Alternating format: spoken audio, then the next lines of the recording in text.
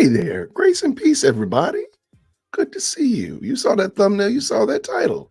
So you know what we're about to do.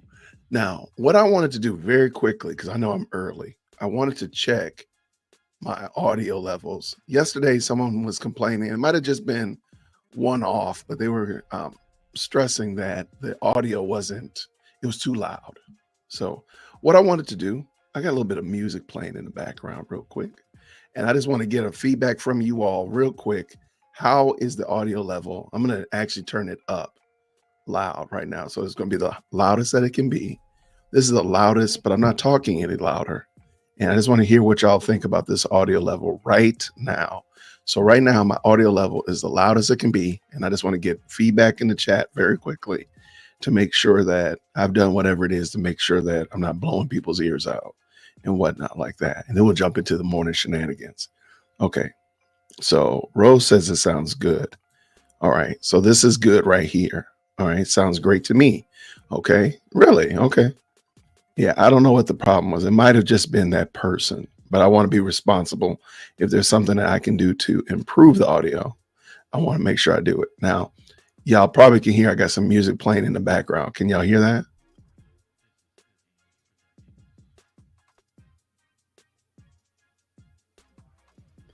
So y'all can hear that. Now, this is the gremlin of all gremlins. Okay, if there's going to be an award given to the most despised aspect of this trial, short of it maybe being Adrian Love's connection of stories, the next award will be given to the audio system in One Charlie.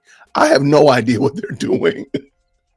I have no idea what they're doing. It's terrible. And if you went over and heard Ashley Merchant yesterday, you can clearly tell it's something wrong with that courtroom. I don't know what they're doing in that courtroom. I'm not blaming anybody particular, but the gremlins in the audio gremlins, whatever you want to call them, are winning in One Charlie. The audio gremlins are winning in One Charlie. Okay, it was just background music. So it wasn't really meant for you to hear. It's just kind of like filler noise and such like that. I haven't played in a while. I just want to try it out. A brother of mine. Oh, by the way, happy homecoming to all my brothers and sisters. A friend of mine from school makes beats, and he made me some tracks. I was like, I haven't played these in a while. What am I doing? So I just want to give a shout out to my brother Roy. All right, I'm actually cutting the music off now. But yeah, the audio in One Charlie is a disaster. I don't know what they need to do. I don't know if they just need to start over from zero. I don't know, bring some old house party speakers in there. I don't know what they need to do. It is a mess, but that was not me. So the volume of the speakers, the people speaking, when you hear Judge Whitaker speaking or Mac Shard or whomever speaking and it's low, that's on them. I don't know. And it's just like a hit or miss every day. Because some days it's really good and other days it's bad. And some days it's good on one channel, but then other days it's bad on another. I don't know what they're doing. I have no idea. I just want to make sure on my end, as best I can, that I'm giving you all at least my best Anita Baker impersonation. The best that I got. I don't know what's going on in One Charlie, though. I cannot vouch for One Charlie. Now, what I'm going to do, that was bad. Yesterday's audio was kind of bad. Okay, let me I think let's just use yesterday's. I'll just use yesterday's anyway. I'm just going to pull in yesterday's video just to see how the audio sounds to you all and make sure that on my end, at least what I'm presenting to you all is the best audio. That's all. Actually, their court starts in 3 minutes, they say. So let me do this real quick. We're going to jump in real quick and pull this audio link in. Just hear what y'all think about it. Make sure it sounds good to you. And then we'll be ready when court starts. Okay, so this is yesterday's. But in terms of preventing testimony short of something that would violate that statute. How does that sound to you all right here? Denied short of that.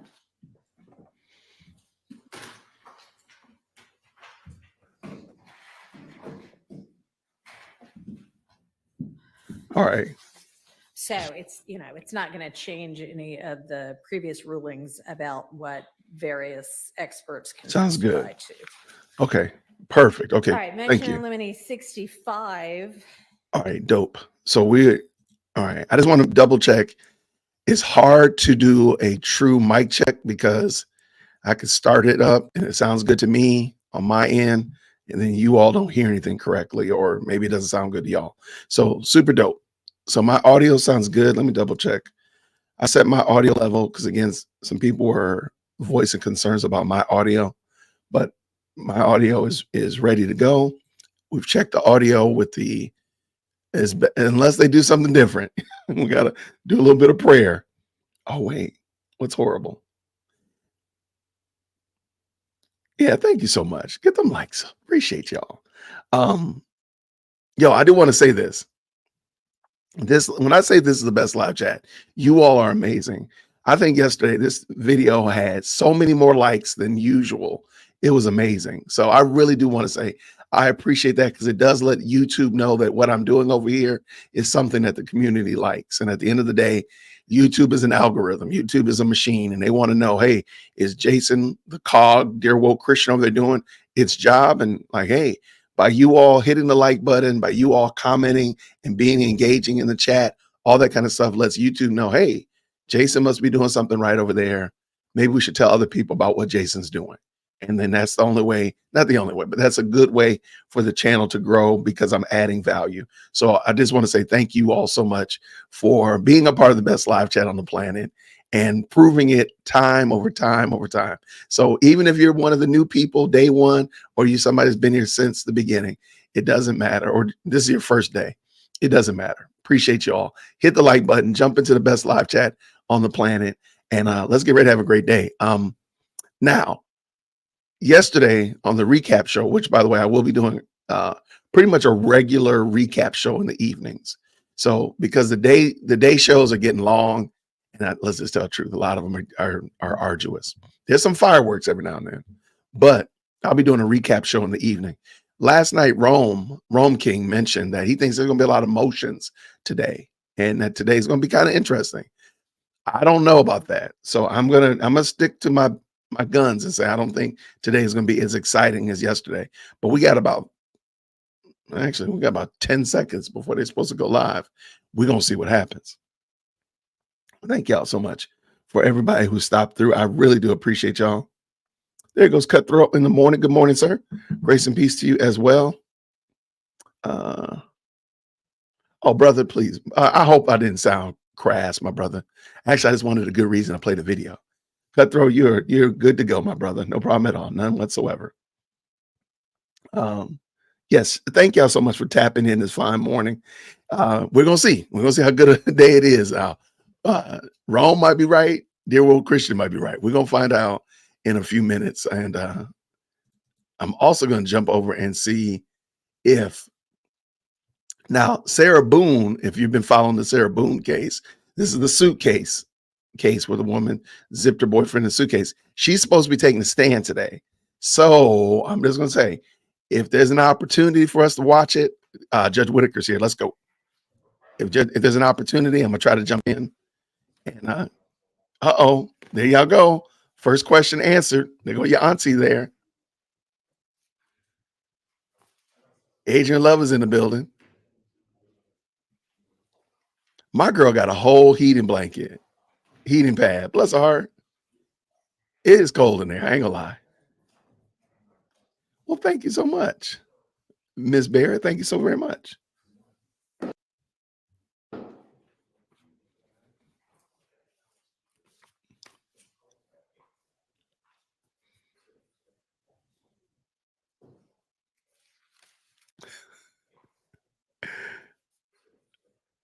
I think it backed up a little bit. I don't know what happened there. All right. So Adrian Love's in the building. Move the camera. Cameraman, let's see who else is here.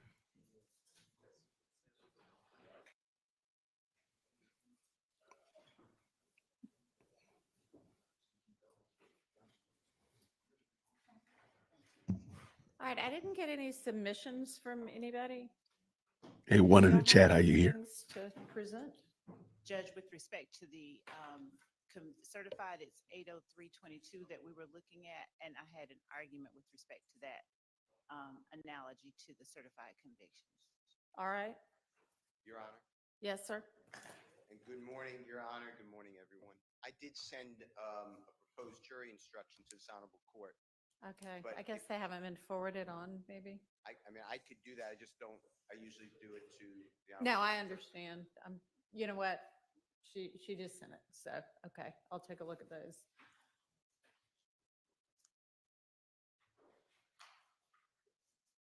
And I think that Mr. Abadi had some Really? that he sent. I'll forward it. Okay, yeah, I haven't gotten that, but I'm sure if it just came this morning, Ms. Percival will forward it on.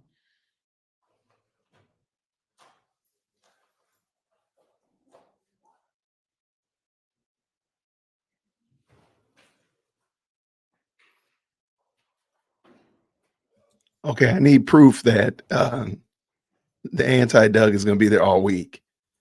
Now you're going to have to prove that to me. I got to see it.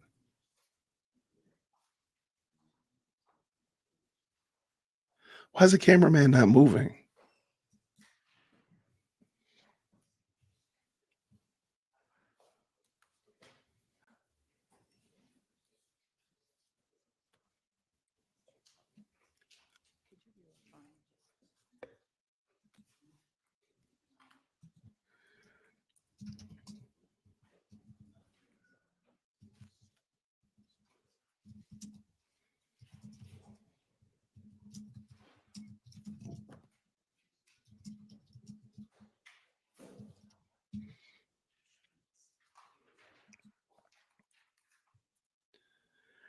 Doug is out of town, really? All right, Oh, and, come on. Yes. Club, if you want to present your argument, go ahead.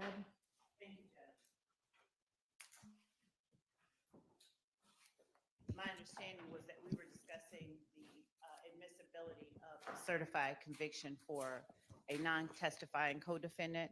And of course, the court is aware that 24-803-22 allows for the judgment of a previous conviction, specifically evidence of a final judgment entered after a trial or upon a plea of guilty, adjudging a person guilty of a crime punishable by imprisonment in excess of 1 year to prove any fact essential to sustain the judgment. And this includes judgments against the defendant for whom the conviction is being offered, but not the other co-defendants, shall not be excluded by the hearsay rule, regardless of whether the declarant is available. That's 24-803-22. The prohibition in that statute is that it can't be used against the other co-defendants. And that is analogous, Your Honor, to a statement given to the police by a non-testifying co-defendant. That would be hearsay and would violate the confrontation clause of the other defendants. And so the way that the courts have dealt with those issues is that a limiting instruction, much like the one that I believe we presented to the court with respect to Shannon Stillwell's statement, has been given to the jury. And if we've not, my apologies, it was my understanding that we had. And that is what I'm forwarding to the court from Mr. Abate. Your Honor, also, as the court is aware, by way of analogy, I'm going to set the next example up. Overt acts are not necessarily even crimes. They don't need to be crimes in order to be overt acts that are said to further the conspiracy. Any overt act that has been committed by a non-testifying co-defendant, if we are to say that the unavailability of the person who is committing the act makes it a confrontation clause issue for any other defendants, then we would not be able to use overt acts in a conspiracy case against anyone. But of course, that's nonsensical. So what we do with respect to statements that do violate the confrontation clause or convictions of one defendant is that we give a limiting instruction, Your Honor. And so I would say that a limiting instruction and given 24-803-22 would suffice to allow us to introduce the certified conviction for Rodelius Ryan's murder. And I hope that I have not come in too fast and made no sense to the court. Now I follow you. Okay, well, when I get the limiting instruction from the state, I'll take a look at that and the one submitted by Mr. Steele, because clearly that's what needs to be correct, because it's a complicated situation here. Does anybody else want to be heard on that issue? Trying to get on my Lexus to see the statue. I'm having a little connectivity, slow internet issue. It's slow, all right. But you know what? Their audio works today. So, you know, to God be the glory. The same issue. Um,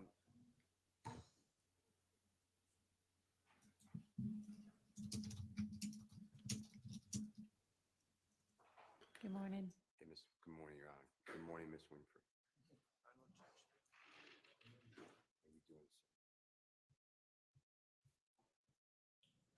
Thank you for that stuff. I've never heard anybody say hi to the court reporter. I've heard people speak to Ms. Percival and, of course, the judge, but I've never heard anybody say hello to Ms. Winfrey, the court reporter. It's interesting.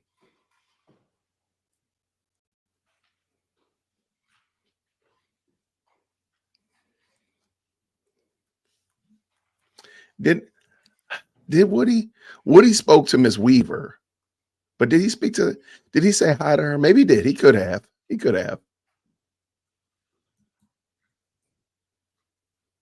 This rascal said dial up. Man.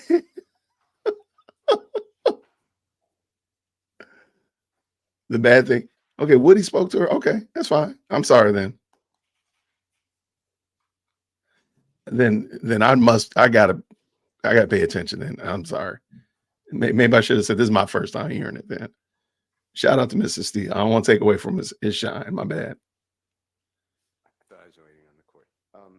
Your Honor, and I did as you ordered, requested, or suggested, whatever. And I worked on it a lot, and I hope it's helpful to the court. But I'd also like the court to take note. I think that everyone agrees on the law, so I'm not going into it is a confrontation clause violation if there's no way that this court is convinced that the jurors will limit the use against the person who tendered the plea or the verdict was reached. But I ask you to consider also Henderson, Henderson versus State. It's 317 Georgia 66. Your Honor, it's in Division 4A is in Elisa. That's 891 Southeast 2D 884. It's 2023 case. And what it talks about, it's a Bruton issue. Mm-hmm. And it's the U.S. Supreme Court just came out with the newest Bruton case last year. And the issue in Bruton is what used to happen as a court, and I'm very familiar with the court's background. The court probably knows all this, but it used to be a limiting instruction. So a person gives a statement, there's a limiting instruction. And then the court said, yes, jurors are presumed to follow the court's instruction, and jurors under oath are deemed and presumed to follow the rules. But the court said, sometimes it's just too much. So what happened then is Bruton became the rule that now we're going to redact any mention, direct mention, it could be influential, but any direct mention of another person on trial from the non-testifying co-indictee on trial's statement. So testimonial statement. And here, that was my struggle the whole time. It's not as simple as this statement can only be used against a person, because this is deliberation time. And it's an overt act. Mr. Ryan's case that the court is entertaining right now and permitting to go forward is an overt act. And what you're going to say, I believe, is that if the state proves beyond a reasonable doubt that an individual, I'll just use Mr. Williams, willfully and knowingly joined a conspiracy with others, one or more, then all of the conduct of anyone in that conspiracy can be used against Mr. Williams. But here you're going to have to, and that was my struggle, say, but not this overt act. So this overt act gets separated. And I know I've asked, and I believe the court is entertaining separate verdict forms for everyone. So that will assist. I say you could remove that overt act from a verdict form. But it's the deliberation. So the jurors presumably go back and deliberate. I'm just using Mr. Ryan's name because it's on the issue here. And they're talking about what's going on now in these several days of testimony. And then they're going to hear the potentially the jury verdict. And then the jurors will be deliberating Mr. Williams and say, God forbid, he's part of the conspiracy. And then somebody's going to have to say, but now we can't use that verdict of that other jury. So let's erase that from our blackboard or our notes or deliberations. And I think that that gets complicated. Then you're going to have the same issue with Mr. Kendrick. And Your Honor, the predecessor judge denied our objections to this evidence, gave no limiting instruction, said he would deal with that later. He understood it was an issue, but deal with it later. And Mr. Stillwell's guilty plea, or pleas, I believe that there are several, have come in without any type of instruction yet. So that is going to have to be dealt with.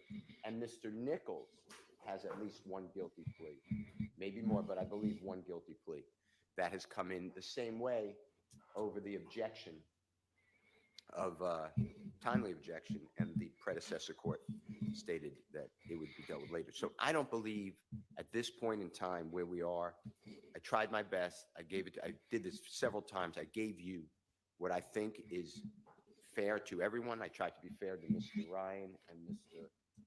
Kendrick in the instruction, but I don't believe, like in Bruton, I believe at some point it's just asking too much. So my objection is to admit the evidence since we're in a joint trial. Now, typically it's a severance. Severance would do it away, but that's in the breast of this honorable court, but I'm not looking for a severance. I mean, personally, I'm just telling, I don't want to leave this jury right now. That's my issue. Okay, so when you sent me, and I appreciate that, is about Mr. Kendrick's guilty, oh, I see, step. I merged them, and I It's the understand it's now same. Mr. Ryan, so you're going to have to, if you like it or use Okay. any part of it, you're going to have to flip it. Okay. I just gave both. All right, and when do we expect, if it comes in, the trial conviction of Mr. Ryan to come in? Your Honor, it may come in today, but if the court will permit, I'd like to also address something that I just heard said that I think is important with respect to the use of these overt acts against the other defendants.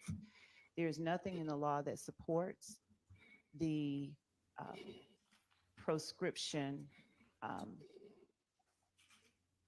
on the use of those overt acts. In other words, like I said earlier, if it's an overt act that has been committed by someone else, there's nothing, even if it's a co-defendant who's not testifying. But, I mean, I think the problem there is our confrontation clause problem. How do you get around that? Your Honor, the same way, and we did also submit to the court a brief. Well, I haven't gotten any of what you submitted. I don't know where it is in the ether, but maybe y'all could send that again. Okay, we submitted a brief on overt acts. And That I do have, yes. okay, and that partially is addressed here, but previously with respect to the confrontation clause, in the same way that when we dealt with a statement given to the police by a non-testifying co-defendant, Your Honor, the courts have been clear that a limiting instruction is what is necessary. So if we are approving, That's a whole lot different, though, than, I mean, I hear you saying that the fact of Mr. Ryan's conviction of murder is something that can be introduced against and used against as an overt act all of these co-defendants, despite the fact that as to them, they weren't parties at that trial and so never got to cross-examine any of the evidence that is what resulted in Mr. Ryan's conviction. So how do you get around, that's a clear confrontation clause issue. How do you get around that and just be able to say, oh yeah, no, that can be considered against them as well in this trial? Your Honor, I guess I would analogize it to, say, for instance, the posting by, I'll use, for instance, Diamante Kendrick of his picture saying Maniac is back on January 10th after Donovan Thomas is killed, right? So no one can cross-examine can cross-examine Diamante Kendrick. But And that's a statement by a co-conspirator. or the statement that Diamante Kendrick gave the police, or the statement that Shannon Stillwell gave the police, or any other piece of evidence. The point that I'm making is that evidence that is used to prove an overt act, which does not even have to be a crime. So I understand that. Let's not go down that. Let's focus on the issues at hand. evidence that is used to prove an overt act can be used against, in this case, under 803, 803.22 or 24.803.22 can be used against Mr. Ryan, can be attributed to him, Sure. No, nobody, I don't think disputes that right? it can be used against Mr. Ryan. Right. I thought you were saying you think it can be used against everybody else, despite the fact that it's a conviction. If used to prove anything against anybody other than the person convicted, is testimonial, and therefore presents us with a confrontation clause issue. No, what I was saying was that it constitutes an overt act committed by Mr. Ryan. And an overt act does not have to be committed by, I know, but how are you getting around confrontation clause? because it's not, there's nothing for either of them to confront. It's an act that was committed by, if we use nothing else. No. Okay. So if you just, in this trial, reprove that he committed murder, although then the jury has to make that determination, then sure, that evidence, everybody gets to confront whatever evidence you present here. It can be used against everybody. If you say, here's a certified copy of Mr. Ryan's jury trial conviction for murder, none of the other co-defendants got to confront the evidence that resulted in that conviction. So that's what makes it testimonial. It's here's the conviction. Here is this fact. It is established. And no one got to confront that other than Mr. Ryan, of course. So it's not, it's the conviction. It's here's another jury saying this is a fact. So if you don't use that, then whatever you use to prove it here, sure, that can be used against everybody because they all get to confront your evidence here in this trial where they are parties. Do you see the difference? Your Honor, I do. Okay. To a very large extent, and I'm in line with the court for the most part. I'm having a problem, and I hope that the court forgives me for that. With that last portion, the idea that it's a piece of evidence that they can't confront, and therefore the whole act can't be used against. It's a finding by another jury of fact that they haven't been able to confront.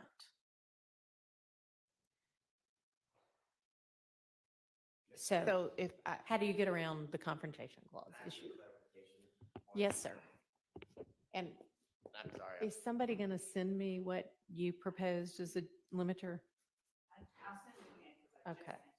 And I apologize. I know I walked in. Okay, it came through. Thank you. Yep. All right. I just want Yes, to make sir. sure I'm hearing the court correctly, so we're all on the same page. So as it relates to the certified conviction, the limiting instruction would just relate to just that. But the evidence that we presented here in court as it relates to the murder that Mr. Ryan and Mr. Blaylock were convicted of, the evidence that's been presented here in court today, we can argue that as it relates to all the defendants, correct? That would be my position. Okay. I mean, don't know that anybody can argue against that. Now's your chance.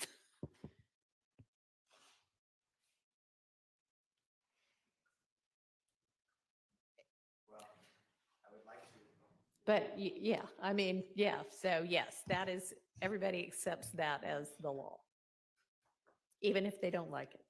And so, Your Honor, if much in the same way that there is a piece, for instance, someone admitted that they committed a crime, like Mr. Kendrick admitted that he and Mr. Arnold were going to go retaliate against a rival gang member. Say that piece, that fact is something that they cannot confront, but the overt act that they actually were going to go committed, that we show evidence of, all of that evidence is admissible against everyone. But Mr. Kendrick's statement, which they cannot confront, which is establishing a fact that goes to prove this overt act, they cannot confront it. And the courts have held that even in a conspiracy case, under those circumstances, that statement can be used with the limiting instruction. That's why I began with the fact that it's analogous. Okay, so I think we're all generally on the same page about that. It's what does the limiting instruction need to say? That's Okay, what I. all right, so yes. I'm not on the same page. Are you on the same page with what I'm saying? I am. I don't even know. This is a little different in my mind. I thought I was on the same page, but that last statement, I'm not on Well, the same you page. know, that's not the issue we're Okay. facing anyway, so it doesn't really matter whether we're on the same page about that. Are you on the same page? I mean, what I have said so far, do you agree that that's the law? Yes. Okay. I think the difference is, and I think Mr. Steele articulated this as well, is when you have a guilty plea that deals with an overt act, that is a little different than a statement as part of the overt act, and it makes the ability to draft a limiting instruction that is workable exponentially I higher. agree. Okay, all right. I agree. That's why I've been asking y'all basically since I took over this case to come up with something Right. so that we could have something to work on.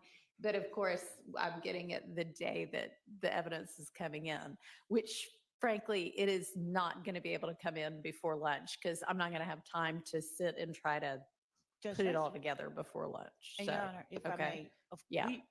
we don't have to even introduce that today. We can introduce that whenever the court tells us that, we've had enough time to litigate it. Okay. I appreciate that. All right, with Okay, regard checking my mic to now. The Wooney Lee evidence, were y'all able to sort out the rest of that? I don't know if there was anything left over from last night. I think maybe there were a couple of things you were still looking at. Yes, Your Honor. So I need, and what I was going to do right now is there's a 10-page PDF that the state has whittled down Okay. the Instagram threads that they would be intended on using. And so I think this should be able to be emailed to all parties. So I'm going to send it to everyone right now. And if someone's email doesn't receive it, just let me know. Okay. So I'm looking now at the state's proposed limiting instruction, which is basically just like a version of our pattern limiter for things. And it's not particularly helpful because it doesn't address any of the nuances. So if there's any way y'all could beef that up to try to address the nuances of what it is we're dealing with, I would appreciate that. Mr. Excuse me. Harvey. Yes, Judge. I spoke with Mr. Atkins yesterday with regard to some of the Winnie Lee Instagrams, Okay. and I don't know whether that was part of what he proposed to send everybody? Mr. Atkins? Yes, Your Honor. And Mr. Harvey's correct. This has came up before where there's a Instagram handle that is, I believe, /QUA. Okay. And so Mr. Harvey was indicating that if that portion, which it is included, that thread in the reduced Wooney Lee Instagram, Uh-huh. if that were to get introduced to discuss, to not either a stipulation or something for the jury that, to the state's knowledge, does not believe Well, that's fine. Do you'll have a It is in stipulation, reference- or will you have a stipulation by the time it comes in, if it's going to come in? Yes, Your Honor, I would like to, and I think I'd have time to Okay. speak with Mr. Harvey and also probably Mr. Matthews about that. All right, That's right. great. Thank you. All right, thank you. I do have some objections to some of the Wooney Lee exhibits. Specifically, there's two. There's a picture of my client wearing a trench coat, a denim trench coat, and it's a post, presumably by, yes, OG Bull is the post is under, and it says, "Ain't none more compatible than a trench, a carbon, while in the trenches," and then some hashtags, Freequay, NSLB, 2Bs, life size, and it says booking riches on the way. You know, I get that these are allegedly my client's statements. They're statements by a party opponent to deal with the hearsay issues. However, you know, in my time trying cases, the way I've always thought of it is if there's a picture, say, and there's no picture of a gun here, but I'm just using that as an analogy. If there's a picture of a gun with my client on social media, which there's no pictures of guns with Shannon, you would have to tie it to a specific crime. Otherwise, it's just bad character evidence, would have limited probative value and it would be excluded, presumably, or my argument would be excluded under 403. You know, this is from September 18th, 2020. My client's charged with a murder in 2015. He's charged with a murder in 2022. So this is not close in time to any acts of violence that my client's alleged to have committed. And I acknowledge that ain't none more compatible than a trench, a carbon, while in the trenches could be viewed as a reference to a firearm. I'm not denying that. But what's the purpose, and is it anything more than just bad character evidence that suggests my client's around firearms? I just don't see any connection to any of the allegations in this case. So that's the first objection. All right. And then I have one more. What's the state's response? In what item of evidence is that? It is in the Dropbox. I'm sorry. Okay.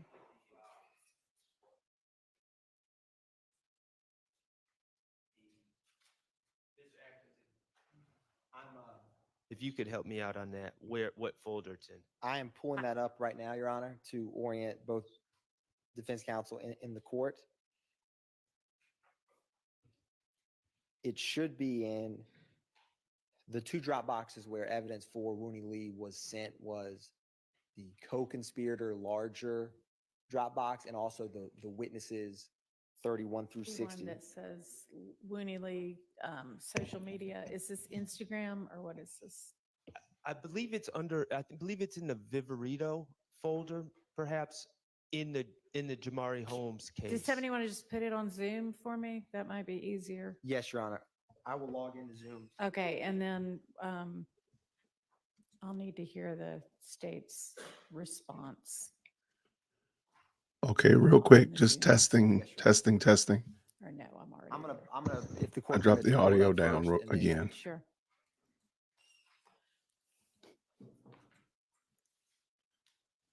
Real quick, I just dropped the audio. Real quick, let me know. Is that acceptable? I think it Is was it up too loud for Instagram my or what is testing it? earlier.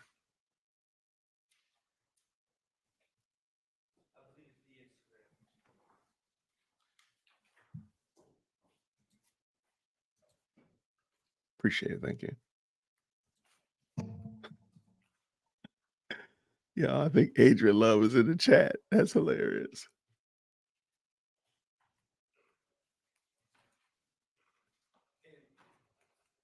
I should be clear, Your Honor. This is it is an overact listed in indictment, but from my perspective, that doesn't change the analysis. Just because the state alleges is an overact, if they allege an overact, a post that would fail 403 analysis, I don't believe that automatically makes it admissible. Just because they chose to plead it that way, they don't get to plead their way out of the rules of evidence. Your Honor, it is Act 115. Overt acts do not have to be crimes in and of themselves. I am Betty knows that. pulling up the Zoom now, Your Honor. She has had enough of this foolishness. She is so over this.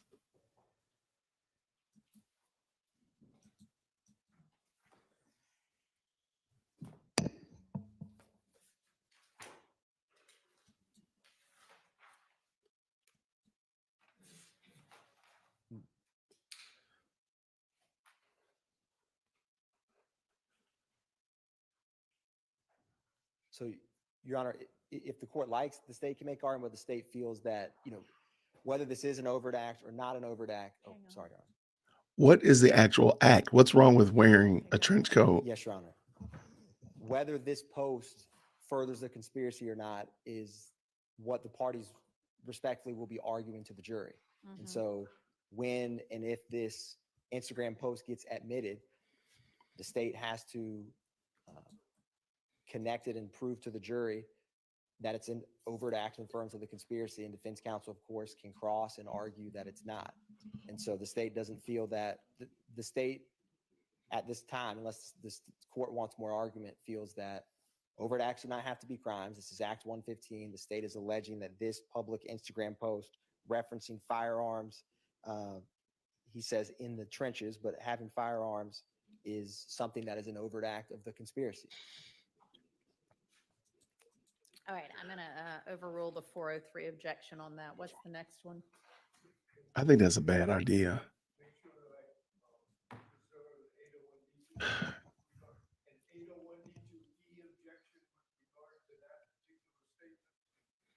All right, well, that's overruled as well, but preserved. Thank you.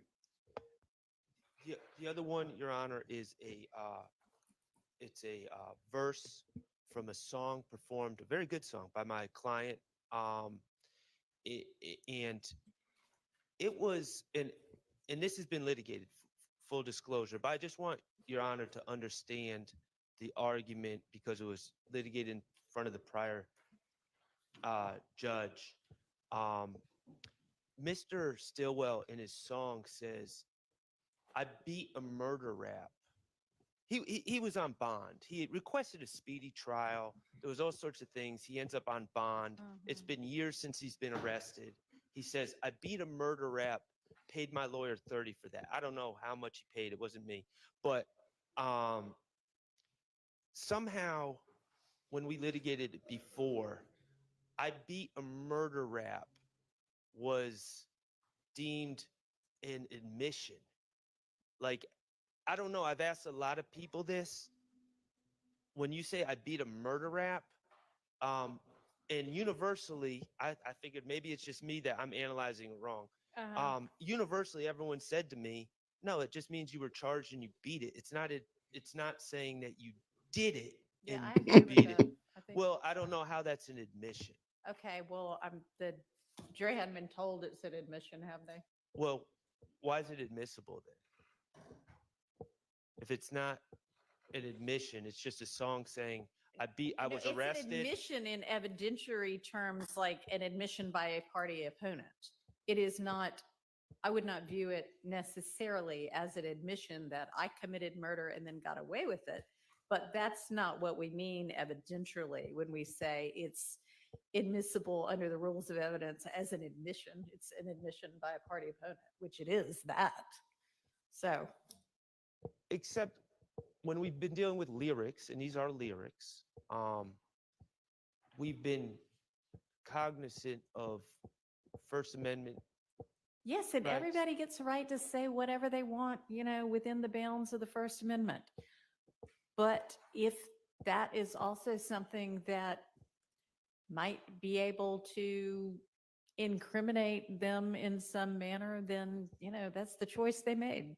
Okay. Well, I would just like to reiterate my objection under relevance in 403 because All right. historically saying I was arrested and I beat it, I just don't see the relevance of that. But I understand the court's ruling.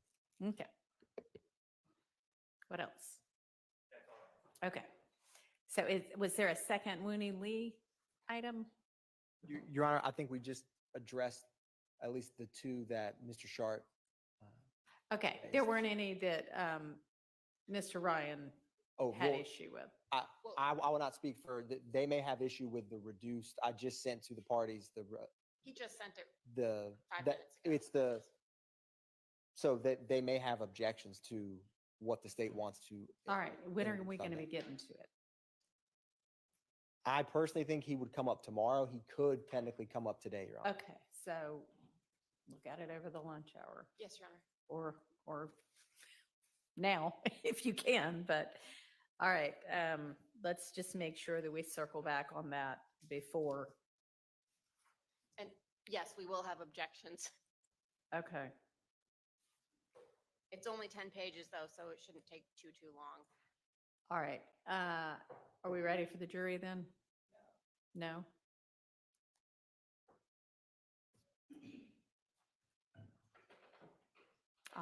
We have a juror who is late, but should be here very shortly. I think also, Judge, there were two additions to the state's. Oh, yes, thank you. So there were a couple of witnesses that y'all were asking not be shown. And those are additional witnesses, right? Let me find my. Your Honor, we witness list. addressed, the court, we addressed, Mr. Harvey and myself were at the bench, the three witnesses the state had requested. Right. And so I believe that in terms of who should be shown, Y'all sent an email, last night? Asking, this was Ms. Hilton about last name Coppage and last name Henderson That's correct, Judge. not be filmed? That Yes, was Your sent. Honor. With respect. So they're both on the witness list already they for are- this week. You're just asking consideration be given that they also not be filmed. Yes, Your Honor. And I don't believe that either of those witnesses will be, I know they won't be before lunch. They may not be before the end of today. As a matter of fact, there's a 99% chance they won't be before the end of today. Okay, and y'all all have the email, right, that provides the rationale? Yes, Your Honor, we do have the email. Anybody gonna object to them not being filmed? Well, I'm going to generally object. However, I'd like to get some clarification from the prosecution regarding the coppage from the information that was presented. All right, why don't we do that at the bench? Okay. Y'all come on up. Okay. Woo. All right. So I know Monica don't like me saying this is some horse trading, but this is some high level horse trading going on over here this morning. Shout out to everybody. Thank you, everyone who's tapped in this morning and all of that good jazz. We got a lot going on.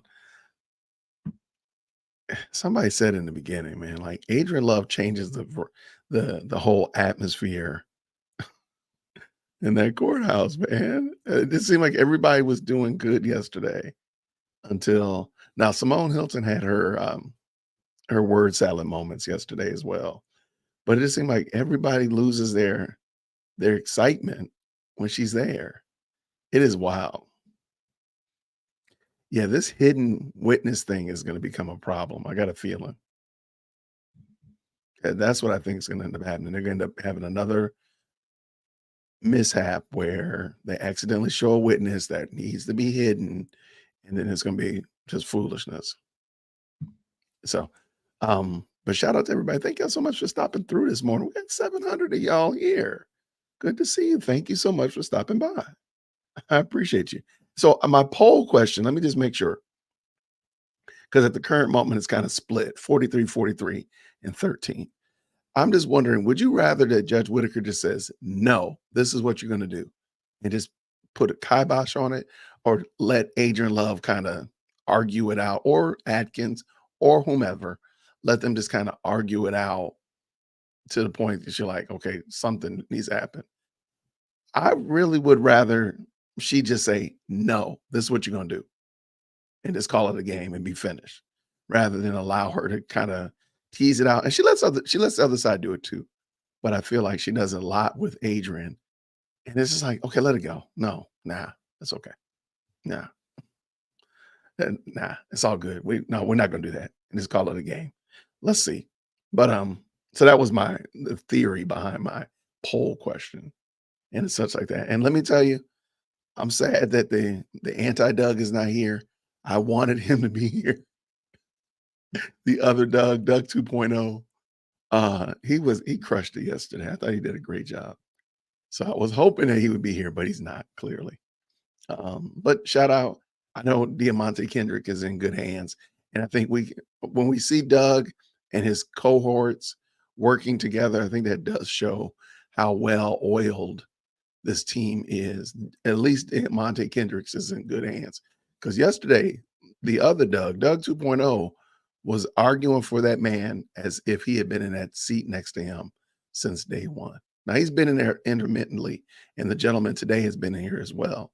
But I thought that was really dope that these men really, really want to speak on behalf and defend their client. And I think that's dope. Doug the Deuce. By the time he comes back, we'll have a good name for him. Yeah, no is the magic word. Just say no, Judge Whitaker. Just no. Just no. No, you can't do that. It would change the whole tenor of the game. Like, oh, like she's actually saying no. Nope, and keep on moving. Because she does it. She'll say no. Now, where are we going next? And it kind of shuts that down. I like that. She needs to do that a whole lot more.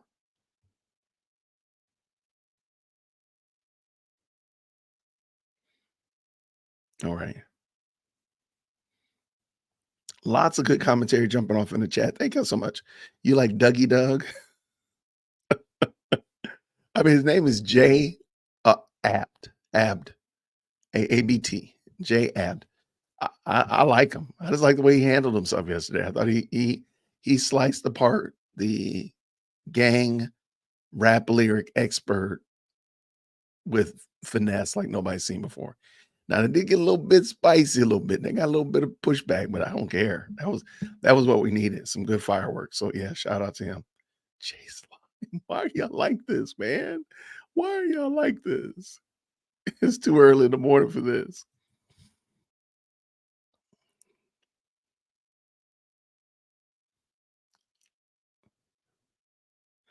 This is a good point. I love this. Judge Witt is being a helicopter judge for the state. I couldn't think of the term, but I was thinking a helicopter parent. So that's it, a helicopter judge. I was thinking like she's like this parent that won't let the kid fail and won't just say no and let the kid just deal with the consequences. Helicopter judge. That's it. Thank you, Lady Savage. I love that. That's what I was talking about.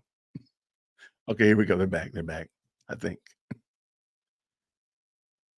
Hit the like button if you love Doug. Let Doug know. You know Doug be in the chat. Let Doug know we appreciate him. They've muted their mics and then just stand up here talking with no mic. Bless their hearts. Yo, shout out to, thank you so very much, AJ Auto Wash and Detailing, becoming a member, shining them cars. I love it. Thank you so much, AJ. If you have a YouTube channel, please drop it. Your boy every now and then likes to watch the YouTube videos on car detailing. So just send me a video or two. And look, don't tell nobody. I'm horrible at cleaning my windshield. My inside of my windshield, help your boy out if you got something for me. So thanks so much for becoming a member. And thank you, Aaron, for being a member for a month. Now, as you once you become a member of the channel and you've been around for a while, YouTube allows you to just send out a shout out without having to send out a super. So this is what Erin did because she's been a member for a month. She gets to send out a super without having to be put out any funds. So shout out, thank you, Erin, for being a member. I appreciate you. What do we have here? So whatever they were talking about, I guess they didn't get finished with the horse trading. So now they're back to further horse trading. Look, everybody is safe here. This is a safe space. I believe that there's jurors in here. I believe that there are jurors in here. I believe that there's defense. I believe that there are state. I believe that they are all up in here. And everybody's welcome. Everybody's welcome. Love is welcome here. Hilton's welcome here. Steele is welcome here. Everybody's welcome here. So if they're in the chat, shout out to them. Absolutely. Go on, hit the like button and jump in here. We all good? Oh man, my coffee's kicking in, bro. Coffee is kicked in for sure. By now, but see, hold on now. Hold on now. You can't just be a general rap expert. You got to be like regional or some kind of like genre. Like you can't just be a rap, the whole umbrella, the whole tent rap. You got to be like, East Coast rap, West Coast rap, gangster rap. You got to get down to the nuance, like niche it down a lot. You know what I'm saying? Like I am a black hat expert. I'm an expert at wearing, oh my goodness, black hoodies. Say less. I own the black hoodie market. I am. Come to me about black hoodies. That's it. With white letters, come on. Say no more. I'm your guy. I'm your guy. So you got to niche down a little bit. And then when you niche down, then you can kind of like own the roost, become like the big fish in a little pond type of situation.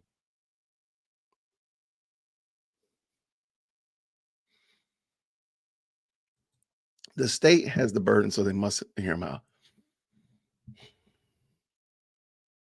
Yes, but I guess what I'm saying is, it's kind of like when you're arguing with your child, not arguing with your child, but you tell your child, no, you cannot have ice cream before dinner, or you cannot do something, whatever it is. Or you're not going to change your mind. You're not going to change your mind, but your child might still keep wanting to argue. But as somebody said, the magic word is no, little Tommy. No, little Sally. Don't say anything else again. Like, I want Judge Whitaker to get to that point where she says, no, Adrian Love, this is what you're doing. This is where it's going. That's it. That's all. Because in my mind, let me just talk about that, what they were discussing as it relates to this Instagram post where the guy is saying nothing like trenches and carbons when you're in the trenches. And they want to just display that and say, well, the state wants to promote it as an overt act or whatever, and say, oh, well, the defense can just say that it's not. Well, what's the purpose of it? If using that logic, you can just throw anything out here and say, well, I saw you were driving fast in your car. I can see that you didn't pay, you only paid 9% in your tithes at church. You ate an extra grape when you were at the grocery store before you paid for it. We could come up with all of these foolish things and say, oh, well, the defense can just prove that I was wrong, or the defense can give a different theory. Or maybe you just don't bring dumb things in here. How about that? That's just my thought process. Like allowing them to bring in ideas that are only going to muddy the water up. That's only going to serve to muddy the water. It's not going to make the water more clean. It's not going to bring in, again, what's the purpose of saying the guy's wearing a trench coat, saying nothing like trenches and carbons when you're in the trenches? I mean, we use that term in the trenches for a myriad of things. Why does it have to be bad? Why do you have to do that? Well, it doesn't have to be bad. Well, but why are you using it as bad? That's the part I don't get. And I would love for Judge Whitaker to say, nah, you don't got to do that today. Nah, we're not going to do that one. Now, if the boy was carrying a gun, I think you could have another game. But just to say, well, he's wearing a trench coat saying he's in the trenches, I'm sorry. It's not going to work. Yeah. Helicopter judge. That's it. Clearly, everybody's feeling this helicopter judge. Absolutely. It just seems like, just like, let it go. No, his name isn't Doug. His name is Jay.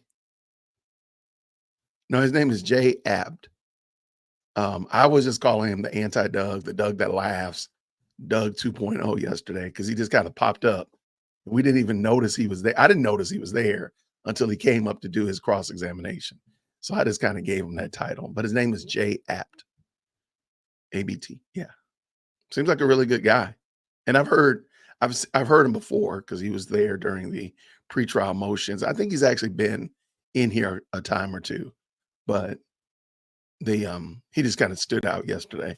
And I think because he just sliced apart the rap gang expert like professionally.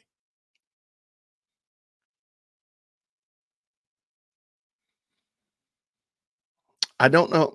Hey, Jeff, I'm gonna be honest with you, because I've been in court. A lot of these people come in here late. They're not usually there on time. It's just where the camera's situated. You saw a Bati come in late, but a lot of the time I've seen a lot of them come in late. So I don't think that's really as bad a deal, especially since court hasn't actually started and the person there really hasn't added anything. I don't think that's bad.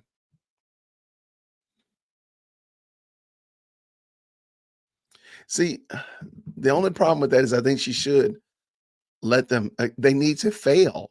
They need to fail. Just like she slapped their wrists and said, Dennis is out of here. Dennis, his whole testimony is gone. Dennis can never come back. That hurt their feelings. They need to feel the ramifications of not being prepared.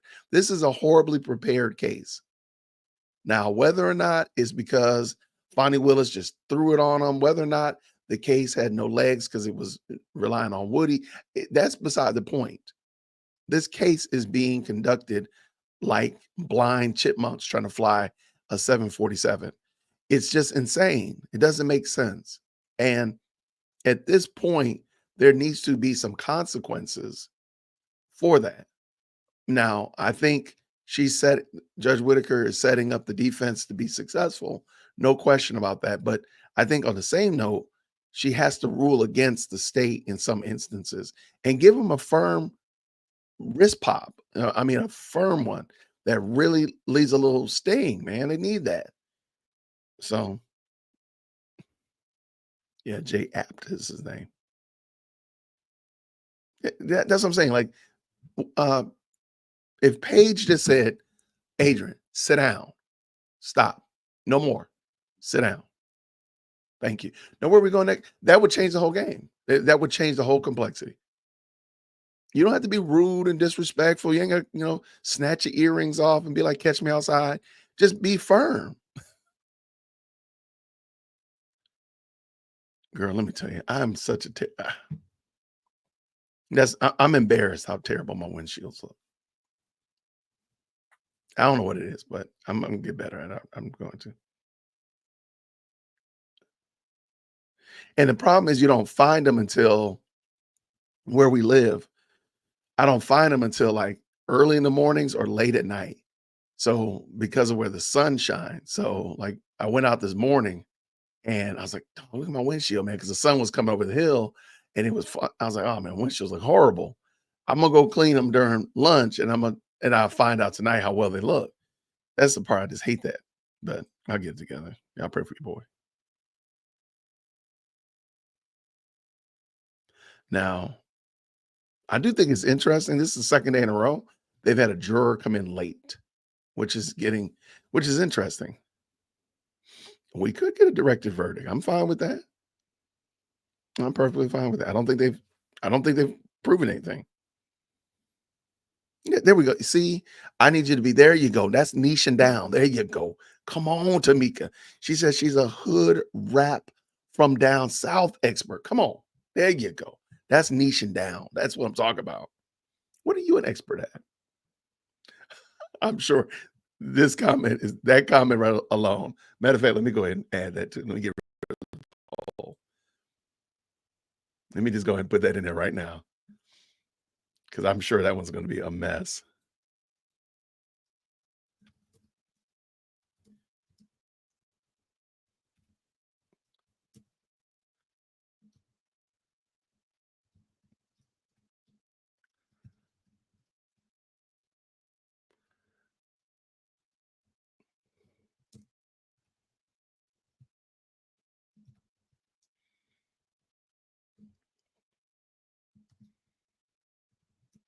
All right.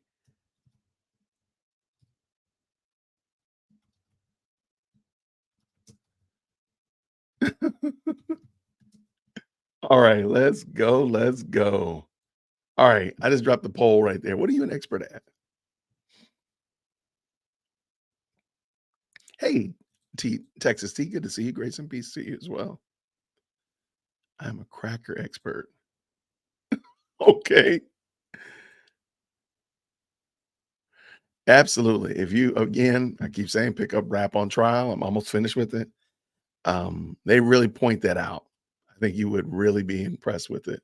The Freemans. Check that book out, Rap on Trial. Matter of fact, here it is right here. I thought they make a great case for it. A 90s movie expert. So you go. There you go.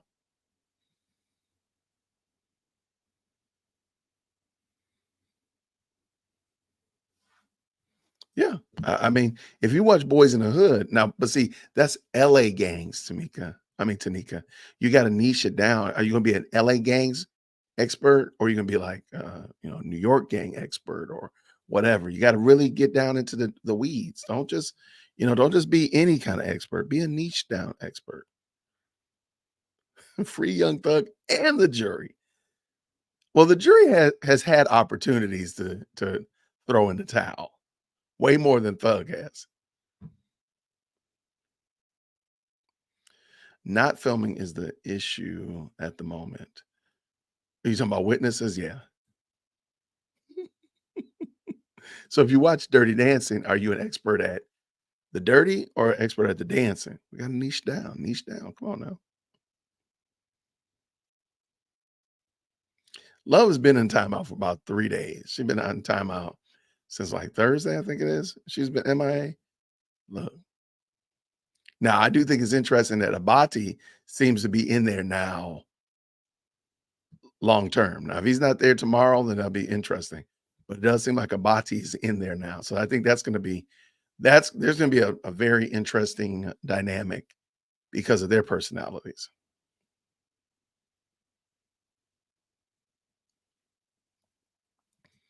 Yeah, I think if I'm not mistaken, Jay Apt is the principal attorney for the Apt Law Group. I believe that's what it is. But colleagues, whatnot, hey, I think they do a great job of covering for Doug for sure. What? My 3-year-old likes to argue about snacks before dinner, I think is what you meant. But we compromise. If you eat your dinner, you can snack. And he says, okay, see, there you go. I'm fine with that. I've compromised with my people, my little people as well. But then there have been instances where it's no, you must do this. There is no benefit to you except that you're going to do it and be a responsible member of this family. Now go do it right now. What I found out from my kids is my kids don't like when I negotiate with them. They really don't. So if I want to guarantee that my kids don't like what I'm doing, I'll say, hey, y'all, try to be this again. I don't know where I got it from. I picked it up from that idea that I'm trying to negotiate with them. Like, hey, y'all, let's just take 20 minutes real quick and clean the kitchen up. Come on, put all your technology down real quick, 20 minutes, let's all go. Or those guys, I don't know where I picked it up from. I did that. I was doing that, and they always give me lip service. And it's always negative, foot drag. I'm like, come on, just 20 minutes. Come on, real quick. Come on, let's go. I don't know where I got that from. I'm embarrassed. One day, by God's wisdom and grace, I realized, like, why am I doing that? Where did I pick this up from? I had no idea. So I said, you know what? You all need to put the phones down and get in this kitchen right now. Now, things get done so much better now. All those words I was using before to negotiate was hurting me. Now it's just like, no, this is what's going to happen. Make it so. And I'm waiting for it to get going. Let's go. Thank you. Let's go. That's it. All that stuff. So I think, so long story short, I think Judge Whitaker would be well served to just say, hey, you know what? No, this is what's going to happen. This is what's going to transpire. Go back and look at Dennis. That's exactly what needs to happen on a regular basis. Stop all this dumb stuff, in my opinion, based upon information and belief. Here we go. I'm a Houston rap expert. Late 80s, 90s rap. Come on, there you go. There you go. But did they wear the shell toes? That's what we need to know. Did they wear the shell toe Adidas? Because if they don't, we can't rock with them. I'm Adidas expert. I am an Adidas expert.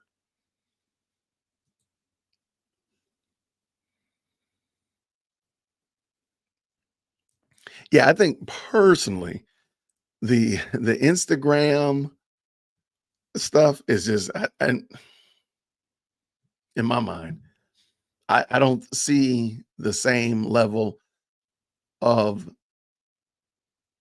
I don't want to say the same energy. I don't see the same level of scrutiny for other areas of Instagram as we see with rap lyrics or rappers or what we call gang members. Now, again, some of these people are probably, you know, doing wrong things. And some of those gentlemen that are being tried right here doing wrong things. But come on, man. Yeah, you use trenches in the military, but apparently, if you say you're in the trenches, but you're in Southwest Atlanta, that's a bad thing. I don't know what to do.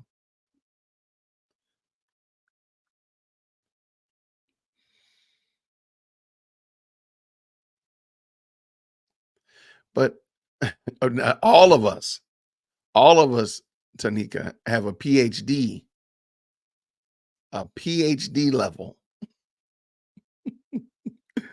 at at spectating trials. Look, we are aficionados, dare I say.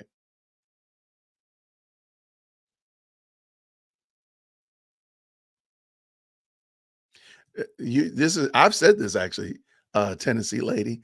She says this. I said that in the beginning, I thought Whitaker was a parent that doesn't say no to her children and why love got over on her at the start. I've said that. I believe that 100%. She's the parent that did that.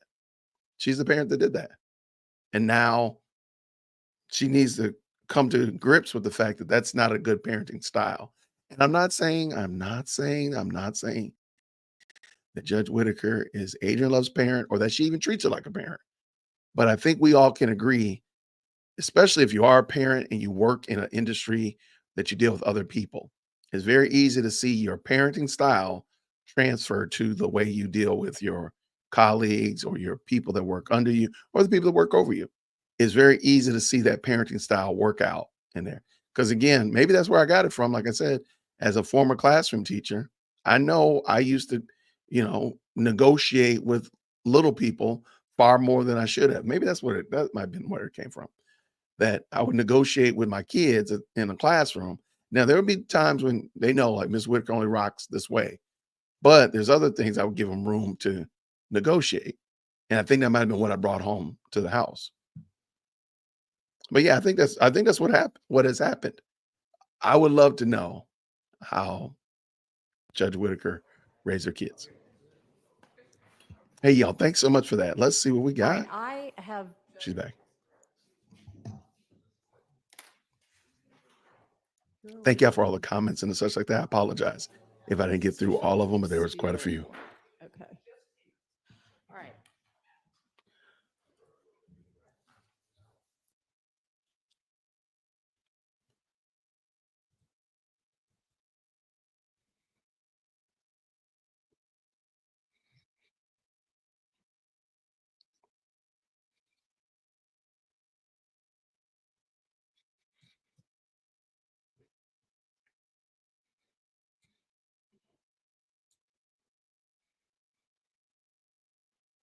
Oh, is D Williams coming back? Interesting. Okay. Oh no. Where are they going?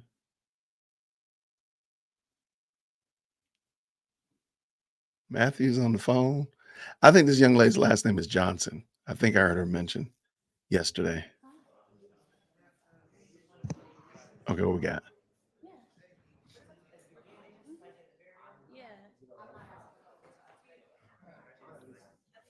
No, thank you, Miss Mandy. I appreciate it. No, I was going to, but I'm not.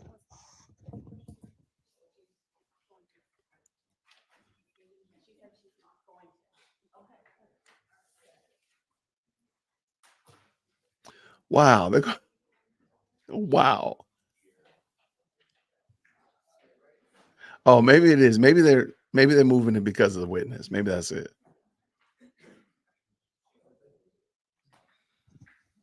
No, they should never have tried this case, period. Let's just tell the truth, right? All right, I think we've got somebody for everybody now. All right, in the few minutes that we had the recess, I have been taking a very preliminary first stab at the jury instruction that Mr. Steele begrudgingly provided the court to work on. And I am going to send that to Ms. Persifield to email out to all of y'all. And I would like for anybody who wants to, including, I'm going to require the state to take a look at the jury instruction as preliminarily modified by the court from Mr. Steele and really try to work on the nuance of what it is that the jury needs to understand. And I'm not sure that, okay. Mr. Steele, your instruction was going to tell the jury, you can't consider either the guilty plea of Mr. Kendrick or the jury conviction of Mr. Ryan in any way in determining whether anybody else is guilty, basically, of the RICO count. And so that's the difficult part that we need to parse out and be able to explain well, because this is evidence that Mr. Kendrick committed that particular overt act. And it is evidence that Mr. Ryan committed that particular overt act. That's a fact. How that can be used, if at all, in considering anybody else's RICO count is what we need to be specific and correct in explaining to the jury. And so I need y'all to take a look at, what it is right now and try to get that crystallized for me. Your Honor, when the court asked me to make it more specific and nuanced, that's what I was sitting here working on. So if the court wants me to not work individually and work from the one that the court sent, I mean, I'll send it to you. If you find it to be helpful, work on that. If you want to send yours separately as well, and that's great. And I'll just try to take the best of all of them and put it all together. But I'd really appreciate y'all's assistance on those. And believe me, this is not anywhere near in final form.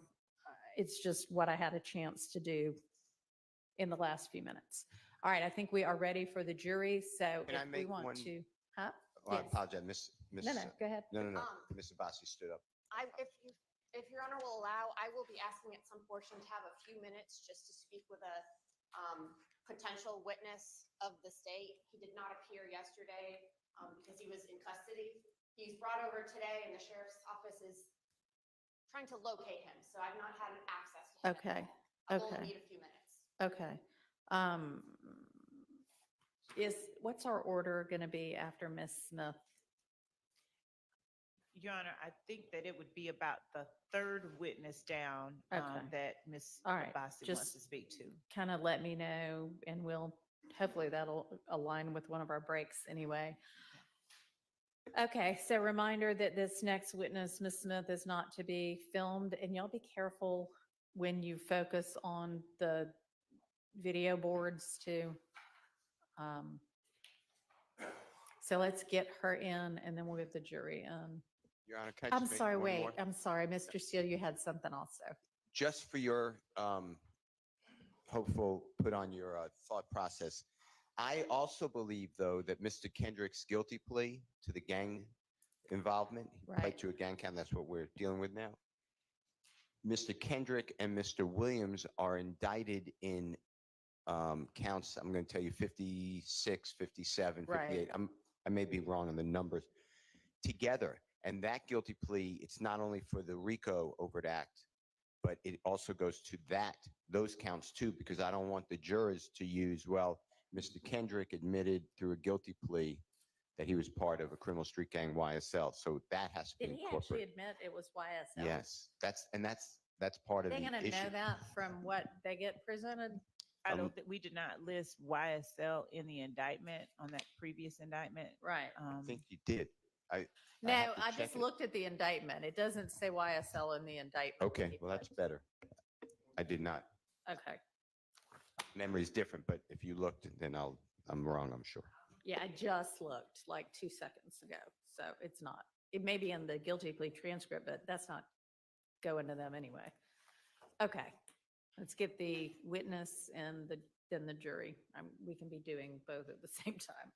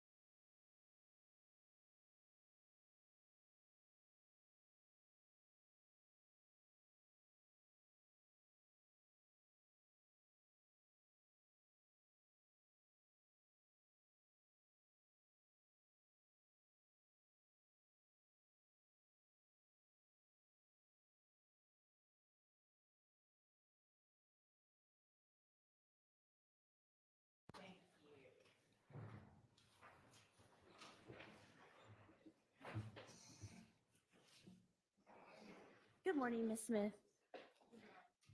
Okay.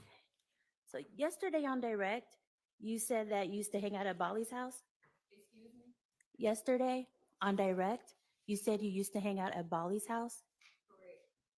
And you used to hang out on the 3rd floor? It was everywhere, all over the house. Okay, so you used to hang out on the bottom floor, the main All house? over the house. And so it's a 3-story house? I'm not sure. You're not sure? Okay.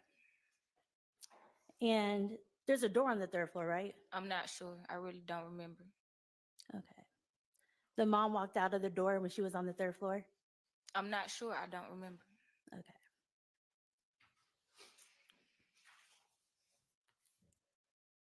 So you testified on Direct that when you went outside that night, you got into BJ's car, right? Correct. And then he drove you, Tahira, Red, Jamari across the street Yes. because Tahira told you that there's a weed man over there? Yes. And then when the car stopped, Tahira got out the car to go buy some weed? Yes. And then she came back and got you and told you somebody wants to talk to you. Correct. And you're not familiar with that area. No, I'm You not. don't know anybody there. No, I don't. So you got out the car to go talk to somebody who you don't know in an unfamiliar area? Yes, because I was scared. I didn't know what was finna go on. And then that's when you say you saw Lil Rod and Bali running and shooting, right? Yes. Okay. I'm going to approach you with what was previously marked as State's Exhibit 11, November.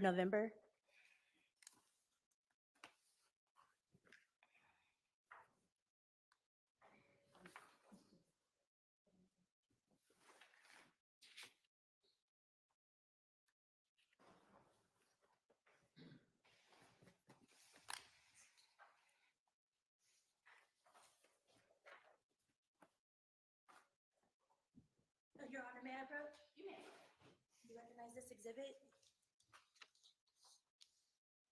Yes. So I'm going to hand you a copy of this exhibit, Mm-hmm. and we're going to mark it as Defense Exhibit 1RR. I'm going to use this with you.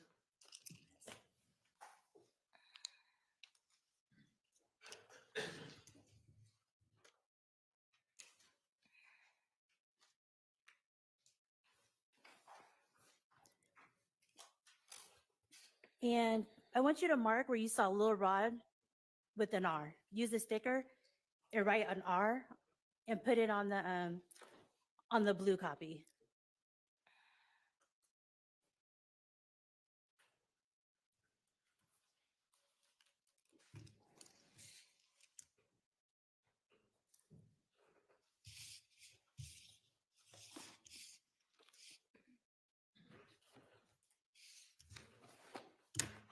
And then I want you to get another sticker and mark where you saw Bali with a B using the sticker. And then with the third sticker, I want you to mark where the charger was stopped with a C.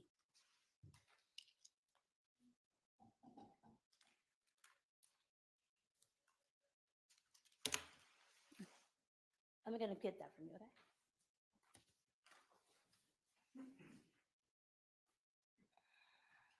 Oh, use the sticker.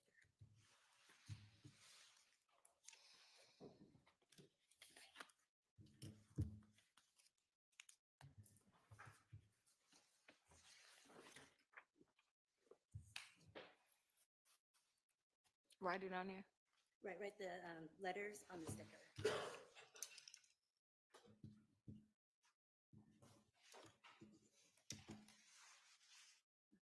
And then can you also put an M where you were hiding in the bushes? The bush is right there. You can see it. Can you put the sticker on it?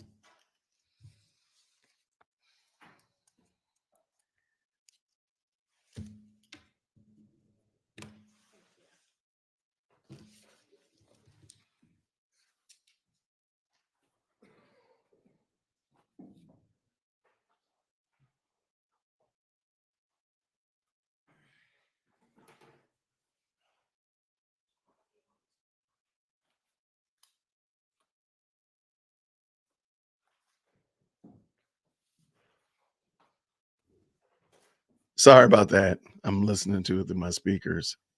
And I'll move to admit this as Defense Exhibit 1, Romeo into evidence. It's admitted.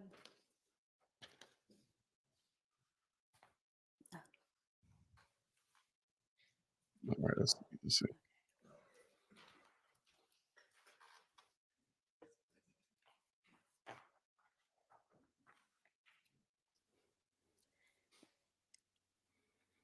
So now we're gonna move on to your police interview after you were picked up, okay?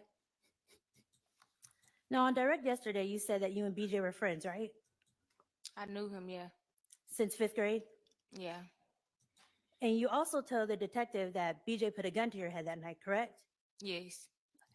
My And you gosh. told so many other stories that the detective asked you if you knew the difference between a truth and a lie. Yes. In the first couple of hours of that interview, you kept saying that there was one shooter, true?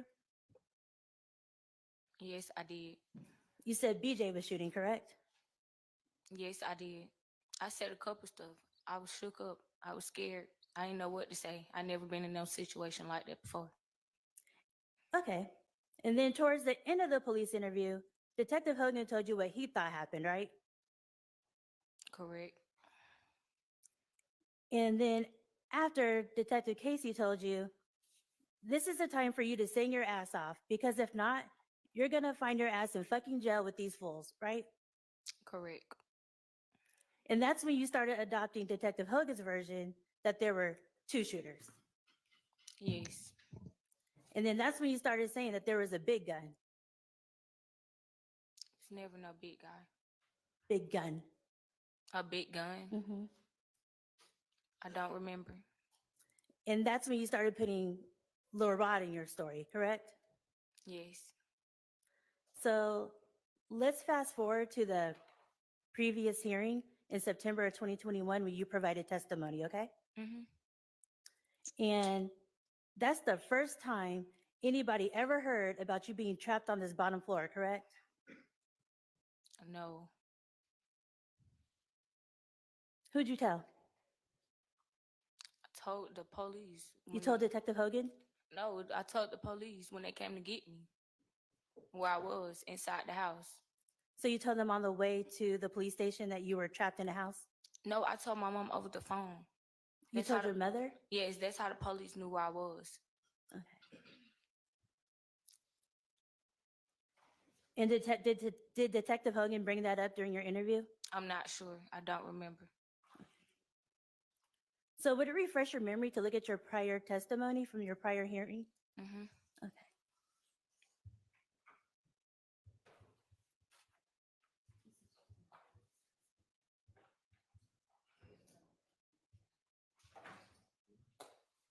Your Honor, may I approach?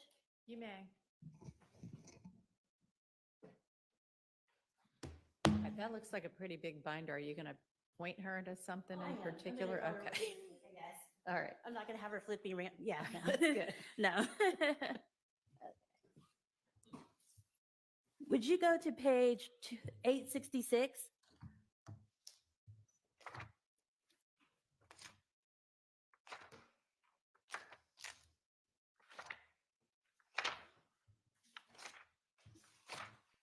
And then to yourself, read lines 6 through 13 To myself? to yourself. And when you're done reading, you could just close the book and, or just look at it. So I know that you're done.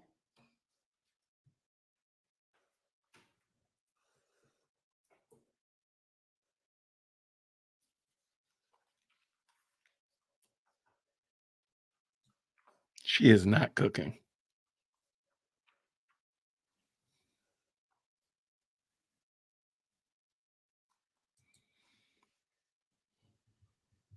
I looked at it. Did that refresh your memory?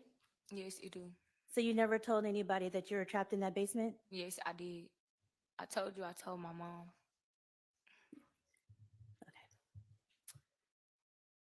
And yesterday was the first time anybody heard about Bali attacking you, correct? Correct. You kept that secret for about, what, 2019, 20, 21, 22, like 5, 6 years? Correct.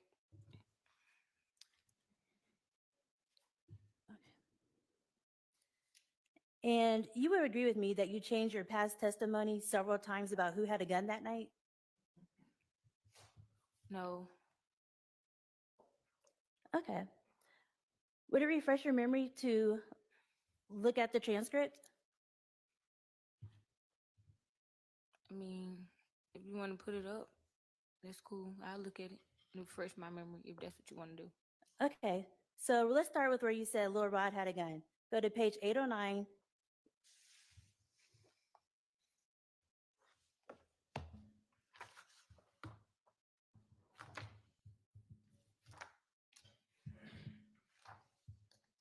Can y'all approach for just a second?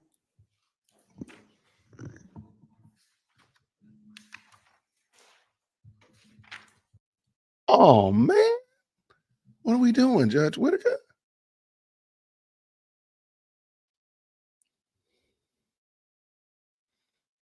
Okay, so the current discussion is whether or not she's cooking or is she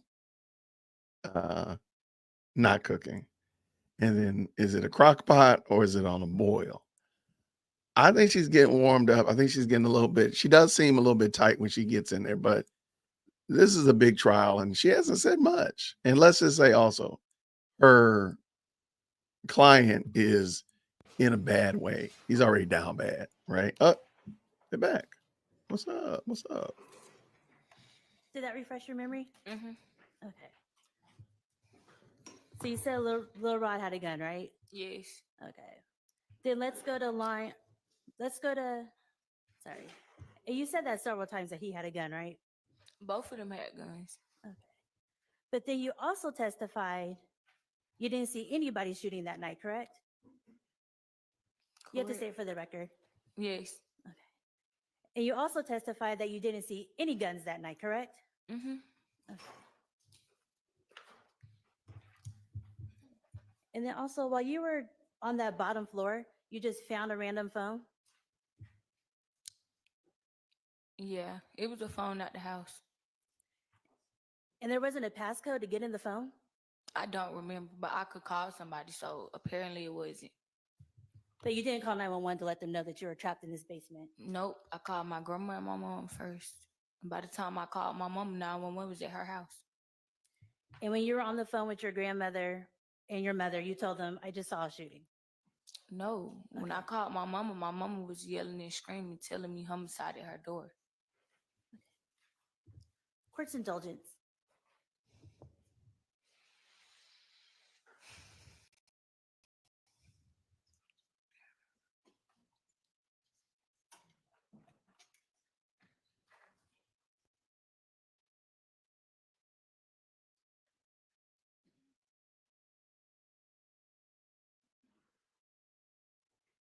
Questions, Your Honor, thank you. All right, are there other defense attorneys with questions for this witness? May I retrieve my? Yes, Okay. certainly. I didn't like that. Sorry, I didn't like that, D. Williams. All right, is there redirect? Sure. Just leave it alone.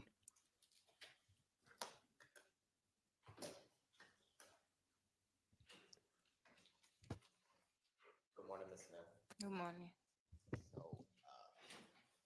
on cross, do you remember the defense counsel asking you about when you told the detectives at the beginning when you started your interview that you didn't see any guns or anybody shooting? Remember asking that question? Yes, I lied a couple times. Can you tell the jury? I'm sorry. Sorry, is that better? Not really. You may either have to pick it up or use the lapel mic. All right, so let me start over. So do you remember defense counsel asking you on cross a few seconds ago, a few minutes ago, about at the beginning of your interview with the detectives that you said that you didn't see anybody shooting and you didn't see any guns? Do you remember her asking you that? Yes. Okay. Can you tell the jurors why you said that at the beginning part of your interview when you were speaking with Detective Hogan and Detective Casey? The reason I lied a couple of times was because I was shook up. I never been in no situation like that. And can you tell the jurors or explain to them when you say you were shook up, why were you so shook up? Because like I was still around them. Like during the situation, after they did what they did, I was still with them. I couldn't go nowhere until the police came. When you say them, are you talking about Lil Rod, Valley, or Blaylock? Yes. And your friend, Ms. Brazy? Yes. And were you shook up because Ms. Brazy had set you and Jamari? Objection, leading. Overruled. Were you shook up because Ms. Brazy had set you and the people in the blue Charger up? Yes. And did you know anything about the fact that she was going to do that? No, I didn't. Hold that mic closer to you, Mr. Body. Sorry. Thanks. Now, Miss Williams asked you, or she phrased her question after Detective Hogan told you something that you just adopted it. Is that what you did when you were speaking with the detective and you decided to tell the truth? Yes. Okay. And were you telling the truth or were you just telling the detective exactly what he said? I mean, I was telling some bit of the truth, but I was still lying. Okay. And when you told the detective that you saw Little Rod and Bally run up and start shooting at the Charger, were you telling the truth? Yes.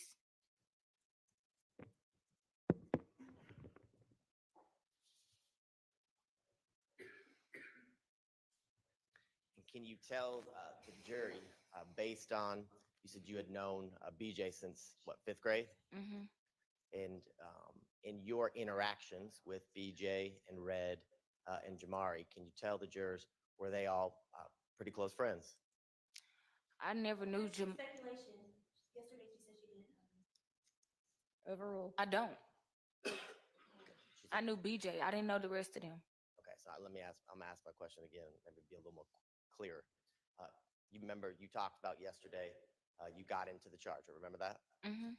And when you were in the Charger, did you kind of witness and talk with and interact with BJ, Jamari, and Red in the car?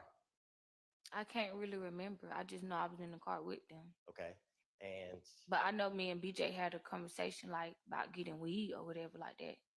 okay, and during the conversation and while you were in the car, was everybody interacting with each other, you know, in a friendly way?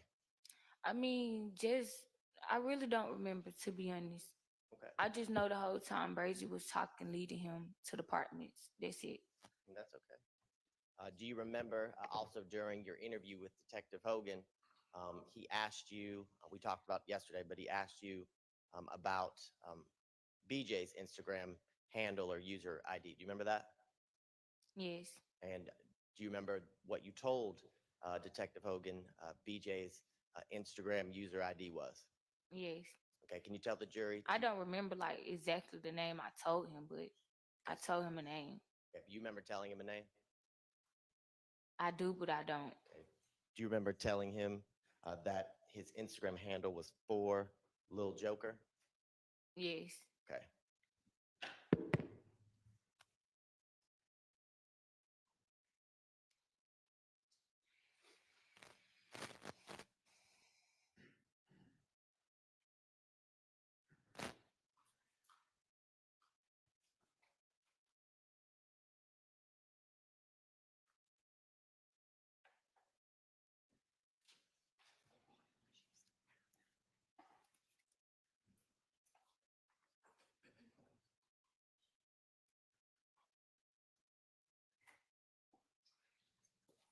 All right, I just have a few more questions. So when defense counsel asked you some additional questions about, as Detective Hogan and Detective Tracy were talking to you about what happened, do you remember that? Mm-hmm. Yes? Yes. Okay, and Ms. Williams asked you about whether you were just saying things because they had said it to you. Do you remember her asking you that? Could you say it another way? Let me ask you this. When you told Detective Hogan and Detective Tracy that you saw Little Rod and Bally shooting, was Mm-hmm. that because you saw it, or is that because they gave you some impression that they knew that they... Objection leading. Overruled. I actually saw it because, for one, they never got in the car with us to know where we was going. For two, when we ran through the breezeway, I saw them shooting their guns at the car, literally. And my last question is, back when this occurred, back in February of 2019, can you tell the jurors, how old were you back then? I don't remember. How old are you now again? 23. Okay, and this was roughly 5 years ago? Yes? Mm-hmm. Your Honor, I have no further questions. All right, any recross? Just one, Your Honor. Go ahead. Did Lil Rod have the big gun? I don't remember. I just know they both had guns. That's it, thank you. All right. Can I go use the restroom, please? It's not going to be much longer. Hang on just Okay. a second. I mean, this is it something that came up in the redirect or recross? Came up in the cross. And it also came up in direct. Well, if it came up in direct, then you should have asked to cross. Go ahead. I have just one or two questions for you. Okay. So BJ, that's the gentleman that you've known for 5th grade or whatever, right? Mm-hmm. Okay. Is that a yes? Yes. Okay. BJ threatened you, right? Mm-hmm. BJ, and then after that threat was made, then your house was shot up. Is that right? Afterwards. I really can't remember. Okay. So you don't remember the threat, then the house getting shot? Yes. Thank you. That's all I have. All right. Does the state have anything based on that? No, Judge. All right. Thank you. You are excused. You can go ahead and you're free to go. Call your next witness.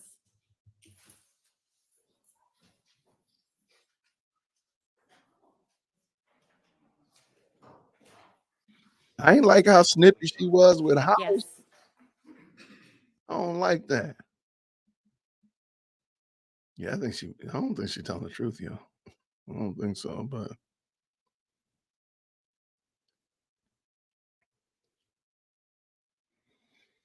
I don't recall into the chat.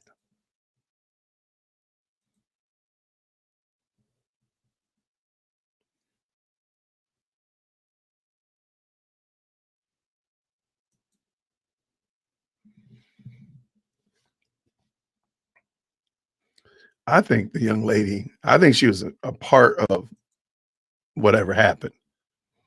That's what I think happened. I think she was a part of it to some degree, shape, or form. Whether she set them up, she lured the people over there. The story just doesn't rhyme. But she's Rico. Rico was in the courtroom. See, I missed them. Y'all looking for him. See, we being gender biased. We think Rico means it's a boy. See, it could have been a girl. See, right there. So yeah, I think she's a part of it. Don't be surprised if y'all read that young lady gets arrested. That's all I'm gonna say. I hate it because what is she? 23? Man, her whole world gonna go sideways. Mess around with this case. Let's see. Camera looked like it was moving. Don't know where it's going to.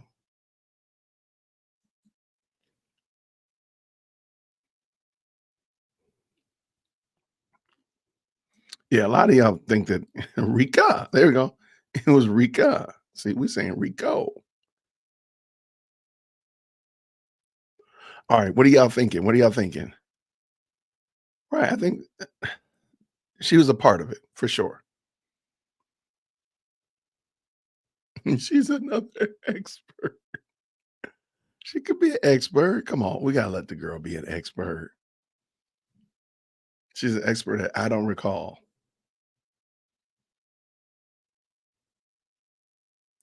Yeah, I mean that whole story just seems really weird. I kind of expected.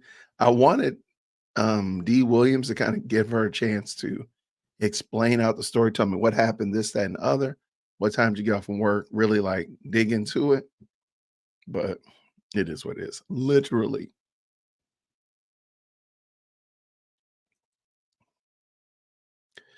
I think they have another no eyes on witness. That's what I think. I think. I don't know why. What other channels can you hear it better on? I, I'm just watching a long crime. I don't like long crime. I would love to watch it on somewhere else. Let me check. Let's see. I'll be right back after these messages.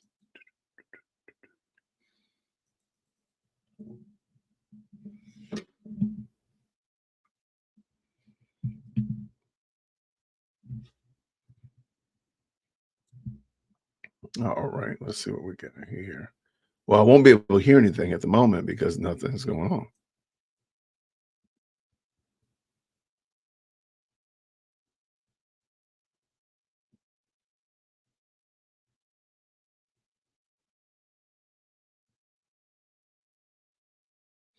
Okay.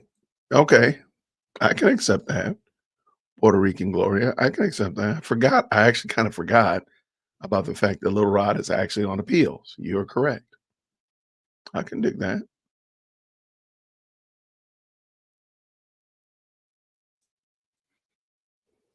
and which witness is going to take which amount of time, et cetera, who can get here when. So I think we're going to take our morning break right now. And Okay. then I know we hadn't been here very long today, but we're going to go ahead and take our morning break, and then we'll get back with some more witness testimony. Morning break. All right. Well, there we go. That's a real thing. Call myself eat my breakfast.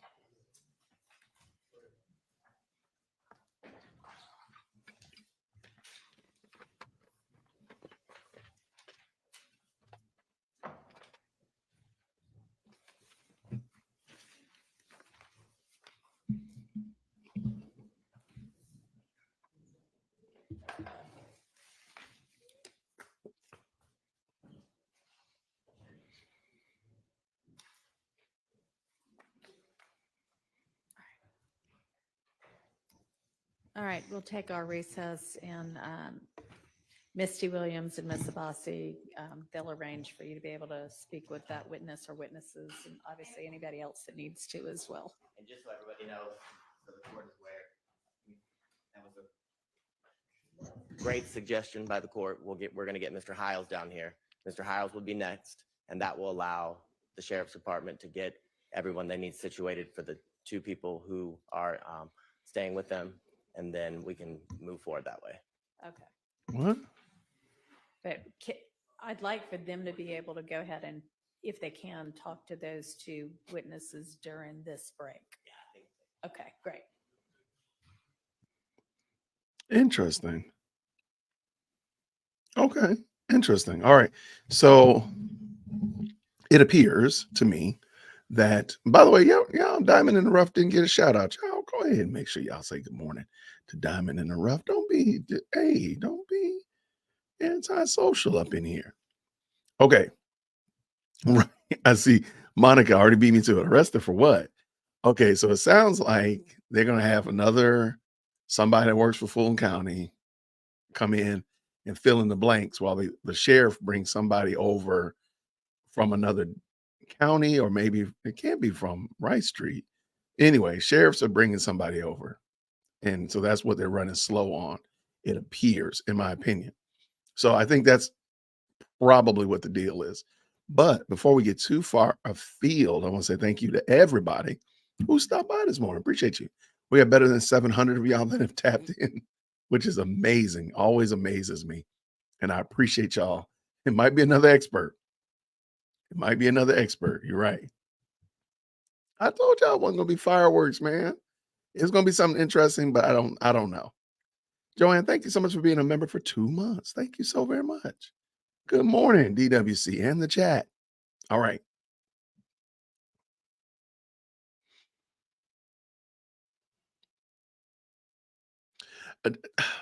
I don't know. The Sovereign Heart, I think most of us don't like that story that young lady told. Something is wrong with it. And you're probably asking the same question that we're asking. Why is 911 at the girl's house?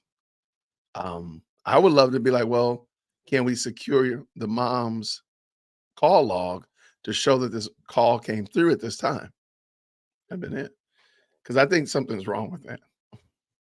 How did they go to her house? That was a big reveal for Williams. I don't know. I wish Williams had tackled it differently, but maybe it would have thrown off the appeal. I don't know. So what I want to talk about very quickly, and hopefully we'll be able to get through it, is something that a lot of people have asked me about. Hey, they said, hey, Jason, hey, DWC, did you know that Brian Steele's appeal to the Georgia Supreme Court was approved and that contempt charge was thrown out? I said, absolutely. So here it is right here. We're going to tackle as much as we can real quick. So most of you know, Brian Steele was held in contempt because by the previous judge, the recused Judge Glanville, because of that infamous, come on, what was it? The infamous, that's right, boys and girls, the ex parte. He didn't like the fact that he didn't get an invite to the parte. He was excluded from the parte. So Brian Steele confronted Judge Glanville. Judge Glanville said, Who told you? The names must be named. And Brian said, I'm not telling you who told me about the party. You should tell me about the party. Well, I'm gonna hold you in contempt. He said, I don't care. I'm gonna throw you in jail for 20 days. He said, can I be in jail with Thug so we can plan our defense? It was the best. So now I thought it was a moot point after Judge Glanville was recused that Brian Steele was in contempt, even though it was wrong as two left shoes. Needless to say, he was still in contempt. So now the Georgia Supreme Court has chimed in, and let's just talk about it real quick. Peterson presiding justice, a trial court found attorney Brian Steele in contempt of court for refusing to tell the court how he learned about the court's ex parte hearing with a witness and prosecutors in the case in which Steele is presiding, one of the defendants. When I say presiding, representing Jason. Steele appeals from that contempt order, arguing that the evidence did not support a contempt finding because he did not interfere with the court's administration of justice. I agree. His information was protected by attorney-client privilege. Okay. And due process required the judge to recuse from the contempt proceedings, which is true. Because the court delayed punishment, the alleged disobedience was directed toward the court. And the court was involved in a controversy that formed the basis of the contempt. Due process required the judge to recuse from the contempt proceedings. Real quick, I want to point this out. If you remember that day, they deliberately went back to work. If you remember, after the whole this happened right after lunch, right? So I'm sorry, yeah, it happened after lunch is when he found out about the ex parte, which happened like between 8 and 11 that morning. So they came in, everybody had been sitting around twiddling their thumbs. They came in, nobody knew what was going on, and then they started working. And Judge Glanville, the state, and the witness, they started working. Then they went to lunch. Brian Steele found out about it and said, hey, wait. He called a foul, a delay of game foul, and all that kind of good jazz. The whole brouhaha, you got 5 minutes. I don't need 5 minutes. Take him into custody. They arrested him. And then they kept working. Therein is the problem. If they had been like, look, well, and remember, even Adam stood up and said, well, you're forcing me to work. You're forcing our client to not have the representation that he's seeking. And they're like, well, you're here. You can keep working. Yes, let me put the link in the chat, by the way. I apologize. Bang. And he forced them to keep working without it. And that's what they're talking about here is if whatever Brian Steele had done was so bad that court could not continue, then it would have been possibly a disruption in justice. But because they kept working, because they kept plowing on without him, therein is the problem. Let us continue. We therefore reverse the judgment of contempt imposed by the trial court. Number one, the record shows the following. Steele represents a defendant, Jeffrey Williams, in an ongoing criminal case, charged multiple defendants with, among other things, participation in criminal street gang conspiracy to violate Georgia's RICO Act.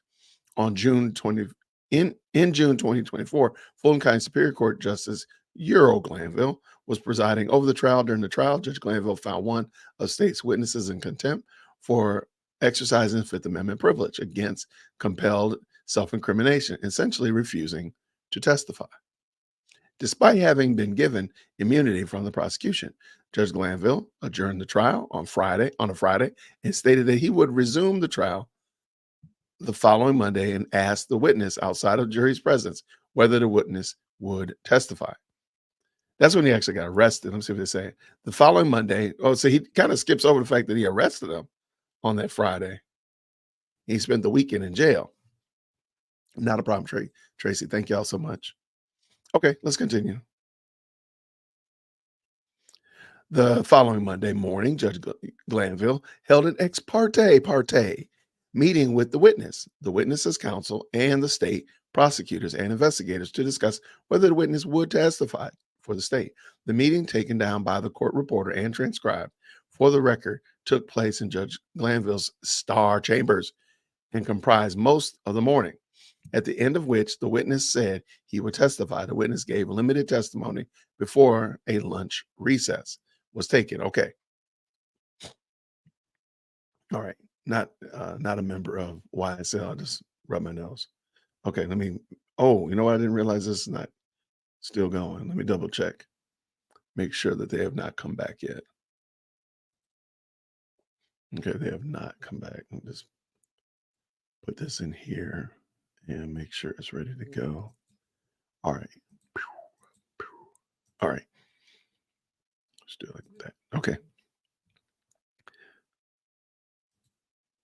Following the recess, Steele, this was a lunch break. Following the recess, Steele informed Judge Glanville that Steele had learned about the ex parte meeting and moved for a mistrial. Judge Glanville stated that he was disturbed because that was an ex parte and repeatedly asked Steele to reveal the source of his information and informing Steele that if you don't tell me how you got this information, then you and I are going to have some problems. Steele refused to reveal his source, and Judge Glanville told Steele that he was that it was disturbing that somehow he has surreptitiously gotten information in regards to the court's private ex parte conversation with a party. Judge Glanville repeatedly told Steele that he was going to hold him in contempt if Brian Steele did not tell him who told you, who disclosed this ex parte meeting. Steele claimed that the information was covered by attorney-client privilege.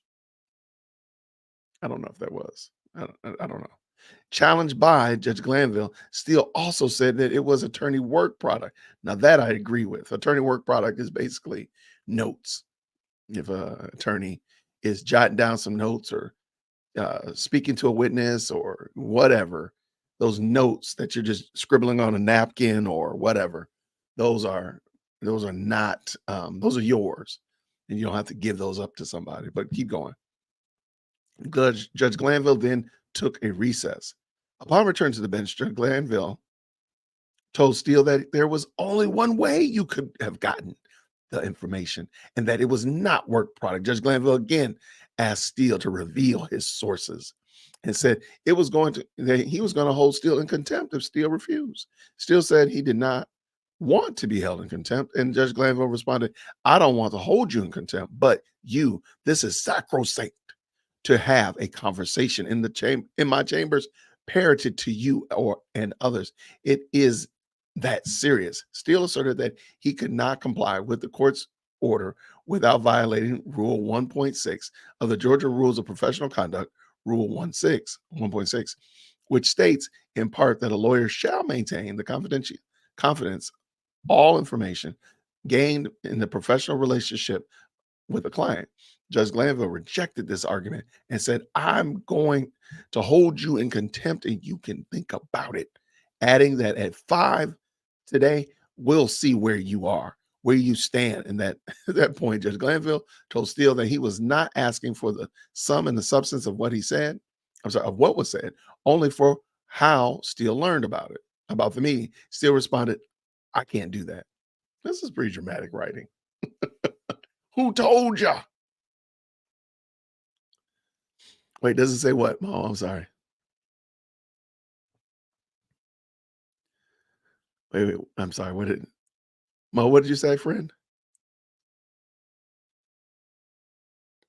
Oh, okay, sorry. You talk about the young lady still. Okay, cool.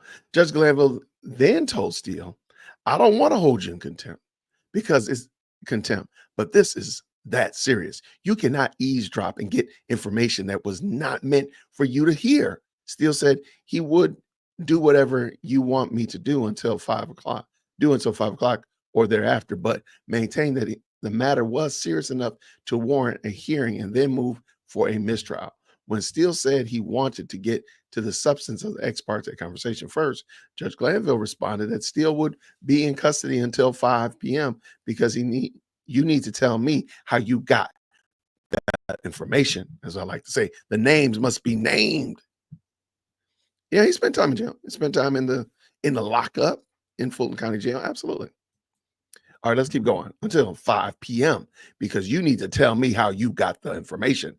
There was a brief break back and forth, please forgive me, about how Steele possibly learned the information, whether it was privileged, before Judge Glanville said, I'm not going to have any further conversation with you about this. I want you to know the question still remains. I want to know who gave you this information? Judge Glanville then said he can go into custody at this point. Steele was not immediately taken into custody. He made additional arguments in support of a mistrial and repeated his argument that he could not disclose the source without breaching Rule 1.6. Judge Glanville told Steele that he could not hide behind Rule 1.6. Steele said he was not hiding behind anything and continued to ask why he was excluded from the ex parte hearing. The prosecutor then made several arguments as to why the ex parte meeting was not improper and why the information at issue was not protected by 1.6. Steele's co-counsel then addressed Judge Glanville, informing him that the co-counsel was also in possession of the same information Steele received and that the trial should not continue until the court resolved the ex parte issue. I do think that would have been the smartest thing to do, in my opinion, if Judge Glanville had said, let's unpack this, let's put the tape on pause and add some more to yours, if he had just stopped. But let's continue. Steele's co-counsel renewed the motion for mistrial, which other defendants joined. Judge Glanville denied all of those motions and said he was going to proceed with the trial. Steele's co-counsel said that he would not participate in the trial without Steele and without the courts addressing the ex parte issue. Judge Glanville responded, sir, you all are getting yourselves cross purposes at this point in time. You made some things out of nothing. I think that you are on very precarious ground. And at this point in time, Judge Glanville said he would continue with the trial and co-counsel could represent Mr. Williams. Co-counsel again asked Judge Glanville to address the ex parte issue, but Judge Glanville refused. Judge Glanville then ordered Steele to be taken into custody. As he was being taken away, Judge Steele asked to say one thing, clarifying to Judge Glanville was denying Williams's right to a counsel and again moved for a mistrial. Judge Glanville denied the motion and said the court was going to take a 5-minute recess. When proceedings resumed without Steele present, Judge Glanville ordered co-counsel to continue representing Williams and said the co-counsel could consult with Steele on breaks. Co-counsel said that he would not, although he respected the court has to do whatever it believes is appropriate. One of the state's prosecutors suggested to Judge Glanville that he fashion a contempt punishment that would still allow Steele and co-counsel to continue representing Williams. I think it's hilarious that he's taking advice. If you go back to that, he was literally taking advice from Adrian Love. And we know how that worked out. So as not to interfere with Williams' right to counsel, Judge Glanville agreed. To me, it was at that moment that he knew he had messed up. Why are you taking advice from Adrian Love? Why are you not saying what to do? Why are you not doing that? Because please keep in mind, going back to my very bad parenting example, this is like your child that stays in trouble, recommending to the parent how to punish the other sibling. Mom, little Johnny, he's usually a good kid, Mom. I don't know why little Johnny broke that vase, but I think you should probably, ground him, take away his cell phone. I'll take his Xbox into my room. And yeah, that's probably the right thing to do, Mom. That's probably the best way to handle it. Make him eat broccoli too, by the way. Yeah, and he doesn't really like Brussels sprouts. Hook him up with some extra Brussels sprouts. I think that'll work. Judge Glanville put himself in the trick bag by listening to Adrian Love. That was the problem du jour. Okay, I don't know why they're taking so long. I'm looking right here. I'm going to I think I might have finished this. I definitely got further than I thought I would. All right, let's keep this going. Other defendants continue to press for a transcript of the ex parte meeting, refuses. They're back. Let's go. All right, they're back. Let's go. All right. I'll finish that up later. Yeah, they missed a lot of the narrative. They got the high points. They didn't get some of the can be making his way on as well. some of the fun parts, but they did skip some of the, like, don't take my notes and can I go to jail with Jeffrey?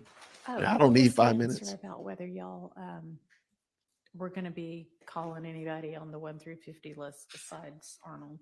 Do you know?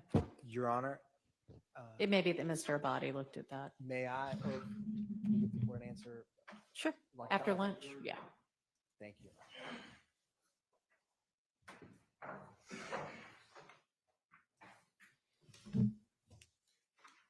Yeah.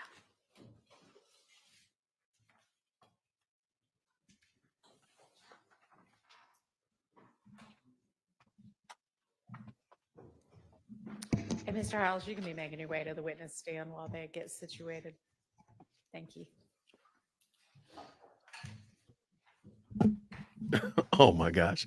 Hey, thank you, Mo, for clarifying this. Everybody, Mo right here from Mo Justice broke it down exactly why Brian Steele did need that appeal to purge the arrest. Thank you so much for that, friend.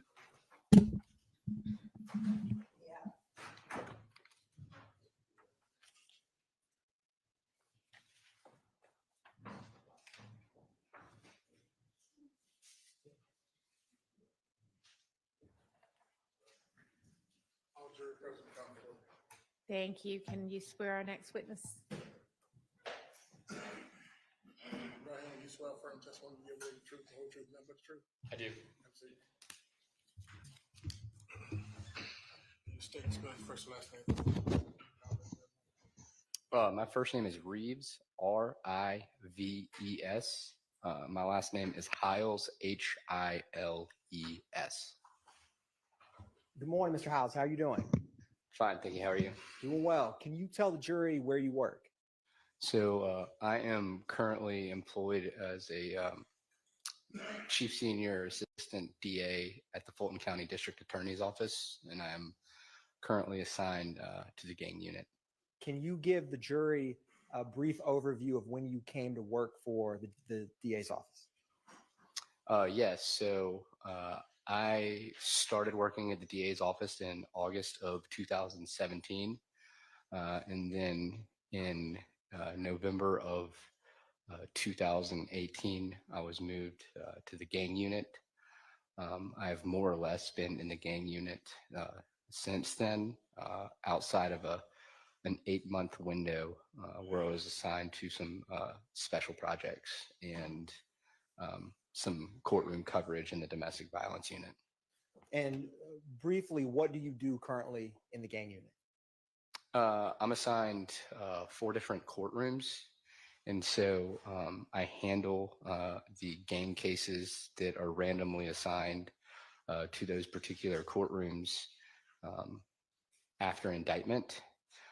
But I also work closely with the local law enforcement agencies to maintain current knowledge on criminal street gangs that we prosecute. I assist with investigations, reviewing social media records, reviewing phone extractions, really both participating in the investigation and also making prosecutorial decisions whether or not to proceed with certain cases. You had mentioned in social media. Can you tell the jury what experience you've had working with social media records? Yes. So, especially ever since I got to the gang unit, the social media has been an invaluable tool, especially when it comes to gang prosecution, as far as evidentiary value, because of both the Sustained.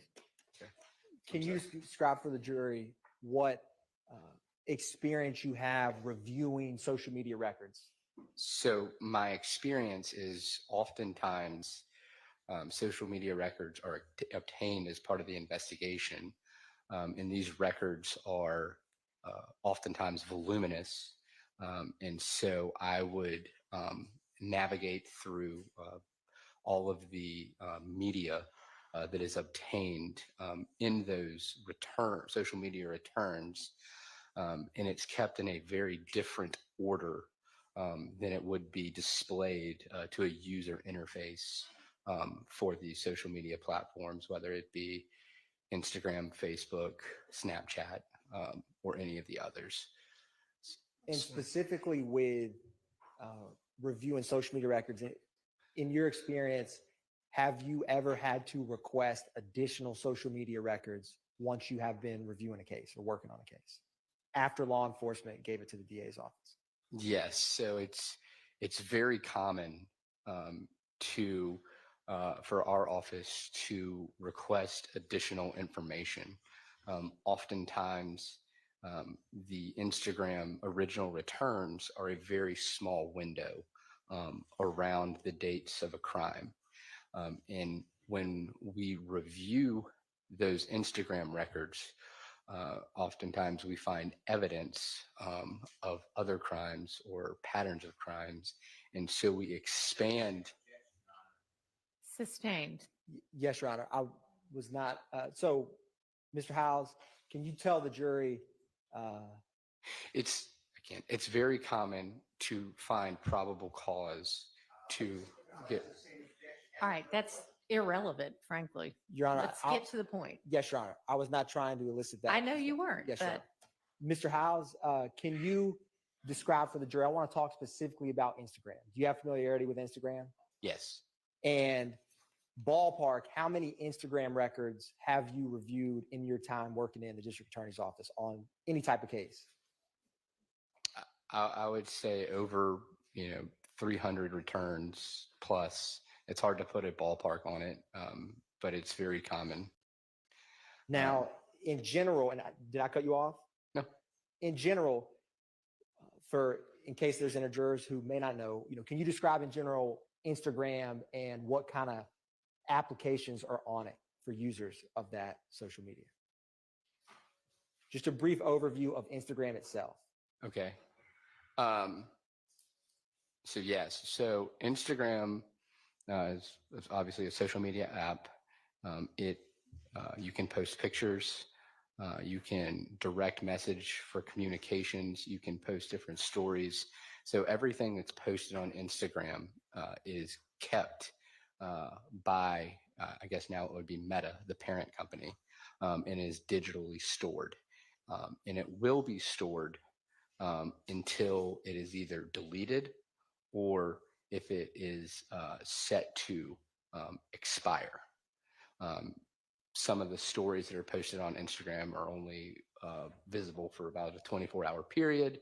And if those stories expire before the records are obtained, then that data is not kept. And you had mentioned Meta, is that what used to be called Facebook? Yes. And when you request record, can you describe for the jury what's the process to get records from Instagram? Sure. So in order to get the records from Instagram, there is a law enforcement portal for which law enforcement can request a preservation of an account. So that means that any data that is currently active or posted on that account will be preserved by the parent company Meta. And even if it is deleted off of the page of that user, if there's a preservation request in place, that data will be kept. It might not be present on the user's interface if it's deleted for others to see, but the company keeps it. And so a preservation request lasts for 90 days. So anything that was posted during that preservation request or posted before so that had not been deleted will be preserved by Meta at that time. And you have a 90-day window at that point that everything's preserved, and you have the option to extend it one time for an additional 90 days. Now, after a preservation request has been made, then a law enforcement officer would have to craft a search warrant outlining the probable cause needed to get that information. And they would have to specifically request the types of files and information that they would like to receive. Meta is only going to respond to what is requested for. So if you leave out that you want messages, direct messages between certain parties, then if that's not in the search warrant, then it won't be provided over. So you have to detail every piece of information that you would like. Now, I want to unpack something. If you're working a case, you request Instagram records of John Doe. Is John Doe going to know that a preservation request was put on their Instagram account? They will not. And if records get sent, will they know that law enforcement has obtained their records? Objection, Your Honor, causes speculation. Overruled. So it depends. And the reason it depends is that you have, if there is a sealing order, so there's a packet that has to be reviewed and signed by the judge. So if a sealing order is included with that request and the judge reviews and signs the sealing order, or a non-disclosure order, that means that Meta or Facebook, Instagram, those will not notify. However, if that is not included, you will get a notification from Meta that those records are going to be turned over and the party will be notified. Now, I want to ask you a couple questions about Instagram itself. So how does Instagram retain records? Is it by your name, your email, your address? How are those records kept? I think it might be easier to explain if you have the records. That sounds like a perfect idea. And Your Honor, before asking that, I wanted to introduce the following records pursuant to the certified business record exception. So Your Honor, for the record, going to be introducing 2 November, and Your Honor, all of the business record certs are the preceding number and an R as in Romeo. All right. So 2 November, 2 November Alpha, 3 November, 3 November Alpha, 3 November Bravo, 4 and 5 November, 5 November Alpha, 6 November at this time, Your Honor. All right.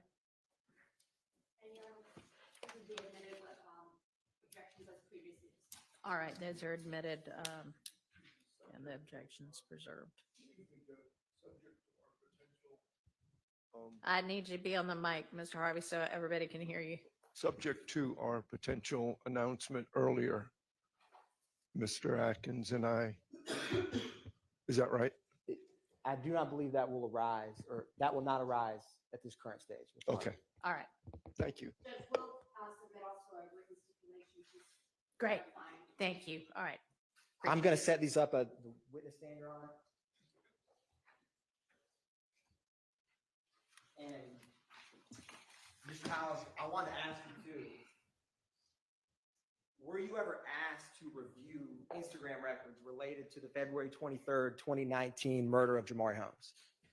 Yes, I was. And how did that come about? Who requested you to look through those? I can't remember who exactly requested me to look through those. I believe it was the deputy of the gang unit at that time, who would have been Miss Kara Convery. At that time, I was on a special project where I was only reviewing Instagram records for unindicted murders. And they were prepping this case, and they asked me to review specifically some Instagram records that were returned as a part of this investigation.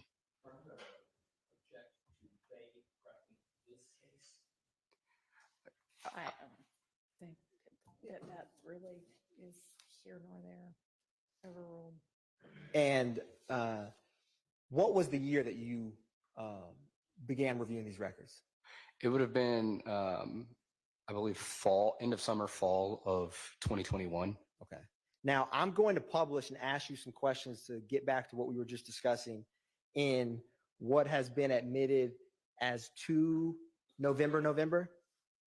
It's going to populate. If you want, we have that Mondo board to your far right. That may be the easiest.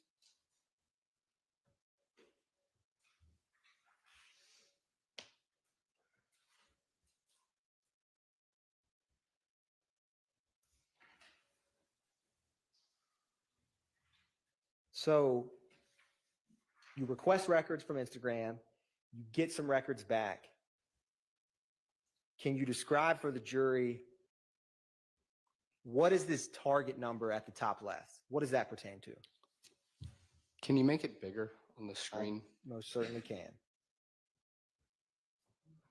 Oh, I don't know if I will keep asking questions, Your Honor. I don't know if the Mondo board is able to expand the window for. Can I expand it? If you know how, most certainly.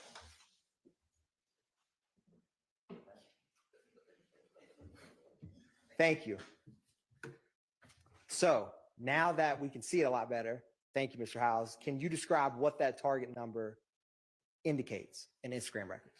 Sure. So if you see up top, it says service, which is because there's multiple companies underneath the Facebook. At this time, it was owned by Facebook. Instagram is the social media service that was requested. The target number right there, that is the specific account number that was associated with a vanity name or user ID. And the account number is going to be the account number assigned to that particular user. So when an Instagram account is created, Instagram automatically assigns a specific number to that account. And that number never changes, no matter how many times the username or vanity name may be changed. So that way, everything underneath a particular account is saved. And Mr. Howes, do you see a old school wooden pointer near your feet up there? If you can keep that handy, we may use it momentarily. So going down this date range, what does that indicate in Instagram records? So the 7/2/2019, that's the date that Instagram actually generated these documents that were reported. So generated, that's the date essentially that they made these records and then provided them sometimes after they had been sought. And you can see the exact time, which would have been 11:19 and 40 seconds, and that is UTC, which is Uniform Time Coordinated or Universal Coordinated Time, which is essentially the ground zero of world time. It's sometimes referred to as Greenwich Mean Time, because it's on the Greenwich Meridian, which is in London, which is where world banks all keep the zero time. So it never changes. If we are in Eastern Standard Time, then Eastern Standard Time is going to be 5 hours behind. If we're in Eastern Daylight Time, it's going to be 4 hours behind. So with the time, if we were in February of 2019, would it be 5 hours or 4 hours? In February, it would be 5 hours behind because February you're in daylight or you're in Eastern Standard Time. Give me 1 second. I'm going to scroll down a little bit and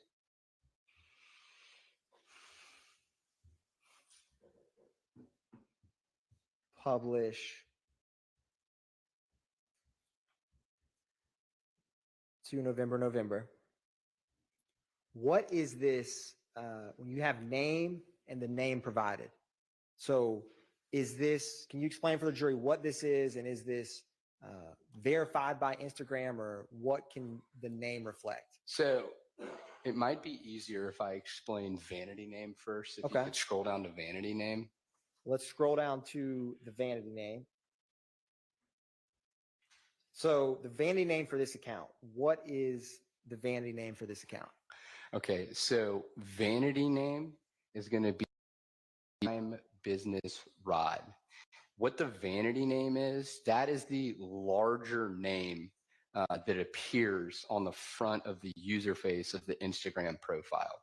So that would also be known as, in Instagram, it would say they're at. If you were trying to tag them in an account, it would be at Slime Business Rod. Now, also the way Instagram is set up, when it has name, so if you scroll back to where the name was. Yes. So right here, it says Cleveland Ave. So that is what would appear below the profile picture. The way I could describe it is if I was looking at Instagram this morning myself. I happened to be looking at the Barstool Sports page, and the president of Barstool Sports is Dave Portnoy. His vanity name is Stool Presidente, which you see above his picture, the big letters of his account. Just below his picture on that on the app, it's going to say Dave Portnoy. And for this case, when you reviewed it, who was associated with the vanity name Slime Business Rod? Slime Business Rod, the account associated with that would have been the account belonging to Rodelius Ryan. Okay. Now, when you first got the case, was there any records from Slime Business Rod's account, that Instagram account? What do you mean? Was there ever any additional records requested from that Instagram handle? Okay, so when I got the case, I reviewed two sets of Instagram records that were obtained during the course of this investigation. One of the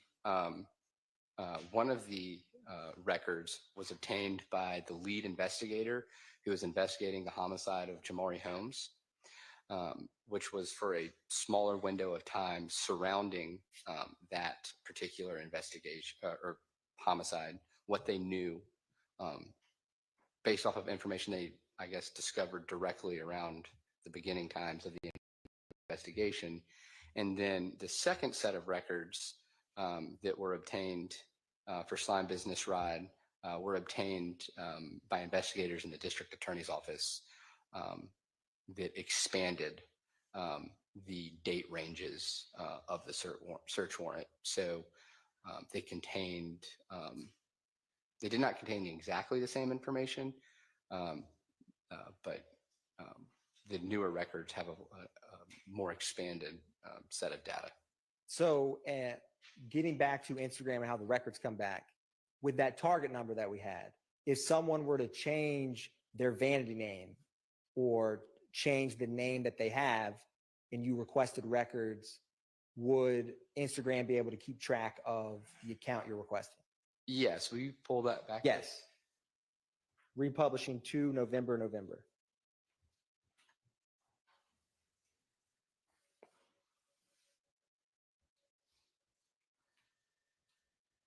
So no matter how much the where it says vanity name Slime Business Rod, that can be changed by any owner of the account whenever they want, and it would appear different to all the followers or whoever was able to view that Instagram profile. However, if you scroll to the top, yes, the account number, that 294-6121951, that'll never change. Everything that is associated with that particular account will be saved under that number, regardless of how many times the vanity name or username is changed.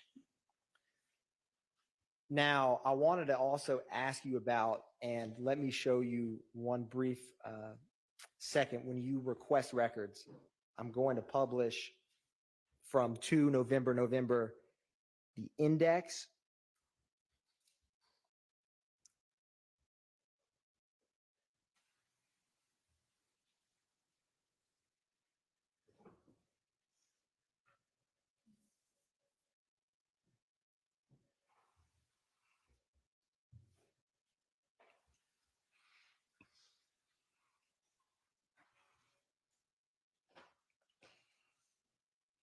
So do you see this in the bottom? And I'm making it bigger. If you open up Instagram records and you go to the index, what do all of these blue highlighted? Can you kind of walk through the jury of these? I can, but will you go back to the business records first? Yes. It'll be much easier for them to follow if I.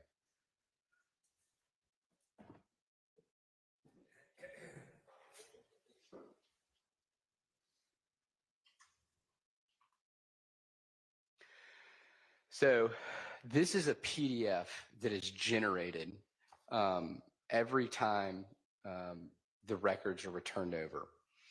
Every photo, every message, every group chat is going to be assigned a specific number. And in these business records, you're not always going to, because it's a PDF, you're not going to be able to have all of the actual media, like the larger picture files, the video files. And so it will have that associated picture number that is kept in the index in PDF format, but that's so you know exactly when that information was posted, and it can't be altered because of the way it's sent over in a PDF that is unable to be altered. When you go to the index, that is a digital file. So if you switch over to the index,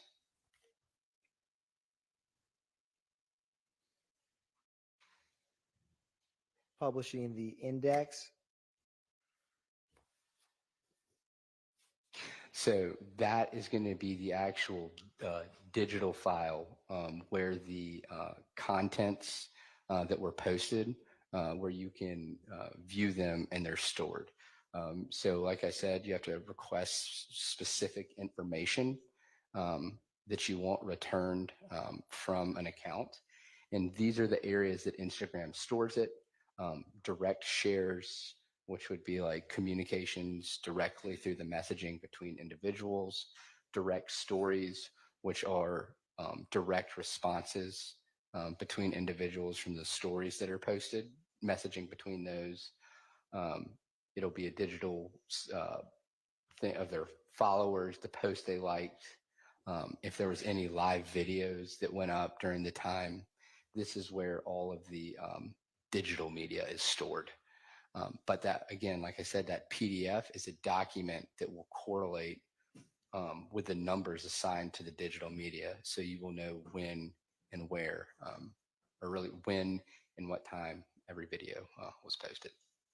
And in this index, are these, or are they not like hyperlinks where if you click them, it will take you to a separate page? It will.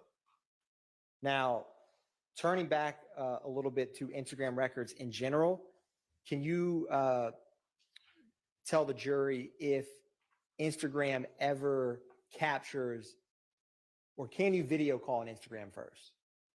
Can two Instagram users video one another through the app? Oh, yeah. So, yes, Instagram can also be used as a direct communication platform where you can place telephone calls or video calls over the platform. And if you were looking at records where someone used or received a video call, are you able to tell how long they spoke? So these records were returned in 2019. Things have changed, the way Instagram stores and formats the return. But at the time, any sort of video calls between two individuals would only show up as a video call event. And you wouldn't be able to look at the length of the call as to the way Instagram was storing those records. What you got to keep in mind, though, is it's different from what you see on the interface of your phone or your account. But it would display as a date, time, video call event, and the 2 or more parties that were a part of that video call event. Are you able to determine if that call was answered or not in these 2019 Instagram records? No, not in those 2019 records. And I wanted to ask you too, with Instagram records, do they keep any location data in 2019 of where someone was when they sent a message? I don't know about location data. I do know that they maintained the IP address that was used to what the IP address for when the account was logged on and the message sent. That is saved, but I don't know about specific location data. Now, in this specific case, other than the Instagram associated with Rodelius Ryan, what other Instagrams did you review? I reviewed Instagram returns for Damone Blaylock, Tahiria Hartfield, Bernard Mitchell, and I believe Mariah. I can't remember Mariah's last name off the top of my head. And when you reviewed these records, was there a specific time frame you were reviewing them for? So yeah, when I was asked to review these records, I was asked to look at the time frame, the days before and right after the murder of Jamari Holmes. So really, during my initial review of these records, I kind of knew the names of the accounts that I was looking for, as well as the general dates. So I kind of focused from February 22nd, 2019 through about February 24th of 2019, just before and after the homicide of Jamari Holmes.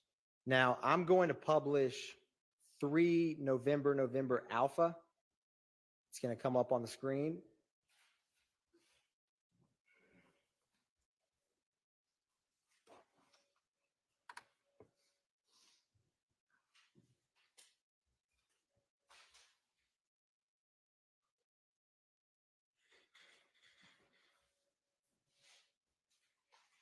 Now, what is the account for this Instagram?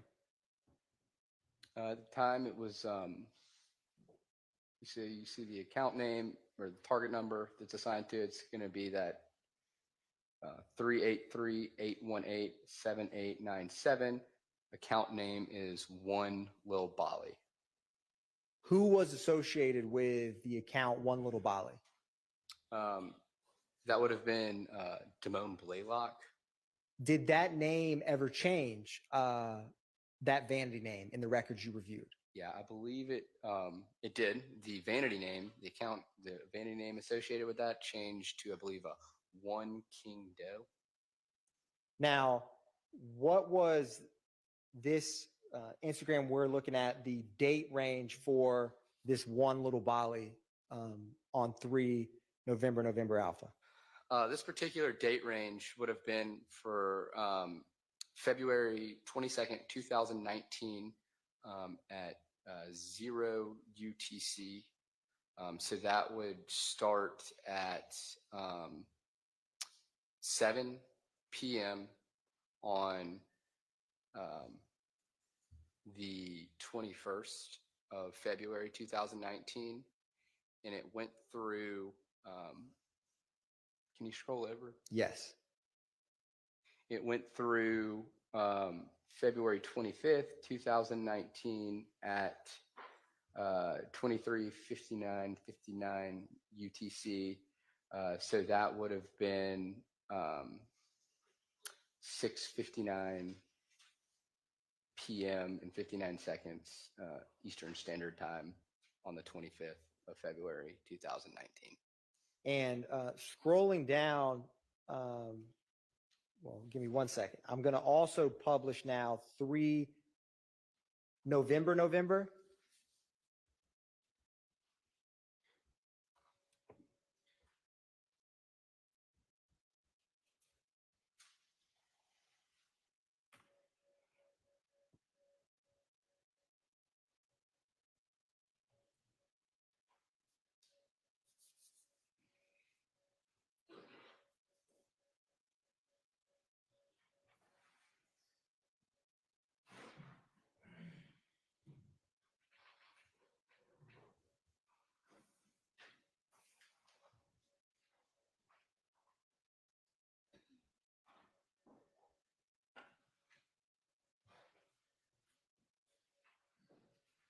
There we go. Little technical difficulties. What was the, Can you make that a little larger, yes, please? I most certainly can. What was the date range for this account? That'd be October 10th, 2018, at 0 hours UTC through February 28th, 2019 at 23:59 hours. Now, when you got this case to review, what was the date range of the initial Instagram that the lead detective had requested that you reviewed in general?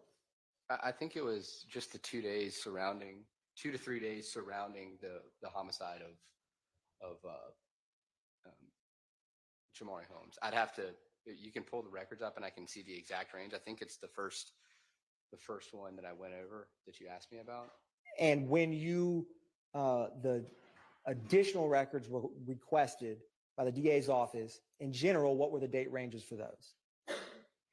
It would appear to be October 1st, 2018 through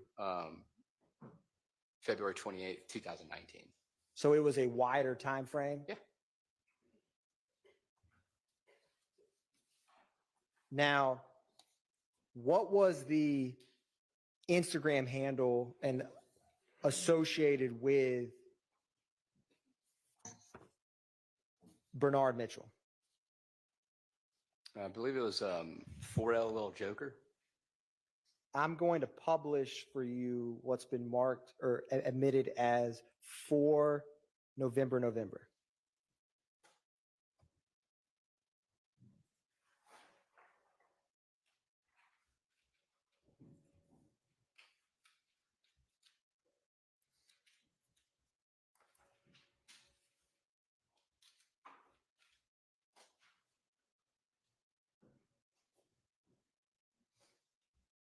And I'm going to scroll down to the vanity name.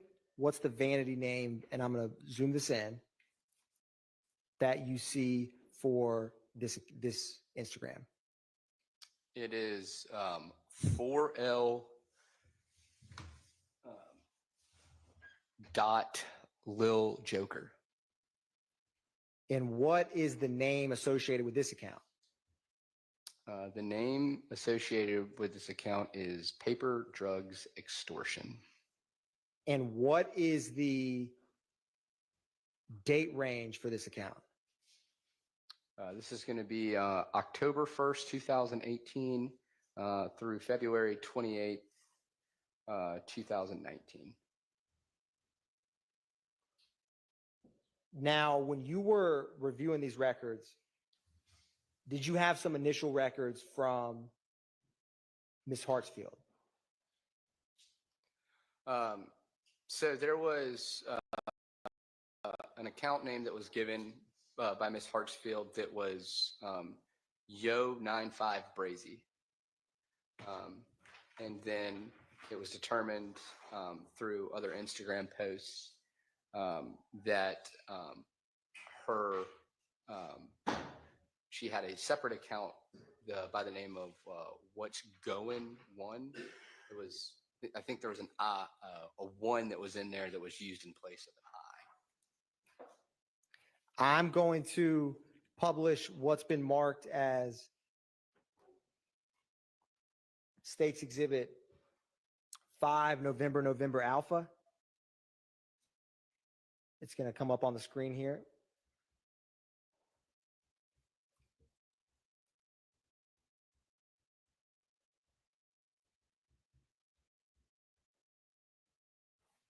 What's the vanity name with this account? It is What's Going One.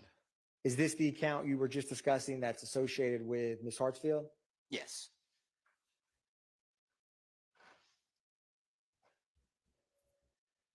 Now, what I wanted to do was, and I'm going to publish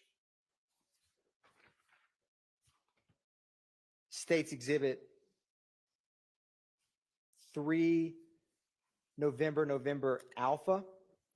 when you want to find, can you describe for the jury how you go about finding or looking through if different Instagram handles are communicating with one another in these records?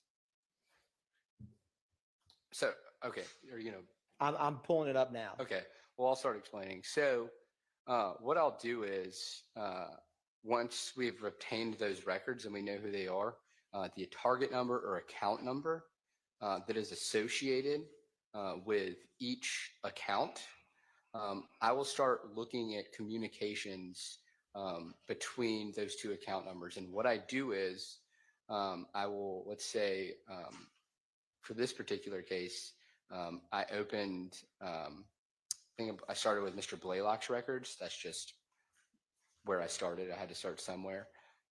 And I took the account number that was associated with Miss Hartsfield, and I just did Control F, search inside of the PDF of Mr. Blaylock's records, and it populated, and I was able to see all of the communications that were contained between those two parties inside of Mr. Blaylock's records.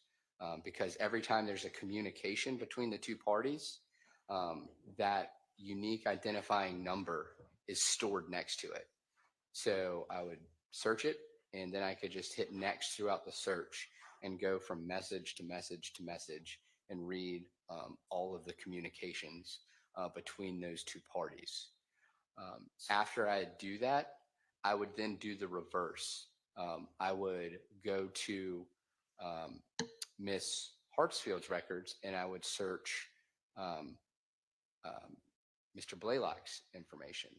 And what you find doing that is that oftentimes one party may have deleted more of a conversation than the other party before a preservation request was put in place. So sometimes you can fill gaps and holes in conversations by searching each party's records for the other individual.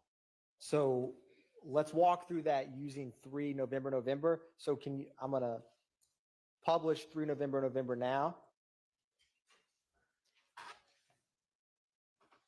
And what, Mr. Howes, what is the vanity name with this Instagram we're going to be talking about? It is One King Doe One. And is this the one? Is this the account that's associated with Mr. Blaylock? It is. So do you see at the top, typed in or searched, put what's going on? Do you see that? So can you describe that for the jury? Well, I can see that. You need to switch to the other Instagram records from the original ones. Okay, so I will open up what is marked as States Exhibit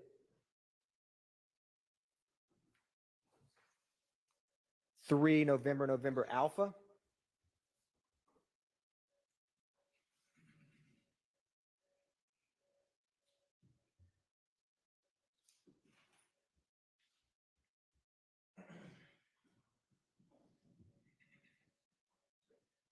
And what is the vanity name associated with this? One Will Bali.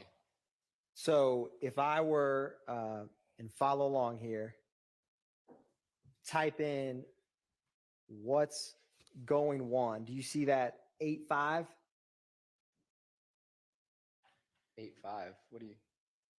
What's going on? Yes. Yeah, I see that. So, okay. So, that is going to be Miss Hartsfield's account. And if you see that number that is 9647422004, that is going to be the target ID that is associated with her account. And it's going to appear next to every communication that she has. Can you point that out for the jury where that would be? Now, if what's going on, so for the Instagram account for what's going on, would that number appear? in the records? What do you mean? Would the Instagram return for what's going on have that same 2004? Yeah. And if these records appeared in Rodelius Ryan's records, Blaylock's records, whoever's, would that number follow it? For this account? Whoever this account has communications with, it's that target number, that 96474220004, associated with Ms. Hartsfield's account. That's always going to show up in any communication she has in whoever's records it appears in. Now, one brief, I'm going to go to, I'm publishing now page 155 of 3 November Alpha. So you get these records and you start looking through them. Can you describe for the jury, do you see at the top it says what's going on? Mm-hmm. Yes, I do. And that one King Doe, is that associated with Blaylock's account? Yes.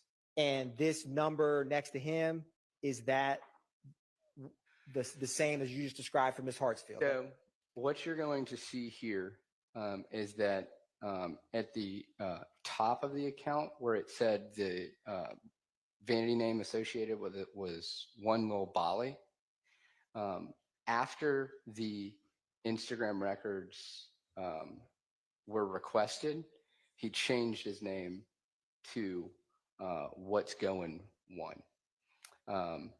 Or I'm sorry, changed his name to One King Doe One. And that 383-818-7897, that number did not change. That's the same number at the top of these records. So I know that Mr. Blaylock had changed his vanity name, but I still know it's the same account because of the number that's next to it. And what you have here is you see a text, and you see the author of that text is What's Going One, and the recipients are going to be both What's Going One and One King Doe One, Mr. Blaylock and Ms. Hartsfield.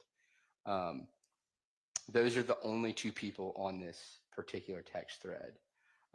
The time this text was sent was on 2/22/2019 at 2:05 UTC. And then what you see next is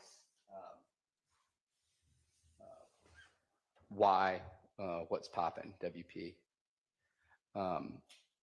Another thing that is unique that Instagram does, and when I'm going through these messages, so every conversation thread, Instagram maintains a unique number called a thread ID.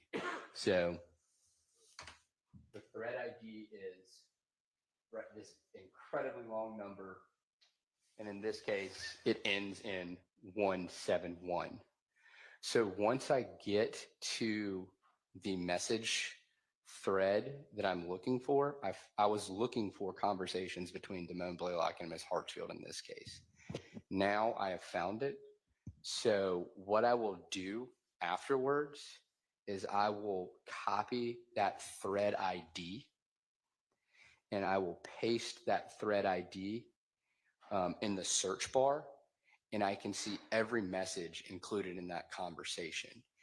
And the reason I did that in this case was because back in 2019, Instagram or Facebook would maintain messages in ascending order as to when they were sent and or received in that particular account. So what that meant was, if you were having a conversation with another individual, any messages sent by different parties would show up in between. And so if you scrolled all the way down, sometimes there would be gaps in the conversation between Ms. Hartsfield and Mr. Blaylock because he sent or received messages from other parties.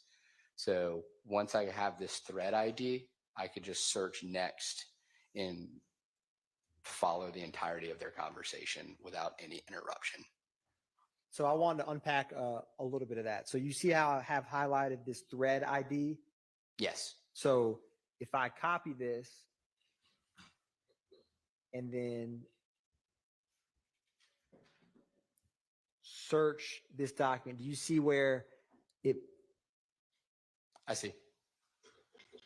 and if I were to click these arrows and I'm gonna click it once, would this be, can you describe for the jury, is this how, or let me ask you this, is this how you track conversations looking at Instagram records from 2019 between two individuals? Yes. And if I were to keep scrolling through using this thread ID, would I eventually have all of the conversations between these two Instagram accounts in the records? Yes, you would. Now, if you and me have a Instagram thread and can you add or take away people from a thread? How would that impact the thread ID? So if a new thread, let's say there's a new thread started that adds a third party onto here. So there's 3 people now involved in this messaging thread. There would be a unique thread ID number that was assigned to it. And so it's like a completely separate conversation. So this thread ID number is unique to the messages that only include Mr. Blaylock and Ms. Hartsfield on the account. And when you looked at this case, other than the interactions between the account associated with Blaylock and Ms. Hartsfield, did you look at any other associations with the names you had provided? So I looked for any communications between the accounts of Mr. Blaylock and Ms. Hartsfield. I looked for communications between the accounts of Ms. Hartsfield and Mr. Ryan. I looked for communications in the account between Ms. Hartsfield and Mr. Mitchell. And I also looked for communications between Mr. Blaylock and Mr. Ryan directly to see if any of those parties were communicating with each other in and around the times before and after the murder of Mr. Holmes. Now, did you ever find any connections in general between what you just described for the jury? Yeah, so there was Miss Hartsfield and Mr. Ryan maintained a line of communication with each other. Miss Hartsfield and Mr. Blaylock maintained a line of communication with each other. And Mr. Blaylock and Mr. Ryan maintained a line of communication with each other. And there was also a line of communication between Miss Hartsfield as well as Miss Hartsfield and Mr. Mitchell. And Mr. Howes, is Instagram records, when you were reviewing this, are they voluminous records? So basically, to get to what I was tasked with doing, trying to follow a conversation in these massive amounts of records is very difficult. So what I did in this whole process was find the conversations between the parties that I was interested in, pulled those out of the Instagram records, and made a summary of those records in a format that was easily readable to myself and whoever would have been using that for the purpose of prosecuting this case. Your Honor, may I approach? You may. And Mr. Howes, I'm approaching you with what's been marked as 7 November, November, and 7 November, November, Alpha through Charlie. Let me know if you recognize these.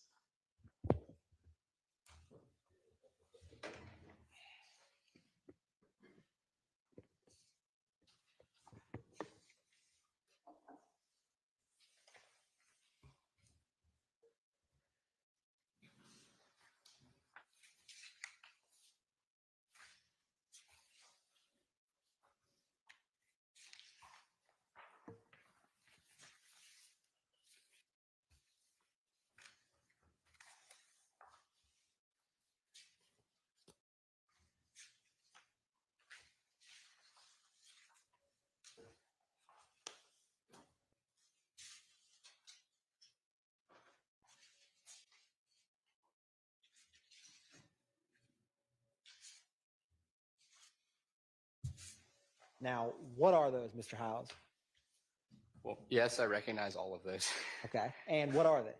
So 7 November would have been conversations between Bernard Mitchell and Rodelius Ryan, dating from February 22nd, 2019 through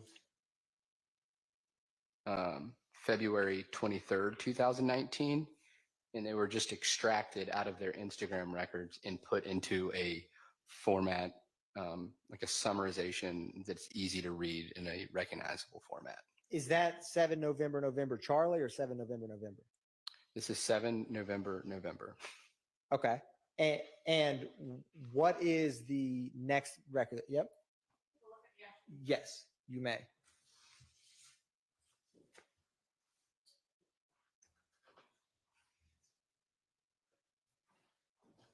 Thank you.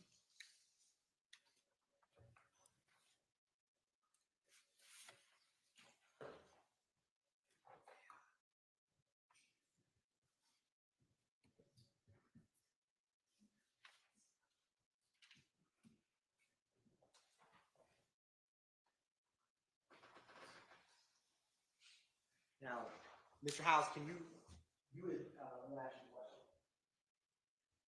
What are the two Instagram handles on 7 November? One, King Doe 1 is in yellow. That denotes Mr. Blaylock's records. And in the purplish color is Slime Business Rod, notating the records of and communications with Rodelius Ryan. Okay, so just a moment ago when you said Mr. Mitchell, did you mean Mr. Ryan? Oh, I'm sorry, I did. No. And for the other records, do you recognize them as summaries you created in this case? For 7 November, Alpha, Bravo, and Charlie. Yeah, 7 November Alpha is the records between Ms. Hartsfield and Rodelius Ryan. 7 November Bravo are the records between Ms. Hartsfield and Mr. Blaylock. And then 7 November Charlie are the records between Ms. Hartsfield and Bernard Mitchell. And are they a fair and accurate depiction of the summaries you created from reviewing the Instagram records in this case? Yes, they're the exact conversation. The texts and times are the exact conversations as they appeared between the time frames listed from start to end as they appeared in the records. Your Honor, at this time, the state moves to tender into evidence 7 November and 7 November Alpha through Charlie. All right, those are admitted. Judge, these would be with the same objections previously discussed. Understood. Now, when you created these summaries, Mr. Howes, did you have to, with the steps we just walked through with the jury, is that how you created these?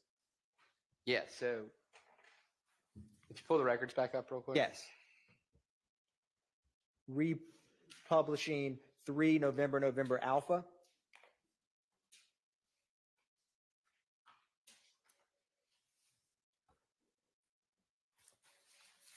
So once I discovered the unique thread IDs between each of the two parties that I was looking for, I then took all the messages, more or less starting on February 22nd, 2019 through February 23rd of 2019, and extracted those and put them in a much more easily accessible summary. So I'm going to publish for you 7 November.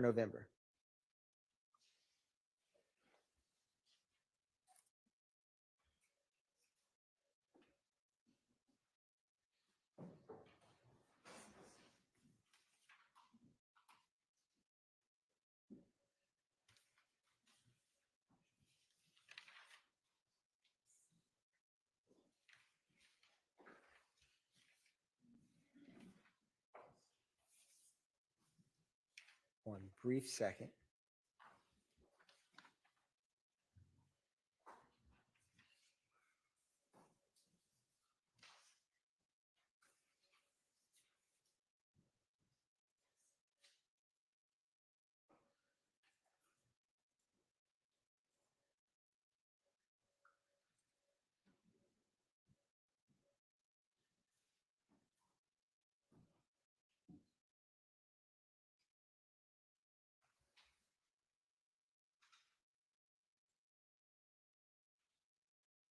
Publishing 7 November now.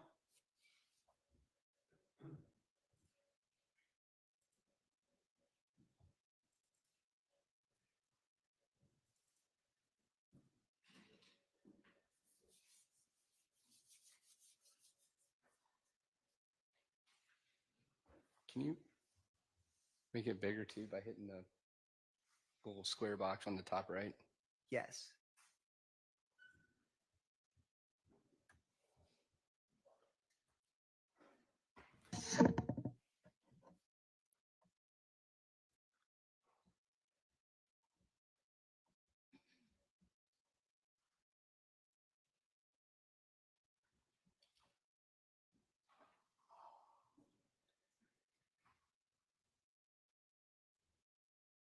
Yeah, we expand the whole screen. With that will make it smaller. Now, with this, is yellow the account associated with Blaylock, and the purple Slime Business Rod the account associated with Ryan? That is correct. Okay. One.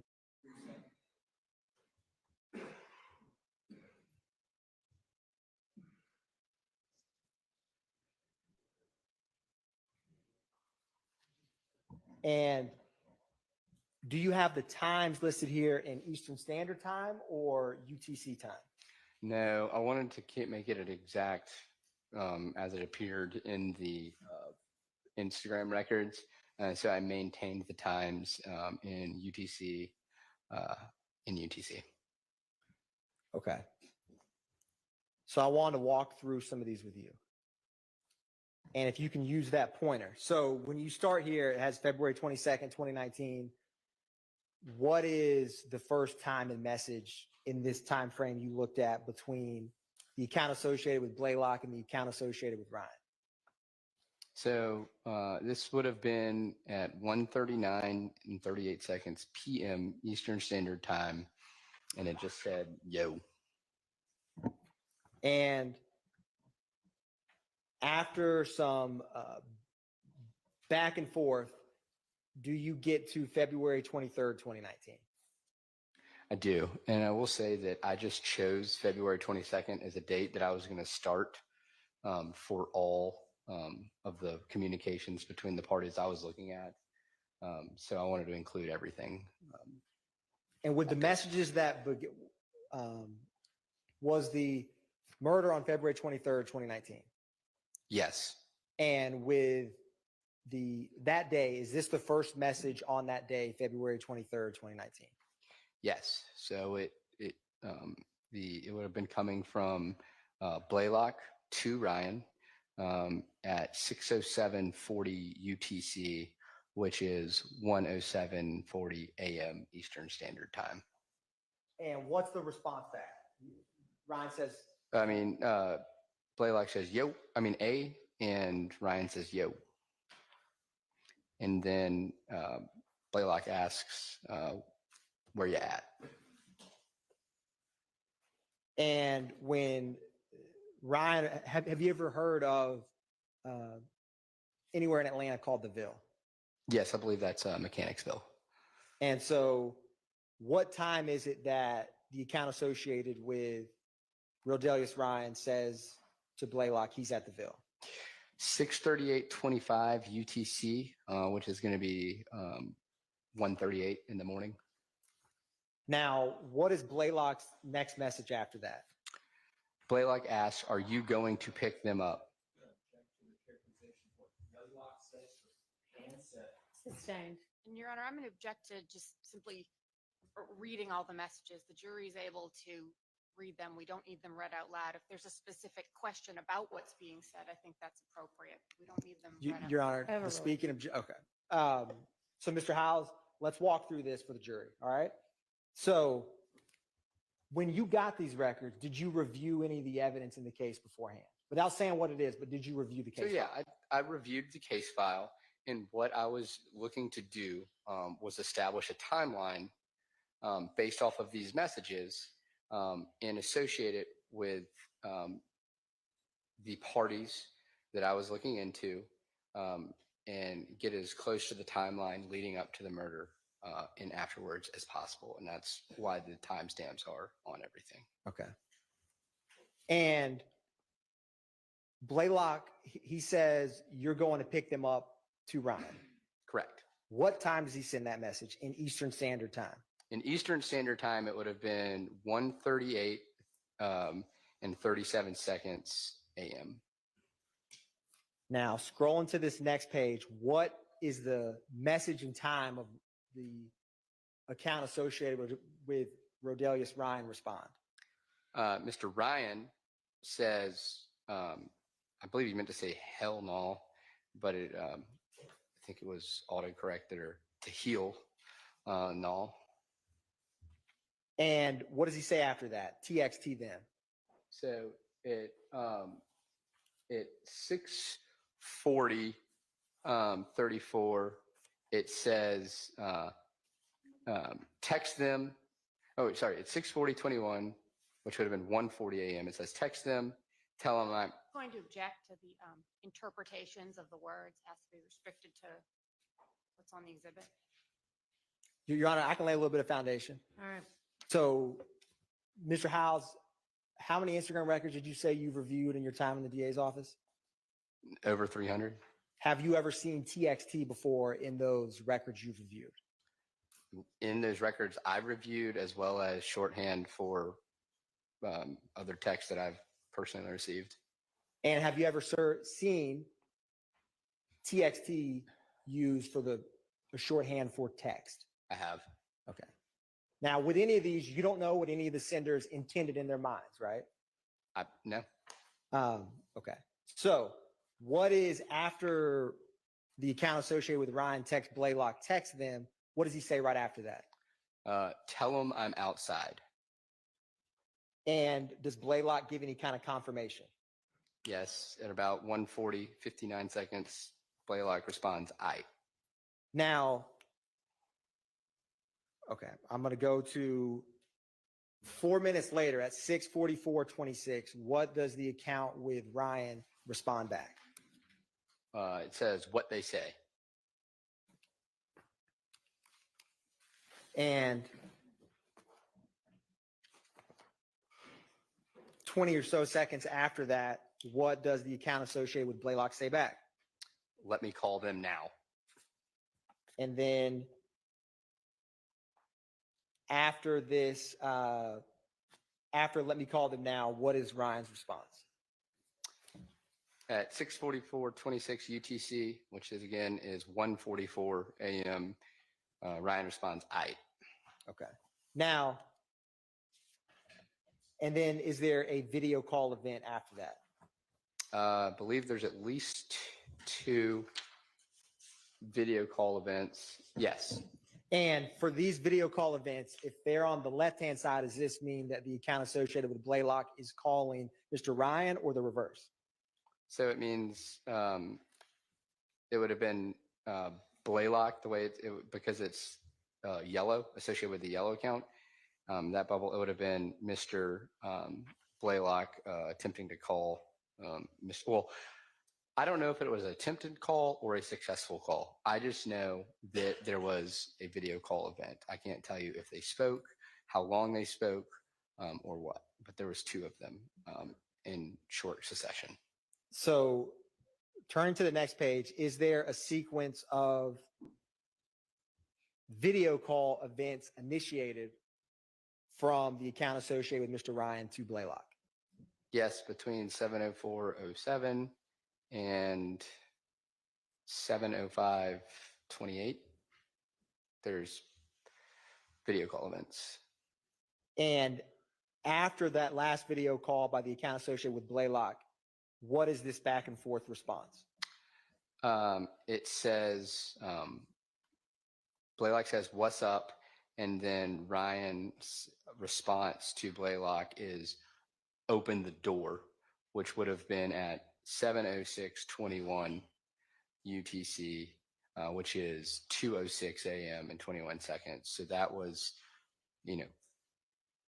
Ryan asking Blaylock to open the door, and he says, "All right."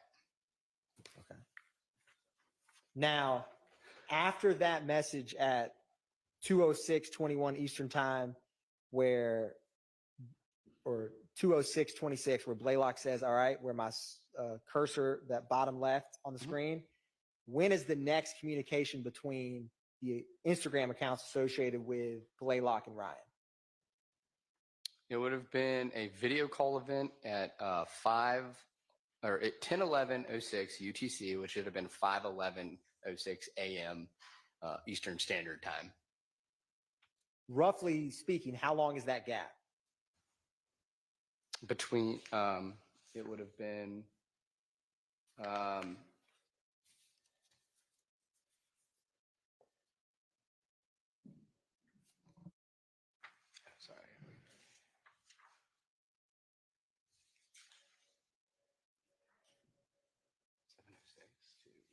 Oh, it would have been just over 3 hours. Just over 3 hours? Yes. Okay.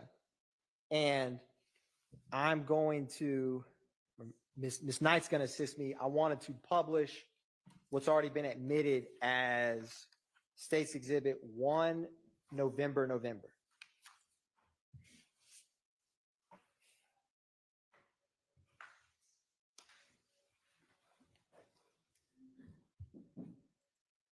If you scroll down just a little. No. Thank you, Ms. Knight.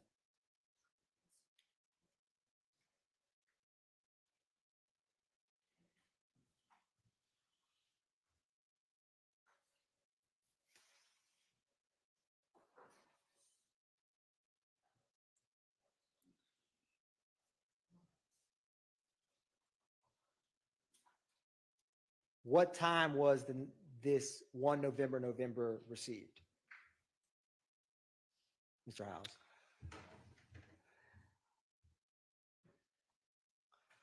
The E911 call was received at 4:36 a.m. Thank you, Ms. Knight.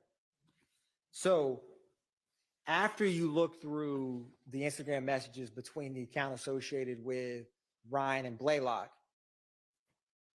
did you turn to any other of the Instagrams that you looked at in that same time frame? So I went through this process, yes, and I extracted all the conversations between the parties we talked about, these 4 different conversations, for the same time frame. And the other one that I went to next, after digesting what this conversation said, yes, was the conversation between Mr.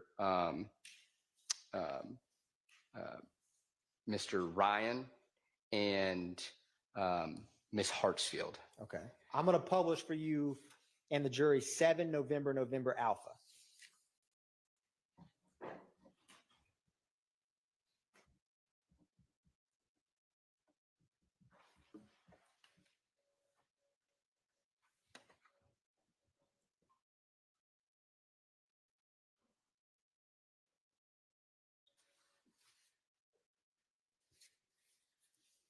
And this is between the accounts associated with Rodelius Ryan and Miss Hartsfield?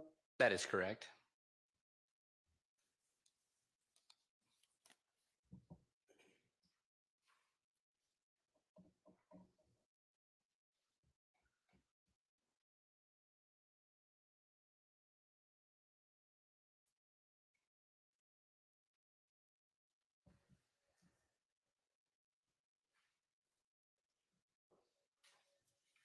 So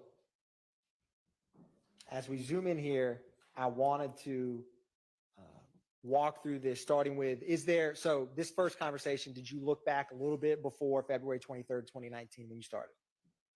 So again, my intent was to start at, I just picked February 22nd as the date that I was going to extract all these conversations out to summarize.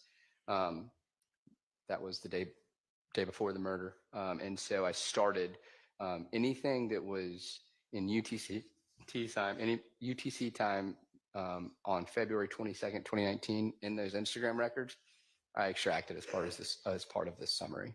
And for this summary, is the light pink what's going on the account associated with Ms. Hartsfield? Yes, that would be Ms. Hartsfield. And is it the same purple color for the account Slime Business Ride associated with Ryan? That is correct. Okay. So can you break down for the jury where you started, what's the first message from the account associated with Ms. Hartsfield? First message was at 6:29:46 UTC on February 22nd, 2019, which would have been 1:29:46 a.m. And she asked, "Where you at?" And the response shortly thereafter at 6:30:20 UTC was, "Believeland, what's up? Where you at?" And what did she respond back to? She responds, "The Ville," and then what that mean.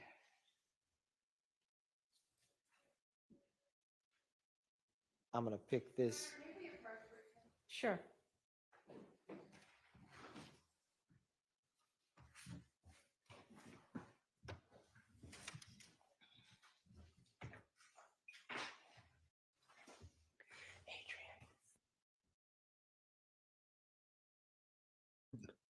I have no clue what we're doing. I'm sorry. This is not cool, but let's see what happens. Let's see what's going on. How are y'all holding out? Are y'all okay? Are y'all holding out okay? All right, let's see what we got. Let's get this guy out of here. All right, bring this back. Okay. All right. I'm pretty certain no matter whatever they're having a bench about, um, Judge Whitaker is going to she's probably going to slap him on the wrist because that wasn't Judge Whitaker that called that bench. It was Miss Abbasi. So I don't think it's going to go. It's going to probably be a slap on the wrist, if anything. I doubt highly it's going to actually be anything, in my opinion. Mistrial, we've been mistrial. We've been looking for mistrial for a while. What I think is going to probably happen is Judge Whitaker is going to come back and say, we're going to go to lunch. I don't think it is. I don't think it is, Mitch.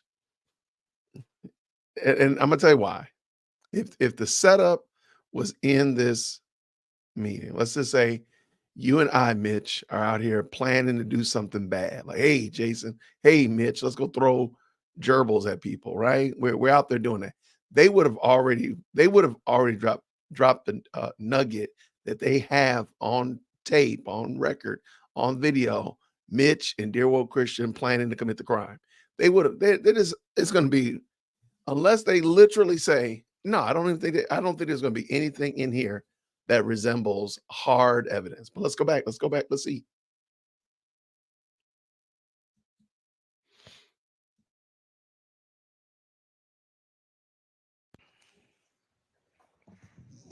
Hold on one brief second, Your Honor.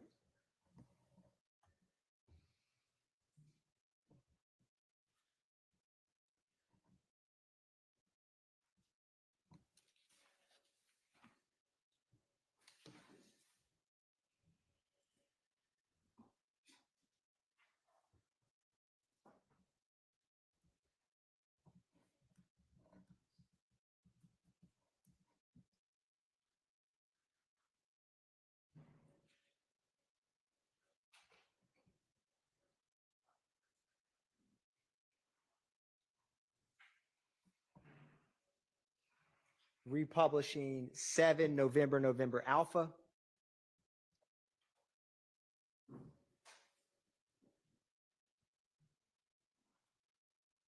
And this is all on February 22nd, 2019? Correct.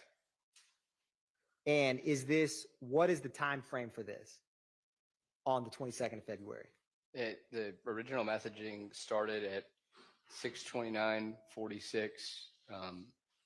UTC, which is 1:29 a.m. Eastern Standard Time. Okay. And then Going to February 22nd, 2019, is this the early morning hours of the day before? no, that would have been the early morning hours of February 22nd, 2019. Yeah. Okay. And how does this start here with the message associated with Ryan? This message that you have highlighted says, "For what?" And the response from Ms. Hartsfield is, Bali said, "Come, take him to the store," and Ms. Hartsfield has replaced the C and come with a K. And one of the vanity names for the account associated with Blaylock was Little Bali One. Is that right? That is correct. And then what is the next sequence of responses between the account associated with Ms. Hartsfield and the account associated with Mr. Ryan? Will you highlight where you want me to? I mean, Yes, starting right here. So it says, "In what you mean?" ? And then the response from Mr. Ryan is, "Bali in the bill." And the response from Ms. Hartsfield is, "No, he at home." And there is a laughing emoji sent by Mr. Ryan. And then during this exchange at 6:41:07 UTC, there is a video call event. And then a message from Ms. Hartsfield that states, "Why that face?" And the C again has been replaced with an X. And then going a little bit further, is there a series of video calls from the account associated with Ryan to the account associated with Ms. Hartsfield? yes, there are. And can you describe for the jury? So you have this message at 7:55:08. Is that still February 22nd? That is. And Ryan says, "What's the address?" That's correct. And then on this summary, is this now in Eastern Standard Time switching over to February 23rd? Yes. Okay. So what is the first message on February 23rd between the account associated with Blaylock and Hartsfield? So Blaylock says to Hartsfield at 5:41:19, which would be 12:40, or that's UTC, the 5:41. It's going to be 12:41 a.m. He says, "Yo, where you at?" And Miss Hartsfield's response is the Ville, which is the Mechanicsville neighborhood. And then is there a series of 2 video calls initiated from the account associated with Hartsfield to the account associated with Blaylock? I mean with Ryan. I believe it's actually a series of 4 video calls. If you continue scrolling to the next page, you'll see 2 more. And what's the time of this last video call initiated between the Hartsfield and Ryan? At 5:51:57 UTC, which is 12:51 a.m., Ms. Hartsfield initiates a video call event. And then about 5 minutes later at 5:56:07 UTC, or 12:56 a.m. Eastern Standard Time, Mr. Ryan initiates 2 video call events in short succession. And then there are 2 more video call events initiated by Ms. Hartsfield. And then at 6:01,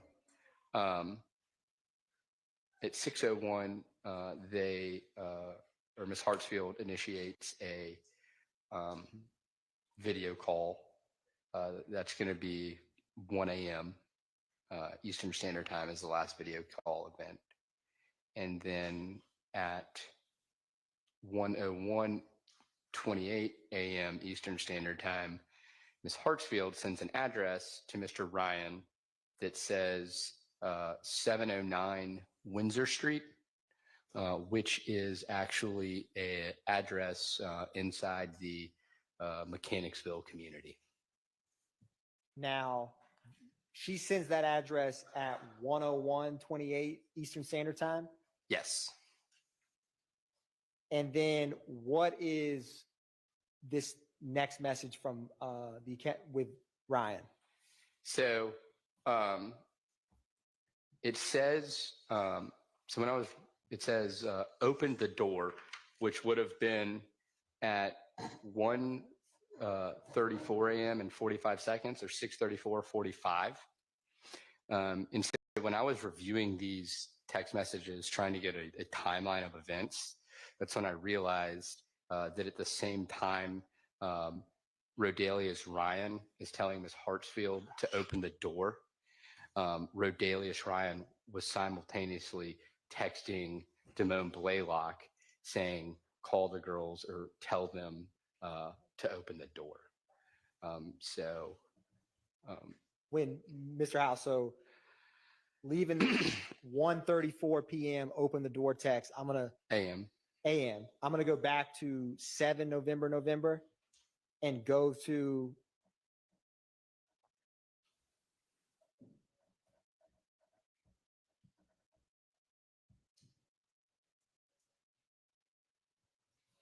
There you go.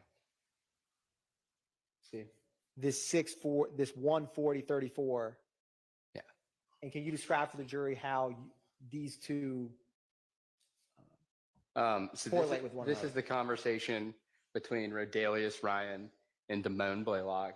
And Rodalius Ryan is texting Damone Blaylock saying, tell him I'm outside. Now, during the more or less within a minute of that text, he is also texting Tyria Hartfield saying, open the door. And then picking back up on 7 November Alpha, after this open the door, is there a sequence of video call events from the account associated with Ryan to Hartsfield? So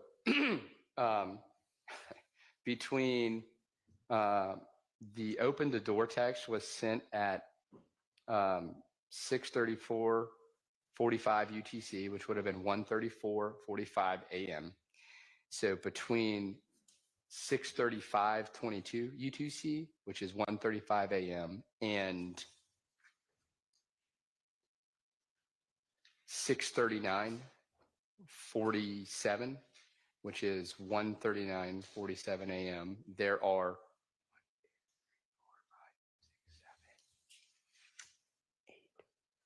9 video call events that appear to be initiated by Mr. Ryan trying to call Ms. Hartsfield.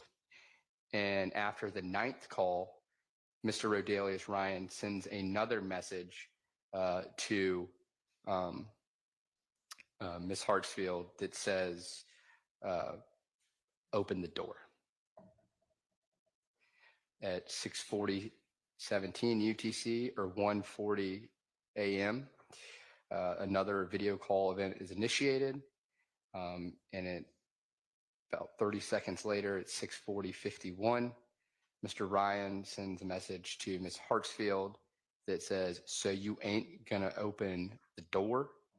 And then at 6:46:45 UTC, or 1:46:45 a.m., Ms. Hartsfield responds, where you at? And then at 6:49:08 UTC, which is 1:49:08 a.m., the response from Mr. Ryan is outside. And that was the last communication between Rodalius Ryan and Ms. Hartsfield for the date of February 23rd, 2019. That was the last communication between those two parties. And what's this last message? What's the date and time of that? on February 24th, 2019. Correct. The last message on February 24th, 2019, it says, "What you do in love," and it has I think it's a laughing face emoji. Now, after looking at this Instagram from in this time frame from Hartsfield's account and Ryan's account, was there any communication between Blaylock's account and Hartsfield? Yes, there was. I'm going to publish what's already been admitted as State's Exhibit 7 November Bravo.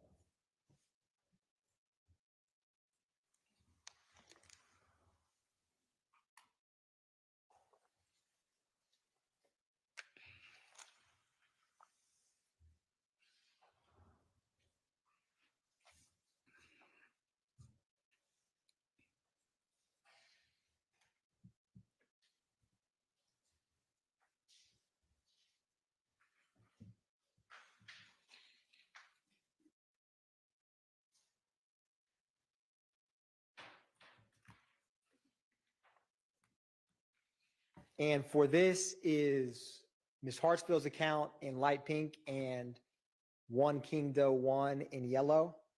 Yes, so light pink, Let's Go in 1, Miss Hartsfield. Yellow, 1 King Doe 1. That would be Mr. Blaylock. And this first back and forth, is this February 22nd, 2019? So it is. Keep in mind, though, that I just was using UTC time. And so the 1:59:07 UTC on February 22nd, 2019 is actually going to be 8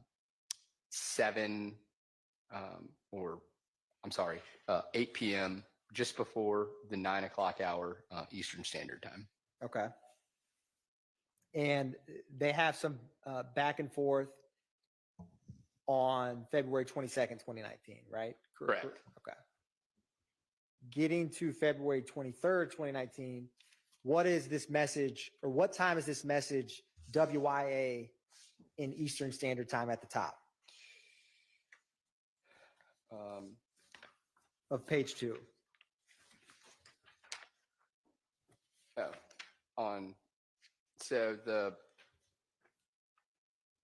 On February 23rd or 22nd? February 22nd. February 22nd, it is, that last where you at is 23:27:01. That's going to be, now I'm going to have to do, It's going to be 11 minus 5 hours? yes. Okay. So about 6:27:01. Okay. Now, turning to February 23, 2019, what is this? Is there a series of video call events? What's the timeline of these? So on February 23rd, 2019, Ms. Hartsfield initiates a video call event at 5:52:08 UTC, which would have been 12:52 a.m. Eastern Standard Time. And there are between 5:52:08 UTC and 6:09:58. So that's going to be 12:52 a.m. till 1:09 a.m. There are 6 different video call events initiated by Ms. Hartsfield, directed towards Mr. Blaylock. And after that, is there some video calls initiated? What's the time of this first video call that Blaylock initiates to Hartsfield's account? So at 6:41:03 and again at 6:41:07, which is 1:41 a.m. Eastern Standard Time, Mr. Blaylock initiates 2 video call events going to towards Miss Hartsfield. Sorry. And what is this text after that? So at 6:41:15 UTC,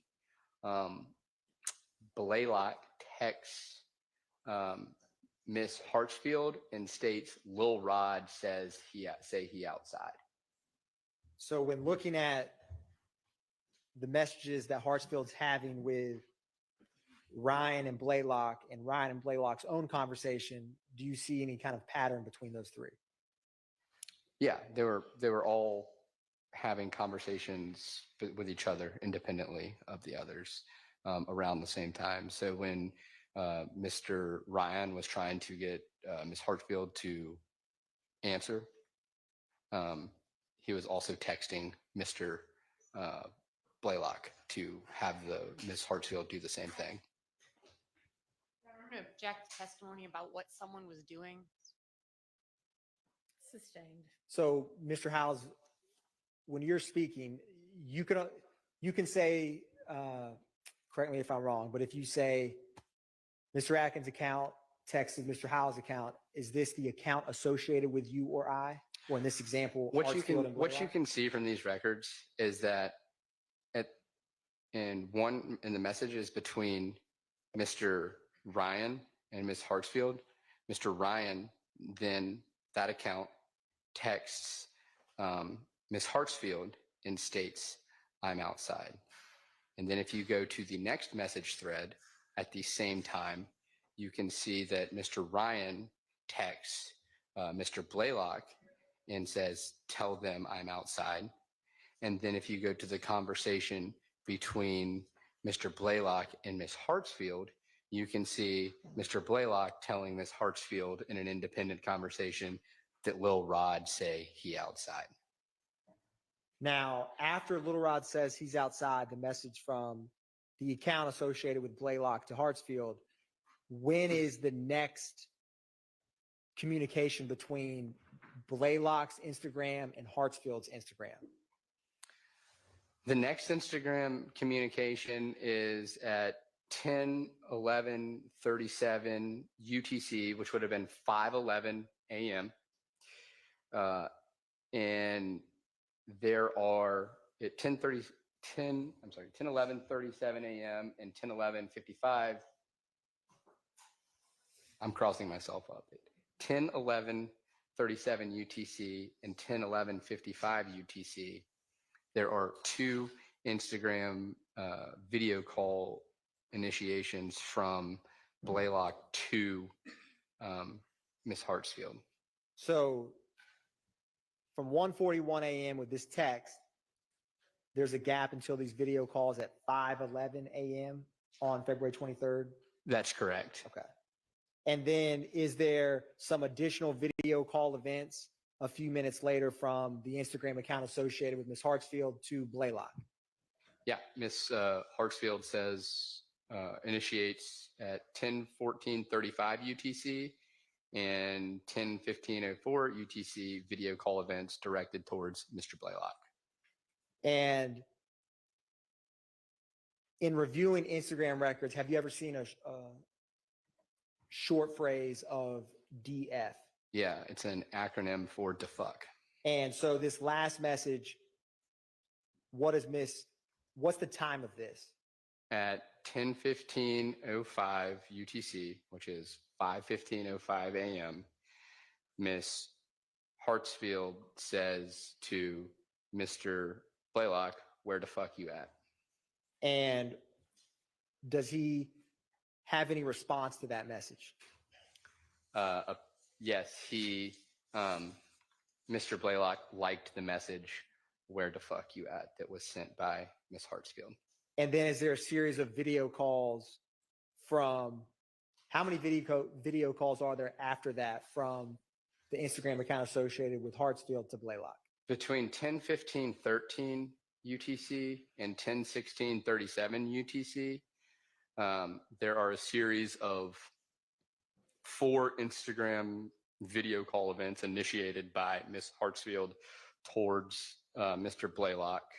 So that would be 5:15:13 a.m. to 5:16:37 a.m.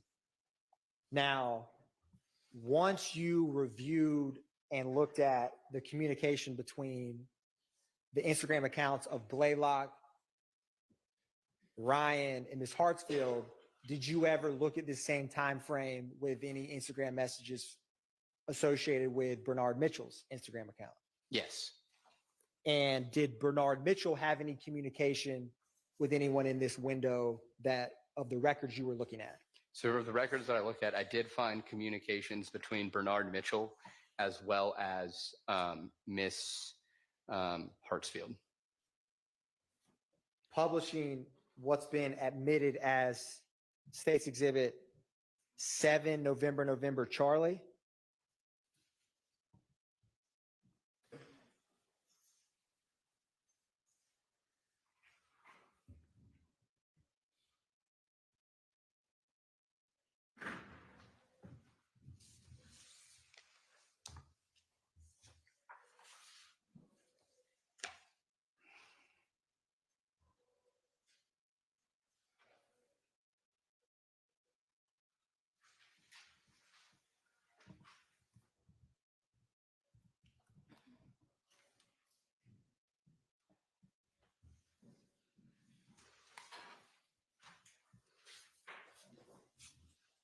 So did you pull some messages before February 23rd? Yeah, so there was not quite as many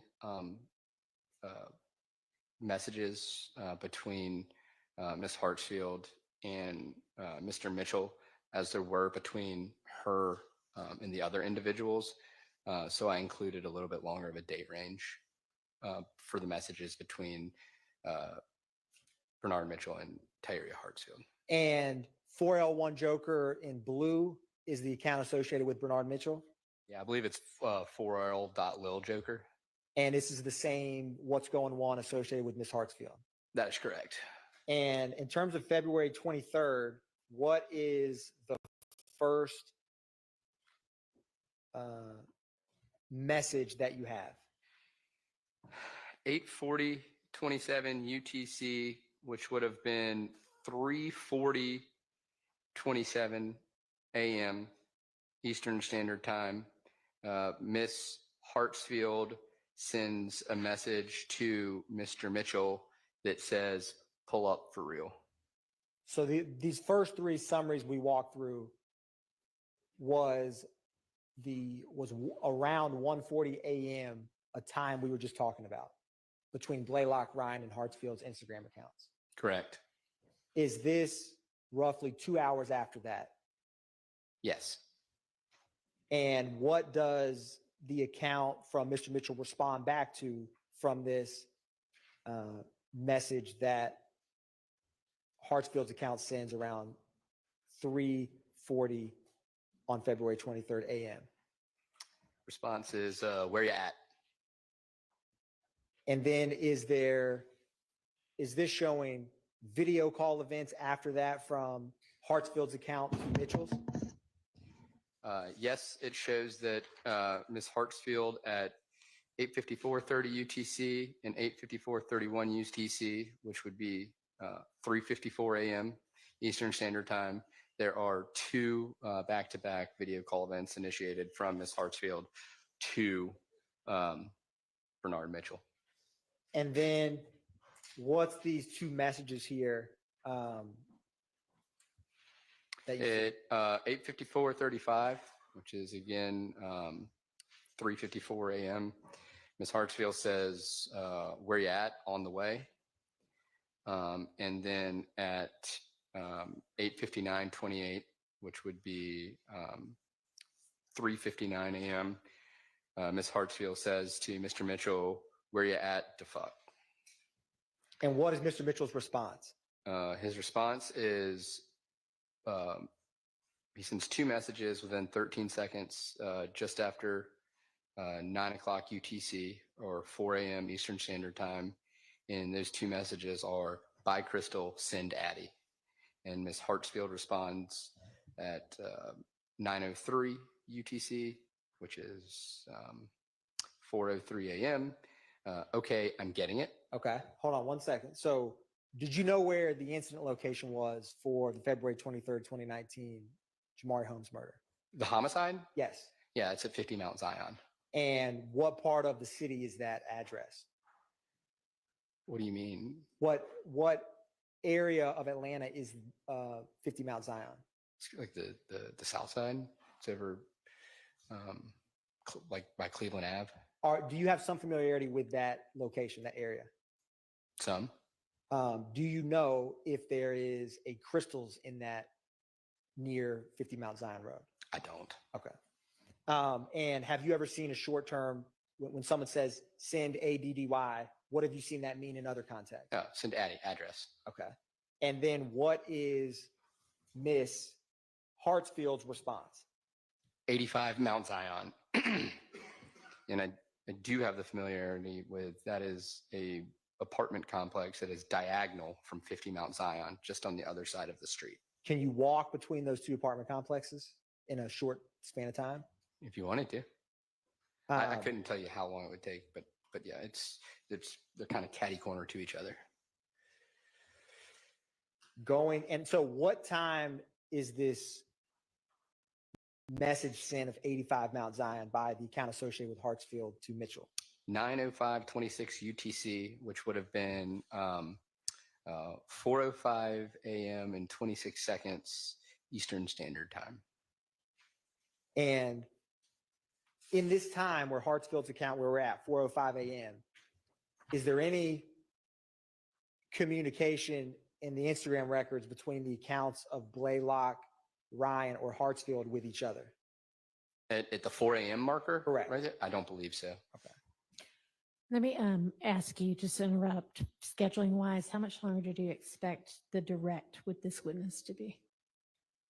Your Honor, I would say about an hour or Okay, a little let's bit break for past lunch. that. Yes, Your Honor. And I will have y'all come back at 1:30, please.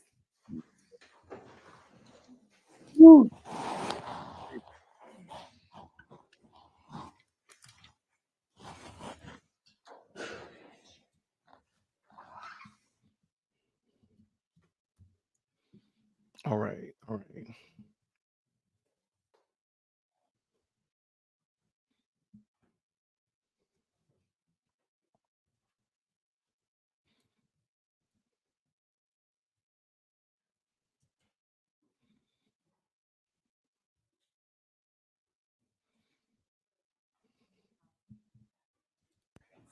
right. Thank you.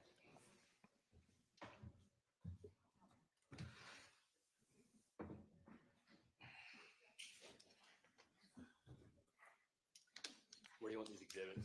Let me just leave them up there for right now. Thank you.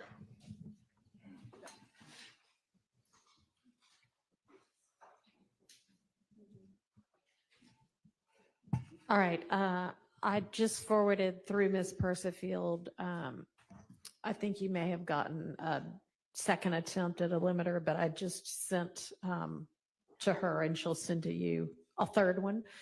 So you use that one. And then I'd love for us to discuss that before we return with the jury. So you anticipate it'll be this witness, and then do you think we'll get to, I guess, Mitchell and Otten or Uten today? No chance. Do you think No we'll get chance. past those two? If we do, Your Honor, I don't believe we would get past Detective Hogan, Okay, which would mean we would not need that instruction. until tomorrow. Correct, Your Honor. Okay. Well, considering that some of the people have some other things to do, they're on the lunch break, why don't we just be back at 1:25 and then maybe in the morning or in the evening, this evening, we'll deal with the limiter. Okay, see y'all at 1:25. That has got to be the most ridiculousness. Okay. Real quick. Whew. That was terrible. I don't care what anybody says. That was horrible. And I'm sorry, I disagree with the way that Atkins was dealing with that. I'm sorry, that was terrible. Woo. All right. I had planned an hour ago to make this like really funny during lunch, But my goodness, in the morning, like that is almost like, oh my gosh. Okay, I still got to make it funny. I'm going to make it fun. All right. So while we were watching this, and really while we've been dealing with this case as a whole, I think I understand exactly how everybody watching this case has been feeling. And I'm going to bring up a video that kind of explains how I think we're all feeling. How we think we're all feeling. So let's just watch it together. This is a square. Can you guess which spot that goes in? The square. That's right. It goes in the square hole. Yes. Young Thug. And how about this rectangle? That one Also the square. that goes in Young there Thug. too. Yeah. Up next, we've got this thin rectangle. The thin Can you guess rectangle. where that goes? The thin rectangle. That's right. It Young goes in the Thug. square hole. And up next, a cylinder. The circle. I think that goes in The circle. the square Young hole. Thug. Now, we've also got this semicircle right here. Do you see a slot that would fit The semicircle. semicircle? The semicircle. That's right. Young Thug. Square hole. Okay. Up next, the triangle. We know what hole that goes The into, triangle. right? Triangle. That's right. Young Thug. Square hole. And up next, we have the arch. The arch. The And arch. you guessed it. The arch. It goes in the square hole. Young Thug. Tell the truth. Tell the truth. That's you, isn't it? That's exactly you. That's all of us, man. Everything keeps going back to Young Thug. It doesn't matter. It really doesn't matter. If it's a round peg, a square peg, an arch, a triangle, they somehow or another are going to tie that to Young Thug. There we go. I might have to remake that and put like the actual words on it. Like, oh, here's Rondarius Ryan, Young Thug. Here's Lil Wayne's bus shooting, Young Thug. Like everything keeps going back to this. And at the end of the day, nobody knows what the RICO is. But okay, I thought that was good. All right. Shout out to another content creator. I don't comment very much about him. His name's Classy Beats. And a lot of you all have checked him out before. Lots of you all have commented about things that Classy Beats is doing over there. Shout out to him. Excellent content creator. Let me bring this in real quick because I need you all to help me with something. All right. That's a little bit. Okay. All right. Here's Classy Beats real quick. And I don't put my face there. Let's try it like this. Bang. Okay. I'm up in the top. All right. Do me a favor. Go over to this guy's channel, hit the like button, and subscribe to his channel. At the current moment, he has 66,006 subscribers. Don't leave that brother on 666. Help that brother out. Help him out. And this is my plea for you to help this brother out. So we're going to watch this because he did a breakdown of Monk Tunk's attorney. And I have to say, shout out to my subscribers in Discord that share this with me. I think this is very insightful about the man, Mr. Right. We call him Mr. Wrong, attorney wrong, whatever. So go check him out. Let me drop the link in here too, if the moderators could. Matter of fact, the moderators could drop the link to this. That'd be great. Let me go ahead and let's play this and check it out. I thought this was a great breakdown of Mr. Derek Wright, the attorney, and it does help out a lot. So let's go. Discovery requests and motions. Failed to comply with the court order. What? Failed to appear at a scheduled hearing. What? Failed to inform his client that their action had been dismissed, and then lied to the investigative panel in an attempt to excuse his failure to attend the court hearing. Oh, man. Gosh. Yeah, we talked about this on Friday. Phenomenal RN says Monk Tunk's lawyer was terrible. Reviews on, oh, he does? He has terrible reviews online and he has been disciplined. Oh, no. Really? I'm going to see if I can find it.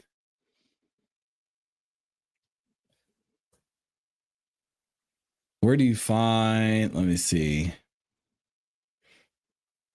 Derek Wright reviews. Fayetteville, Georgia. There he is.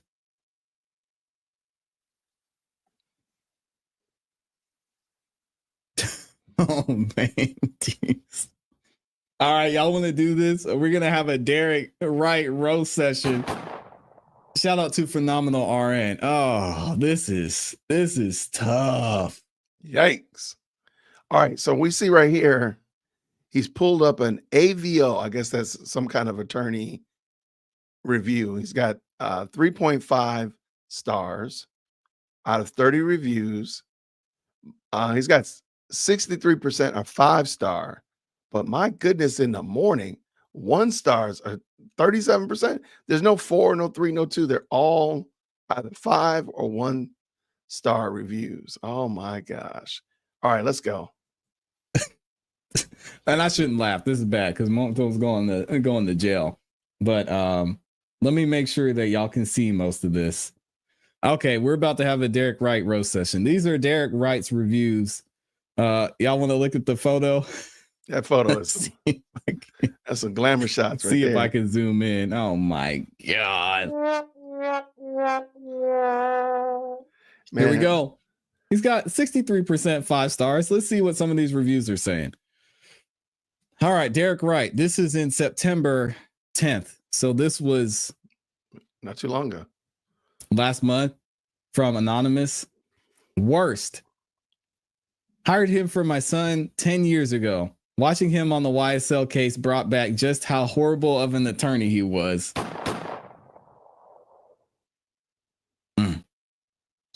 He would not show up or was late. When wanted a jury trial, he said, take a plea or pay in full. He is about money and should be called king of plea bargains. Dang. And this one's actually from last year. It says worst attorney ever. Attorney Derek Wright. This man is a crook and a liar. He abandoned my son's case and he's only been hired for 3 months and refuses to answer any calls or texts to explain why he thinks he's going to take our money and abandon my son's case. He never showed up for court on time or visited my son. He made promise after promise and assured us he would fight for my son. He used a juvenile excuse saying me, the mom, called and texted too much about the case. How else was the family supposed to get updates on the case because he never called or did the job he was paid for? I wish I had seen negative reviews on FindLaw of other clients complaining about how incompetent he is before we hired this clown, or even the complaint with the board that shows his history of being a liar. What? Uh-oh. Do not hire this wannabe Johnny Cochran because he doesn't have the experience to do the job. If you do hire him, you'll regret it. Save yourself the trouble. He is a hypocrite. Oh, man. So we got to go to the bar and see. Hold on a second. We got to go to the bar and see what's going on. So let's go. State bar complaints. Let me see if I could find Georgia bar. Here we go. We're going to do some research and see.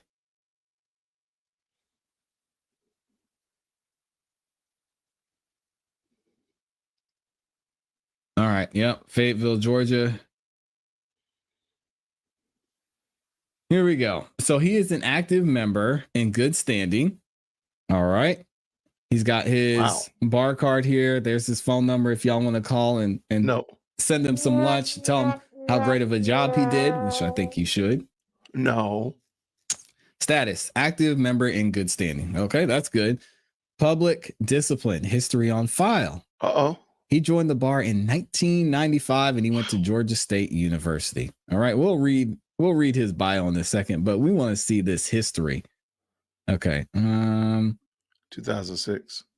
So it's saying what the site only includes. And then it looks like in 2006, he had a review panel reprimand. Now, what was that for? Are we going to be able to see what it is? Oh, interesting. Okay. So we're doing some research here live in 4K. Let me zoom in so y'all can see this. This was back in 2006. So y'all know technology wasn't the greatest back then. We were struggling in 2006. All right. Obama was about to get in office. We needed some help.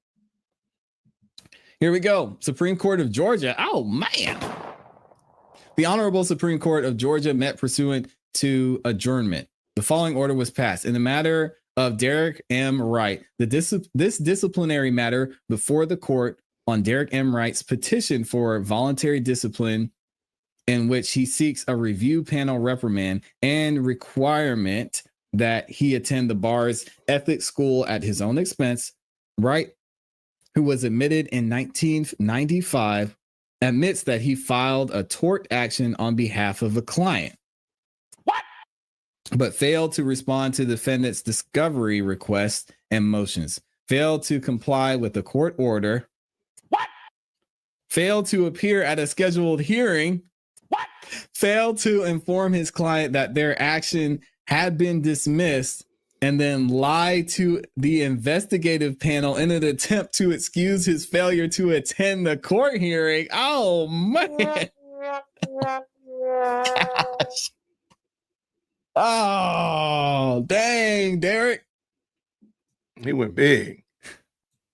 Such conduct violates Rule 1.3, 1.4, and 8.1. We know these are the rules of, I think it's professional conduct or attorney conduct of the Georgia rules of, oh, okay, there it is right there. Professional conduct, part of the bar rule 4-102D. Wright had no prior disciplinary record and states he is genuinely remorseful and accepts responsibility for his misconduct. The state bar and the investigative panel concur in the petition. After a review of the record, we accept the petition and hereby direct that Wright receive a review panel reprimand and that he attend the next scheduled session of the state bar's ethics school at his own expense. Oh my gosh. That's interesting. I don't know. I would like to hear the other side of the story and see what happened or what his excuse was. I mean, y'all got to see him on the stand and kind of how he moves a little bit. So I don't know that it would be a good excuse, but dang, this is crazy. Do they have a bio of Mr. Wright too? I wanted those reviews. And I'll post this later so y'all can watch it. It doesn't really have anything. It just shows where he went to school. He's in criminal law and family law. Would y'all hire Derek Wright at this point? No. Let's see. Okay, he's got some good reviews. Okay, this was from 2022. Let's see what this one says. I see so many comments about incompetent, thief, unreliable, etc. Now, I have known Derek Wright for over 30 years. Okay, well, we're not reading over 20 years. This one seems a little bit biased. Y'all want me to keep reading it? We'll give him his flowers. For over 20 years and have been a very reliable and responsible. Mm-hmm. Okay, it's a weird sentence. I've called him myself, and it will be a minute before he returns my call, but he do return them. He is a very busy man because he comes highly recommended. Y'all, please let's be fair. Who wrote this? And not bash him until he proved himself incapable of being a great attorney for your team. Famous last words. Oh, Lord. I promise, if y'all be fair, give him time, you will win your case. This is what I experienced with him. I have used his services twice and I've never been disappointed. Let's be fair, guys. F-A-R-E. Oh, Jesus. Federal case. Extremely knowledgeable, professional, well-prepared attorney. Without a doubt, one of the best in the nation. This is from 2022, that same year. Not sure what's going on, but highly disappointed. I have dealt with Derek several times and have recommended him to a few people I know. He had always been solid with me and responsive. In February of 2022, I called him and asked about filing a divorce for me. He told me he could do it and to send him the details he needed with $700 to start filing. I cashed out him the money and things went radio silent. I reached out a couple times. Sometimes he responds. Most of the time he doesn't. It's been 2 months and I can't find anything with the courts regarding my divorce. Oh God, 2 months? I mean, after 2 weeks, I'll be like, hey, y'all, we got to get this thing done. I reached out to the state of Georgia Bar and they advised me to send either an email or a certified letter to Derek. Contact the Client Assistance Program at 404-527-8759. After that, file a grievance with them at the Georgia Bar. And here's where you can file. I'm one step away from filing the complaint, but all I want is my money back or proof the divorce has been filed. Jeez, I wonder if there's one as far back as 2006. Wouldn't that be interesting? It looks like it only goes back to 2009. I'll be interesting to see. All right, let me double check and see if they're back in court yet. Still not back in court. I don't want to continue to roast Mr. Wright because I mean the worst possible thing that could happen to an attorney, I think, happened live in 4K. Kim Possible says read Antonio Sledge is next. Did he leave a review? I'm gonna see if I can find it. Y'all are saying Antonio Sledge left a review as well. Sheesh. Mr. Wright is the best lawyer in Atlanta. Stop the cap. He did. You're kidding. Hold on a second. I was extremely disappointed. Okay, which one did I just read? 20 years, extremely knowledgeable, disappointed. How did I miss this? Oh, man. Oh. Oh, that's going to hurt.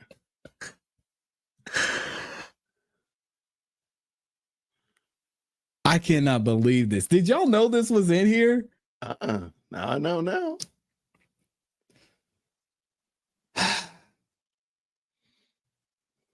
Five stars. January 10th, 2022. Posted by Antonio. Best lawyer. Oh my gosh. I, Antonio Sledge, truth, Mr. Wright was my life in the courtroom. He is the best I ever hired. He be honest with me about a case, to always pick up the phone when I called. Never let me down.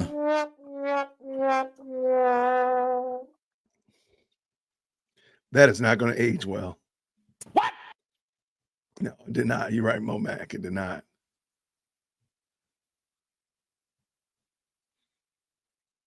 Oh my gosh. This is crazy.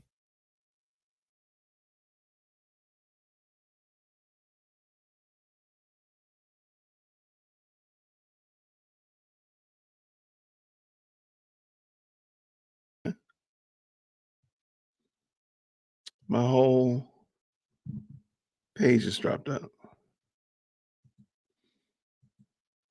All right, we'll try that again. Finish that up.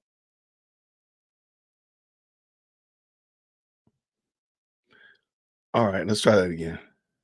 Wait, this is real.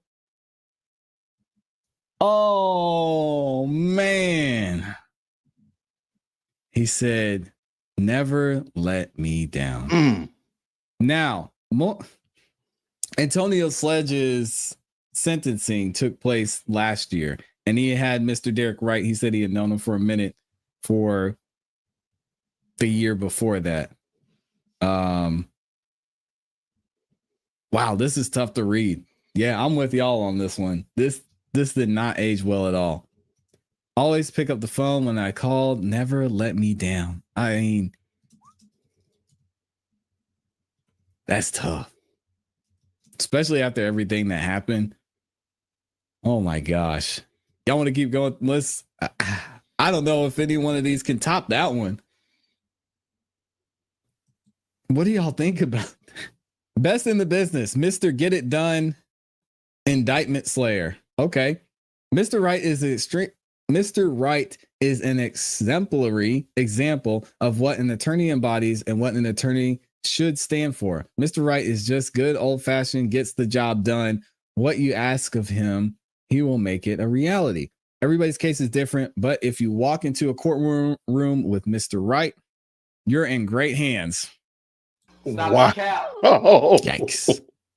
Wow. Just good old-fashioned, gets the job done.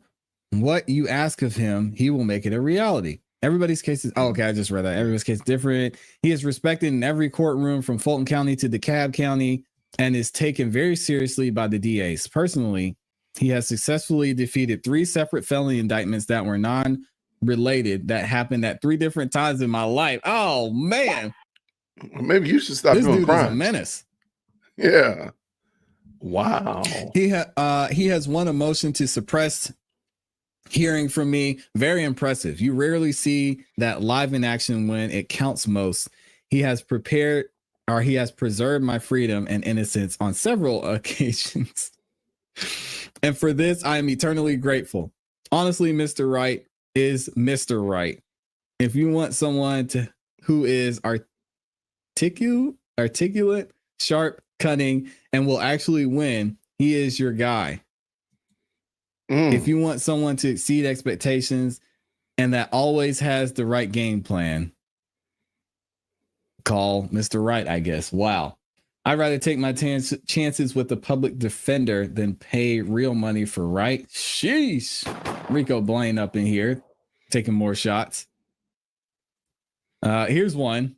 This is a tough one to read. Incompetent, insufficient, inefficient, inept, incapable are just some of the words that come to mind. He arrived late to my court hearing 3 out of 4 times, and this made it impossible to build a good rapport with the judge. He was unable to fully have the case prepared and made a fool out of himself in court. I never had a chance. Whew. That's tough. Malcolm is giving him some love. We got Jack's guy in here giving him some love. All right. What did y'all think about that? Did that jive with what you thought you would see or hear about Brother Wright? The right man. What they say, Mr. Wright. What do you think about that? I'm looking to see if I could find something to top that. I was taking a Classy Beats challenge to top that.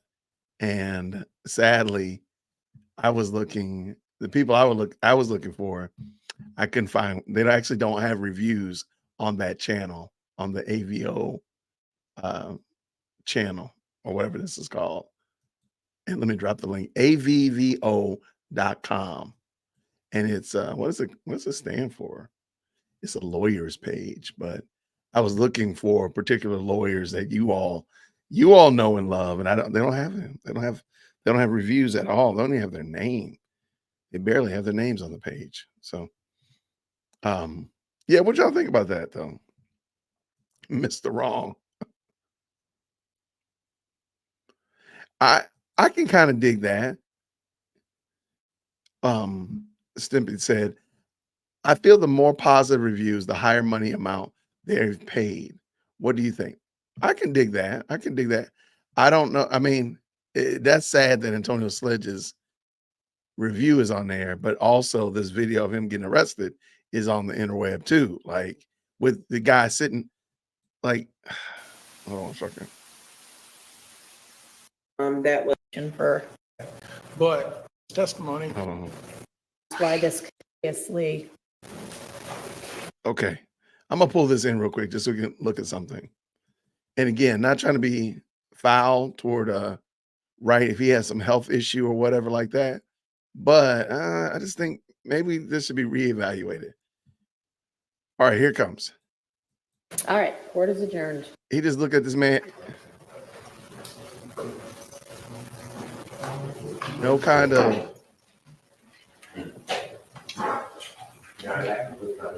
Good seeing you, Judge Whitaker. Thank you. Good to see you. All right. And I'm just saying, like, there's no kind of walking with your client. There's no kind of, I don't know, give the brother a hug, pray with him, something before he walk off into the sunset. And he just said that you're the best one for him and you watched out for him. I think that was in 2022. But now in 2024, you going to jail.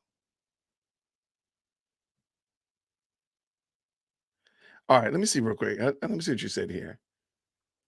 Brother Jones, you said he's a capable attorney, but he seems to fight for some and sell out others. He absolutely sold Sledge out. A lot of attorneys work with the state. They all sleep in the same bed, favor for favor. No problem there. And I don't know him for it. And Lord willing, I will never have to deal with this side of the law. This will be the most that I deal with.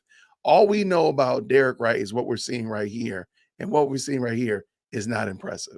Now, if we saw somewhere else where he was really crushing it, but maybe this time he just fumbled the ball or maybe was a little bit unprepared, I think we could all be gracious. But from the having your client sign a plea agreement that you later on said was shady, then it get thrown in jail, your client get thrown in jail. Nothing we've seen about Mr. Wright is what these people were saying. I think that's the general consensus that I'm leaving with. Yeah, I'm like, you didn't even like, and this brother, if you go back and look at him, man, this brother is looking at you for, it is very clear right there. He's looking at him for guidance. He needs guidance, direction, what to do next. Where is this going? I don't know. A lot of people are saying, can he file a complaint or a plea? Can he file something on his attorney? I think he can try inadequate representation, but I don't know how long that'll take.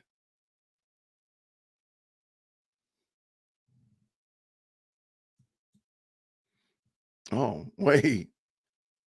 Just sent you another petition for revocation of probation.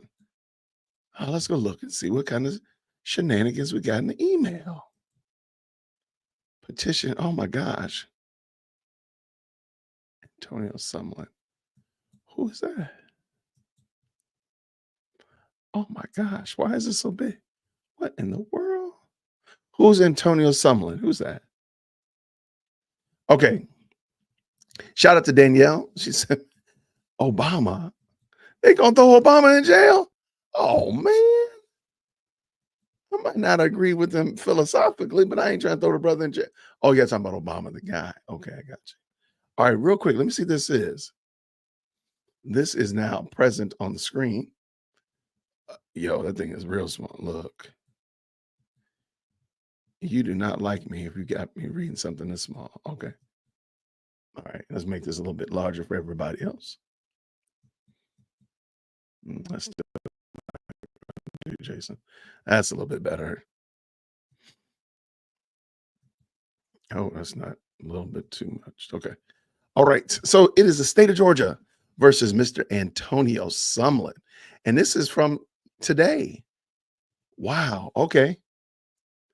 And now comes Lindsay Evans, DCS officer, in the name and behalf of the state of Georgia to bring action against Antonio Sumlin, hereunto defendant called the defendant in shows. The defendant entered a plea of guilty to the offense of conspiracy to violate RICO, conspiracy to commit crime, participation in criminal street gang activity, conspiracy to commit a crime in the November-December term of 2022. All right. That this court on the 22nd day of December did sentence the defendant to serve the follows. Oh my word. Okay. Yo. Wow. Okay. CT 1.47-48 and 55. 15 years to serve on probation. All counts concurrent to count 1 with the following special conditions. You shall abide in full by each and all the terms of this negotiated agreement that you and the state agree to. Defendant's failure to abide by any term of this agreement shall constitute a violation of agreement B. Agreement B. You shall testify truthfully again about all matters related to this case, upon which you are questioned at any trial or judicial proceedings stemming from the facts alleged in the indictment, but reserve the right to assert your Fifth Amendment privilege against self-incrimination. In accordance with testifying truthfully about all matters related to the case, defendant acknowledges that each and all of the statements contained within the defendant's factual agreements section of the agreement are true. The defendant shall testify about those statements and any matters related to the case when asked to do so. D. You shall not have or possess no guns. Yikes. You shall not have or possess no guns. Who wrote this? During the terms of the sentence or anytime thereafter, unless your rights to do so are restored. You shall not commit no criminal acts. Who wrote this? Shall not commit no criminal acts. Additional plea terms. Curfew 10 p.m. to 6 a.m. unless you're working in school or emergencies arise. No contact with any co-defendants on this indictment except through counsel. Reserve your right to assert your Fifth Amendment privilege against self-incrimination. Your probation may be suspended after 5 years, provided that you do not violate the terms of your agreement and violates no laws. Your probation may terminate after 10 years, provided that you do not violate the terms of this agreement or violate any laws. Well, if it terminated in 4 years, why would it terminate in 10 years? Let me read that again. Your probation, it says your probation may be suspended. Oh, okay, suspended. What does that mean though? After 5 years, provided that you do not violate the terms of the agreement and violates no laws. Your probation may terminate after 10 years, provided that you do not violate the terms of your agreement or violates no laws. Where do these double negatives come from? Okay. I don't get what does it mean to suspend it though?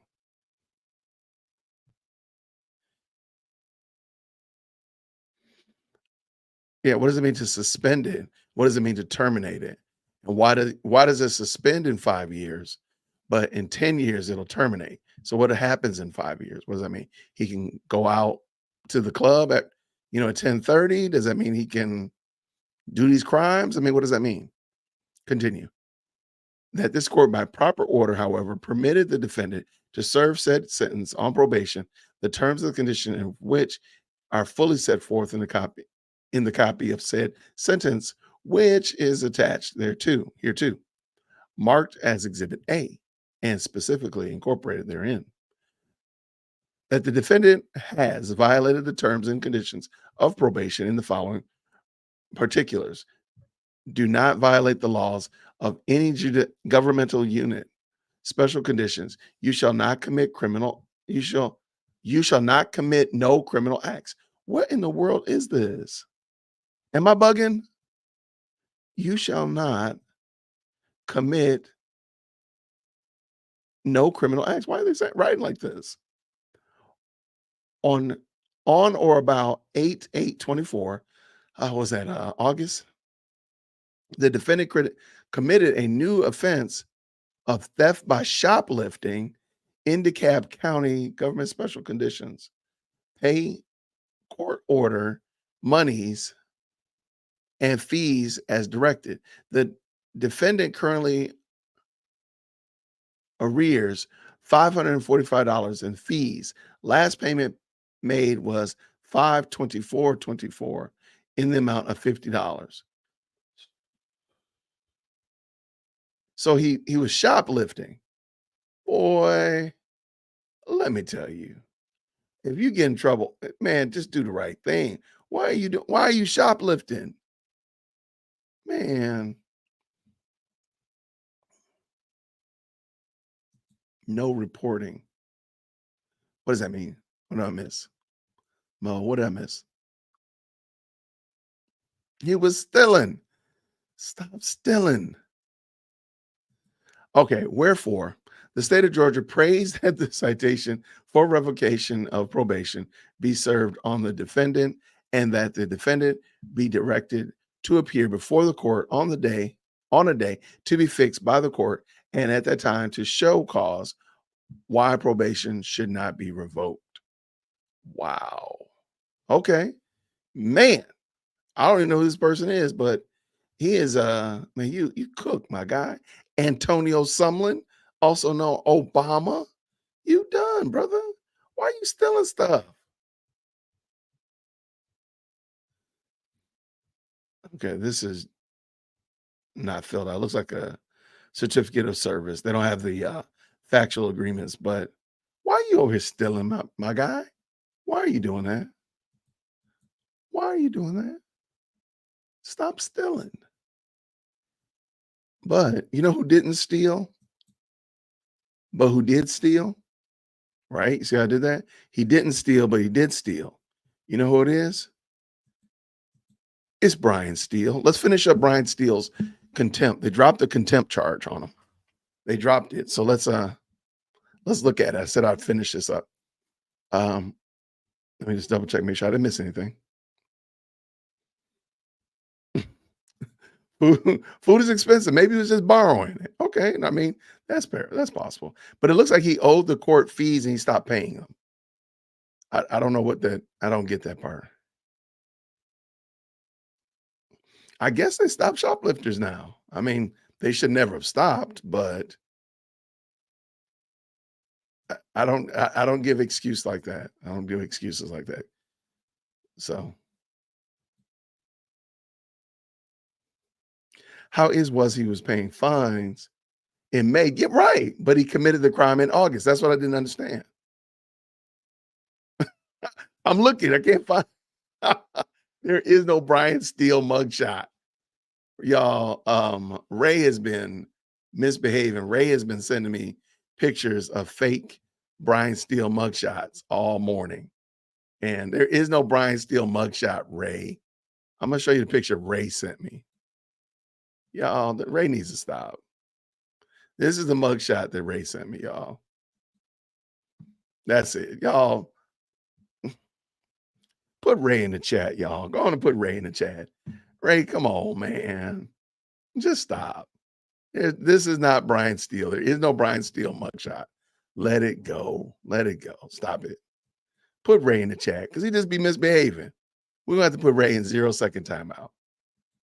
All right. Let me get this done. I'll pull this back in for y'all. Yeah, I don't know what Obama did, but it seemed like whatever he did, it seemed like they're getting him. It seems weird, like they're getting him after the fact. I don't know. Maybe it's like Minority Report. They're getting him before he gets. I don't know. Yeah, these are some broke criminals. These are some brokest RICO defendants I've ever seen. There you go. Yeah, y'all tell Ray to get it together. By the way, let me real quick say thank you so much to Amethyst Angel.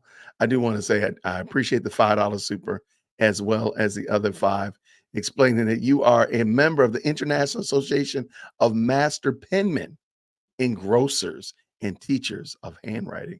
So I think it's fair to say that you're probably a handwriting expert. We'll have you come out to the court and talk about these signatures that we're watching. That's what we need to do. So when we get to the bottom of this article today, we'll have you analyze the signature from that released Brian Steele from this contempt. Let's get done, Jason. Let's go. All right. Other defendants continue to press, and if you're not tapped in fully on what we're talking about, Brian Steele was held in contempt by Judge Glanville.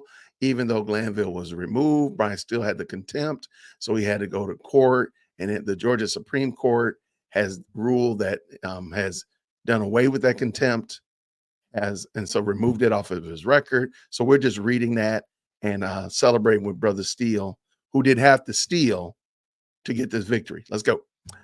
Other defendants continue to press for a transcript of this ex parte meeting, refusing to accept the representations of the trial court and the state that nothing inappropriate happened. Judge Glanville responded to that an appellate court could tell him if he was wrong and that there was other bodies in Georgia that could review his conduct. Judge Glanville then said Steele could return to the courtroom, took a recess, and following the recess reminded Steele that he was still being held in contempt and could purge the contempt if he revealed the source of his information.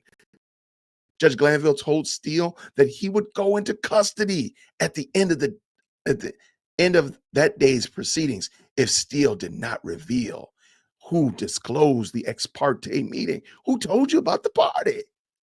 Judge Glanville then stated that he might make some other remedies depending on what information I find later. The jurors were then brought back into the courtroom and trial resumed. So as I mentioned before, part of the problem is that if trial was not able to resume, then there is Judge Glanville's quote unquote leg to stand on for holding Brian in contempt.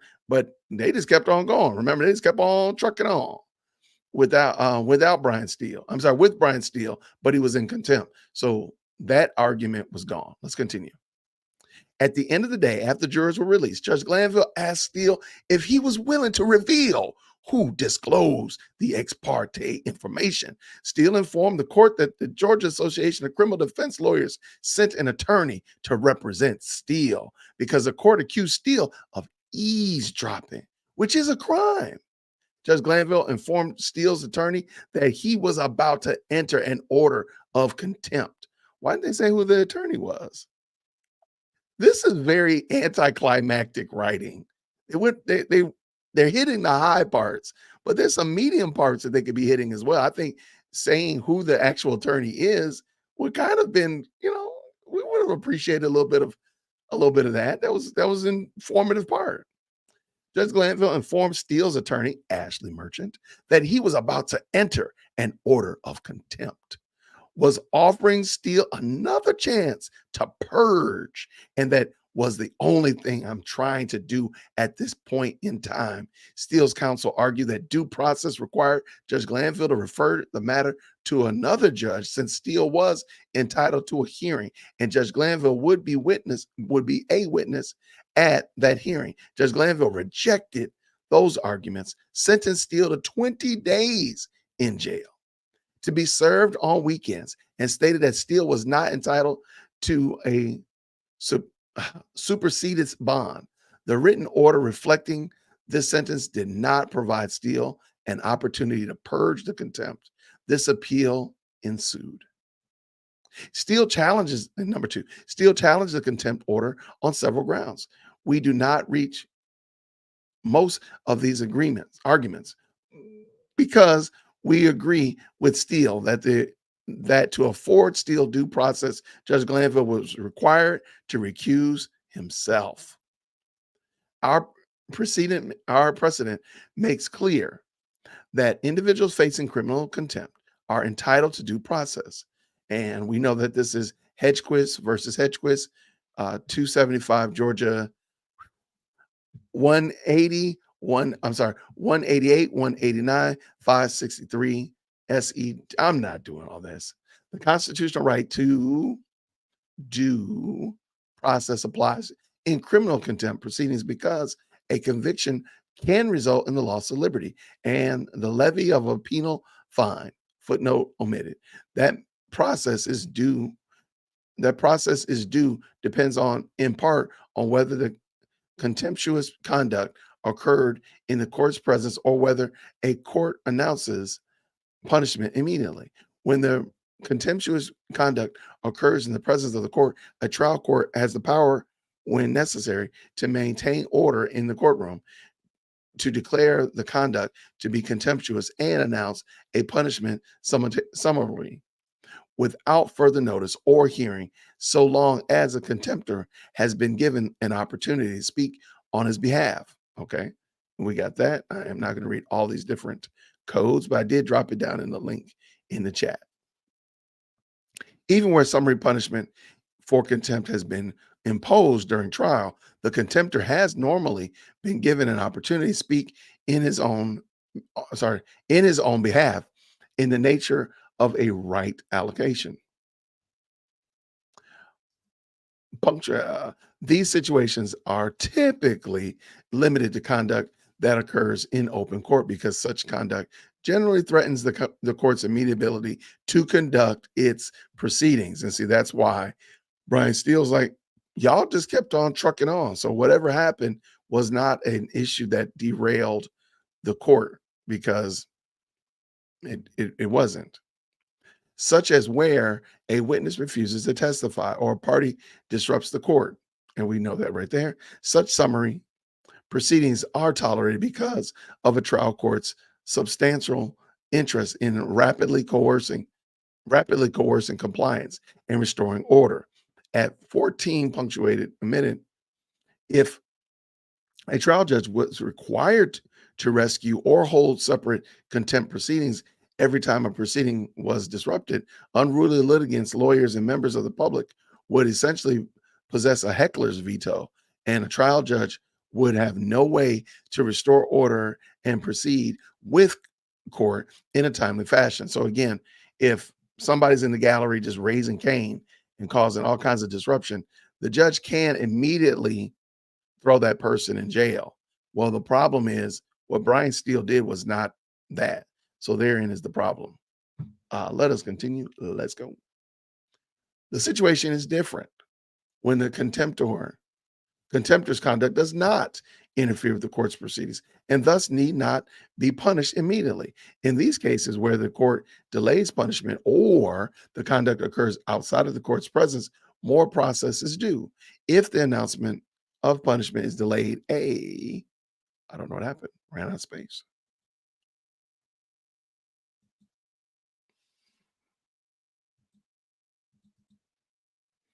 I don't know what happened. Let's see. That was page 13. A court, there it goes. I have no idea. It looks good. All right. A court must give a contempt of reasonable notice of a specific charges and hold a hearing. And we know that is from Dowdy. If the punishment is delayed and the contemptuous conduct was directed toward the judge or where the judge reacted to the contemptuous conduct in such manner as to become involved in a controversy, the hearing must be conducted by another judge. All right. That's what Steele was asking for. He's like, hey, I got a problem with you, Judge Glanville, because you had the ex parte meeting without me. You had a party without me, man. I'd have brought my red Solo cup. I would have brought some potato salad, no raisins. I would have come to the party, but you didn't invite me to the party. You excluded me from the party.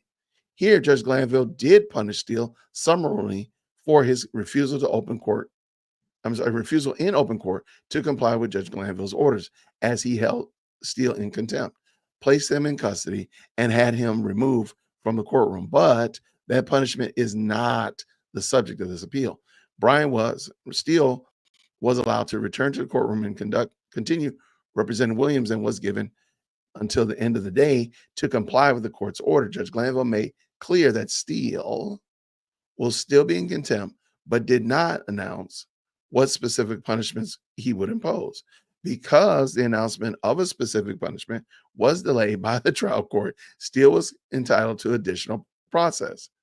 In particular, he was entitled to have the matter heard by a different judge. Steele's repeated refusal to comply with Judge Glanville's direct order was conduct directed toward the judge. Steele continued to challenge the propriety of the ex parte meeting and asserted that he could not legally comply with Judge Glanville's order to disclose his source. The exchange between Steele and Judge Glanville makes clear that Judge Glanville was involved in the controversy. For these reasons, a different judge should have presided over the contempt hearing, and failure to do so requires a reversal. So that's Brian Steele's reverse contempt is flipped on his head because Judge Glanville should have given this over to another judge to look at. Reversing contempt order on due process grounds because contempt actions should have been heard by a different judge, where announcement of punishment was delayed and allegedly contentious conduct An attorney's failure to stand and respond to the court was conduct directed at the judge, and the judge became involved in the controversy. We got that. Where a judge does not act in the instant of the contempt is committed, but waits until the end of trial.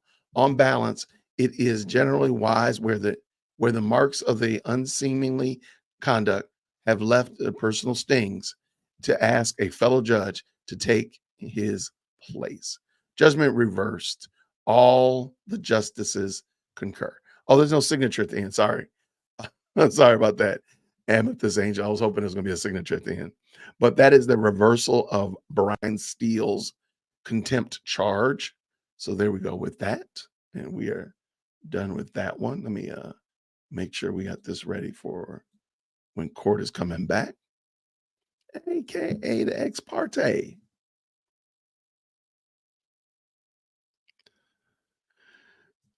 Yeah, and thank you, Monica Mo Justice. No, I totally get it. I was just pointing out that sometimes we've seen probation, and we've seen documents lumped together. So I was thinking that the other documents were there, but brother was out there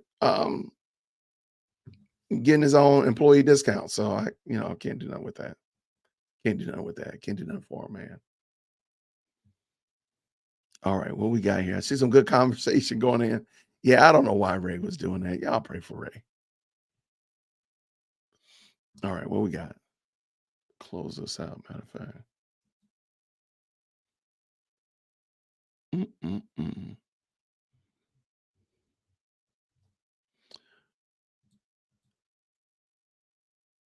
Still could have lost his license. Absolutely. If he had answered the question, he could have got a bar complaint. Absolutely. Over something that had nothing to do with him. And again, it was wrong for them to be doing it in the first place. Very keen observation, Dream. Thank you so much for that.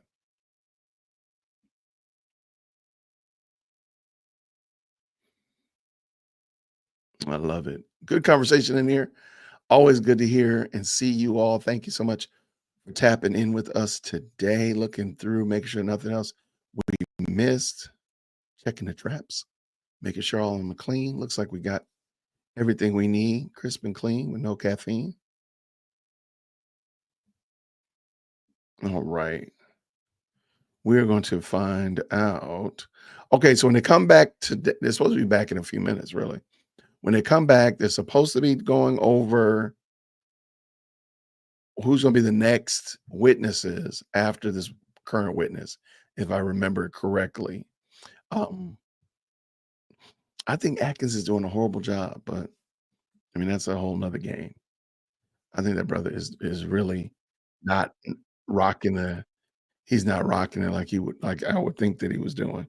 He's done really well in the past. But today just seemed like he just phoning it in. He is just phoning it in. So let's see. Just try and check real quick, see if there's anything else that we need to go over. Nothing else.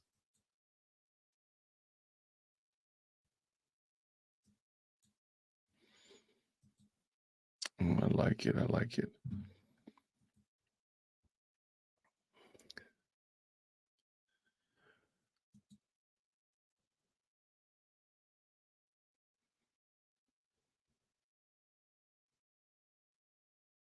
Okay, hold on real quick. Thank you, Danielle. Let's see. I got this. Oh, there we go.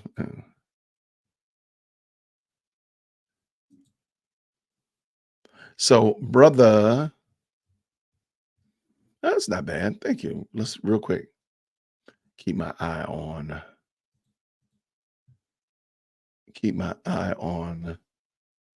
the court. So, what did Mr. Sumlin do?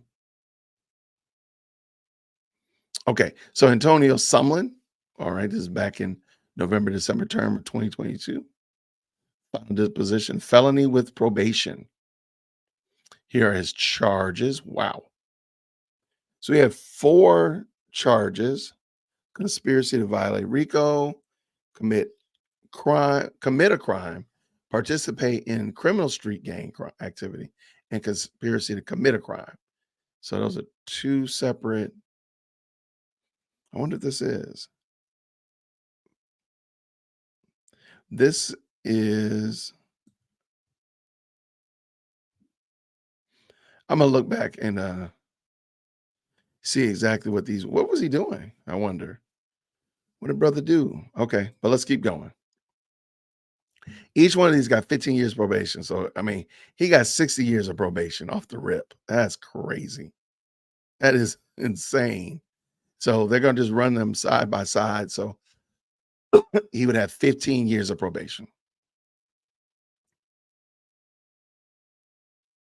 The defendant is adjudged guilty or sentenced under first offender's conditional discharge for the above sentence offenses. So he got First Offenders Act. The court sentenced the defendant to confinement in such institution as commissioner of the State Department of Corrections may direct, with a period of confinement to be commuted as provided by the law. So a sentence, 15 years of probation to be served in probation. We got that.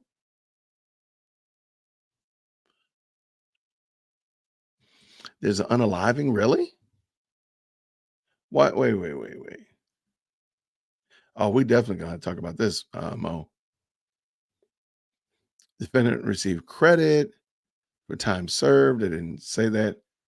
The above sentence may be served as a probation provided by the defendant, provided the defendant shall comply with conditions of probation imposed by the court as part of his sentence. Okay, we got that. All right, we read through all of this, I believe. Oh, no, these are general conditions. I'm sorry. All right, let's jump to the general conditions. Do not violate the criminal laws of any governmental unit and be of general good behavior. Avoid injurious and vicious behaviors. Avoid persons or places of disreputable or harmful character. Don't be hanging out at Club Crucial. Stay away from Club Crucial. That should just be the crucial clause. Report to the community supervision officer as directed and permit the community supervision officer to visit you at home or elsewhere. Work faithfully at sustainable employment insofar as it might be possible. Do not change your place. Number 6, do not change your place of abode. Don't move outside of the jurisdiction of the court or leave Georgia without permission from the community supervision officer. If permitted to move or travel to another state, you agree to waive extradition from any jurisdiction where you may be found and not contest any effort by any jurisdiction to return you to this state. Good gracious. I wonder how difficult it is to get permission to like go on vacation. Because that's the first thing I'm thinking. Like, what if I want to go on vacation? Oh my gosh. Support your legal dependents to the best of your ability. Pay your child support. Pay for your kids. Get a job. Okay, I support those when directed and in the discretion of the community supervision officer. Submit to evaluations and testing related to rehabilitation and participate in and successfully complete rehabilitative programming. Wear a device capable of tracking locations by means including electronic surveillance or global positioning satellite. Complete the residential or non-residential program for substance abuse or mental health treatment and agree to the imposition of graduated sanctions as defined by law. Make restitution as ordered by the court. You know what I think is interesting? Very rarely do you see anything about do better, like go get an education. I just wonder, like, if they set up a situation where they're like, hey, in order to be on probation, you have to go get your GED. You have to go get an associate's degree. Not saying that that's going to guarantee. I know that. It doesn't, there's well-paid criminals out there just like anybody else. But I wonder why, especially when you know that these people right here are definitely not educated. At least just go learn to read. take an adult reading program. I wonder, would that help them? Would that be a way to offset some of this revolving door that we see? Not saying it's a guarantee, but hey, clearly these things right here don't work. So is my idea that crazy?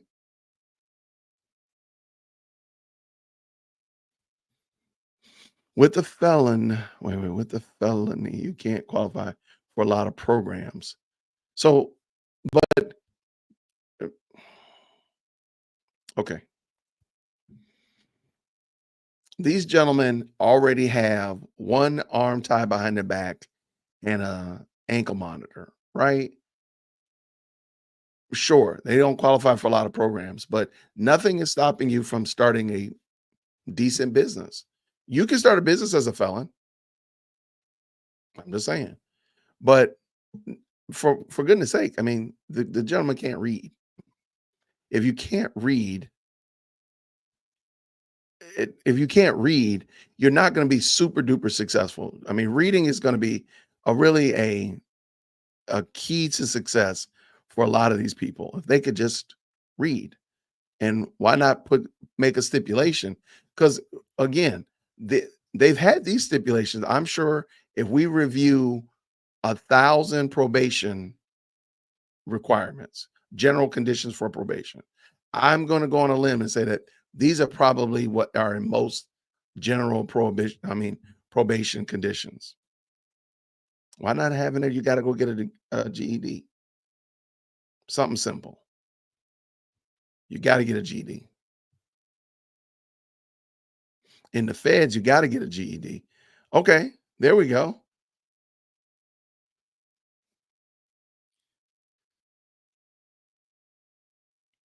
Who's reading? Obama? Oh, let me say this real quick. I'm not saying Obama can't read. I'm not saying that. I'm saying, like, why not put some other stipulations in here? Like, because they're assuming mental health and they're assuming drug usage. So why not just assume, hey, you know what? If you maybe you already have your bachelor's degree, you gotta go back and get an advanced degree. That'd be part of and we'll take off 2 years. We'll take off as long as it takes you to get your advanced degree. We'll take that off. And matter of fact, we'll multiply it by 2. So if it takes you 2 years to get your advanced degree, we'll take 4 years off of your probation.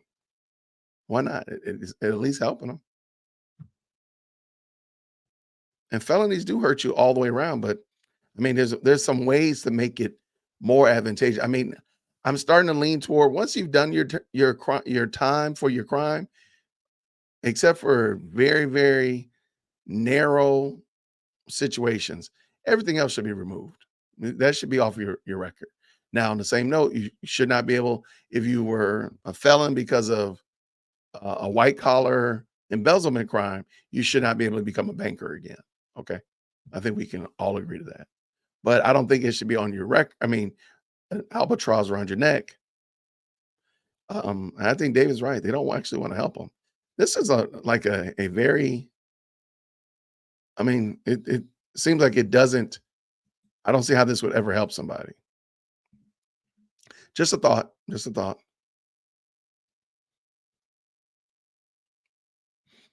Okay, wait. Danielle, shout out to Danielle. Danielle's been dropping some great nuggets today. What does she say? DWC Glanville did say if Wooney Lee went and got a 2-year college degree, he would terminate his 9 years probation. Shout out to Glanville. Okay.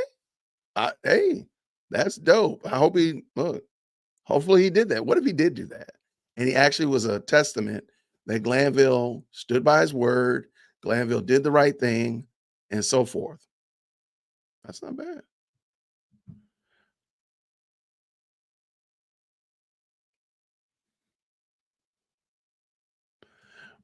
And I think there's, in my mind, just now, probably ankle deep in this case. Okay. Most of us are, there's a lot of people that are smarter and have different life experiences than me. In my mind, do something, provide an opportunity for men to better themselves and to be successful. Because as I've said before, I think a lot of the problems is that these men don't feel like they have value in their community, apart from just raising Cain and wreaking havoc. So why not encourage them to find value? One of that being they can read, okay? Or one of them being Judge Whitaker's back. Let's go.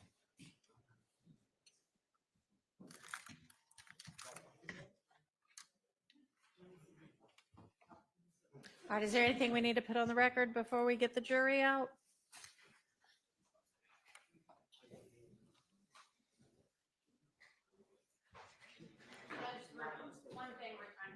Okay, go ahead.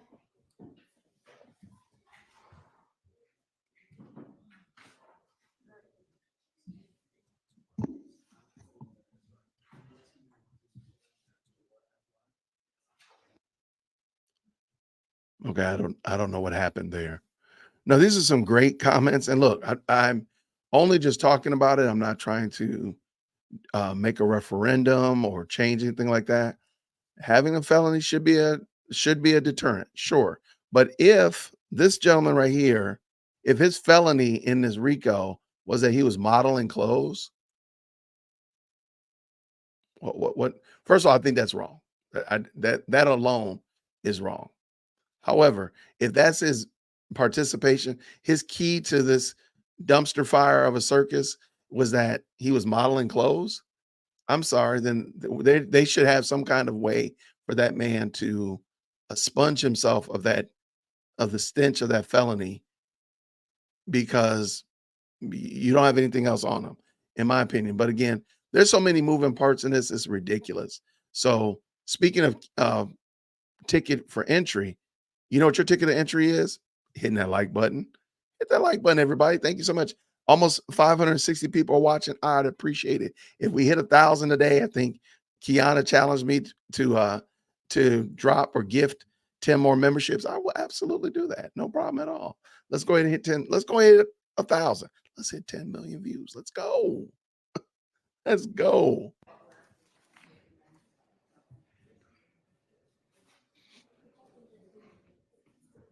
Okay. How many of y'all thought about it when y'all were sending text messages today? Like, oh, how would this show up in court?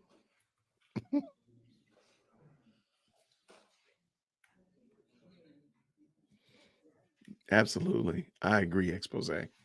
Thank you, Jeff. You're right, sir.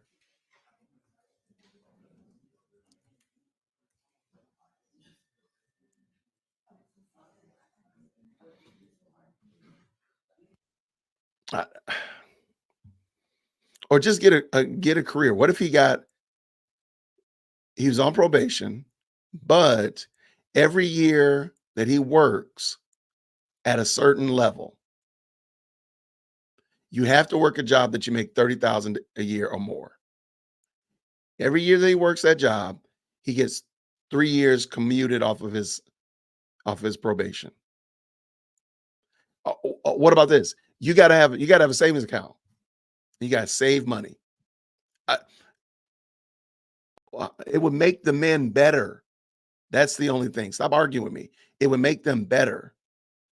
It's for the, because these things right here have been here. The avoid Club Crucial and go to your probation officer and don't leave out of town and do all that stuff. That's been here. It ain't been successful. Why not say, hey, you have to work a job that will help you. We're going to put in place some ways to help you get a job. You got to get a job that makes $35,000 a year, at least. And every year that you work that job, you'll get so much time taken off. If you get a promotion, if you get elevated in the career, you get a raise, it will subsequently do that as well. Start a savings account. Something. Why not provide something that will make these men successful? Because at the end of the day, and in the back of my mind, I keep thinking about how Judge Whitaker said, I see you were trying to do well in your life. I hope this doesn't set you back. No, just taking me out of the system for 5 years, not going to do anything, not going to cause any hiccups in my life. So if you want to be a fair judge, if you want to do the right thing, because this should be about helping the man get better so he doesn't turn back into the situation, because y'all have done a piss poor job of supporting the community that these men come out of. So why not at least say, hey, we've done a horrible job of turning away these gangs. We're going to do a better job by putting in some stop gaps in these probation elements that will build up these men and help them do better. Because you see, they got the audacity here to say, you take care of your children. Man, that's low down. They tell them you got to take care of support your legal dependents as best of your ability, but you put them in jail. You don't even encourage them to get an education. You don't provide them a way to get better. So how are they going to do that?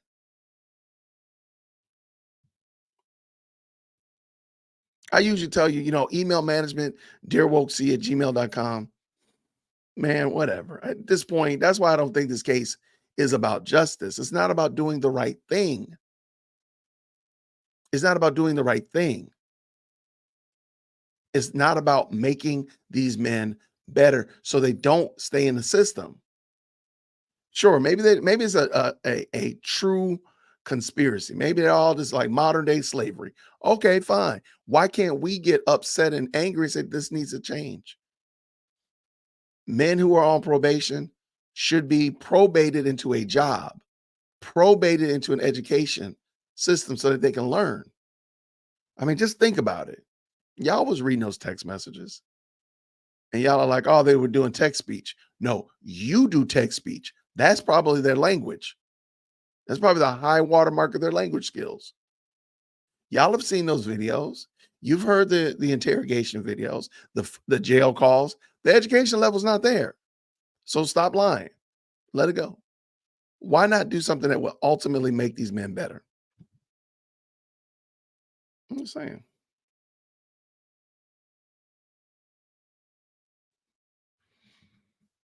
Yeah, it just seems like, reading through this, like, yo, you're not going to make this man any better. He's going to come back. If you don't want him to come back, and again, we can talk for 10 days about Sure. that. Well, maybe. I don't know. I can't promise clarity in Oh, advance. gosh. So these latest phone summaries that we've been going over. Right. I know that they were admitted, but can I get some clarity on under what theory they were admitted? I understand that they admitted as summaries of already admitted evidence. And under 1006, if the evidence is already admitted, they are admitted as demonstrative evidence only. So the clarity that I want is whether they are pedagogical devices or admitted as evidence. If the evidence is already in, these are just Which ones are these? demonstrative aids. Summaries. Which ones Your are Honor, the summaries and which ones? 7 November, and then subsection Alpha, Bravo, and Charlie. And the state believes that these summaries are summaries of voluminous records. So, and can you, because I haven't Yo, I'm so sick of him. I'm so sick of this argument. seen any of them. Yes. I don't even care. I'm sorry. If y'all don't like it, I got to get this off my chest. I'm sorry. They could provide a very basic system to allow these men to save money. And like I just found out recently, do you know Cash App, the thing that you send money to your kids when they want to buy some snacks at the baseball game or whatever, right? Cash App. If you have direct deposit in Cash App, they give you a very, very hyper aggressive savings option. And so because I own the studio and people have been paying through the studio as paying me through the studio, they see that as my direct deposit. And so when I get paid once a month from my studio, Cash App sees that as a direct deposit, and they've given me a savings account of almost 4.5%. That's insane. So I have picked a fight with my niece and said, hey, I challenge you to save more money than me by the end of the year. So we're aggressively trying to save money. And one day we were looking, and I was like, she was like, Uncle, why in the world do you have why in the world is your Cash App saving so much? I'm like, well, I gotta save money. What about you? She said, Uncle, look at the amount that you're saving. I mean, the amount of interest. I had never paid attention to it. It's 4.5%. Hers was like 1. And so my point is, back to this argument here, it doesn't have to be something super highbrow. Or it could be a doggone Cash App. Venmo probably got the same thing. But why not make stipulations of these men's probation to be that they got to save money? Get a good job and save money. Imagine what that would do over time. They got 15 years probation, over 15 years of saving money. I'm pretty sure all of us have some terrible, saving money stories.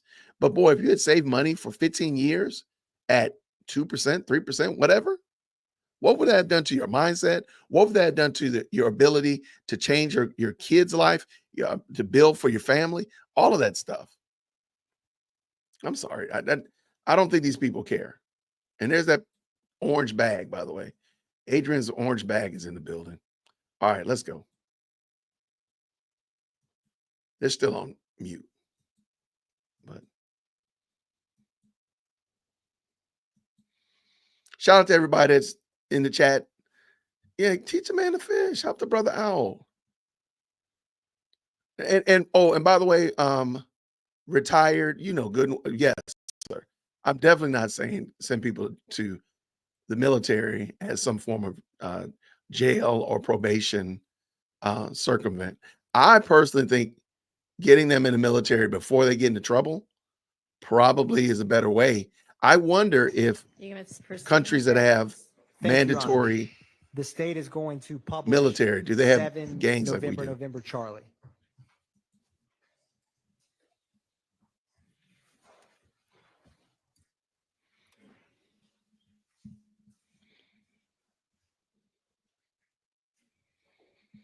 So, Mr. Howes, when we broke for lunch, I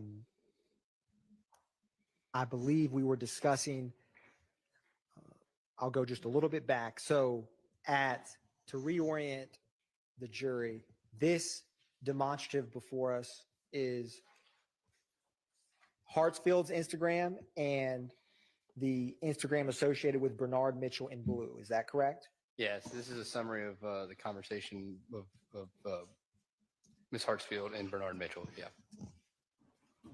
And I'm going to zoom in a little bit here. And so timeline wise, again, can you help orient? And I'm going to make this just a little bit bigger. This top video call event from Hartsfield's Instagram.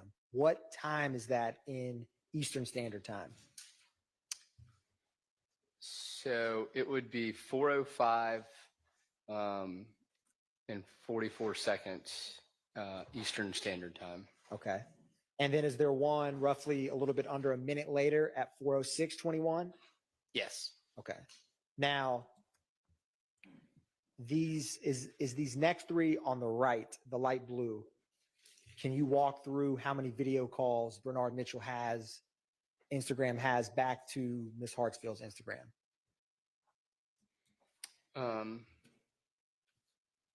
Will you go back? I think I'm a little confused. Can we just start? Can you go back? Yes. I will go back to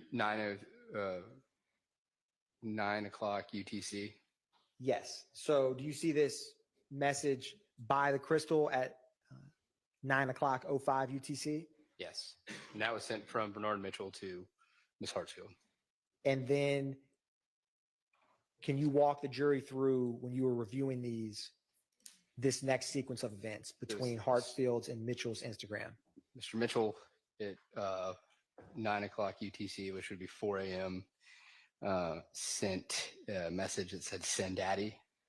3 minutes later, Ms. Hartfield responded, "Okay, I'm getting it," and then followed up the message with 85 Mount Zion. And that was at 9:05, so 4:05 a.m.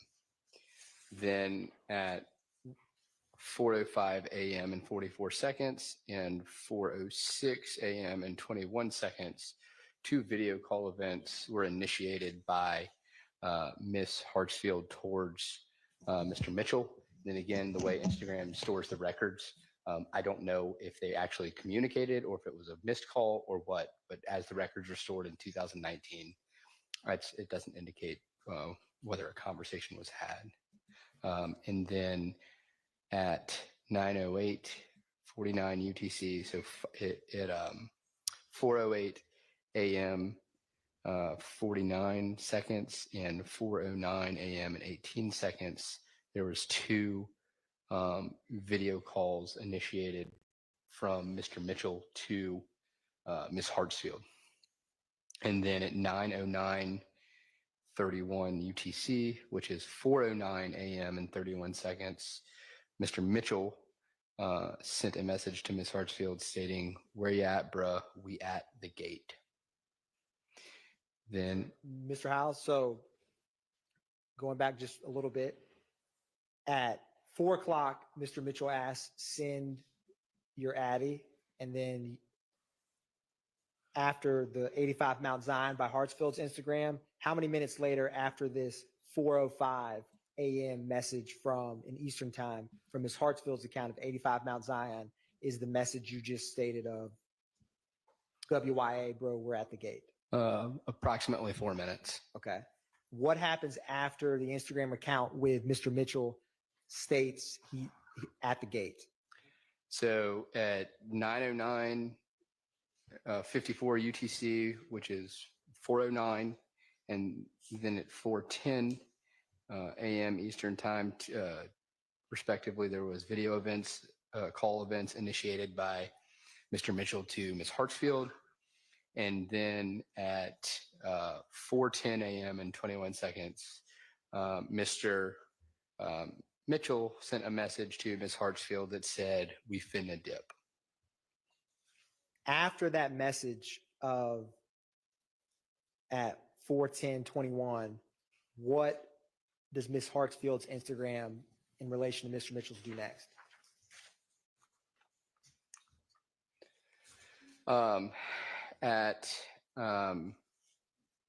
So then at 4:10:49 and 4:11:31 a.m. Eastern Standard Time, there's video call events initiated by Ms. Hartsfield to Mr. Mitchell.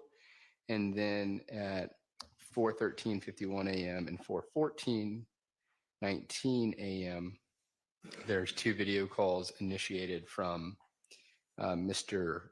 Mitchell towards Ms. Hartsfield. And after that 4:13 Eastern time video call event, is there another sequence of video events between the two of them? Yeah. So at 1, 2, 3, 4. So there's 4 video calls initiated by Ms. Hartsfield to Mr. Mitchell in between those. And those started at, so let's see, it was 5:10 a.m. and 20 seconds, 5:10 a.m. and 37 seconds, 5:18 a.m. and 49 seconds, and then at 5:19 a.m. and 17 seconds. There's a video call sequence initiated by Ms. Hartsfield to Mr. Mitchell. And Mr. Howes, do you still have that pointer nearby you? I do. Can you orient the jury to the 9:14 a.m. or excuse me, the 9:14 UTC call on this exhibit? So this is where you would see that at 9:14:19 UTC, which is 5:14 a.m., Mr. Mitchell initiated a video call to Ms. Hartsfield. And Mr. Howes, in UTC for February of 2019, is it 5 hours or 4 hours? It's 5 hours. So it would have been 4:14. And after that 4:14 video call, how much time elapses between the next interaction between Hartsfield's Instagram and Mitchell's? There is almost an hour in between those at 10:10 and 20 seconds UTC, which is 5:10 a.m. and 20 seconds Eastern Standard Time. You can see that Miss Hartsfield initiates a video call to Mr. Mitchell. And Mr. House, is what we had published as November, the CAD report for this incident. Did that CAD report, was that generated in this gap of time? Yes, it was. And after that 5:10 Eastern time, depicted in the far left of this screen, Hartsfield video call event to Mitchell, what is next? Are you the 5:10 the Yep, the very top so pink there's what's going on video chat after that. there are 4 video calls initiated by Miss Hartsfield.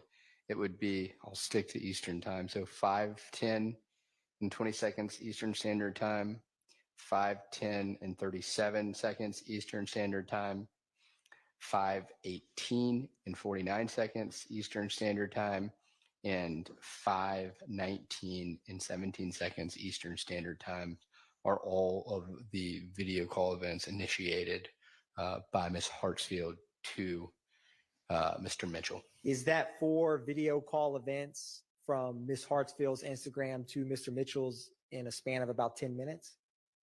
Yes, it is. And again, I don't know if they spoke. I don't know if it was completed. I just know that it was initiated from her account to him. And scrolling down, can you orient the jury to the time of these video call events depicted on page 5 of 7 November, Charlie? Yes. So again, there are 4 video call events initiated by Mr. Mitchell to Ms. Hartsfield.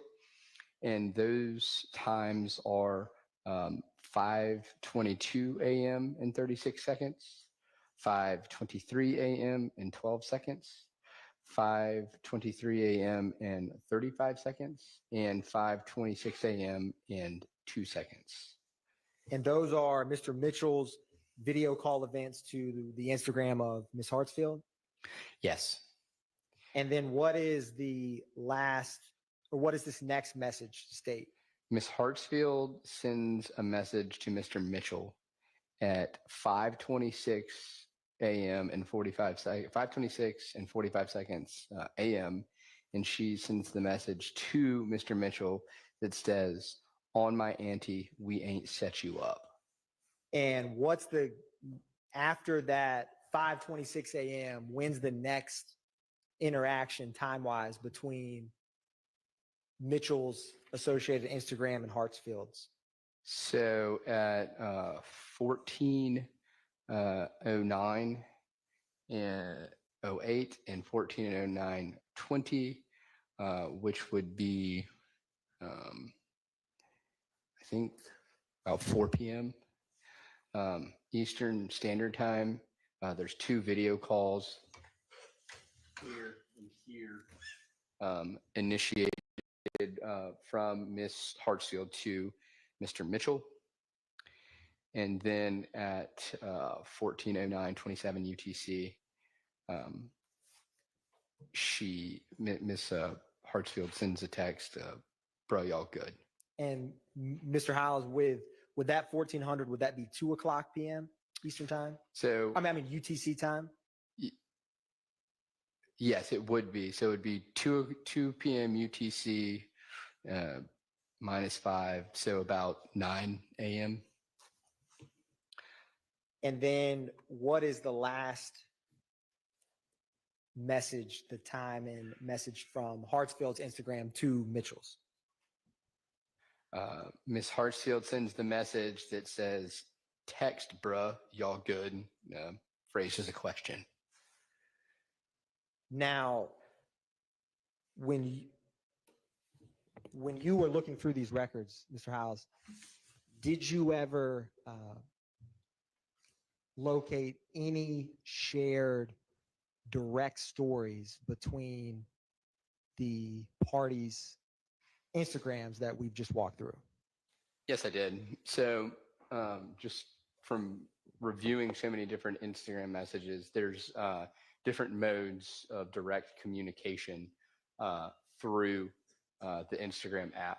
And Instagram, when you message somebody directly through their stories, it stores those communications in a different spot inside of the index and or PD and as well as the PDF. And so I then looked at Mr. Mitchell's Instagram records under his direct stories tab in that index to see if there was any other communications between the parties that we had been or that I had been investigating.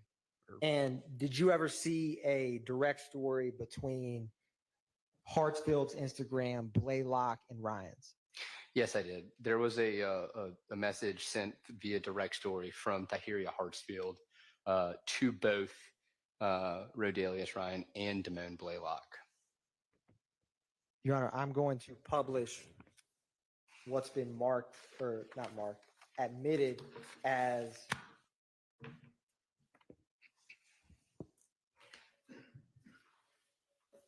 one brief moment, Your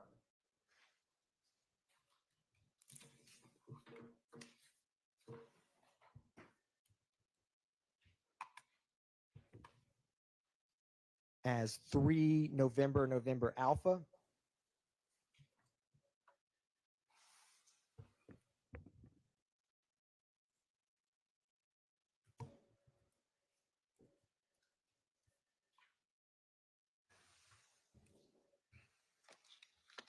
Now,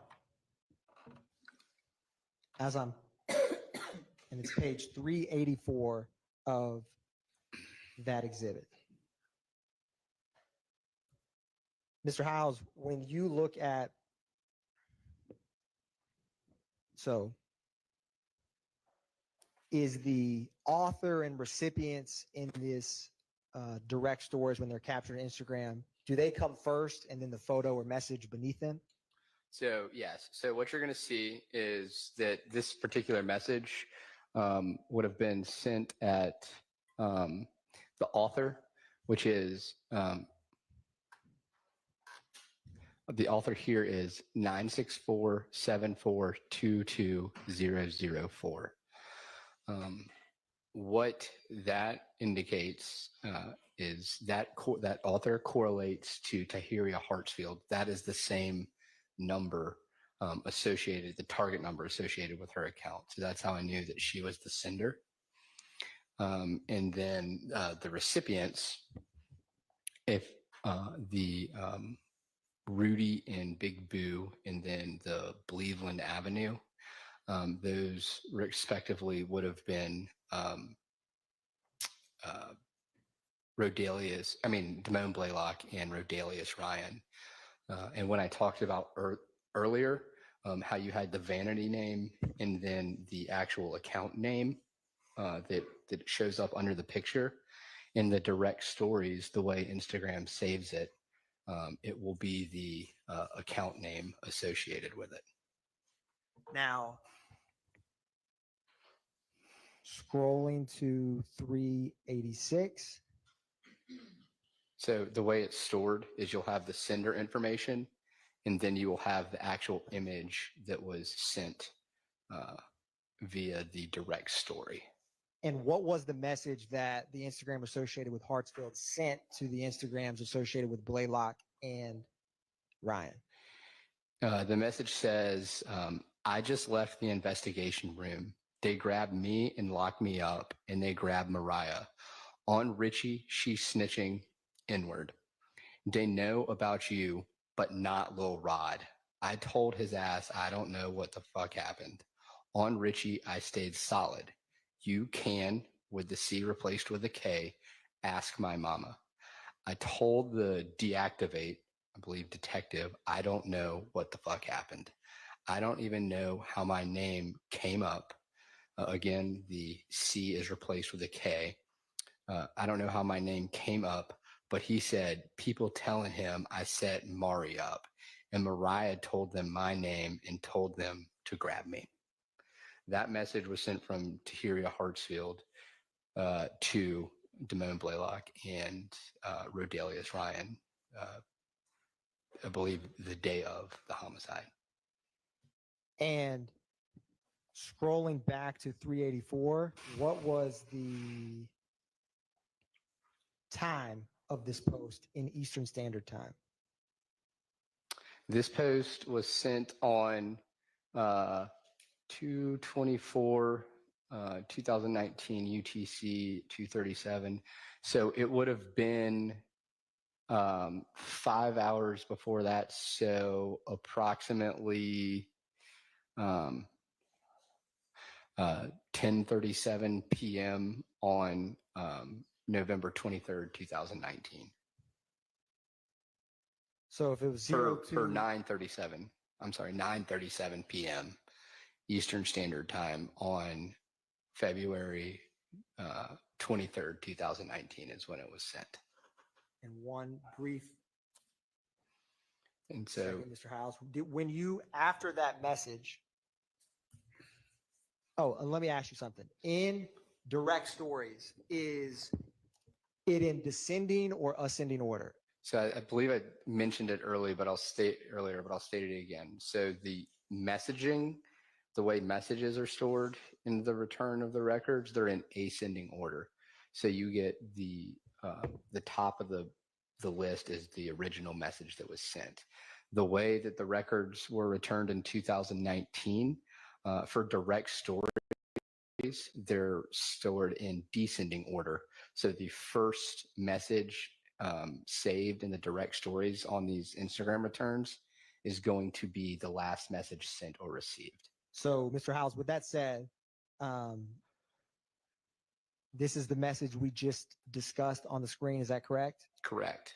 And then scrolling up, do we see, is that the time and names that you just described?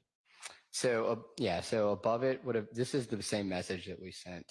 And then if you scroll up, this next message is the reply. What does it state? The reply says, I knew that hoe was a rat and what she say about me. And who, scrolling up again, would that help you understand who sent that? Yeah. It is Rudy Big Boo. That was the name.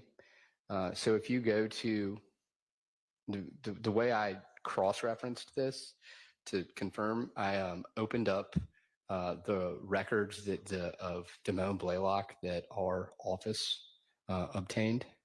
So if you could, I'm going to open those right now.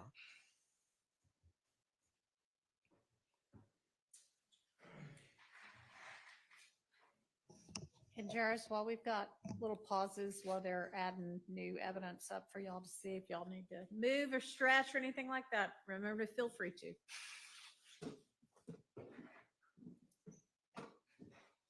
So, publishing for you and the jury, State's Exhibit 3 November, and right. So I looked at that target an account number that's associated with Damone Blaylock's records, and that was 383-818-7897. And then I scrolled down to the username, and it says the name, which would appear below the photograph on your profile, and it's Rudy Big Boo. And then I went directly back to the message that I saw. So if you can see that now, is this, did you toggle back to the message? Correct. I toggled back to the post we were just describing. So if you could see that the post saying, I knew that hoe was a rat, was sent by the author, Rudy Big Boo. This is the name, and then the account number associated with it right here. So is it end in 7897? Yes, it does. And going back to 3 November for Blaylock's Instagram returns, what is the last four? Is it 7897? Yes, it is. So the account number and then the name was still the same. So that's how I was able to confirm the accounts that were sending and receiving those particular messages. And Mr. Hiles, I'm publishing what has been marked as 2 November Alpha.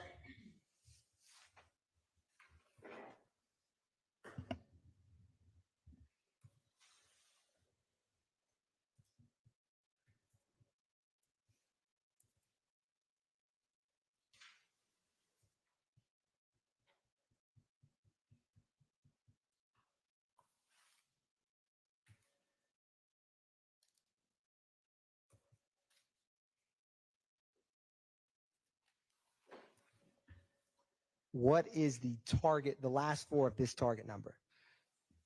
The last 4 of that target number is 1951. And if I scroll down, what is the first name displayed? It takes us a slight lag. The first name displayed is Cleveland Ave. And what's the vanity name for this account? So you can see that we scroll up a little bit. Yes. So there's 2 things that are of note here. You can see that the vanity name associated with this is, scroll down, Slime Business Rod. And then if you scroll back up, you can see that, wait, please scroll down a little. Yep. You can see that the there's 2 email addresses registered to this account. It is minutes with the C replaced with an x.snake@gmail.com and email slimebusinessrod23@gmail.com. And for the last 4 of this target are 1951, is that correct? Yes. And if you go back to the message that was sent to both from the Instagram associated with Hartsfield to the Instagram associated with Blaylock and Ryan,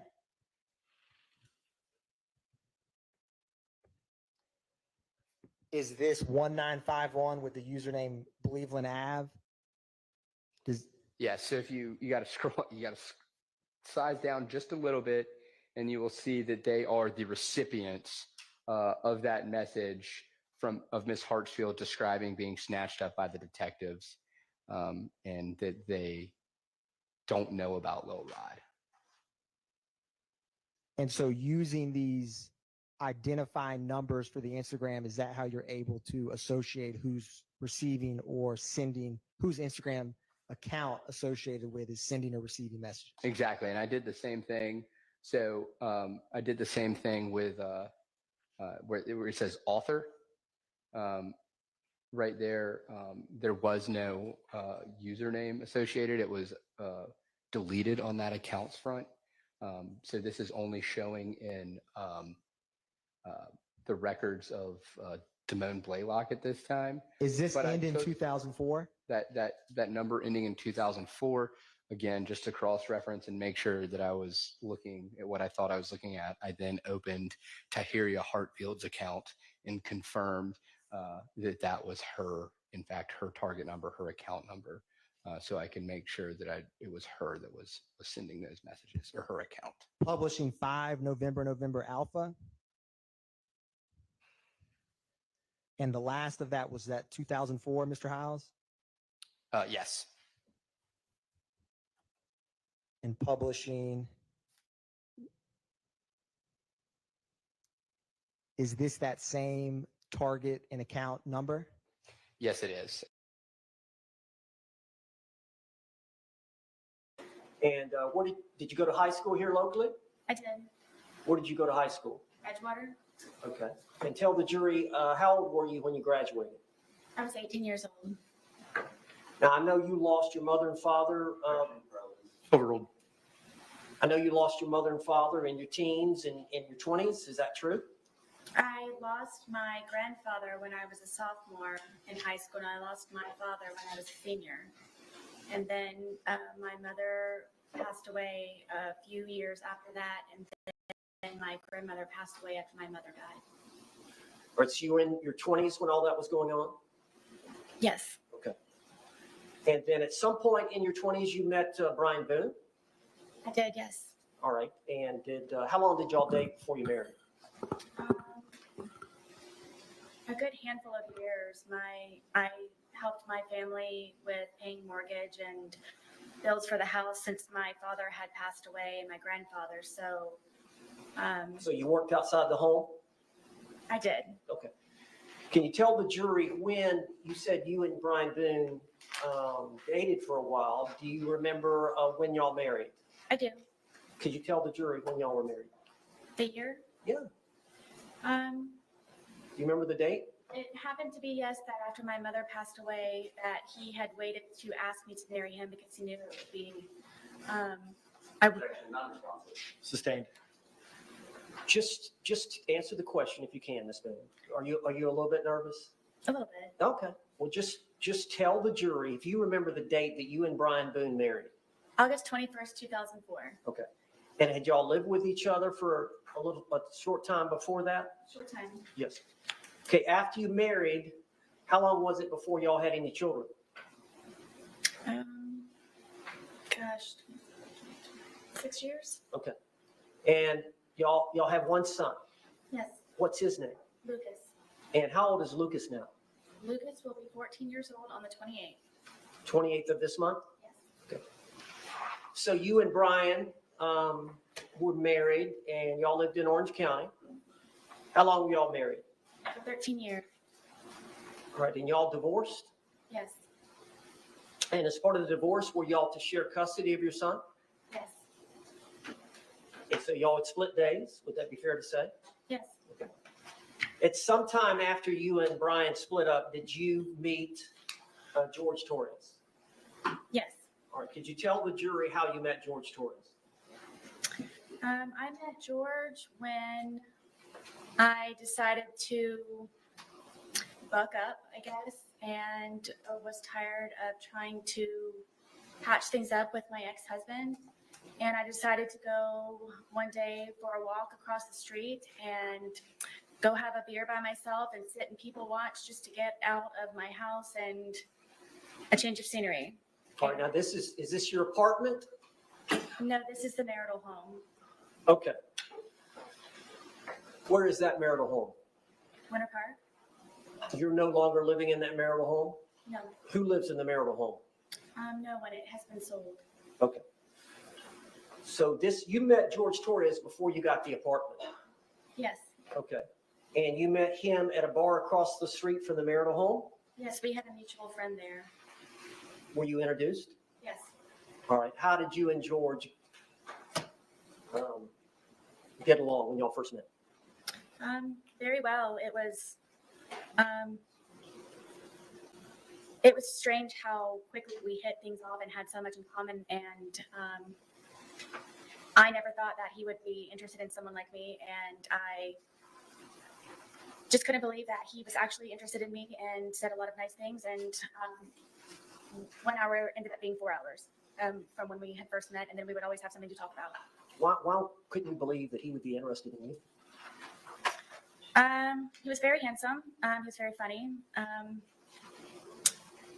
He was smart, and I would show up in workout clothes and disheveled hair, and I guess I kind of felt broken from being in the process of the divorce that he knew about. But then one of the things that we could relate also was the fact that he was here in Florida because he had just been divorced from his second wife. So that was another topic that he and I could compare notes on. So eventually the divorce was settled. Did you get your own place? Yes. Is it fair to say that after at first you lived in your parents' home, correct? Yes, until I was married. And then you moved directly in with Brian? Yes. And then y'all lived in the marital home, correct? Yes. And then you got this apartment? Yes. So that was the first time in your life that you actually had your own place? Yes. And what was the address? 4748 France Court, apartment number 3. And what city is that in? It's in Winter Park. How far is that from here? 20 minutes. Okay. So you got that apartment, and initially were you by yourself? No. All right, tell the jury. In the almost year, about 10 months of separation from Brian, my ex-husband, that is the time when I met George. And my ex-husband was trying to buy me out or force me out of our marital home, and I needed to find somewhere to live. And So did you and George agree to rent the apartment? yes, I needed extra income. We could not afford it, just on my own. You were receiving some income from the marriage settlement, were you not? Yes, So you did have a consistent monthly income coming in from the marriage settlement, for the most part, yes. but you needed more to live. Yes, to pay the bills and for rent. So did you and George have some agreement? We did. All right, what was the agreement? The agreement was that if I decided for he and I to live with one another, because it would be under my name, that he would help with the monthly bills and on a regular basis, where it wouldn't be something that I would have to argue with him about. It would just be an automatic. Make sure that everything's paid first, and then from there, hopefully have some fun with it. Okay. So I understand from that point on, would it be fair to say that y'all saw each other on and off for about the next 3.5 years? No, I would consider us a couple. Okay. At some point, he asked me to marry him. Okay. But y'all did have times where he left and went to live with his parents? Yes. Is that fair? Yes. And there were times where there was an understanding that y'all were going to break up? Multiple times. Okay. All right. So, again, on again, off again. Yes, this was actually before we had our apartment. That was, I guess, our dating phase. Okay. So y'all were together for 3.5 years. Is that fair? Yes. And y'all had actually agreed to marry? He had asked me, yes, a couple of times to marry him, and one time I agreed to yes. Okay. Now, I want to get directly to the date of this event so that the jury can hear your testimony. All right. So tell us, I believe the date is February the 23rd of 2020. Explain to the jury that whole day, from the time y'all got up, the whole thing. Approach.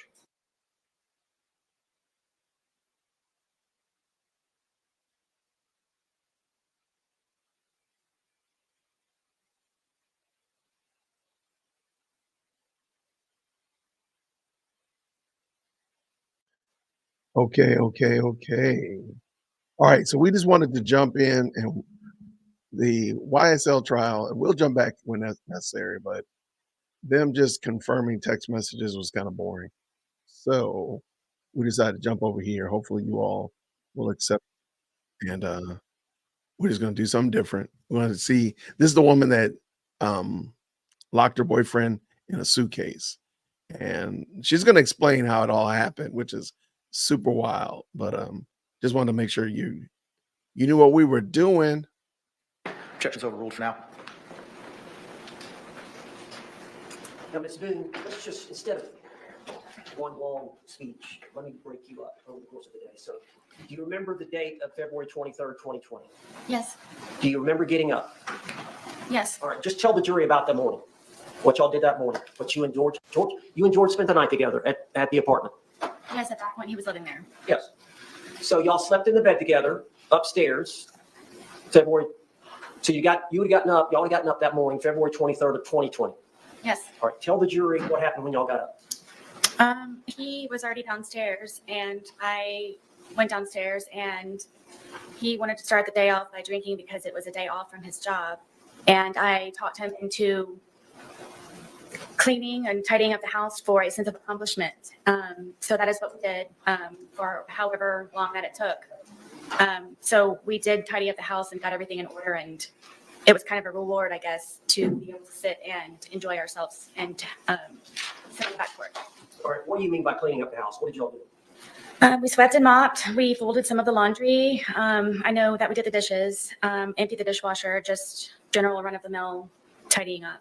And did you have your son coming the next day?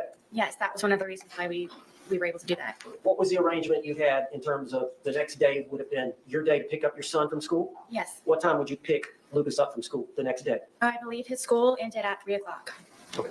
So you would have been responsible to pick him up, and he would be spending the night with you that night? Yes. So you wanted to have the house nice and clean? Yes. How many bedrooms are in the home? 2. And you and George had one bedroom? Yes. And who had the other? Lucas. All right. Is that exclusively his bedroom? Yes. All right. So how long would it have taken y'all that morning to clean? I don't really remember what time we woke up, but maybe a good 2, maybe 3 hours. Okay. And would it be fair to say that you and George both smoked cigarettes? Yes. And would it be fair to say that you and George both drink alcohol? Yes. So at some point, y'all finished your chores, right? And then y'all were going to enjoy the day. Yes. All right, what was the plan? It was just kind of, we've got the day to ourselves. Let's just kind of relax and go with the flow. Did y'all make a decision that y'all were going to start drinking? Yes, we had a half of a bottle that was already in the refrigerator, and I did not want to go out afterwards. I, again, had Lucas coming the next day, so we went over to Publix to purchase another bottle of wine so we could not have to go out later on that evening. Now, you were here in court when the state played the video of you two and the Publix purchasing the bottle of wine? Yes. Is that what you're referring to here with the jury right now? Yes. Okay. And that was around noonish? I believe so, yes. Okay. Had y'all started drinking the leftover bottle before going to the Publix? No. Okay. So y'all bought a bottle of wine? Yes. All right. And how did y'all get to Publix? My car. How far is Publix from your apartment? 5 minutes. How would you get there from your apartment? What do you mean? Did you have to go across any major highways, or is it right there? You just come out of our apartment complex and you do a little U-turn and then you come up and it's right in that complex. Okay. But it's easier to drive than to walk? Yes. Okay. Now, I know at sometimes y'all would simply need cigarettes and it was in walking distance. Can you tell the jury about that? Yes, there was a AutoZone convenience store with in the same, I guess, parking lot of our townhome, our complex, and it was just a straight shot from our apartment to a back gate, and you could get right into the convenience store from right there. Okay. But y'all went over to get that bottle of wine around noonish, and how did you took your car? Yes. Did George have a vehicle? We did not. Okay. And how did you pay for the wine? With my debit card. And then y'all came back and started drinking? Yes. Okay, tell us what you did when you got back from the Publix. Just went on the back porch where we usually spend our time because we're able to smoke cigarettes outside as opposed to inside. And Is cigarette smoking not allowed indoors? it's not. Okay. Do you have pets? Yes, I do. Well, did you have pets? I did, yes. Okay. Were they with y'all there that day? Yes, my dogs were with me all the time when I was there. How many dogs do you have? I have 2. And just what are their names? Penny and Tess. And what is the breed? They are red Boston Terriers. And are they both disabled? Yes, Penny is blind and Tef is deaf. So when y'all went out to smoke on the back porch and drink, I assume, as well, correct? Yes. Do y'all take the dogs out? Oh, yes. Right. Is there a place for them to do their business out there? Yes, I extended our back porch for them to have a little bit of area as opposed to going from a large backyard from my marital home to our little townhome. And they would come out there and do their business, and I would open the gate and then walk them in the back part of our apartment. So you and George were just going to enjoy the day together? Correct. Is it fair to say y'all don't have a lot of money? Yes. And so y'all were going to do something there in the home? Y'all weren't going out for dinner? Or... Yes, I would consider us homebodies as opposed to going out and partying and doing this and that. Okay. And how long do you think y'all were out that afternoon outside? A few hours. All right. Could you tell the jury what y'all did during that time? We have a dartboard that's out there, and we just had drinks, and we're just really enjoying each other's company and talking about, things upcoming. We both were looking for a job and just kind of, I guess, encouraging and supporting and planning. Well, now you said he had a job. Was he looking for a job, a second job? No, the job that he had was very unstable, and at that. So he was looking for something new? Yes, at that time, yes. Okay. And so during that 2 or 3 hours, would it be fair to say that y'all drank the bottle? Yes. Okay. So would it be fair to say that y'all were feeling the effects of the alcohol? Yes. Okay. At some point, who made the decision to come in? I did. Okay. Why did you want to come in? I felt that George needed a change of scenery. Okay. So y'all came in, and then did y'all do anything else before he left again? Were y'all doing anything? I know y'all did some arts and crafts. What did y'all do? At some point, he went to get another bottle at Publix. Yes. I believe it was after it was right before, I believe, that we had gone inside. Because he called his daughters. I was trying to encourage him to call his family. Okay. Now, where are his daughters? His two daughters are located in Pennsylvania, And what are their names? Anna and Destiny. And how old are they? I believe that Anna is in her 30s and Destiny may be in her early 20s. All right. Does he have any more children? Yes, he has a son. And what is his son? He is in Pennsylvania also. So part of that afternoon is y'all came in to call relatives, call family. No, I had him call outside, just trying to, I guess, boost the mood. The first daughter didn't answer, and I don't remember the reason he didn't speak to the second one. I believe he did. It was just for a moment. All right. Now, whose phone y'all using? My phone. All right. And is that common for y'all to use that, for y'all to share that phone? It was because George said that he didn't have a phone, so it would either be lost or given to him by his mother. So I didn't know he had a cell phone, so we would use my phone. So it was primarily your phone? Yes. Okay. And you took a lot of photographs that were on that phone? Yes. Videotapes? Yes. Text messages? Yes. Phone call? Yes. He and I both on the phone calls. So he would use it as well? Yes. And that phone, is that the one that was seized in this case? Yes. All right, so y'all called his daughters, and then during that phone call period, did you also call his brother? Yeah. Okay, and which brother was that? John. All right, now, how many brothers and sisters does George have? I'm gonna list them if that's okay. Okay. It's John, Pharrell, Isaac, Mo, and his sister. Okay. And do they all live here in Florida? Yes. Are they close by? As far as I know, yes. What about his parents? Yes. They live here as well? Yes. Okay. But his ex-wives and his children live up in Philadelphia? Yes. Okay. So you called the girls, then you called, or George called his brother. Yes. Was that conversation that long? No, it's not. Okay. And then after that phone call, were y'all inside by this time? It Yes, looks like at this point, I believe YSL, that it it was looks a good like, time hold on a to second. get a change of scenery. So I thought George would be better off inside, and frankly, I didn't want to be outside any longer. Okay, it looks like in YSL, it doesn't look like they're finished. Looks like what's his name is still going in with the the hour long. Am I muted still? Ay. I hope I'm not. Am I muted? Am I muted?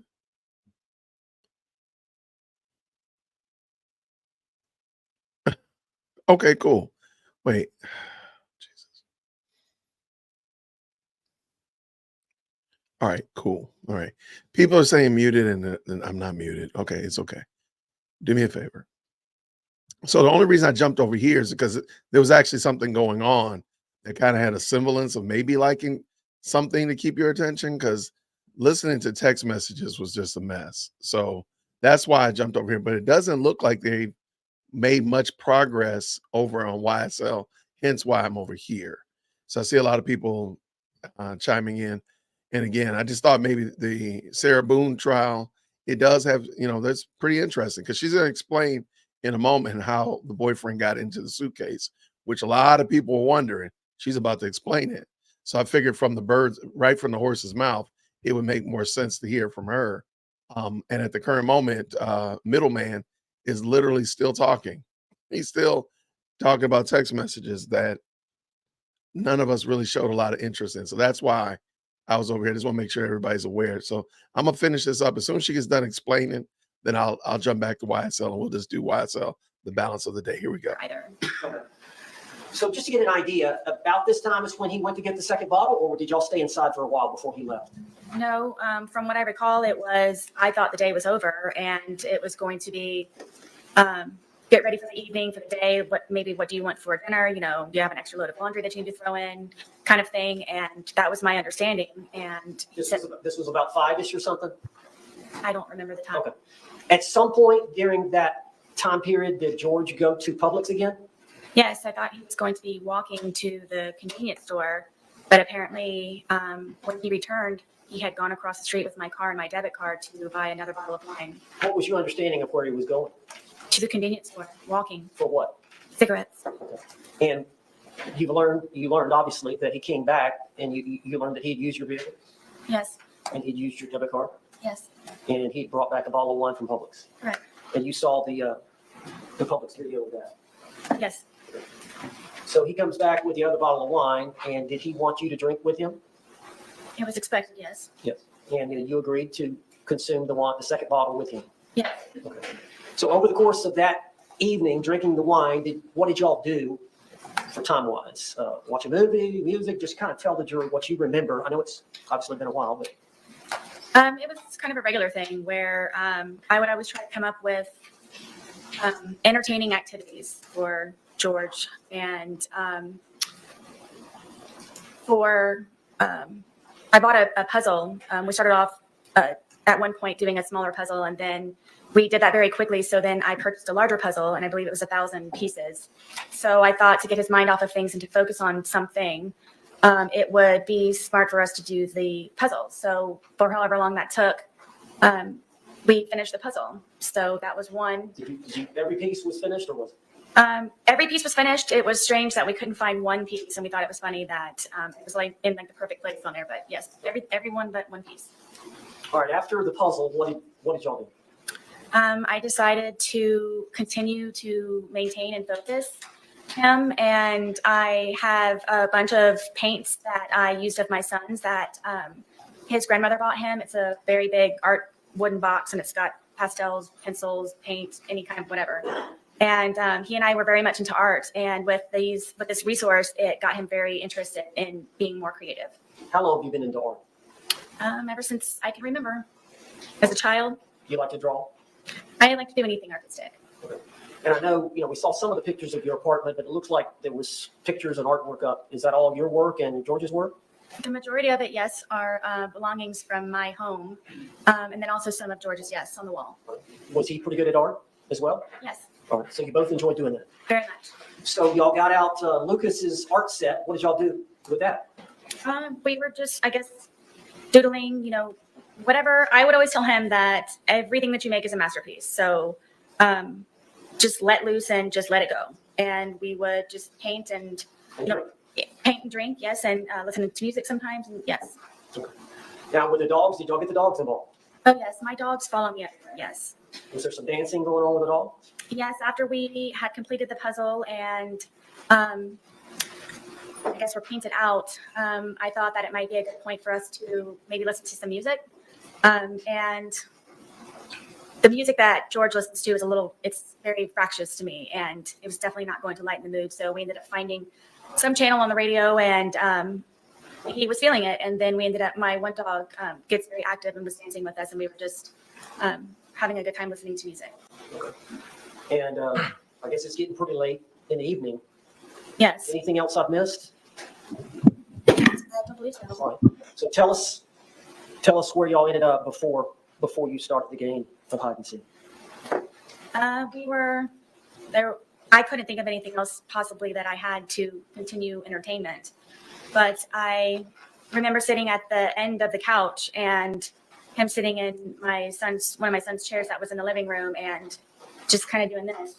Like, what are we going to do now? Like, I very much would like to go to sleep. Had y'all finished off that bottle that he had bought?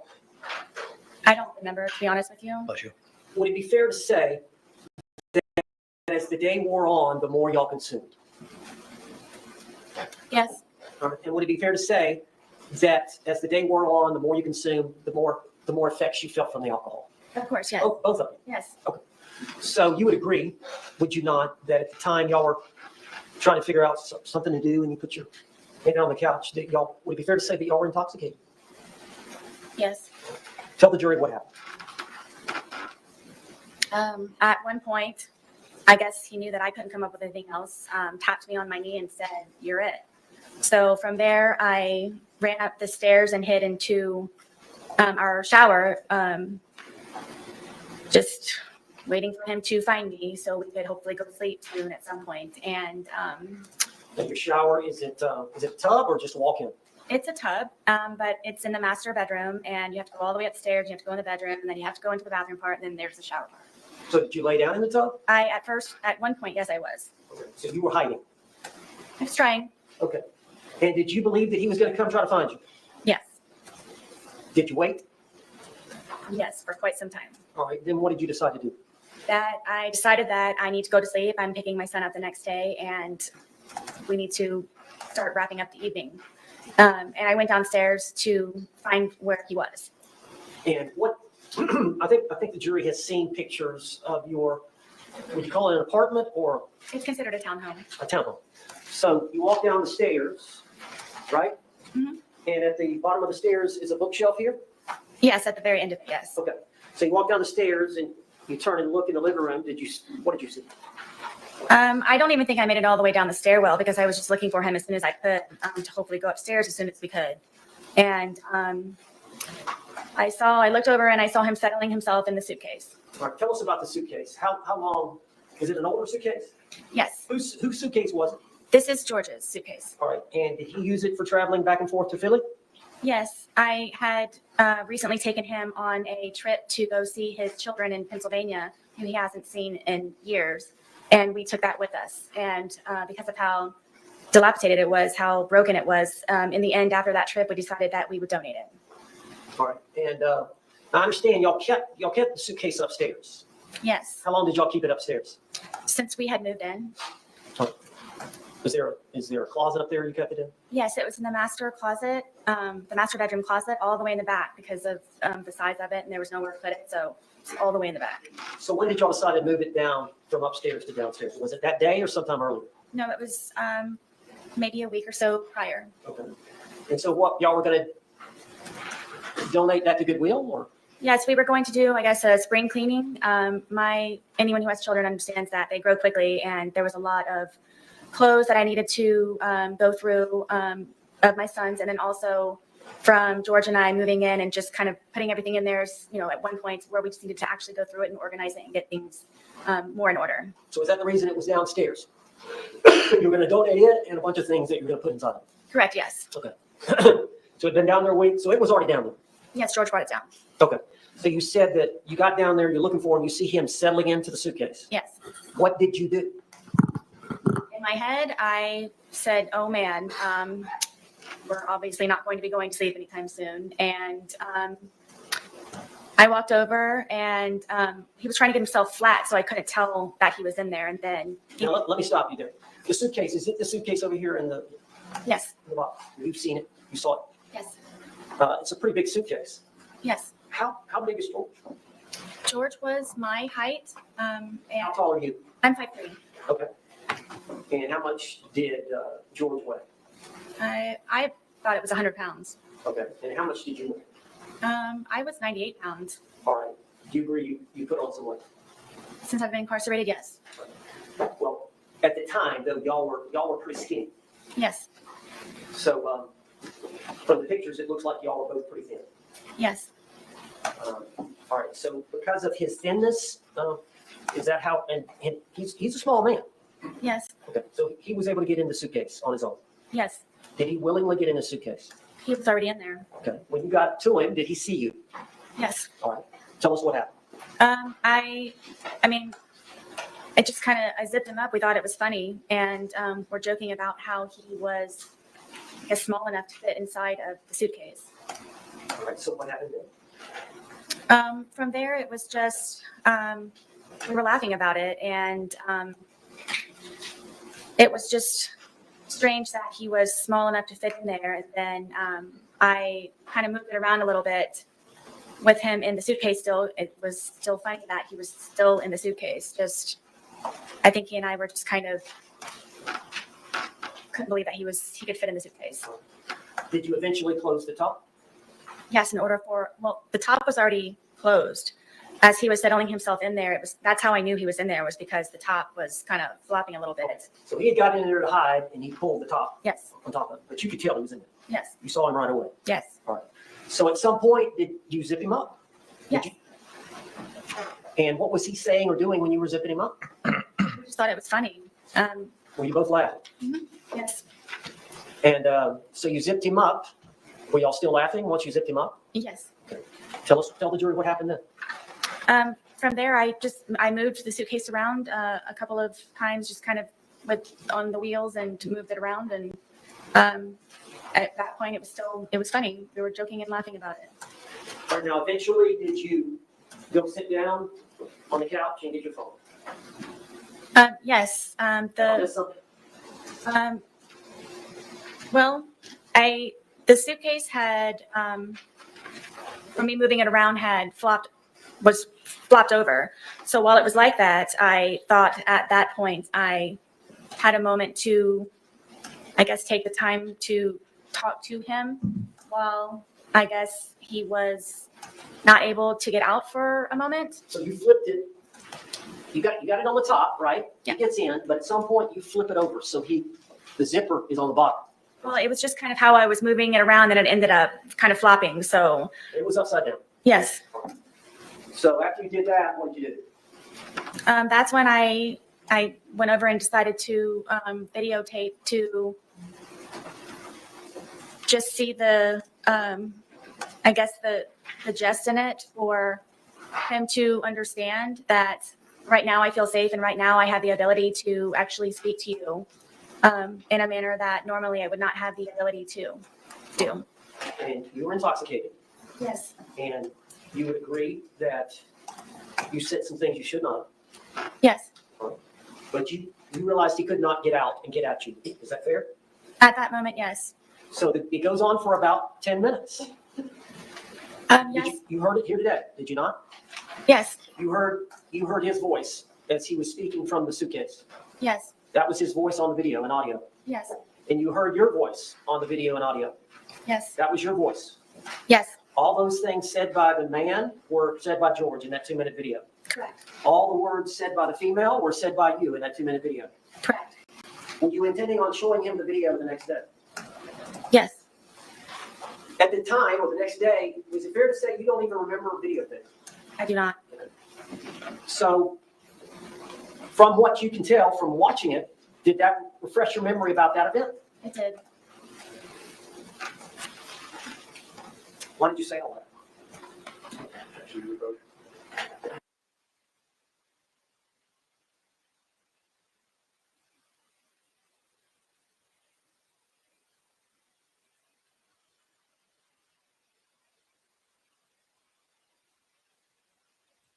I'm sorry, that lady is scary.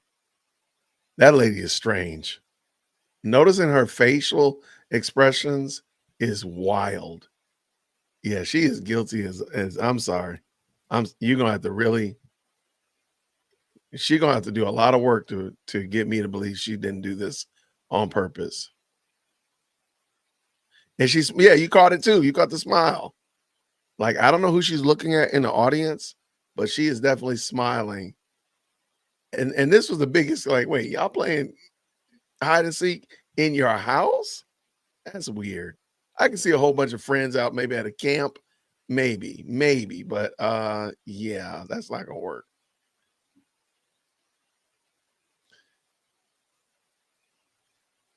Yeah, this is gonna be weird.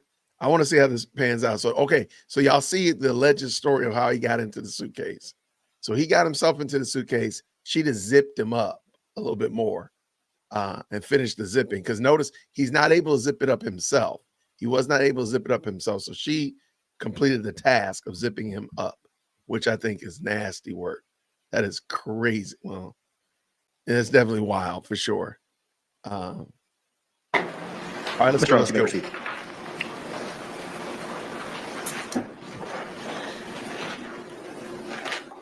All right, I'm talking about just the 2-minute video part that was recorded. Could you just tell the jury what you were feeling, what your feelings were at the time, and then explain that to the jury? You mentioned, you talked about it before. You said he was in that confined space and it was my chance. But do you want to elaborate on that? Or? Sure. I want you all to know that the majority of the time, am always afraid and always scared. All right. Well, I understand that. Okay, I understand that. But would it be fair to say that you had some anger at that point? I did. Would it be fair to say that you wanted to tell him off to some degree? I just wanted, yes, for him to have a better understanding, which was the whole point of the videos and documentation prior. And you could tell that he was uncomfortable. I'm guessing. And Did you want him to feel some uncomfort? I did. Okay. Now, at some point, you turned off the video. Yes. And then we But you ain't let saw him out. a second video, which was approximately 11 minutes later. And you've seen that video. It was played to the jury. It was 22 seconds long. Yes. And I don't think you speak in that video. You hear Jordan say Sarah one time. Yes. Is that fair to say? Yes. So between the 2-minute video and the 22-second video is an 11-minute period. Would you tell the jury what happened? We continue to, I guess, speak to one another, and his tone changed, and I knew the tone, and we ended up, I guess, arguing back and forth with one another, and it was the things that he was saying very much frightened me, and cursing at me and threatening me. And did he want you to let him out of the suitcase? I'm sure so. Go ahead, tell me. And it got very heated very quickly, and he continued to push on the suitcase. And my fear was that he was going to break out of the suitcase, knowing that it was a broken suitcase. And his hand started to come through. His hand started to come through this way.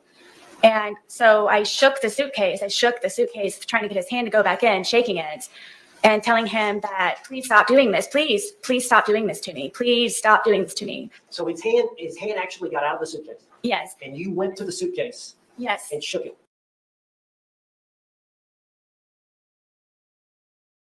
Sorry about that. The neighbors heard her saying, please don't stop doing this to me. Please stop doing this to me. So she's trying to tie in what the neighbors next door alleged they heard. She's trying to pull that in. So the dude is in the suitcase. Please stop doing that to me. Man, get out of here. Get out of here. Go get your county blues or whatever. Yo, that is crazy. All right, let's go. Yes. Did that force his hand to go back in? No. So you're shaking it. Were you shaking it to try to get the suitcase, his hand back in? Yes. How long did you shake it? I don't know. But his hand was still out. Yes. Was he trying to get out? Forcefully, yes. Was he angry at you? Yes. Were you in fear? Always. If he would have gotten out of the suitcase, what would he have done to you? Like he used to tell me, he probably would have made me unrecognizable, or I would have lost my life. Did you lose the grip on the suitcase? Yes. Where was the bat in relation to the suitcase? It was leaning up against the dining room table, right there. How far was the bat from the suitcase? 3 feet, 2 feet. Was his hand still out of the suitcase? Yes. And was he getting out of the suitcase? He very much was trying, yes. And so what did you do?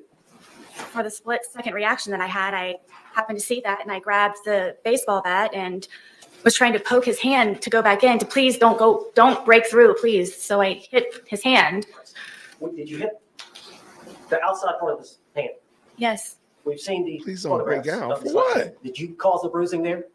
I'm guessing yes. Now, you've seen the bat. No. It's a youth bat. Yes, I bought it for my son. Is this the bat you used? Yes. And you said you poked him with it? Yes, I kind of pushed, like I held it with the skinny part here, and then So the grip here, prodded at it. Yes. you grabbed it with both hands here, Yes. and then the barrel of the bat, the big part of the bat is here. Correct. And you thrusted it into the different areas of the suitcase? I started with his hand, and his hand, he was still trying to get out. He was still trying to do that. So I started to push on the suitcase around it, hoping to have his hand retract and go back inside.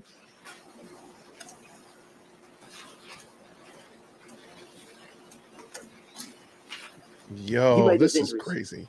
I did. We've seen the photographs. Yes. We see the bruising. Is that from that bat? Yes. Eventually, did his hand go back inside from you doing? Yes, finally, he had subsided and retracted his hand. So in your mind, did you prevent him from attacking you? Absolutely. Split-second decision. Now, once he retracted his hand, do you remember zipping it up some, or what did you do in relation? Because he was upside down, was he not, at that point? Yes. At some point, you flipped him back up. I did. Tell how that happened. He wasn't cursing. He wasn't threatening. His hand was inside foremost. There was no more of him trying to break through the suitcase. So I felt safe enough to turn it back over. It wasn't happening anymore. You went back to the video and the couch, I did, yes. and we saw the second video, Yes, the 22-second, and he's right side up again, yes, and you hear him say, Sarah, yes. had you left enough room for him to get out? Zipper to zipper. Yes, that's how his hand was trying. That suitcase has two zippers, doesn't it? And they meet at various places along the line? Correct. How much room, when you flipped it over, how much room was between zipper to zipper? I don't know specifically. I mean, it was enough to where his hand was coming out. After you had hit him with the bat, was he not trying to get out anymore? No. You hit him with a bat. Did you believe that he could breathe in there? Yes. Did you ever believe he could die in there? No. At all. Were you trying to kill him? Never. Did you want to kill him? I did not. Wow, this is crazy. Did you walk upstairs? I did, yes. Why didn't you let him out before you walked upstairs? Were you afraid? Terrified is more of the word. As long as he was in the suitcase, he couldn't harm you. Correct. When he's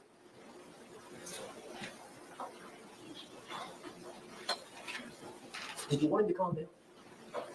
Yes, I wanted him to stop being angry because I know what it is for him to be angry. You went upstairs. Where were the dogs? The dogs ran upstairs with me. And where did they go? On the bed.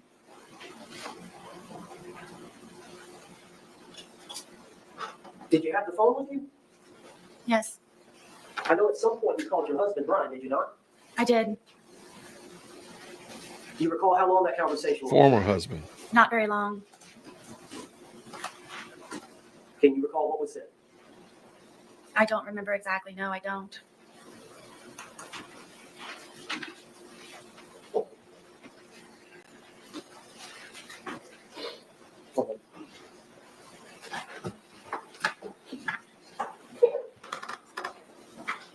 Yo, this is crazy.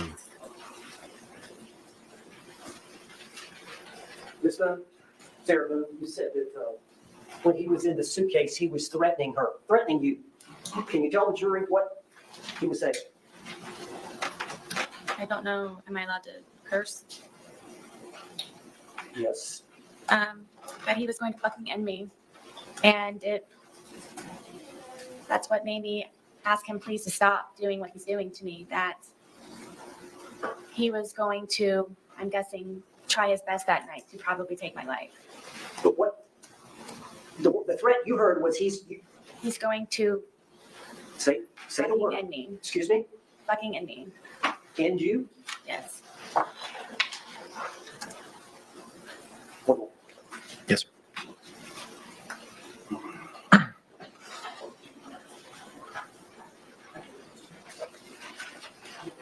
Judge, will you approach the bench? Yes. This is crazy. Cuckoo bananas.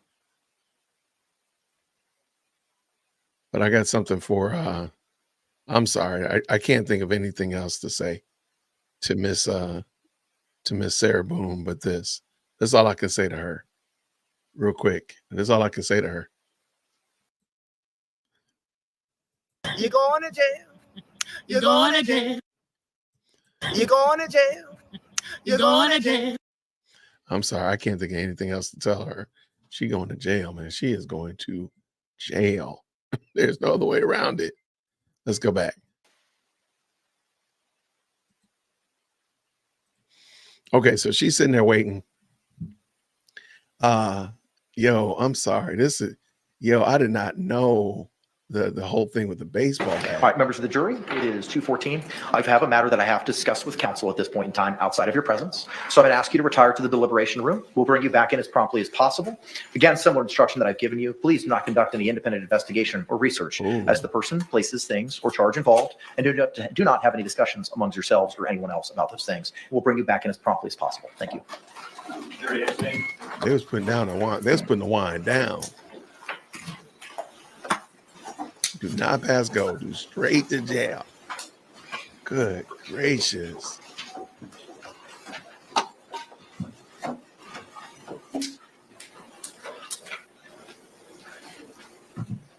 The dude might have been abusing her, but that he was no longer a threat. I mean, he was in the suitcase. He was no longer a threat. Thank you. Yeah, this is my first time State, hearing about you the can proceed bat. with any argument at this point in time. Judge, I believe that's pretty close to what we already knew from the deposition testimony, from the doctors relaying what she said for the proffer. What we have here is testimony from the defendant. Her timeline is she comes downstairs after having gone up to the shower and hiding, laying down, after being declared to be it. She comes back downstairs, and before she gets back to the bottom of the stairwell, she can see that the victim is in the suitcase trying to get flat because the lid is flopping and he's not hidden just yet. And so she comes over, and I believe she testified she was moving it around before actually zipping the lid shut, but moving it around, everybody's laughing, it's all fun and games still. And then she zips it, and it's still fun and games, and everybody's laughing. And then at this point, she testifies that this is now her opportunity to get on her pulpit to express her true feelings about everything. And that's when she sits down on the couch and opens up her phone device and begins recording what later turns out to be IMG _1062.movie at 11:12:45 for 2 minutes and 3 seconds. During this period of time, the decedent is expressing meekly that he can't breathe. The only time he ever curses at her is, Sarah, I can't fucking breathe, babe, I can't fucking breathe. He is demonstrating under the law that he is in fear of losing his life. She has committed an aggravated assault. She has committed false imprisonment. She was the initial aggressor. There was no overt act to justify these actions that she took against her boyfriend. She then goes on to say that during this period of time between the end of the movie at 11:14:48 seconds and before the next one starts at 11:23, that it's now at this time, while he's still constrained and clearly unable to get out under his own power despite having his hand out, she begins beating him with a bat, poking his hands, poking the suitcase with a deadly weapon. A bat is used for baseball, but it can also be used to harm another person. And according to the medical examiner's testimony, there was great harm caused to him, deep ecchymosis bruises. She can't start to do this out of fear, like the analogy I gave earlier. If I pull a gun to rob you, Judge, and you pull a gun, I can't shoot you in self-defense. She started this. Right. She started this. There was no overt act, and therefore we're asking for you to prevent, under the case law, any prior instances of violence, any reputation evidence, and any battered spouse syndrome evidence, because that's simply just what the case ended up being. Thank you. Response.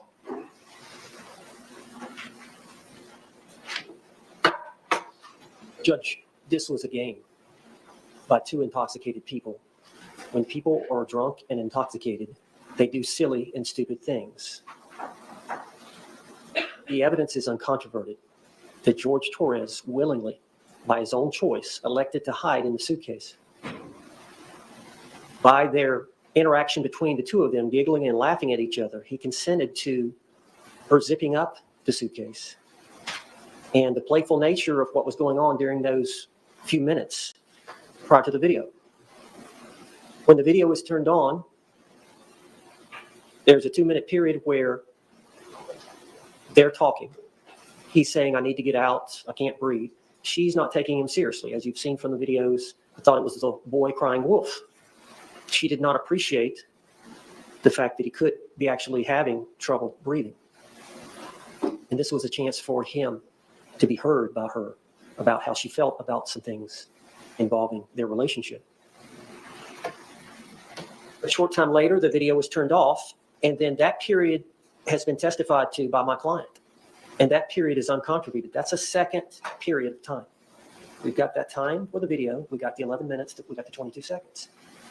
And there's no video, there's no audio, there's no eyewitness, there's nothing but Sarah Boone's testimony. And she's testified here today that they had words, there were threats. He got his hand out of the suitcase. She knew by the threats and him getting his hand out of the suitcase that he was about to get out of the suitcase and he was going to hurt her. A reasonable person under that scenario would believe she was about to be harmed. She was an imminent threat of harm. She blocked that attack by grabbing the bat, hitting his hand. When that didn't work, she started poking him with the bat in the suitcase. Eventually, she poked him several times. He put his hand inside the suitcase. She put the bat up. When she realized he was not going to do that any further, she flipped him over right side up. She still had fear, knowing that if he got out, she would be harmed. He would beat her up. She went upstairs. That is an overt act based on the discussions, coupled with the fact that he threatened her, using the word, "I'm gonna fucking end it for you," or some words to that effect. I don't remember her exact words, just before she went upstairs while he was still in the suitcase. If she would have let him out, and this is now this is an event involving an omission, failure to act, failure to unzip it at that point, before she went upstairs. The failure to act, the failure to unzip, which would have let him out, which would have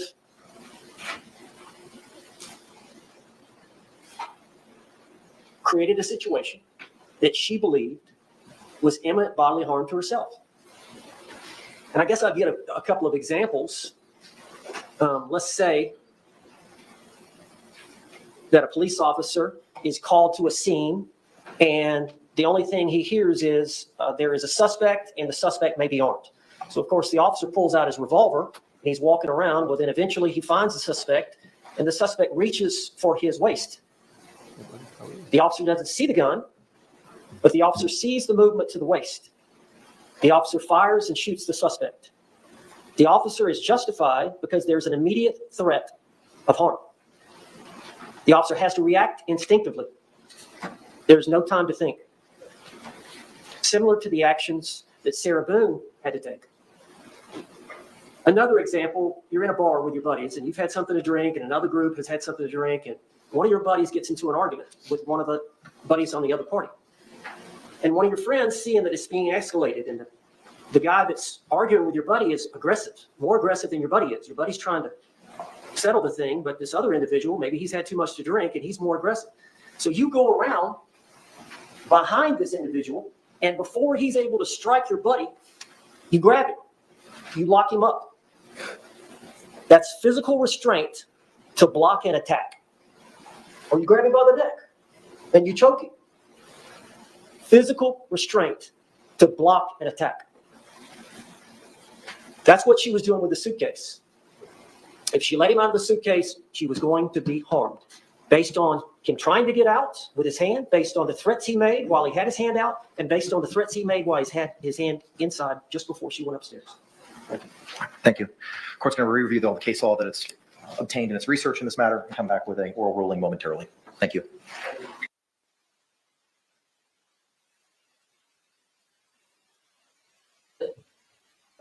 Gotcha. Okay. All right. I'm sorry. I'm sorry. That gentleman's argument about restraining somebody, that was pitiful. I ain't even lie. That was bona fide pitiful.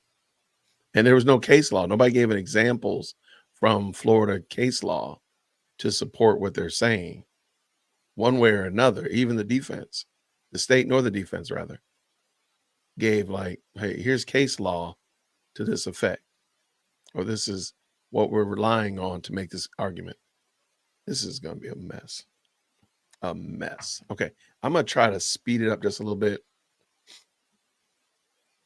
Drop a little, YSL is still going over Instagram posts.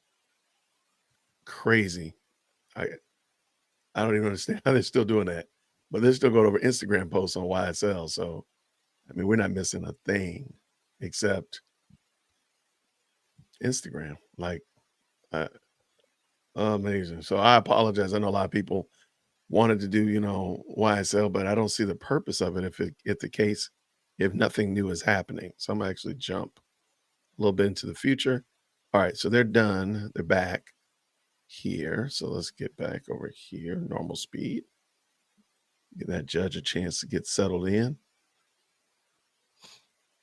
Shout out to the Florida seal, the great seal of the state of Florida. All right, let's see what they got. Let's see what this judge. So basically, the state wants them not to use the self-defense battered spouse. All right, we're back on the argument. record. State Okay, of Florida versus Sarah Boone, case number 2020 CF 2603. Appearances for the state. Dave Kestor on behalf of the state. William J. State. Defense. James Owens. Connie Henderson, Sarah Boone. Kevin Beck on behalf of Sarah Boone. Ms. Boone is currently seated at counsel's table, wearing the same clothing from this morning. Court has had the opportunity to review the case law, review the arguments provided by both the state and the defense. Court finds that a overt act has been established. The case law is clear that a scintilla of the providing of an overt act is sufficient to provide the self-defense jury instruction. An overt act is not something that's specifically defined in Florida case law. It's something that's from the totality of the circumstances, seemingly under the authorities that the court has reviewed. As such, the court is going to find that under Holland, a overt act has been established and will allow the defense to proceed with evidence of reputation and specific instances of conduct and battered spouse evidence, so long as the necessary predicates are established for those items. Any questions or clarifications with regard to the court's order stated?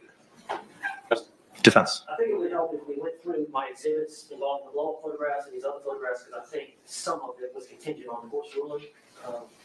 So I don't know if you want to try to deal with all of them one at a time in front of the jury. Or Oh, whether you want to man, talk about pictures. them ahead of time so that we know.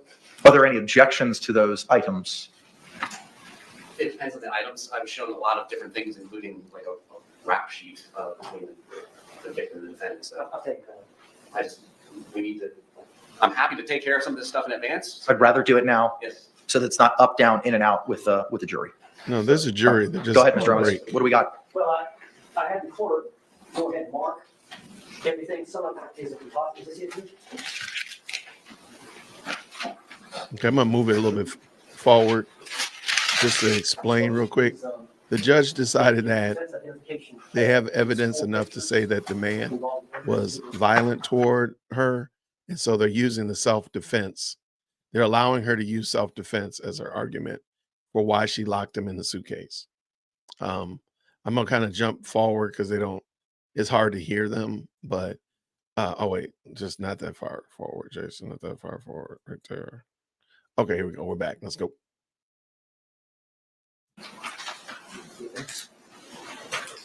Yeah, man, I don't know what they were getting with. It does look messy.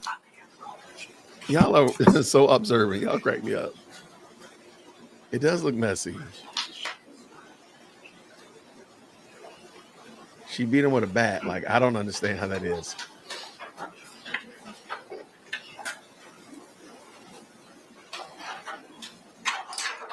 Jury entering.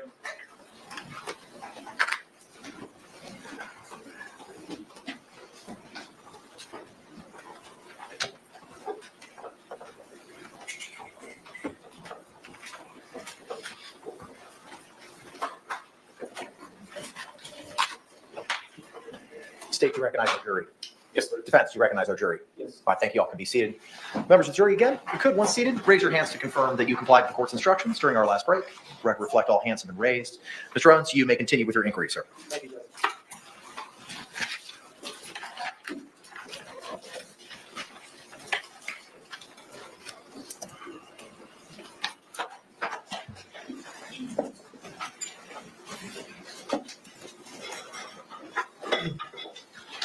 Ms. Boone, so I think we left off. You had called your ex-husband? Yes. All right. After you called your ex-husband, what happened after that? I ended up falling asleep. Okay. Do you remember waking up the next morning? Yes, Did you sleep in? not intentionally. Okay. But you didn't get up at 8 o'clock, did you? No, Did you wake up closer to noon? I believe so, yes. Did you check the time? No, Now, did you hear your phone ringing? yes, my phone was ringing. And did you answer it right away? No, Do you know approximately how many times it rang before you answered it? I believe the call was about 3 times. Did you know who was calling? I think it was my ex-husband.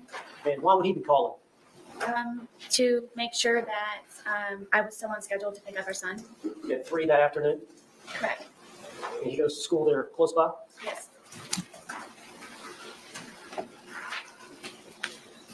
All right. When you woke up, did you stay in bed for a while? For a little while, yes. Or tell the jury what happened when you got up. I knew it was my ex-husband calling repeatedly.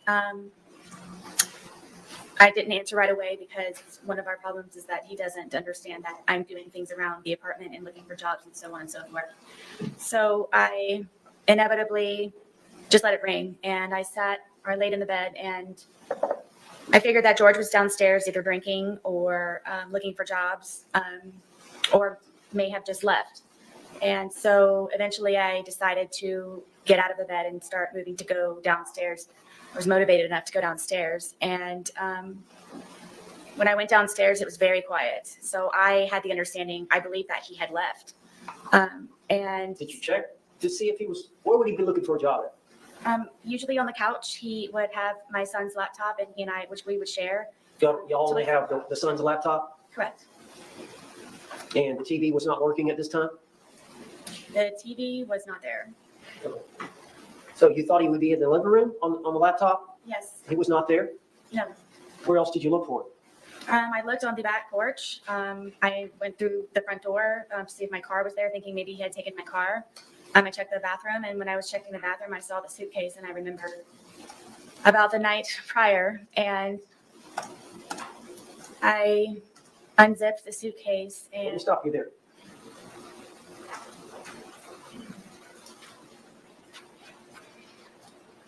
You said you were in the bathroom when you saw the suitcase, or coming out of the bathroom?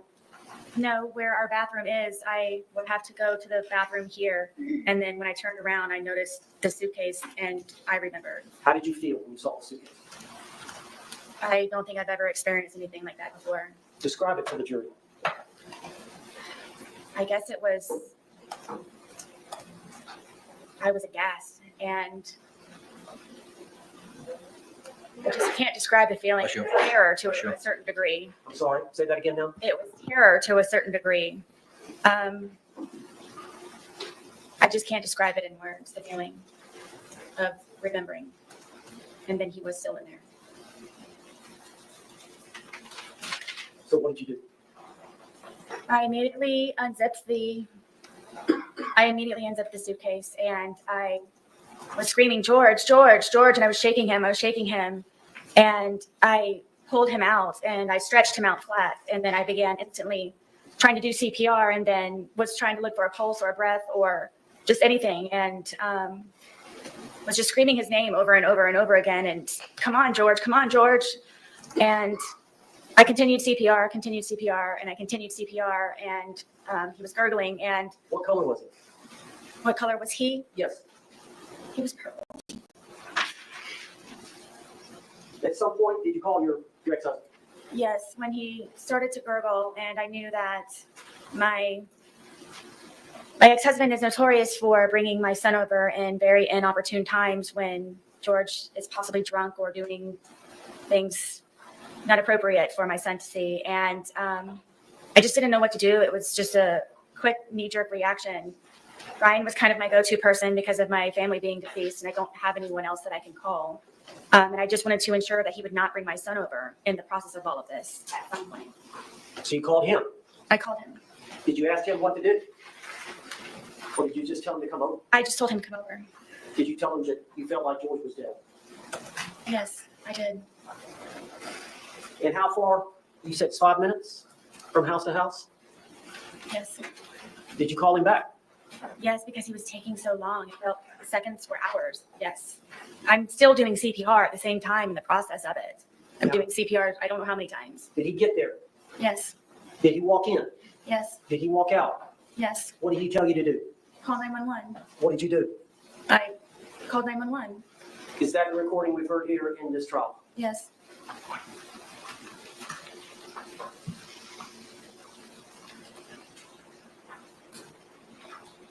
Did you love George? To this day.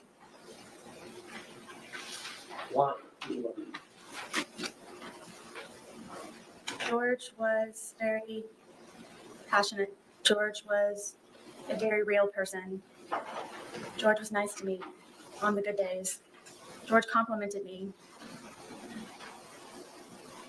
George and I were two bodies with one soul, he and I would always say. I don't believe that I've ever had a connection with anyone like I have with George. Did you have that connection with your ex-husband? I do not. Was it even close? No. George has some good traits, doesn't Very much. he? Did George have some bad traits? He did. Did you drink too much? I did. Did George drink too much? Yes. Tell the jury about George's drink.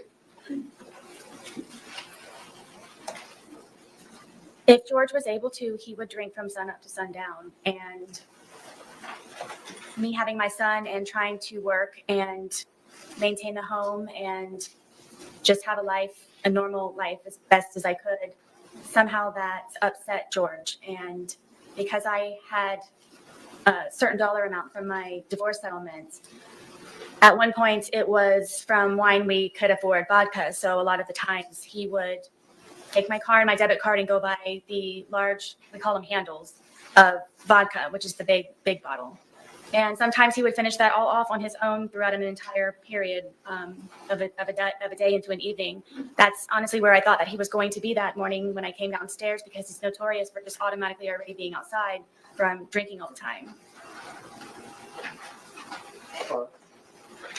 And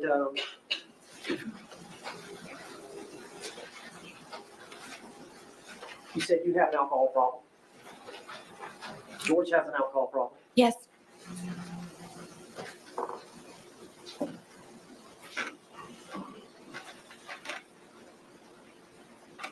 How did George's drinking adversely affect you?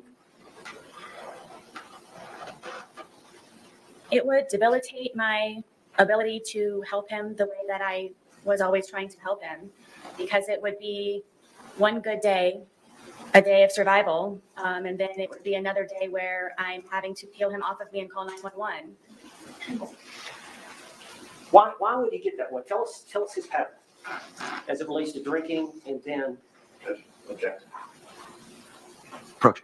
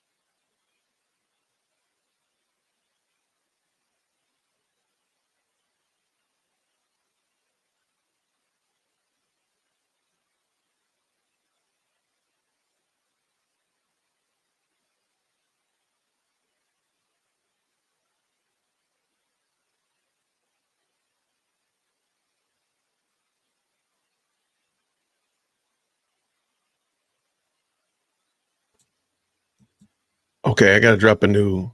Sorry about that. I gotta drop a new poll in the chat. Yo, this case is crazy. I didn't know it was this bad. I knew it was bad. I just didn't know it was this bad. All right, let me ask y'all another poll question. Sorry about that.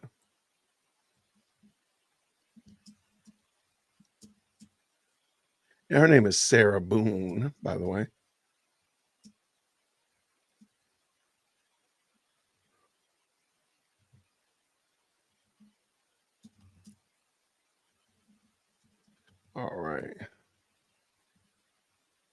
All right, here we go. Here we go. New poll question in the chat. Thank you so much to everybody that's tapped in with us. I'm sorry. If y'all wanted to watch YSL, we can go back to YSL. I mean, though, granted, the Instagram guy is still talking. So when Atkins said that he would be done in an hour and the hours was at 1:15, it is now 3:15. So he's gone on for 2 Objections hours. overruled for now.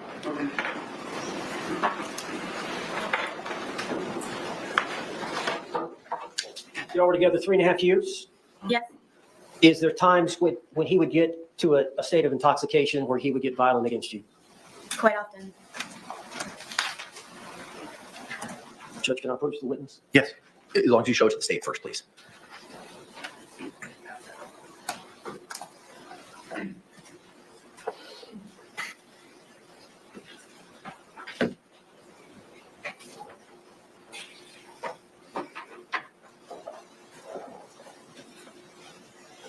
I'm going to show you defense exhibit for identification P.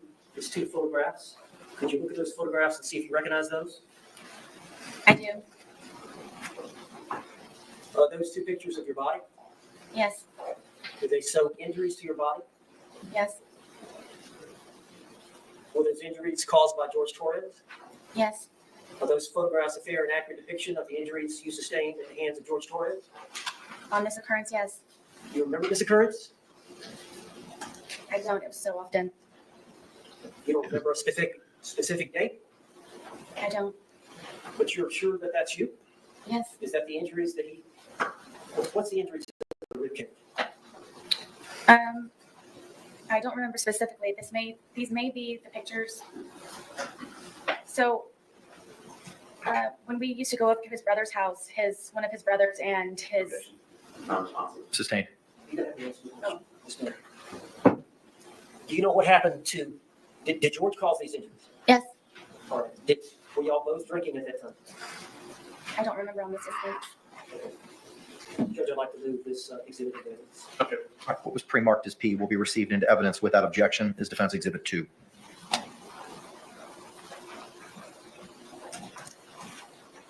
I'm not sure. Mr. Owens, may I get just a number, please? Thank you. Mr. J, would you be so kind? Thank you.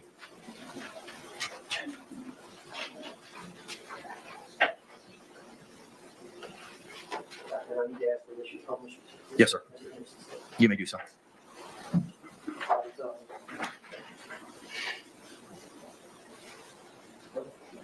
This is accurate, Judge.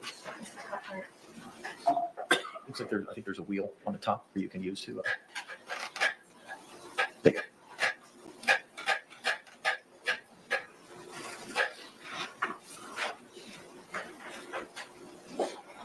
Ms. Gould, is that you? Yes, Are those injuries to your arm? yes, Were they caused by George Torres? yes, And during the same incident, is this you? yes, Is that an injury or bruise to your rib cage area yes, and your arm? yes.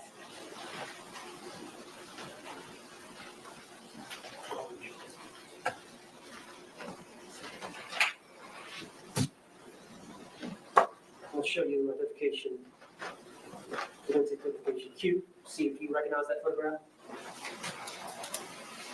Yes, Is that your thigh? yes, Okay, do you remember this incident? yes. Can you tell the jury what happened? I wanted to take my dogs for a walk and get off at the back porch. Were y'all drinking? Yes.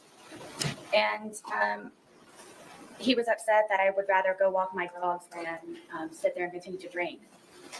So he slapped my thigh as hard as he possibly could and said, "You're not going anywhere." And it was a good smack on my thigh. Is that a fair and accurate depiction of the wound that you suffered as a result of George Torres slapping you on the thigh? Yes. Judge, I'd like to offer Q in evidence. What was pre-marked as Q will be received into evidence without objection as Defense 3.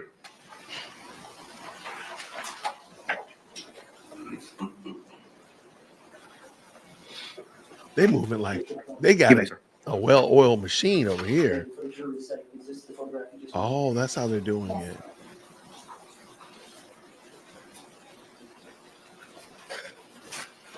They're using an overhead. Let's show you. Oh, okay. I like that. That's smart. Identification S. See if you recognize that photograph. I do. Oh, is that your hand? Yes. Is that your blood on your hand? Yes, it is. Is that you standing, looks like in a room with flip flops? This is in the kitchen at Brian's house. Okay, what happened there? So George was very drunk, and I wanted to leave, and he's notorious for taking my car keys and putting them around his neck and my phone in his crotch area and telling me to come get them. And I really wanted to leave because of how drunk, and I knew the escalation of his anger. I didn't want to be there when it was at its peak. So I tried to take my keys from around him because he kept taunting me to take my keys, come get your keys. And so I attempted to go and get my keys. And so he ended up getting a butcher knife. And I had an opportunity to call Brian to come and help me, to please come pick me up, to come get me. And of course, he brings my son with him. And so I'm in the parking lot asking Brian to please help me get my car keys away from him. And there's neighbors, and it's a scene at this point. And George comes to the doorway of my townhome wielding the butcher knife, saying that, Blinkers, that no one's going to take her fucking keys. No one's going to fucking come into this house. And he's waving the butcher knife. And I walked up to him, and I just wanted to leave. And my little son, who was, I believe, 7 or 8 at the time, just is screaming, give mommy her keys, let her leave. Brian was even trying to negotiate with him, saying, please, you know she'll come back, just let her leave. So I went up to try and take the keys from him, and he was pulling on them, and I ended up pulling harder, and he pulled them back again to try to pull me in the house, and I pulled them even harder, and it ripped my finger. And at one point, I had lost the fingernail, and the tip of my pinky was severely gashed. Well, Judge, I'd like to offer this. Okay. What was Wait. pre-marked as, Counselor? Her son is 13 now, I thought. What was pre-marked as defense S will be received into evidence without objection as defense Her 4. son is 13 now. So, yeah, that's going to be a problem. That's going to be a problem. It is a Canon. Is that the nail, or is it on? Still on? I believe so, yes.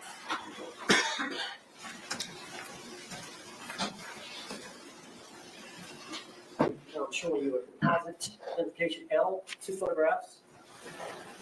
Can you look at those photographs and tell the jury what they are? I wanted to eat, and while he was drinking, went and made myself, as quickly as I possibly could, a microwave bowl of, I believe it was broccoli and cheddar soup. And I didn't get it out enough time, and he came up behind me and he slapped it out of my hand. And it was a 2nd-degree burn. I went to the hospital for it. Were those fair and accurate depictions of the injury burn to your thigh? Yes. Okay. Would like to offer identification L with evidence. Okay. What was pre-marked as L will be received into evidence without objection as defense 5.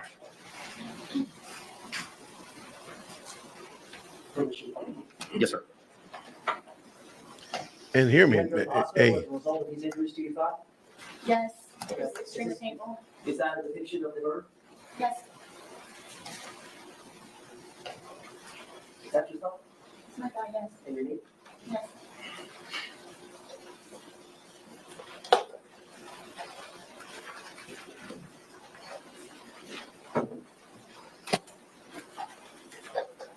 All right, I'm showing you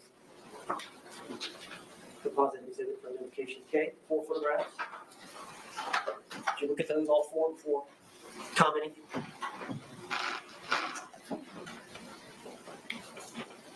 This is a longer story, isn't it? Go ahead and tell. So George stabbed me in my leg.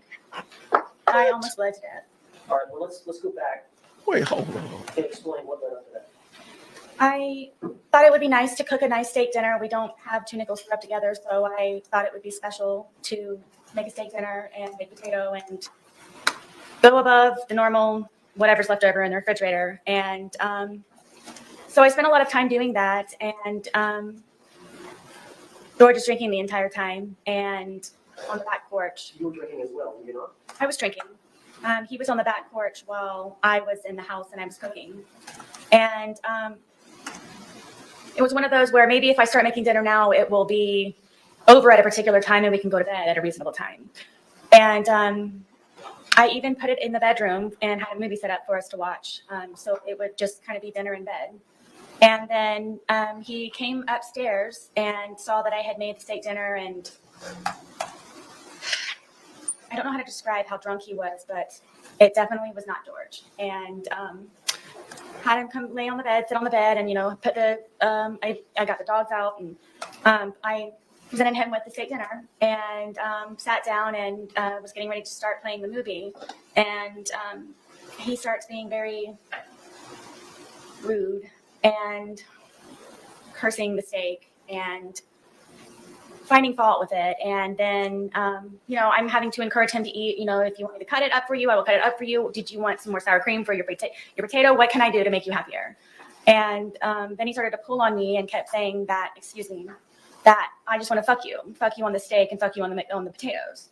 And I took offense to that, and I kept trying to encourage him to eat. I started to eat. Was this just him really drunk and saying nonsense? I don't know why he was so angry that day. I don't know if it's because I got steak. I don't know. Most of the time I don't know the reason why. I couldn't take it anymore. Obviously I was not going to be able to eat. So I started to crawl off of the bed to leave, just the bedroom. And he told me again that I'm not going anywhere, and he stabbed me in my leg, and it crunched. You could hear a noise that it made, and blood just started to come out of my leg, just like a fountain. So I got off of the bed. He's starting to freak out, and grabbed me a towel. I got a wet towel, and I'm sitting here holding the towel, and it's increasingly becoming even more and more saturated by the minute. It's just minutes. So I'm going through towels, and I said, George, I think I need to go to the hospital. This is not stopping to bleed. This is serious. And he got on his knees and begged me, please don't call the police. Please don't call the police. Please don't call the police. And inevitably he went and got my car keys and put them around his neck again, and my cell phone. So I was not able to call anyone, and I wasn't able to leave in my car. So I figured I would just go downstairs, and I'm just going to go downstairs. And I had propped my foot up on the glass table that we had, and blood is just everywhere. Blood is everywhere. I can't keep up with the amount of blood, and I'm starting to feel very weak and really weird. And he comes downstairs and he's still begging me, please don't call 911. Please don't call 911. I kept telling him, there's something, this is serious. This is something, because he knew that he would probably get arrested or something bad would happen to him. So I couldn't take him anymore. He was just all over me, and I'm bleeding. I'm bleeding very badly, and he's having me try to console him. And I kept telling him, please, I need to call 911, please. And I said, okay, just give me a moment. And I crawled upstairs to my son's bathroom, which is the furthest bathroom away from everything. And I remember holding onto the sink, and I looked into the mirror, and my lips were blue, and I knew I needed help. I needed help. And he came upstairs looking frantic for me, calling my name. And then I turned to him and I said, please, I'm going to die. I've lost a lot of blood. There's something wrong. My lips are blue. Please, we don't have to call an ambulance. If you could just take me, I'll drive whatever I can do, please, to go to the hospital for this. And he said that before anything happens, I had to concoct a story in order for him to not be arrested or be in trouble when we did inevitably get to the hospital. So I'm sitting there with this blood-soaked towel with blue lips, trying to come up with a story of what I can tell them when I go down there so he's not in trouble, and telling him that it's okay. And I came up with the story of that we were sword fighting silly after drinking with our steak knives, and he accidentally punctured my leg. And from there, how did you get to the hospital?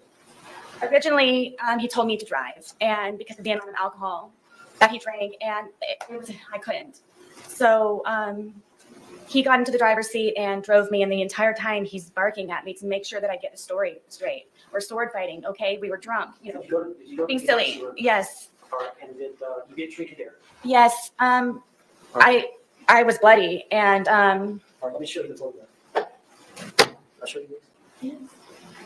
All right, is this a fair and accurate depiction of the injury to your leg? Yes. I had to go to 2 different hospitals for it. And you lied to medical personnel about how was that? Yes, they brought in sheriffs and everything. Was it consistent with, they brought in sheriffs? Did you have to answer to the law enforcement officers? Yes, Did you stick with the story that you and George had agreed? I did. Judge, I'd like to offer this a positive exhibit. Okay. What was pre-marked as K will be received into evidence without objection as Defendant 6.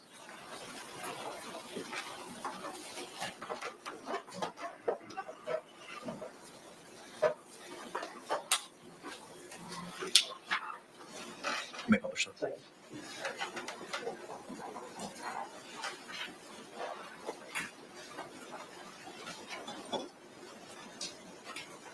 And is this you at the hospital? Yes.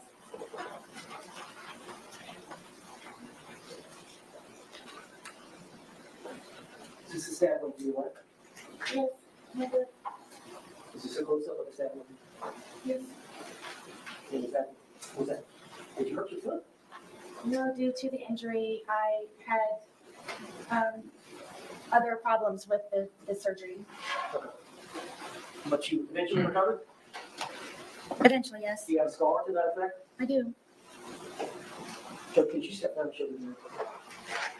Mr. J, Okay. you may. There's a lock, sir.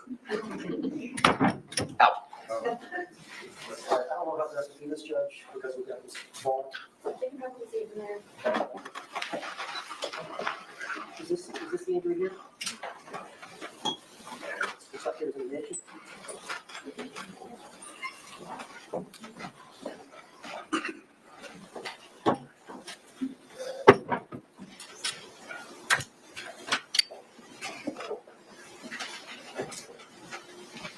All right, I'm showing you identification T. You recognize that photograph? Yes. All right. Looks like you've got an injury to your lip and to your face. Do you recall this event? I was trying to sleep, and Have y'all been drinking? I'm sure. I know that he had been drinking. This was one of the instances where I would go upstairs to try to go to sleep. And But y'all drank together a lot, did you not? sometimes, yes. So there were times where he wanted to stay up and continue to drink and you wanted to go to bed. Many times, yes.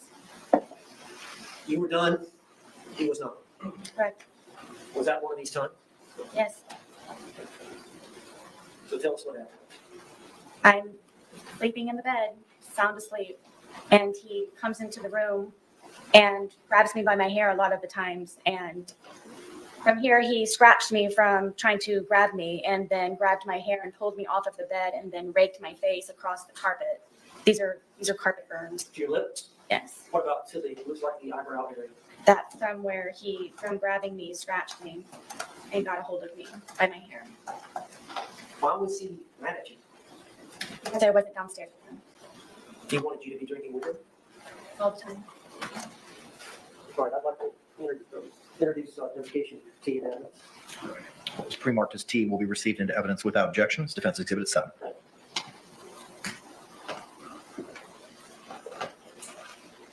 Oh, permission. You may, sir.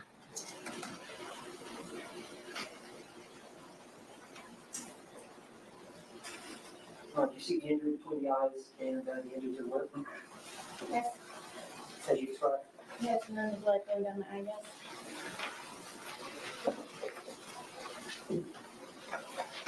Showing you with the marked that's exhibit for identification, or defense exhibit. You for identification? Yes, Can you describe that photograph? I can. Go ahead. This was the first time that I ever called 911. George and I had gone to a bar across the street within walking distance, and at some points, I asked a guy, or he asked me, somehow or another, it was over a cigarette. And he left, and I didn't know where he went, and the bartender said, oh, he left. He took your car and left. So, Why would he do that?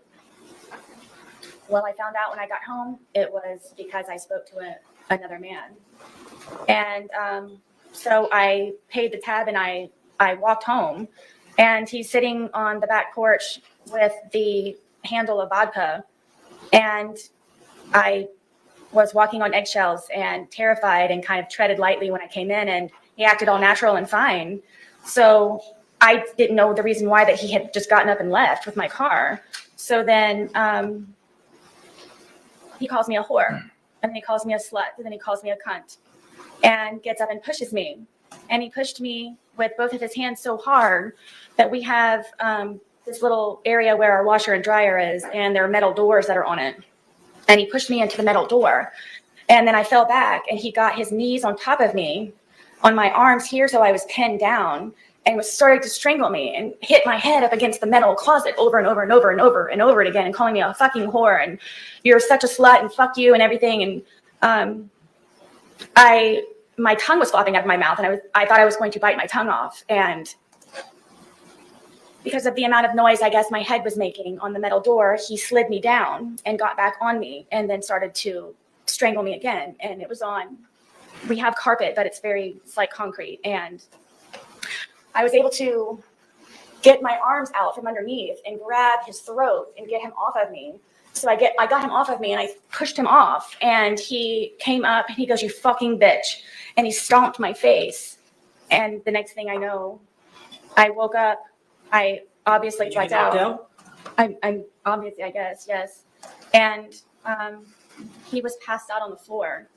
And I woke up frantic looking for my phone, and I immediately called 911.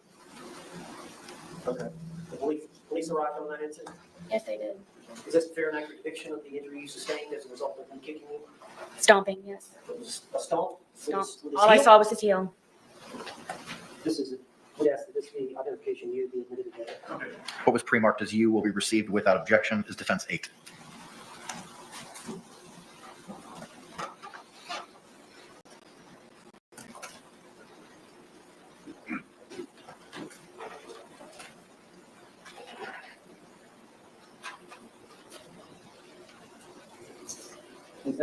Was that the next day, or is that a few days later? That's a couple of days later. And that's the bruising from the kicking of the thigh? Yes. Now, the police were called, and we'll talk about that in a minute. Let me go to the jury.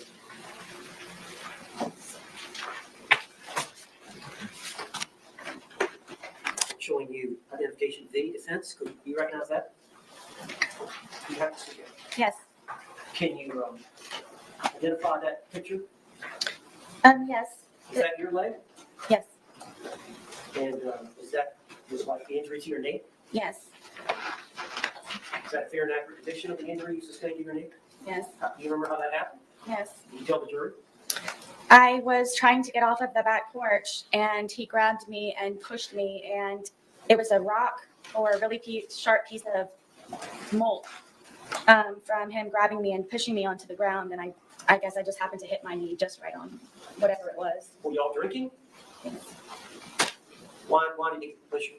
Because I wanted to get off of the back porch. And he wanted to stay out there? Yes. He wanted you to be with him? What's the deal with him wanting to be with you all the time? Insecurity, I guess. I don't know. I don't know. Did you do your best to please him? And then some, yes. All right, how about introducing evidence identification? Okay. What was pre-marked as V will be received into evidence without objection is defense 9. Now, was you treated for this, or did you self-treat? Show the jury now. No, that was just, I got the first aid kit that I had for my son, and I just cleaned it up. What?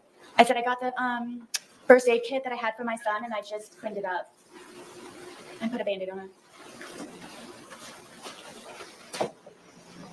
All right, showing you identification W. Defense identification. You recognize that photograph? Yes. What is that photograph of? This is a photograph of my arm. And is that a fair and accurate depiction of your arm with some type of injury? Yes. Do you remember this event? Multiple times, yes. Well, we're talking about this isolated event where this photograph was taken, the injury you sustained. Yep. Who injured your arm? George Torres. Do you remember this event?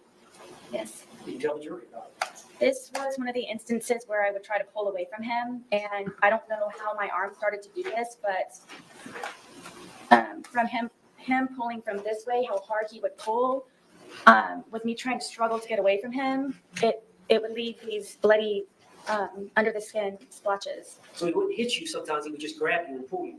Yes, from me trying to pull away from him, that's the point of it doing this, from me pulling away from him. Now this is One of the many times y'all were both intoxicated?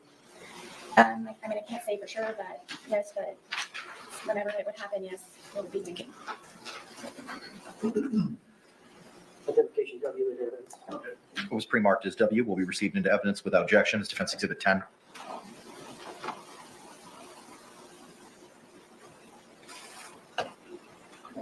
You may, sir. All right, it doesn't look like a wound or anything. Objection, Your Honor. Sustained. Tell me, you said it's just from the grip, him losing his grip? Yes, it would be from me pulling away from him, and whatever under the skin it was that it was disturbed from the amount of pressure of him holding and then pulling from me would create those on my arms. Okay.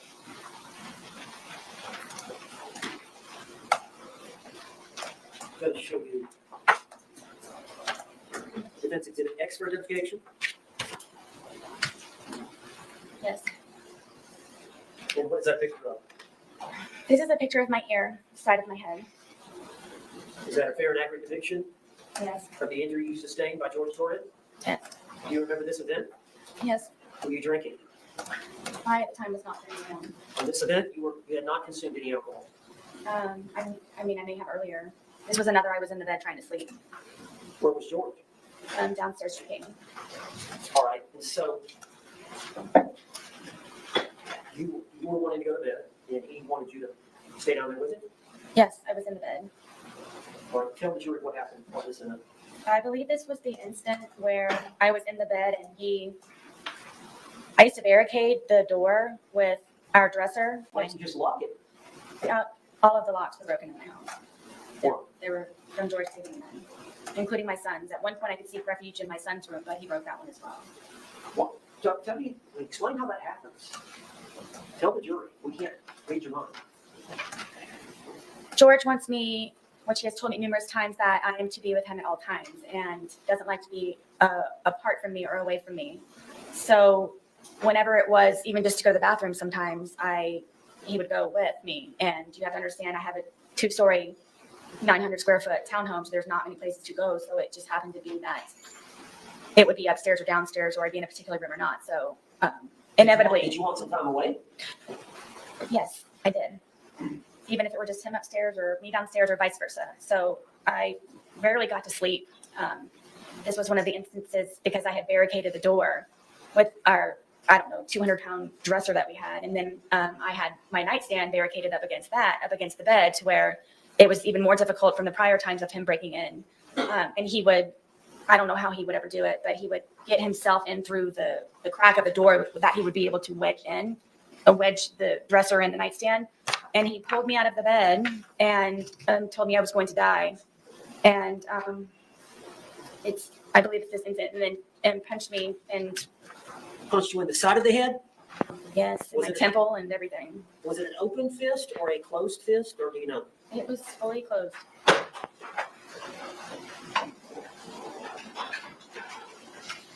Like identification X introduced in that. What was pre-marked as X will be received without objection as Defense Exhibit 11.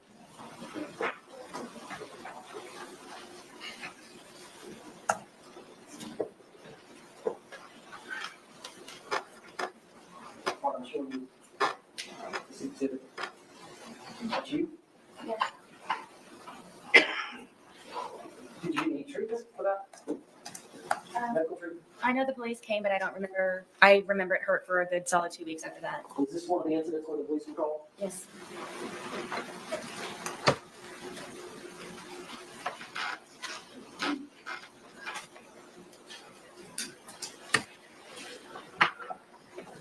Now, do you recognize this photograph, which is identification Y? Yes. Was that the date of the incident? The date of this event? No, it happened prior. But this picture that was taken of the. This picture was taken, would have been taken February 24th of 2020? Yes. And do you recognize that as your close-up facial? Yes. Is that a fair and accurate depiction of how your face looked on February 23rd of 2020? Yes. What's the significance of this picture? Again, because I was sleeping, George was upset with me and came in with a metal curtain rod and bent it and snapped it in half and then crunched me in the forehead with it.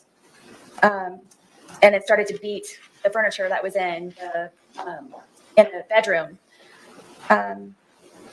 This is probably a good month before or after it had happened, before I really do believe that I should have gotten stitches, but I was not allowed to go to the hospital. Judge, I'd like the identification why introduced the evidence. It was a gash. What was pre-marked as Y will be received into evidence without objection as defense 12.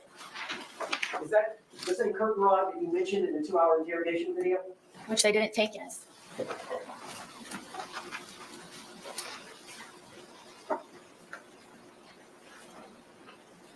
Now, this was photographs that were taken I guess it would have been the crime scene. Was the crime scene investigator that came out and took photographs? I don't remember who it was, but yes, someone did on the day of the incident. Was it different from the extraction, the phone extraction expert? Was it somebody different? I think. But is this room right here? Yes, and remember, that's a month later. And then on that same date, same time, they took this photograph as well, which is identification R. Yes. All right, what does that do? I believe it's from holding the baseball bat, and Is that an injury to your hand? it's a bruise. Was that taken, was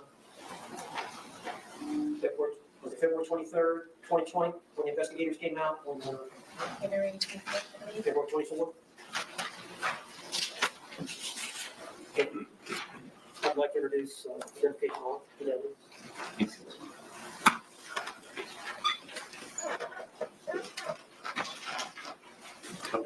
What was pre-marked as defense R will be received into evidence without objection as defense 13.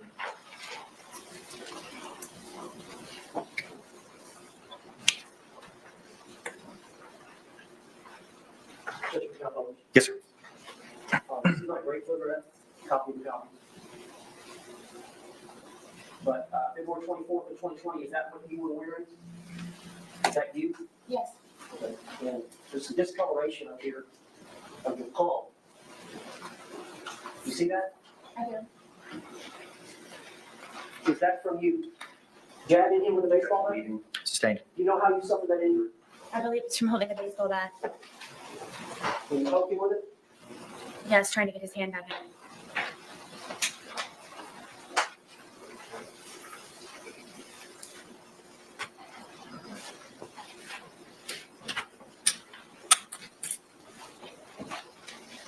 I'm showing you defense identification in.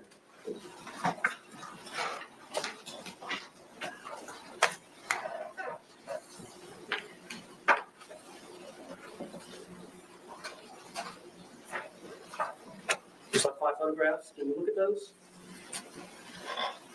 See if you recognize them.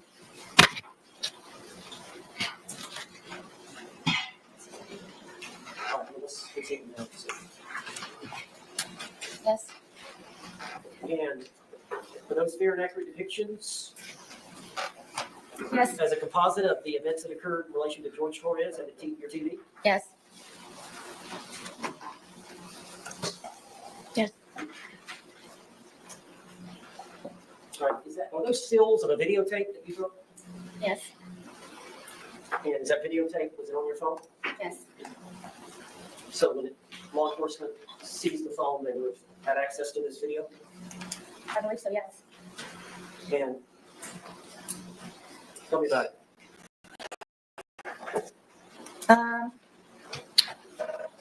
Lucas liked to watch cartoons and play video games on the big screen, this is the big screen. And I would have to call Brian to come over sometimes to help me figure out the Fire Stick and whatever platform or whatever it was that Lucas was trying to view his shows and video games on. And I don't remember how George found out that Brian had come over. I believe because it was actually fixed and he knew that I didn't know how to do it. Found out that Brian had come over to fix it, and was he jealous of Brian? I don't know if he was jealous of Brian. I think that he had a fear that I somehow would go back to Brian. So I think by Brian helping me with things for Lucas, he just didn't want him to be interacting with me at all. So Lucas wasn't over here this day, was he? No. Brian wasn't over here this day. He may have been I can't remember when he actually fixed the television for Lucas. But y'all were drinking, you said. I know he was for a fact, yes. Chances are you. Probably so, yes. Okay. I would agree. So how did it end up badly? He accused me of sucking Brian's dick and told me that he was going to break my face with a bat, and that he was going to make me unrecognizable to my son with the bat. And then told me that he's going to destroy my fucking television. And then I was going to remove it from the apartment. And if I didn't, I was going to be, again, unrecognizable to my son. So did he grab the bat? Absolutely. He already had that in his hand, and he told me that I had to videotape it. Did you videotape it voluntarily? No. All right, but there's a video, but I'm going to go ahead and ask Judge if I can use this identification of these 5 photographs into evidence. Okay. Is it O or N? I have O being a composite, the 5 photos, and not having a single photo. We're moving in O. Okay. All right. What's pre-marked as O will be received into evidence without objection as defense 14.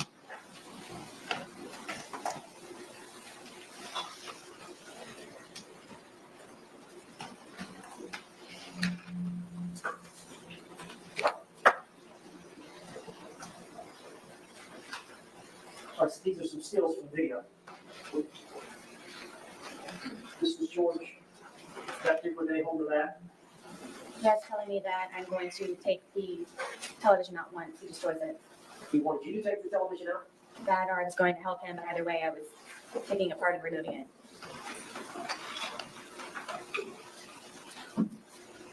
And what's this picture of? In the process of him destroying my television. While you're videotaping? Correct.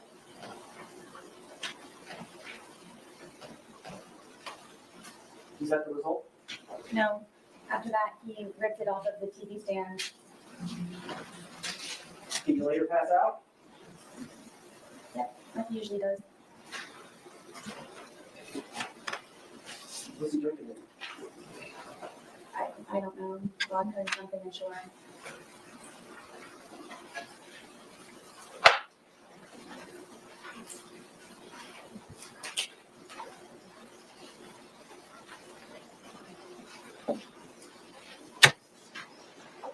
I'm showing you identification N. Did you recognize that? Can I let him? Mr. Well? Were those, was that photograph taken by a crime scene? Correct. Is that a fair and accurate depiction of your living room and stairwell? Yes. And I'm going to try to introduce this as identification 9 as an exhibit. No. It's pre-marked as M, correct? It's got N. N, I apologize. Papa. What's pre-marked as N will be received into evidence without objection as defendants 15.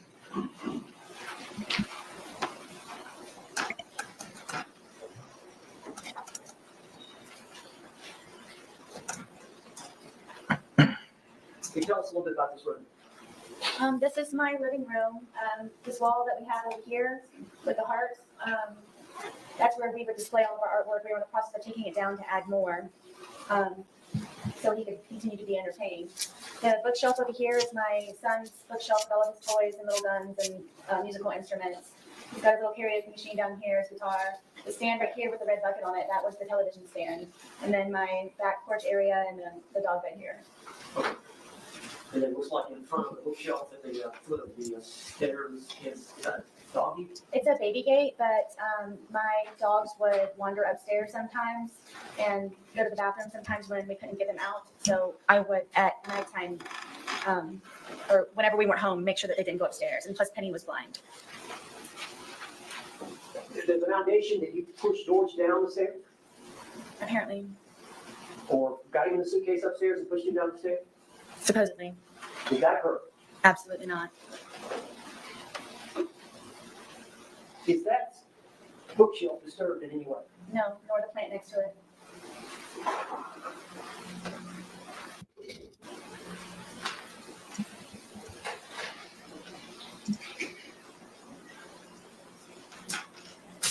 I'm showing you composite, 2 photographs, identification M. Did you look at those 2 and see if you recognize them?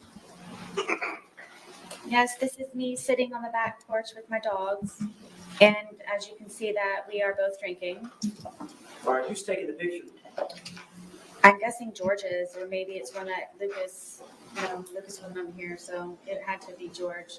How can you tell y'all are drinking? Because there's a cup here and then he has a beer. And there's two dogs, there's one sitting next to you, who's that? That's Penny, she's the blind dog. I used to have to pick her up to put her somewhere so she would stay there because she was unfamiliar with the area, especially since we moved from my marital home to the townhome. So most of the time Penny would be close or next to me. Who's next to the film? This is little guard dog Tess. She was the deaf dog. And this is the fence here. Well, I'll show them. Okay. But this is Tess, and then this is deaf, blind. Penny and Tess. All right, and then the second one. This is Tess on the back porch. Who cares? Taking a nap. She was never far from me. All right, when George was sober, how did he treat the dogs? Nice. I don't know if he was a pet person, but I mean, he was nice. If I needed him to feed them, he would feed them. Were there times when George was drinking where he would threaten to harm the dogs? All the time. You don't have to tell the jury. One of the worst threats was Penny being blind. He would actually leave the gate open in the back. He wouldn't threaten me to do it. He would actually do it on nights that I had to go up to sleep or I fled the night before or something. And would tell me that he hoped that I would come back and find her bloated body dead in the pond across the way from our townhome.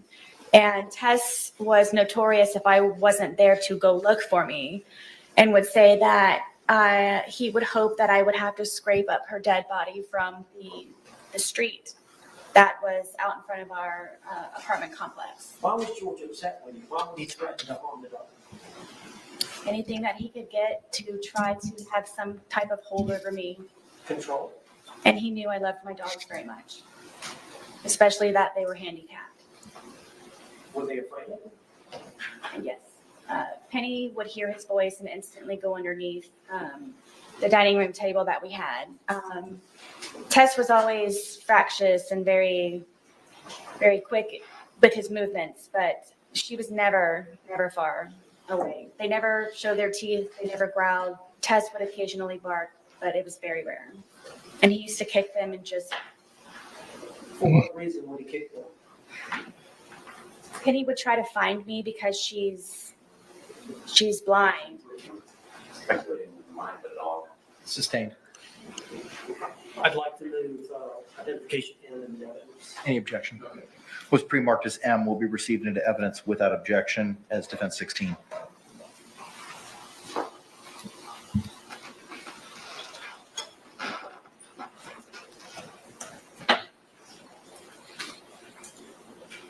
All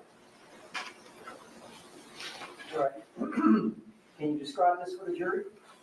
This is again is our back porch, and this is the fence that I made for the dogs to have a little bit extra space. Penny is next to me. She's the line dog, and then Tess is down here at guarding the gate. Are these fake rabbits? Is that? Yes. I used to call my son when he was a baby. He was my bunny rabbit.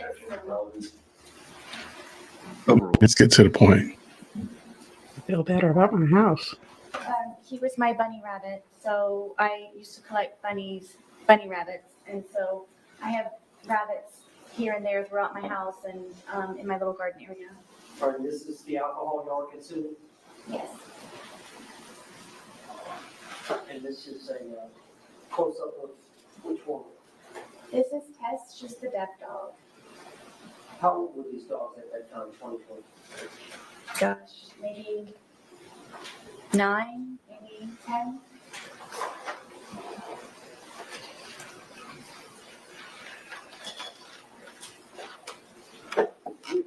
Yes.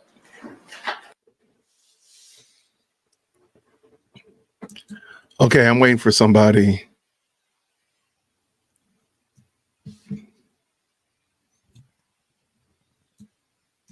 All right.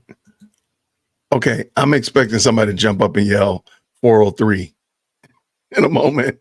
What does the dogs have to do with this? This is so wild. Like, this is sad because I think we're just going, that is going long. And let me also just add, Mandy, how are you, friend? Hey, how are you There we doing? go. Good. All Yeah. right. Wait, why is it not adding you? There we go. All Yeah. right. What you got on the Sarah Boone? What you got? What you thinking? What you Like thinking? domestic violence is a very serious thing. And I really think she's playing it. I hate to say that, but I think she is because who takes pictures as they go along unless they think they might need them later? That I agree. Going back to, he might have been whopping her on the head. He He might have might have been. been, but I think she was doing it to him too. I think she was beating him up too. But also, he was not a threat once he was in the suitcase. Right. That Threat neutralized. threat neutralized. Just go ahead and you got him locked away, call the police, unzip his hand and go call the police and All right, run. members of the jury, it's 4:03. By show of hands, would you like to take an afternoon break at this point in time? 403. Okay, sees no hands. We may have to work also a little bit past 5 o'clock, maybe going between 5:45 and 6 this evening. I know juror third from the right, you may have to make a phone call as to that. Does anyone have any concerns about working a little bit later today till 6 o'clock? If you have those concerns, please raise your hand at this time. All right, court sees no hands. Ma'am, are you in a position to step out to see if you can get assistance with childcare, or is that not an option for today? I'm actually all set for today. She's already taken them off. You are? Okay. All right. Excellent. Very good. Thank you very much. I appreciate you all. With that, Mr. Owens, you may continue. I thought they were taking Yes, a sir. break. I think one of the jurors raised their hand. Oh, I'm sorry. Yes, juror fifth from the right. Are we going to get a break before the 5:45 mark? Because if not, then yes, I would like a break now. Then I tell you what, let's go ahead and take it at this time. We'll give you all a 15-minute recess. It's 4:04. Hang on. Don't leave yet. I got to tell you a couple things. It's 4:04. We'll see you back here at 4:20. Same instruction as before. Please don't conduct any independent investigation or research as the person, places, things, or charge involved, and don't have any discussions amongst yourselves or anyone else. We'll see you in a couple minutes. Thank you very much. All right. So, what do you think? What are you thinking? Tina, I see exactly what you're saying. I do. But if it just seems like she was holding it in case and it's her presentation as well. It's not just that. And the fact she went through eight lawyers, it's like she got one that would go with her story. It's several factors. It's not just that. If Ms. Boone needs to use the facilities, we might as well take advantage of that at this time. All right, court will be in recess till 4:20. Thank you. Oh, and just so y'all know, YSL is still on the IG expert. So the idea that it was going to take an hour was a total and absolute scam.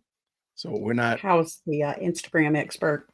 I don't know. I'm just jumping back and forth. I still see them talking. I have no idea. I'm like, to me, I don't think that would have been a good use of time. Now, granted, this right here is pretty wild. This is wild. I'm interested in seeing what the defense, what the state actually says about this. And are they going to get into the weeds about the dog and this, that, and the other? Are they going to just lay out the case that the dude was in sure, he put himself he's a drunk.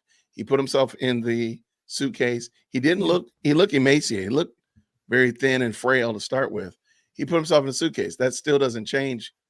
I don't think that changes anything. No, I don't think so either. I don't think it changes one thing. Filmed it.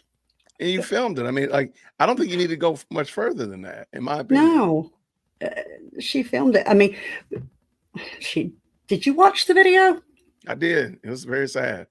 It's hard. It's hard. It's hard. It's funny because again, the narrative she tells doesn't line up with the story.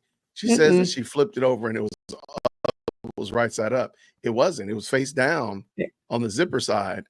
And he's like saying, hey, hey, I can't breathe. Hey, get me out of here, Sarah. So the idea that what she told wasn't true. And so That's a good point. I think, again, I'm not saying that he wasn't whopping her on the head. I'm not saying that he wasn't a bad dude. I mean, he probably was. Let's just tell the truth. He's been However, arrested several times. the threat has been neutralized once he's in the suitcase. The threat has been neutralized. Once he gets arrested, how about you don't bail him out? How about Right. you just don't bail him out? How Never about you not turned have in your mom and pictures dad to bail keep him in out? jail. If you got these pictures, then it could have kept him in jail. And I think also another story doesn't, again, I'm not trying to be picky, but go and listen to the story that she told about her having to call her husband. Hey Her husband everybody, came thank over you so much for with watching our Sarah Boone husband trial came cover. over with the kid and this, that, and the other. It sounds like a pretty contentious situation, right? Yeah. He's got a knife. He's got the keys around his neck. Like, you're not going anywhere. And then she goes up. Listen to what she says. She says she goes over and she yanks on the keys and pulls them toward her. He's got a knife in his hand.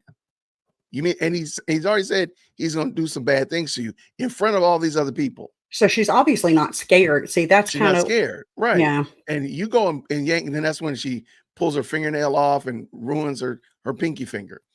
But I'm like, wait. The guy has a knife in his hand, and you go yanking on the lariat to get it off and pulling him towards you and letting him go, pulling him towards you, and he has a knife in his hand. And this, okay. Yeah, that's just not the act of a woman that's petrified of a man. It's really not. I lived in a domestic violence marriage for 10 years. It's just not, that's not something I would have ever done. Yeah. And So I'm not trying to tell my business, but I'm not, that's not something I would have ever done. The thought of that scares the crap out of me. I would have Right. never done something stupid like that. So Because I knew better. And absolutely. And So the way I'm not she saying that he talks, didn't. she's talking the same way. But she has been coached in that jail for 4 years of what to say, how to say it. And I'm sorry, I don't believe her. I don't. I'm just saying, like, and again, like sure, he put himself in the suitcase, but just think about like the things that they're doing. A lot of these things don't rhyme with adult. Like, I'm not saying that. I mean, I'm not saying that I've never wanted to do something silly, but puzzles, painting, and playing hide and go seek. Well, they were told to do that stuff as part of their therapy and What kind of therapy? What am I missing? like not so they wouldn't drink. But they were drinking while they were doing it. I know they had started back drinking, painting and sipping while they was doing. Like, it clearly wasn't a good job. If you're supposed to paint and not drink, you're not supposed to drink and paint. Come on now, it's just not hard. I know It just that's doesn't like people that get drunk on the way to AA. Right. And It then happens all and the they're playing time. swords. Yeah, I play swords with my soulmate. And all the time. I play That's swords crazy. all the time with my soulmate. Yeah, absolutely. I saw It just that, Chad. Thanks for making me put that on screen. What? But play swords? That's so crazy. That's insane to do. Yeah, paint and sip is a thing. I know. Like, no, I'm not. Not when Hear you're me. sober. Hear me. I'm not saying that people can't do those things. Yeah. It just That's seems like a true. lot of things that they're doing seems childish. That's all I'm saying. Yeah. It seems extremely childish. I'm not And saying there's that they don't nothing do wrong adult with, things. but there's nothing wrong with doing childish things. Right. Well, Really, the only there's problem not. is sword fight with steak knives. Sword fight with pool I think noodles. sword fighting is ridiculous. I think Right. that's a good Sword way to fighting put with yourself. pool noodles. I got you. Yeah. My kids used to be really into Nerf guns. So we had Nerf guns all over the house. And at any time, there could be a little Nerf fight break off. And that was fun. We did donate all those, but now my girls are bigger. They don't like that stuff anymore. So we don't even, I'm like, man, that was fun. We used to do the Nerf. Dad, we've moved on. It's okay. I'm fine with it. I'm perfectly fine with it. Again, but even in that, we were only doing Nerf guns. We weren't like, hey, by the way, 20 paces with Glocks in the hallway. Like, that's just not the case. That just doesn't make sense. Like, I it get just you. doesn't rhyme. There's nothing wrong with letting your inner child out and doing, childish things and silly things, but they were With a doing too steak much. knife. Okay. I just wanted Yeah, to ask I you, mean, the steak was- knife's too far. again, if you said you were doing, how many of you all have been wrapping Christmas presents or birthday presents and used the little the long cardboard cylinder thing to absolutely everybody's done it. Nobody's time. too mature for it. But guess what? They're not steak knives. Like everybody does this, but nobody does. I mean, again, like just miss me with the steak knives. Literally miss me with the steak knives. That's the part. If it wasn't steak knives, if they say, "Hey, we were doing with pool noodles, Right. wrapping paper." Yeah, she's been this happened in 2020. I want to say because the video doesn't look like there were even face masks. Is it 2020? We gotta go look. She's been in for 4 years. She's been in jail for 4 years. It might have been because you remember pandemic started at the beginning of 2020. So it's very possible this might have been 2019 when this happened. Gosh, has it been that long? I thought it was 4 years. They said 4 years too, but I'm like in the video, I didn't see face mask, or maybe I was wrong. Maybe there were some of those anti-maskers. No, I'm talking about the police. They came. I don't think the police had masks. Okay, let me just double check. Let's. Oh, Laura, you know they drove each other crazy. Woo.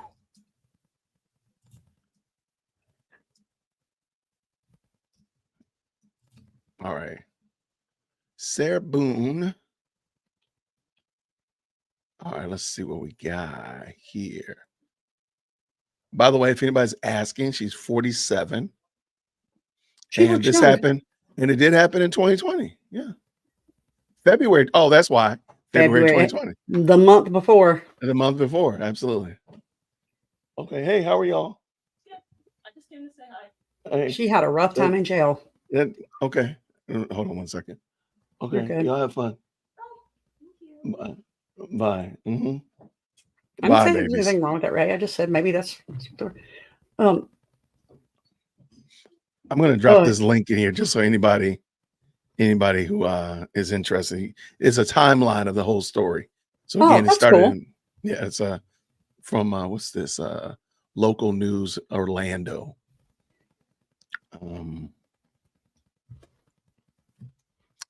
Yeah, but the Bible says be like children in our faith, fully reliant on our parents. Yeah. Not sword fighting with knives. I mean, just put the knife down now. Put it down. No, seriously, put the knife down. Yeah, no, like really. Really. I just can't. So, like, people tell me sometimes my neons are childish. I don't care. I like them. They stay in. Okay. I mean, but I don't think that's even to me, that's a preference. But, and by the way, nobody's being hurt by it. And there we go. And there's no knives involved. Right. Let's not introduce weaponry. Once we introduce weaponry, I think a lot of bets are off. Yeah. Big girl, they had a good time. They went to a party, and her and her little posse dressed up like Skittles. I didn't actually see pictures. Now that I think about it, I need to ask her. And she's on her way to a concert. So I know somebody who's there in the courtroom. In this courtroom? Yes. And she's sitting directly behind Sarah's legal team right now, or lawyer. And apparently he has a major anger problem. Sarah's lawyer, the black man or the white man? The white man. Really? And he has a major anger problem. Oh, well, he probably is the wrong one. And apparently when they went to lunch right before Sarah got on the stand, they were talking about that she was going to have to unzip the suitcase with one finger or something like that. I don't know what that's about. I don't know. And he was screaming at the prosecution. He was screaming at them. And he picked up the suitcase in the box and said, "This is your evidence right here." Oh my gosh. And almost caused like a whole incident because he touched the evidence with no gloves. Wow. Okay. Yeah. Yep. He's maybe he's recovering. Maybe.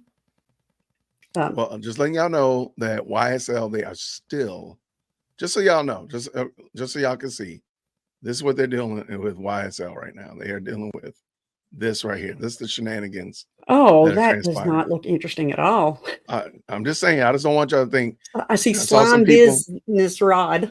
I see some people like, oh, you're not watching the trial. Like, well, what are we watching? We're literally watching numbers on a page. Okay, I just want y'all to know, like, I'm not trying to, keep you from the fine details of what's going on in YSL. It's just, Because that wasn't funny, Laura. yeah, that was just, yeah, it is wild. Okay, so we're gonna jump back over here, waiting for them to get going. They're gonna have to wake that jury up. Yo, that jury is done. So, all right. Now, this case, if you're not paying attention, this case has been moving lightning fast. They started last Thursday. Today's day 3. So yeah, it's Friday. So they started on Friday. They got through motions, opening statements, and like 3 or 4 witnesses in the first day. If you could put Natalie's channel, because Natalie's doing like a recap of this. Natalie Lawyer Chick? No. Oh, my bad. I think I might have said the wrong name. Kat? Is that what you meant to say? No, I meant who's oh my gosh. I was Who's gonna our say friend Natalie D? Lawyer Chick's a friend of mine. Yeah. D, Yeah. what's called? Okay. Is that who you're Now I talking gotta look it up. No, it's who's your our friend D, what's her name? Why am I having like a real true senior moment on camera?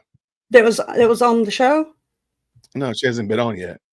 Oh. Emily D. Baker. There we Emily go. D. Baker. Oh yeah. Here, I'll I'm get her. sorry. Emily D. Baker. She has it on her channel. She's doing like a daily update on it. So Yeah, and the defense rest is streaming it too. She was on here with what's her name? Austin Insider. Let me get Emily's link. I got it. I'm just like pilling around, mad at myself because I got it. Okay. Well, It's going down in a second. oh, well, too late. I beat you to it. So Well, there we go. there's There we go. Emily D. All right. Baker's link.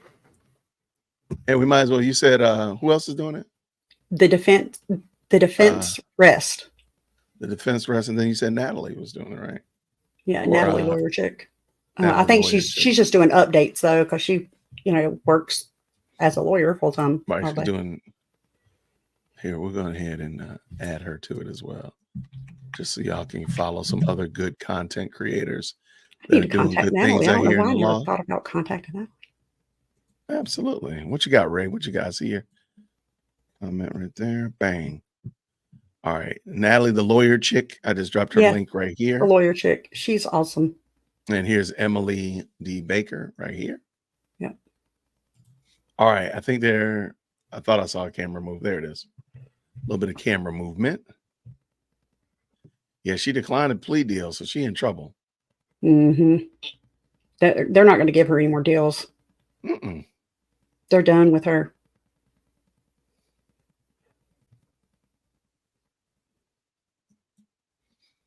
All right, and then I'm gonna just real quick poke my head over here in this YSL. It's still talking. This dude looking like, yo, Yeah. I did not expect to be here this long. Like he looks away. He looks exhausted. He does. Like, yo. Ashley yesterday. Let me just drop that link. I saw somebody else ask about it as well.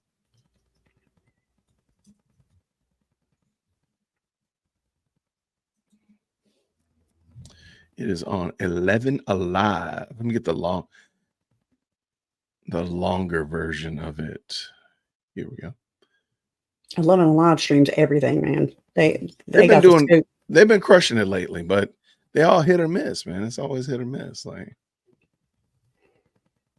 I get it, but it's just hit or miss sometimes. Not always consistent. What do you mean? Not every when they do stream some. Hold on one second. Mm-hmm. In my ear. They're not when I upload consistently and be on time. So Oh yeah. many a day I've come to 11 Alive to stream the court case YSL, and they're not set up yet, and other cases are already going. Other streams are already going. So, Captain Paul, I went ahead and dropped that link for you, brother, right there. You want to check out what happened with Lady Merchant yesterday? It's on 11 Alive. That's the 5-hour stream. And make sure this is not muted. It's not. Let's get going, Mr. Mike Kranick.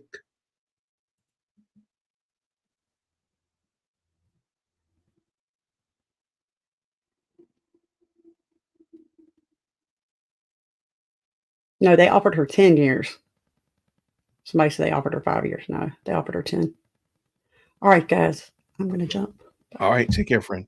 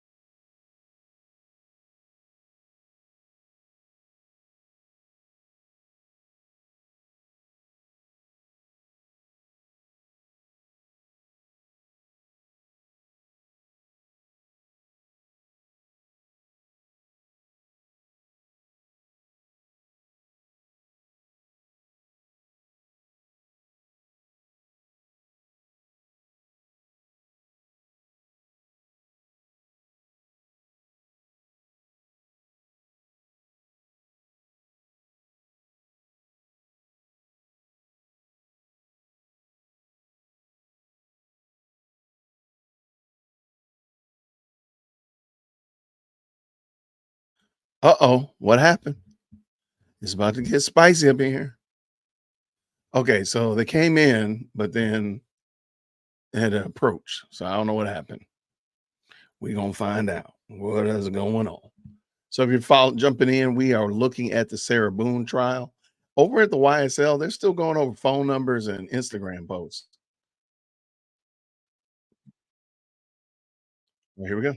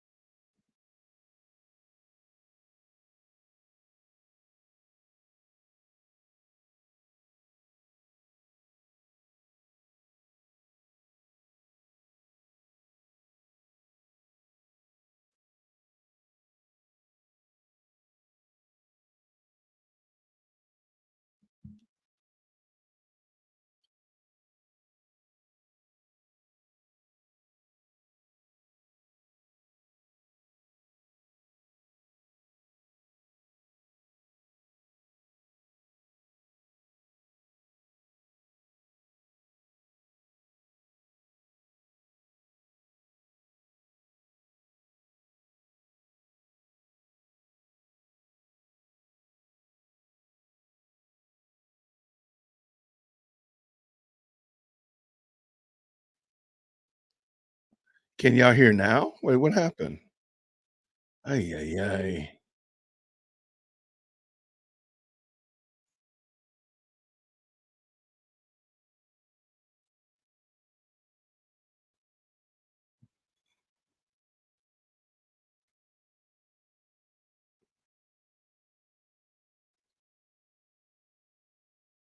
All right, let's see real quick.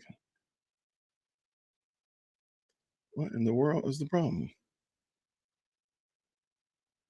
He ain't saying nothing, but let me get y'all right and tight. I apologize. I have no idea what happened.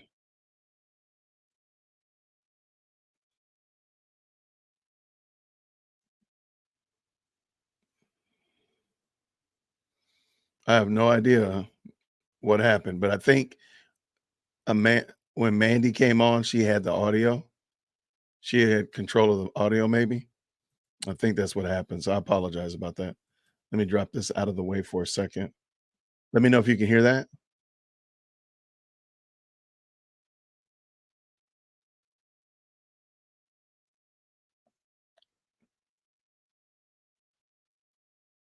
All right. Can y'all hear that? Let me know if y'all can hear that.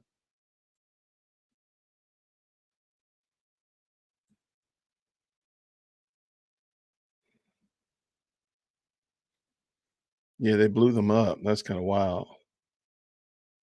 Just me? What in the world? Here, let me do this real quick. I have no idea what the problem is. Identification B. And this is the back patio.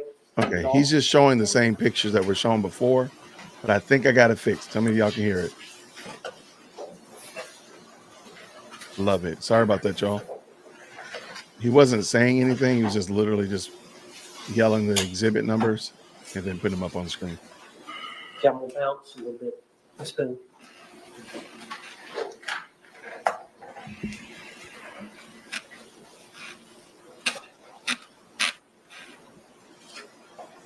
Let me go back to the night earlier in the evening when I think y'all may have been out on the back patio and you had suggested to George to call the children, but then did he call his brother or his brother called George? Do you remember? George called his brother. Okay.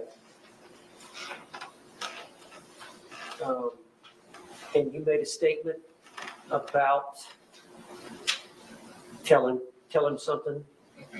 Explain that to the jury. I told him to tell his brother you choking me the other day. This is a separate choking incident. We had been drinking, and I wanted George to tell him, but he didn't tell him, so I said it in the background, so he would be aware. What did you tell him? Tell him why you choked me, or that you choked me. Now,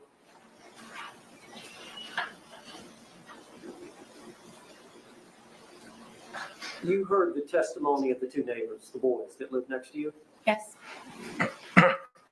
and you heard that they were actually questioned. I think the audio, they were audio interviewed. You heard from Detective Coxell. I think it was a couple of days later on the 25th of February or 27th of February. Yes. And you heard their testimony earlier this week. Yes. Where they hear a kind of a thumping sound starting at the top of the steps, ending at the bottom. Yes. Have they got the night wrong? Yes. So explain to the jury that. So it was the night before. Again, I was sleeping, and in the middle of the night with the door barricaded, he came in and ripped me out of the bed. And first got me with one hand, and then got both hands and pulled me completely off of the bed. And then, like a caveman, had my hair like this and was going down the stairwell, taking me with him to come downstairs so I could sit and drink with him. Do you believe that's the noise that the two neighbor boys heard? I absolutely do. And it was just the night before? Correct.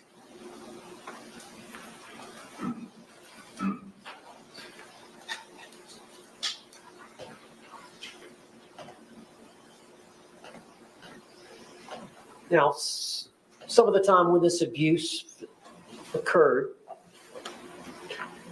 you called the police, Yes, and other times the police were not called. correct. I want to refer to you the first time, I believe, you mentioned the 911 call. I believe that was July 25th of 2018. Yes, And that was the incident in which Georgia kicked you in the eye. And you had grabbed his neck.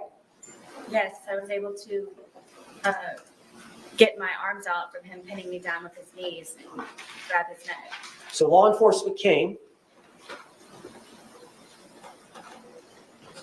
and investigated, Yes, and both of you were arrested. correct.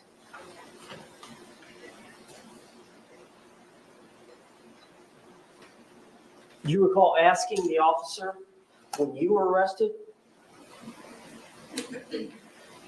why am I being arrested? Many times, yes. Do you recall asking the officer, why am I being arrested? Yes,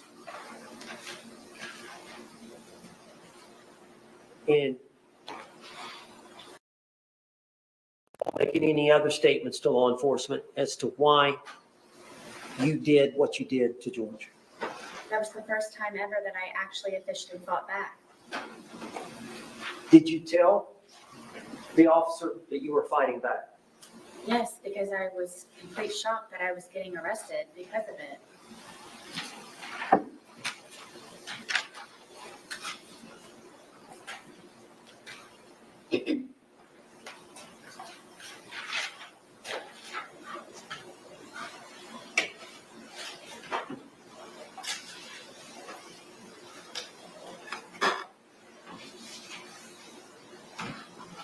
Now, on the 2-minute video, the suitcase video, you mentioned to him, I think you said something, I can't breathe. He said, I can't breathe. And you said, that's how I feel when you're choking me. Were you referring to an isolated incident of the night before, 2 nights before, or whatever? Or were you referring to in general? In general, the more than 2 or 3, 4 times that he had done it. Okay. And then the point about cheating, he didn't physically cheat on you. No, he did not. Okay.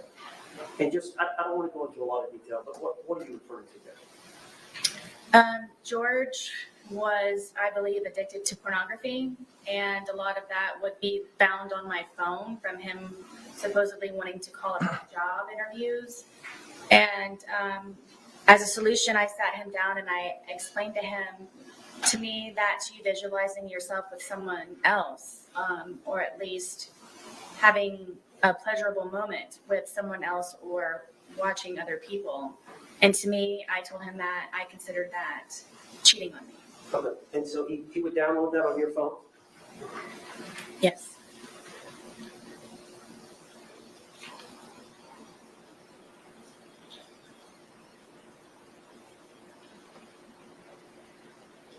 How did you stay with you got to tell the jury. As anyone who has ever been in love, or when you love someone, or primarily someone or something, you go above and beyond, and you tolerate and you endure and you persevere, and you try to make that person as spectacular as you possibly can, no matter the sacrifice that you may have to go through, to serve someone else in a positive light so they can be better people for themselves, and to just make them a happier person. And love is very strong, and love is very deep. And love, I believe, is not fully understood in a lot of ways for how different people react to it. And I very much, deeply, and passionately love George. I love him to this day. Did you not want to be alone? At the beginning, through my divorce, it was very nice to have him around, and he was a man to me, and I felt protected, and he's very nice, and as lame as it sounds, he used to compliment me, and it made my day. So yes. During that period of time when you first started seeing George, would it be fair to say that you had low self-esteem? Yes.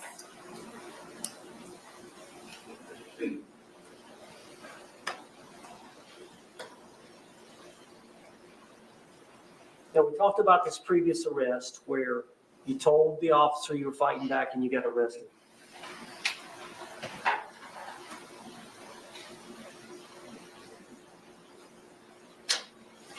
Now, I want to talk about your conversations with law enforcement, but first I want to ask you, why did you go to the police station that day when you were interrogated there and saw the 2-hour video? Tell the jury. The day of the incident, the detective Copsell gave me her business card with her personal cell phone number on it and said if I happened to remember anything or anything that I would like to add to the day for me to not hesitate to give her a call. So throughout the rest of the evening, something was off. I didn't feel comfortable with what she told me and how she told it to me. How long were you at the scene? Gosh, all day, from the moment that they were there to the moment that the coroner's van drove off. All right, when it ended, did you stay in your home?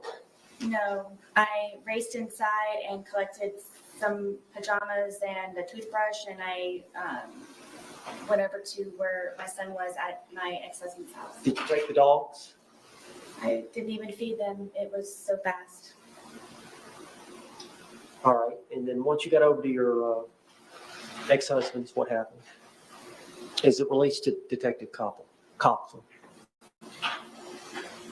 Something just wasn't sitting right with me, and I had a suspicion that she just wasn't being honest with me, so I took it upon myself. Sustained. So you called her. Tell us about that. I called her and I told her that I felt that she was being dishonest with me. She originally had told me that due to her being pregnant, it would just be a lot easier for her to have me come down to the station to pick up my phone. The original plan was for she and Detective Lowen to return the phone to my apartment.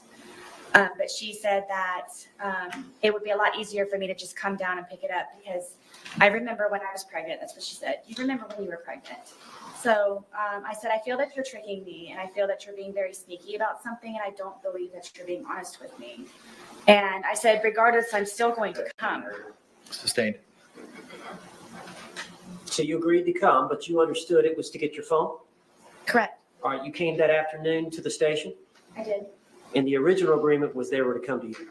Correct. All right. When you got to the station, what happened? I thought I was just going to be picking up my phone. My car was there. I had everything in my car. It was just a regular, I'm just going to go and maybe sign something and pick up my phone. And there's people that are over here at the windows, and I thought that I was supposed to go over there to get my phone. And Detective Lowen came down and said that my phone was upstairs. So if I would just follow him upstairs, that's where my phone was. And then I was taken into I guess it was an interrogation room, and they told me to sit down, and that then I guess the interview or interrogation began, and I just simply kept getting my phone. Sarah, tell the jury why. Yes.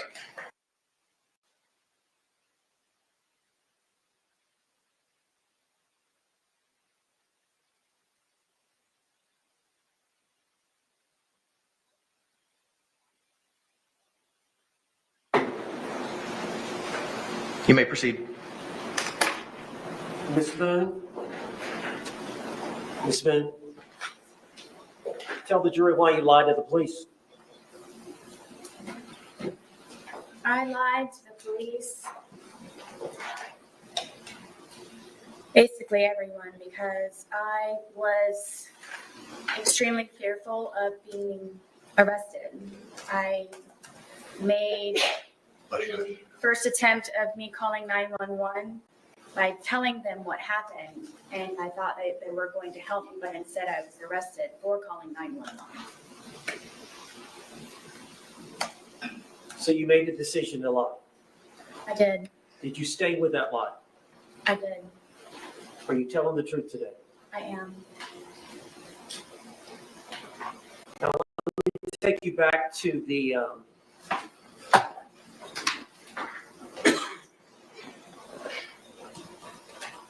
this incident.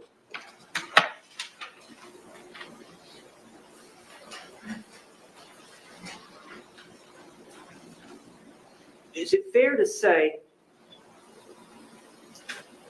that when George Torres is sober,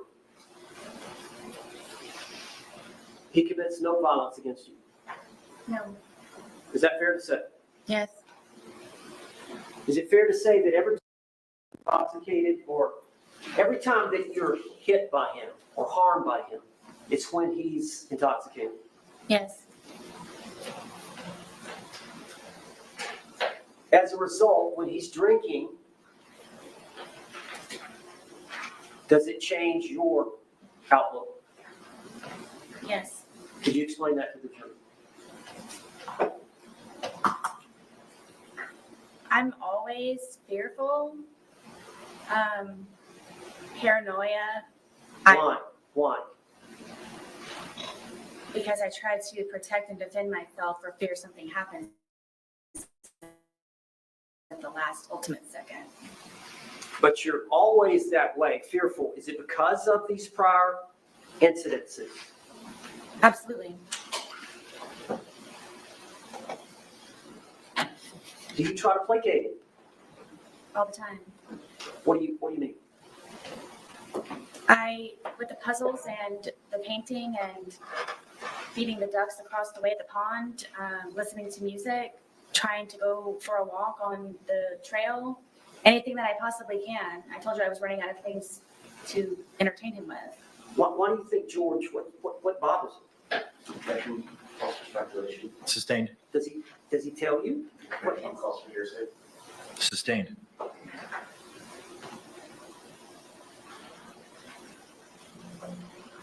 As a result of how he behaves towards you in that intoxicated state, how were you feeling the night of this event? Objection has been answered. Overruled.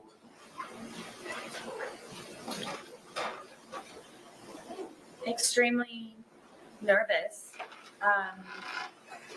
anxiety galore, just, I can never relax. When he's drinking. Yes. And the state of intoxication that he was at the time of this event, is that the state that scares you the most? It's the tone, yes. There's a lot of alarms and red flags that go on throughout the day or night or whenever it is that we are drinking. Objection, not responsive. Sustained. Tell us about that. How that heightens, does that heighten your sense of safety? At all times. But especially when he's drinking? Oh, yes, all the time. And then his mood? Yes, it depends on what mood he's in that day. Well, do you have like a sixth sense of how he's doing? Yes, I knew George very well. Objection, not responsive. Yes or no? Sustained. Can you tell us what you mean by that? Sixth sense, or knew him very well? I guess you could say that I was trained by fear with him. Just, it wasn't fun anymore when we were How drinking. dramatic. We would hang out on the back porch. It wasn't fun anymore because I knew inevitably that something was going to happen to me one way or another.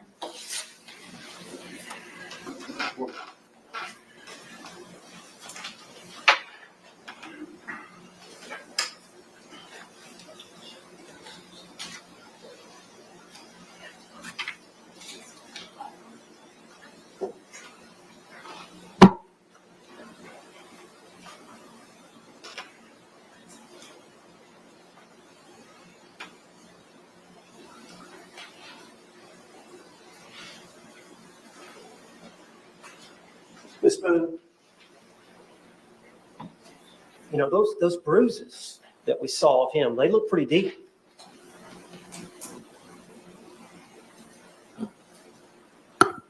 Tell the jury what you were thinking. From the bat, you're Yes. I didn't want to die that night. I can't describe it to you. It's terrifying love to a certain degree, where my plan was to show him the next day, and just I wanted him to be better and treat me nicer and be the person that he was when I originally met him. And I knew that was in him still. I knew that it could be found, and I just couldn't figure out what it was that I was doing wrong in order for it to not be back to where that was. And I was tired of living in fear and just sick all the time of figuring out how I can entertain him so I don't die, and continue a relationship with my son and try to live a normal life. That wasn't a normal life for me. And just, I bottom line is I didn't want to die. I would have died, or I would have been disfigured or maimed, or if it weren't me with the bat, it would have been him if he were to have gotten out.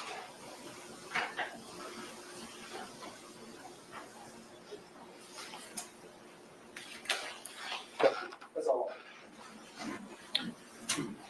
Any cross-examination? Ooh, the cross is going to be a mess. The cross is going to be a mess. Let's hear it. Let's go. Did George know somebody named Crystal? Did you ever mention Crystal in your text messages about being one of his bitches? Oh. I don't know. I don't remember. How about Christine? Did George know a Christine? I don't know. How about a Pamela Erickson? These may have been people that he was communicating with on whatever the platform was. On your phone? I believe so, yes. And did you find these communications? I believe I found one or two of them from some of them. And did you send a long letter to his family to relay to him about George and his girls that he was cheating on you with? I believe so. Okay, so you do know those names, right? I don't remember them. It's been however long. Okay. Now, on February 24th, 2020, you called 911 at about 1 p.m., correct? Yes.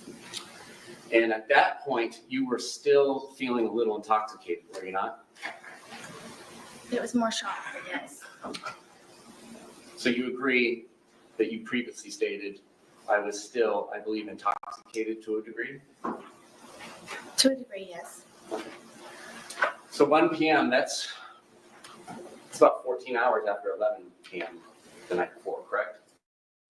I'm guessing so.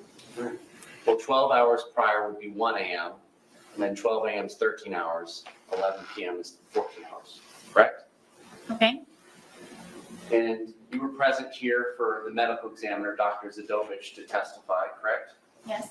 And you heard her talk about all the effects of ethanol that it has on the human body, correct? Yes. And she also mentioned something that it, on average, dissipates at about 0.015 an hour. Do you recall that? I believe so. Okay. So,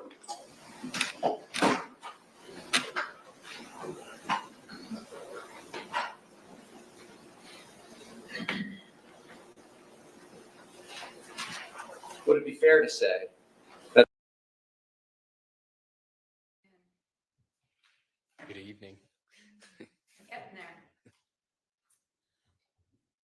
so you testified that you get involved with cases for a variety of reasons, correct? Yes, Okay, some of those are to do investigations, correct? correct. And those can be times when it's follow-up to what was already done or something which wasn't done at all. Is that correct? Yes, Correct. And for this case, you received some records from the investigator. Is that accurate? it is. By the time I started reviewing the records, all of these records had been obtained either by the lead investigator or from an investigator at my office. Okay. So the lead investigator had gotten some, and someone in your office had gotten some. That's right? That's correct. Do you know whether the lead investigator ever reviewed the records? I don't know.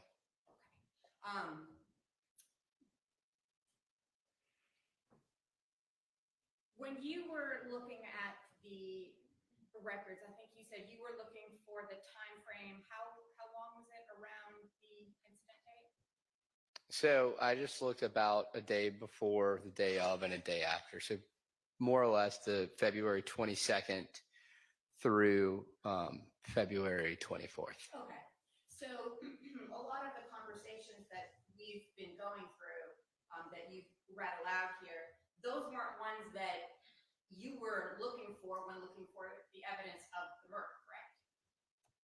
No, and that was not what I was. No, they weren't. You weren't looking for conversations from 2018 as far back as earlier in 2019, right? Not really. There was a couple of those conversations that we talked about that I'd come across, but I was mainly looking for communications between those four parties that we discussed earlier. Okay. And some of the messages I think you referred to as stories. A story is a video which is posted, but it's not necessarily filmed live or at that time. Is that correct? It can be or it cannot be. I can't tell whether or not it is or not. So it could be something that if I film a video right now, I can post it tomorrow as a story, right? That's correct. Okay. I'm going to approach you with what has been marked already as this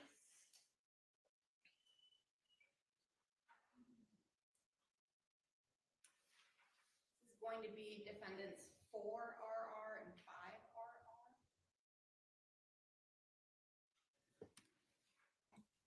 Their audio is horrible. I'm sorry, y'all. She's not. Leah Abbasi has not turned on the microphone, so. You may. Mr. House, if you could take a look at exhibits 4RR and 5RR for me.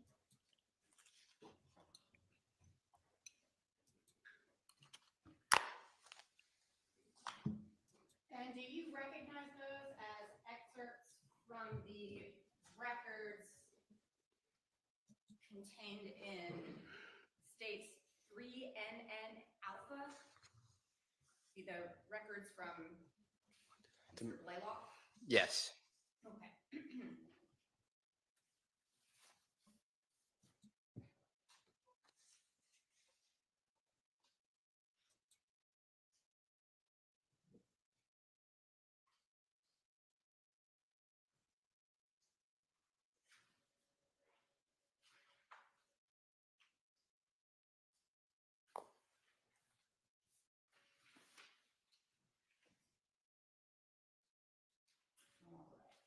And is, excuse me, what we have on the screen, what you are looking at in front of you? It is. Okay.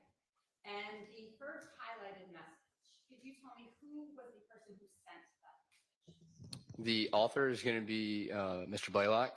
Okay. And what is the message that he's sending?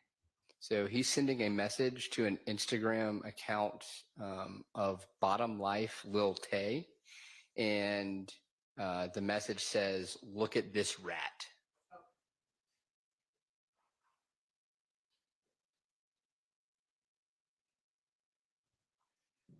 And the lower portion of that page, what is the second highlight from the bottom?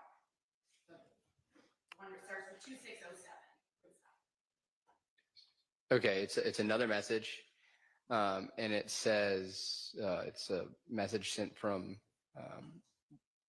Mr. Blaylock's account, and It's some sort of media, photo or video, something like that, correct? yes, it's media type. So if you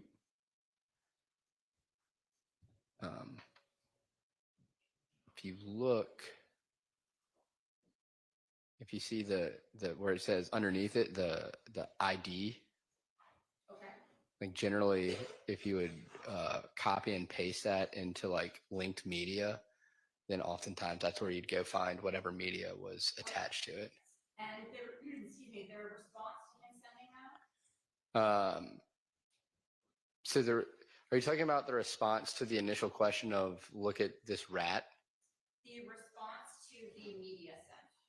The response to the media sent is a response from Bottom Life Lil Tay, and the response is crazy.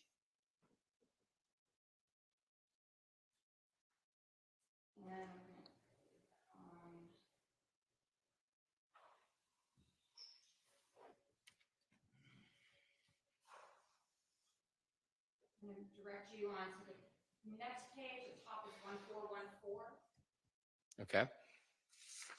And the highlighted conversation is the same Tay who is in the conversation we just looked at, a part of this conversation on page 1414. Yeah, so this is actually going to be more of a group chat. It's going to be Mr. Blaylock's account that will, and I don't know if it's the same Tay. The other Tay was Bottom Life Lil Tay. It could have changed. I'd have to look at the account ID number on to the right of where it says Tay to see if it's the same one. But then there's an additional the What's Going one, which is Mrs. Hartsfield. Oh, there it is. Bottom Life Lil Tay is a part of that, and then One King Doe One, which is Mr. Blaylock, and then an Instagram account that I'm not familiar with or vanity name. And the page from What's Going On 1. If you could read that one out. The second highlight. All right, the second highlight. So it is from the account to the group chat. It's the account of Ms. Hartsfield. It says, Mariah was explaining herself, talking about she ain't say nothing. And this was sent on February 4th of 2019. So this is several weeks before the incident you were asked to look at, correct? It's about, 19 days. Okay. And the next line, Mariah 12. What did you take that to mean? She's police.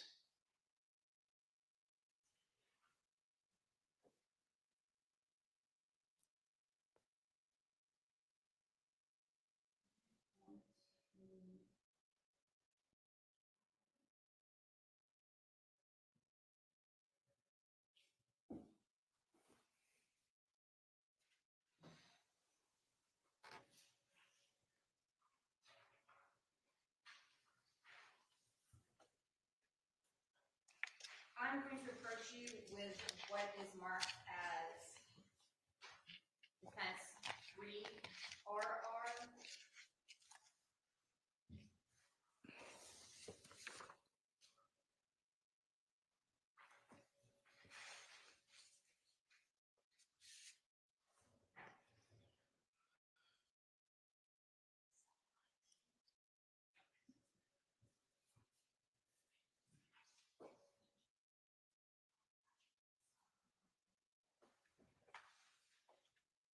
I'm going to check the exact number. Refer to the excerpt from 4NN. Take a look at it. 4NN. Okay.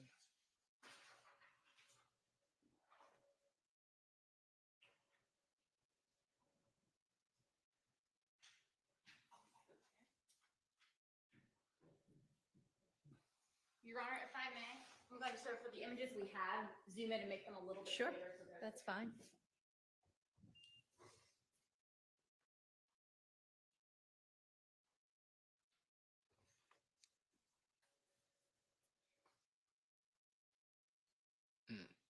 Okay.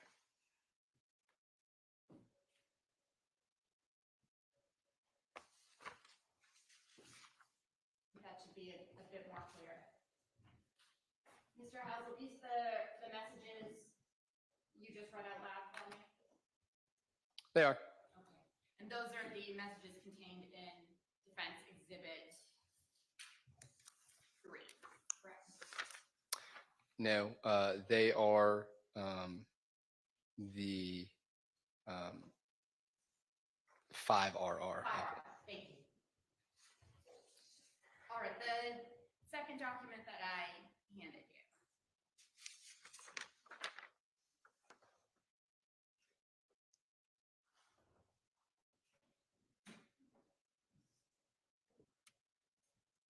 Are you? That is an excerpt from the records from BJ Bernard Mitchell, correct? Yes, they're. I'm sorry. Yes, I think I just referred to some of them on direct. So they're just a printout of what you saw presented in the state's exhibit. That's correct. Your Honor, I would move to enter into evidence defense 5RR, 4RR, and 3RR. All right, those are admitted.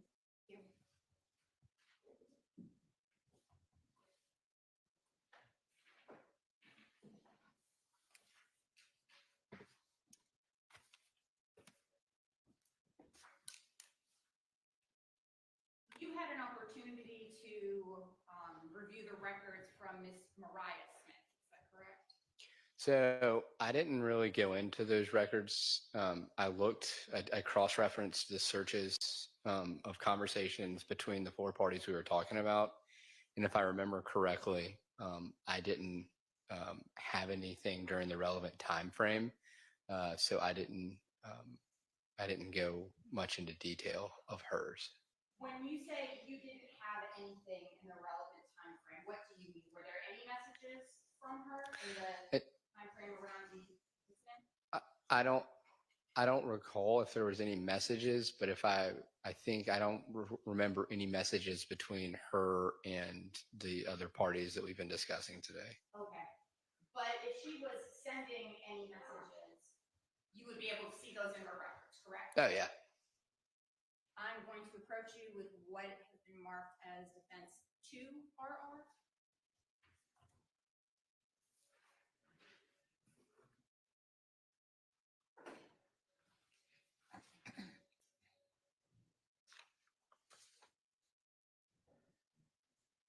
And are you able to recognize that document? I do remember these. Yes. And there would be an excerpt from the records from Miss Mariah Smith, which was entered into evidence as 6NN by the state. I don't know all the exhibit numbers from the state. I don't. Okay.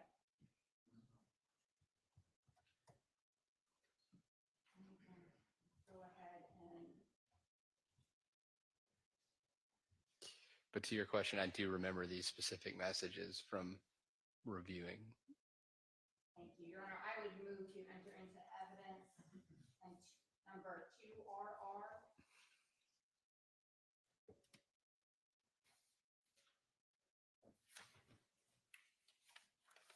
That's a part of 6NN, you said? Yes. All right, that's submitted.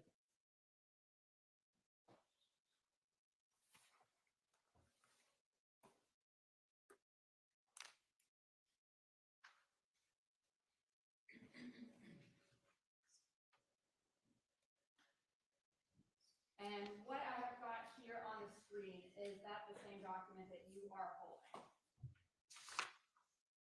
Yes, it is. And these messages.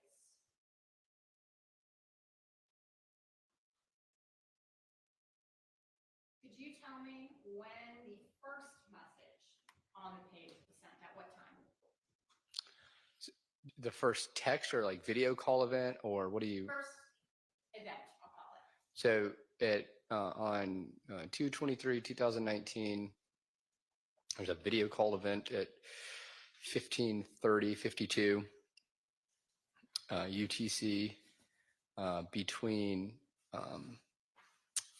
which is going to be, I guess, about it's going to be 10 a.m., 10:30 a.m. Eastern Standard Time.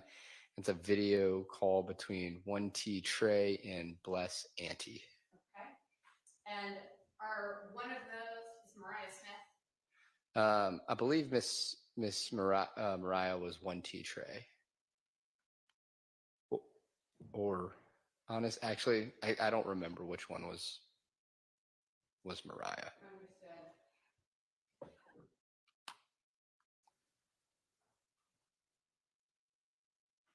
If I were to get you the first page of those records, would you be able to identify who the record holder's name was? I'm sorry, I can't remember the name, the word you used. The vanity name? Yes. I would.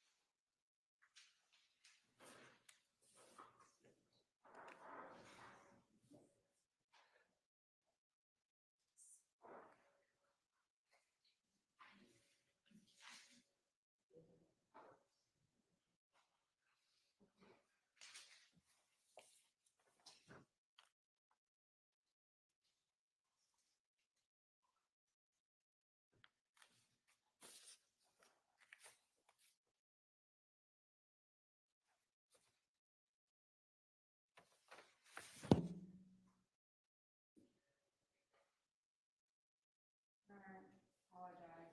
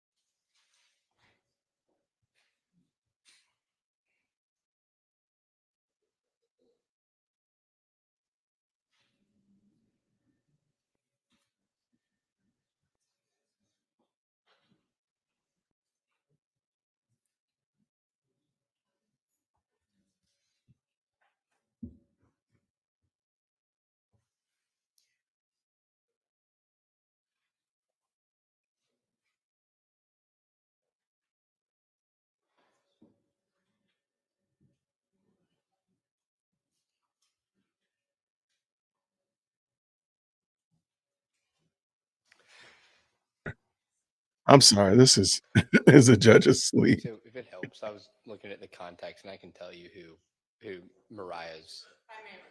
Okay. The witness is very annoyed. He's very annoyed. Yeah. To Bless Auntie, that's her.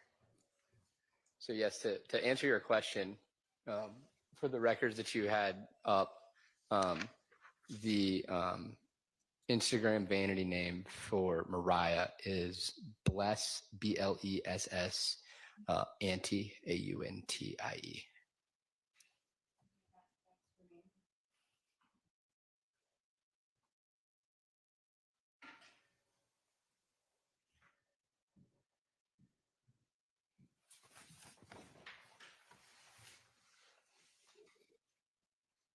All right.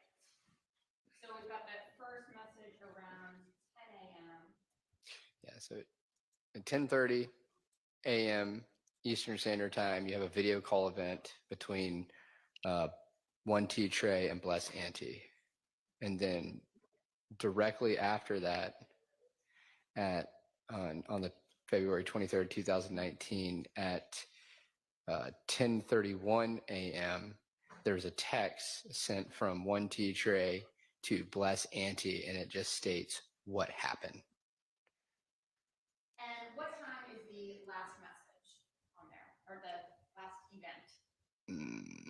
It is going to be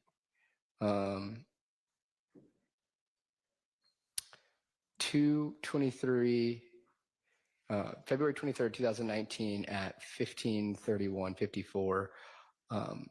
So that's going to be 10:31 a.m. Eastern Standard Time. So these were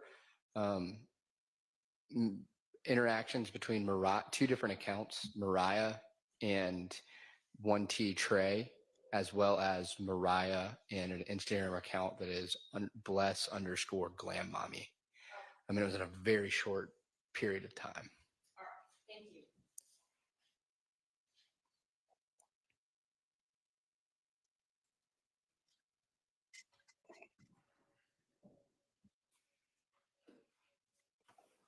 I want to go back briefly to the records from Bernard Mitchell, Okay.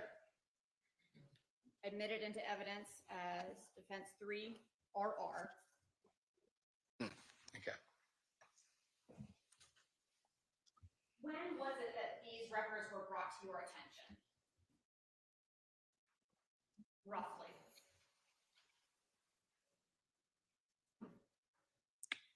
Beginning of this year?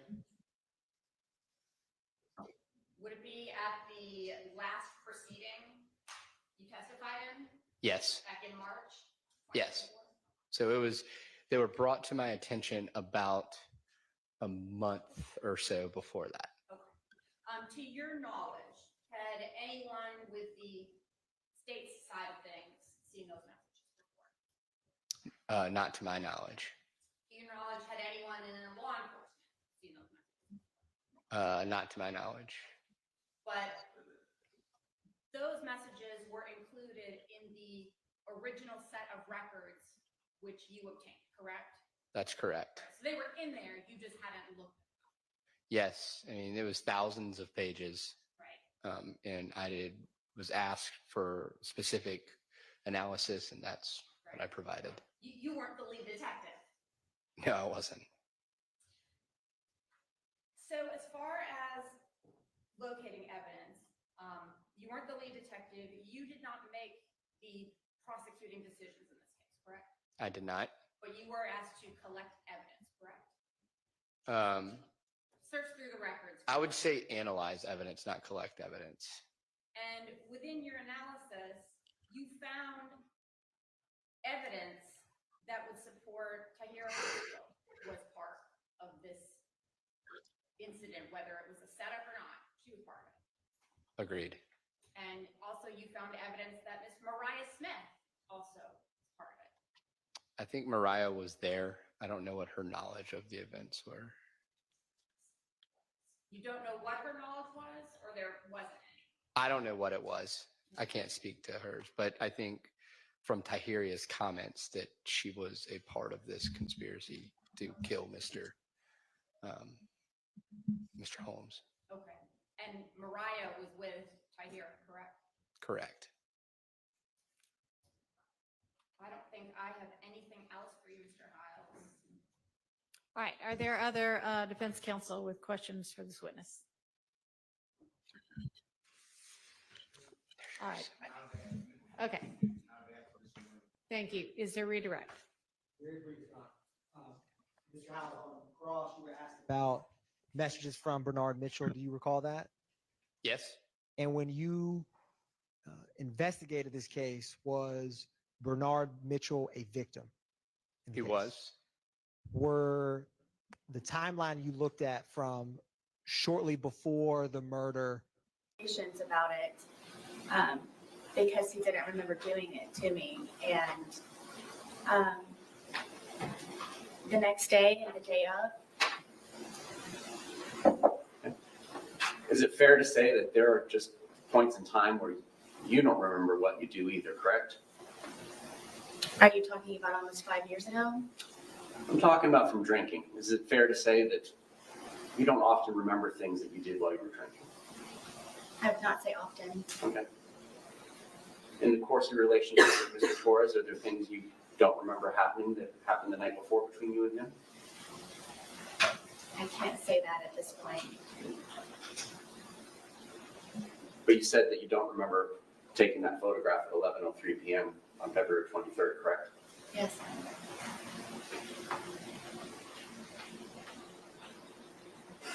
Was there anything else that you were telling Mr. Torres that he needed to tell his brother? Not that I can recall. Okay. Was there anything you were telling him that he needed to tell his daughters? Not that I can recall.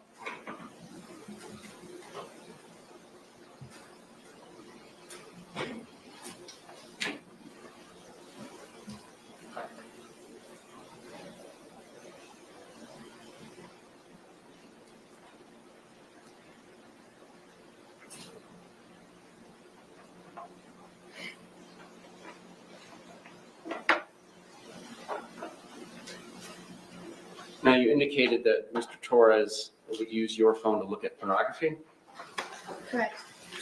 Were there ever any points in times when it was you that was used looking at pornography? If I was, it was to go back and look to see.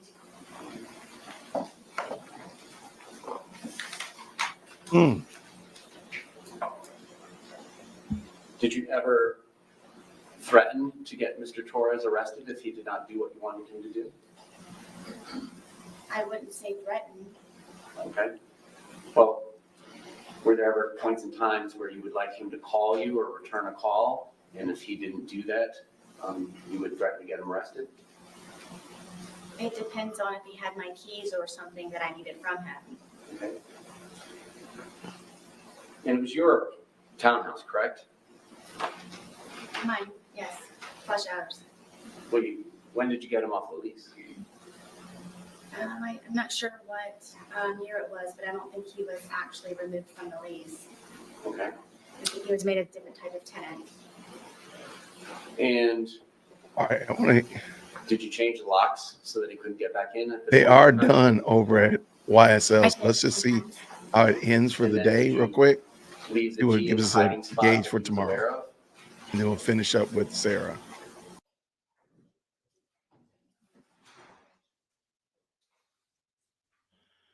All right, so jury just broke out. Jury just broke camp. So let's see what how this goes.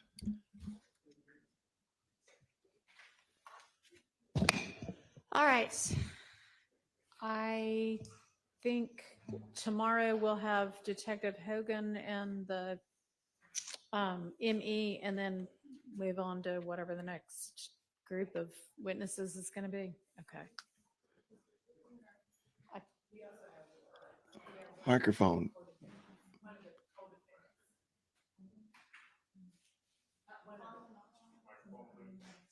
Who? One of that we've already been discussing with Mr. Lee. I was trying to find out if the state was going to be calling. Oh, right. Okay. Okay. All right. Okay. Is there any other matter we need to take up this evening before we leave? Not on behalf of the state, Your Honor, and I am still working on the other matter regarding the instruction and law. I have been working during this time with other members of our Okay, office. so you saw what I sent out through Ms. Persfield. Okay. So obviously we'll need to do that maybe at lunch tomorrow. As soon as y'all got something, you can send it. Somebody had, I don't know who it was, but a computer that was making noise a couple of times, like the dings, you know, when you get, I don't know what, an email or something. So just try to, everybody, please make sure your computer is on silent, or the volume or the alerts or whatever are off, the notifications. Yes, Mr. Sharp. Mm-hmm. I don't know. There we go. I don't know how many of my colleagues received this email, but I received an email from one of the prosecution team this afternoon, I believe, that has a bunch of folders for proposed exhibits Oh my gosh. involving the incidents alleged to involve Mr. Huey.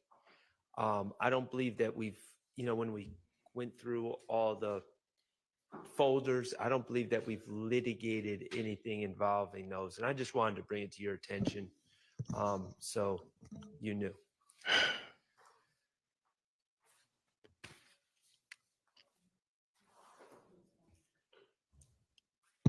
When are we getting to that? I don't believe that we'll get to them tomorrow. These are items from Mr.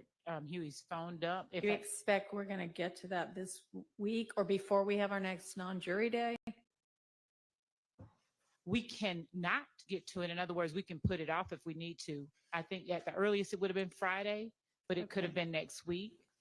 So we're not scheduled to have another non-jury day until what, November?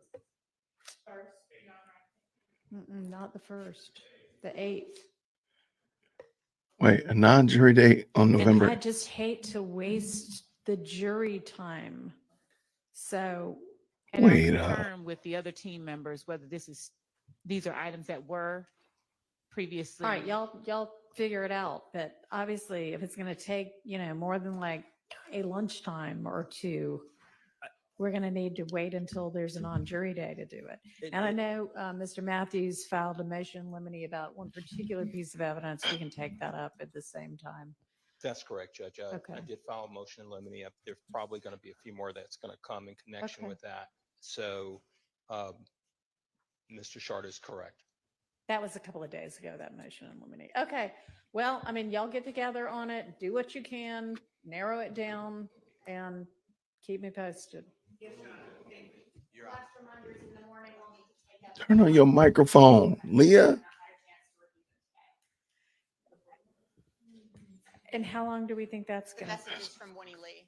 take? How long do you think we'll need for that? I got about halfway through them, and do you have some objections? I'm gonna. Are we going to have enough other witnesses to carry us to the lunch hour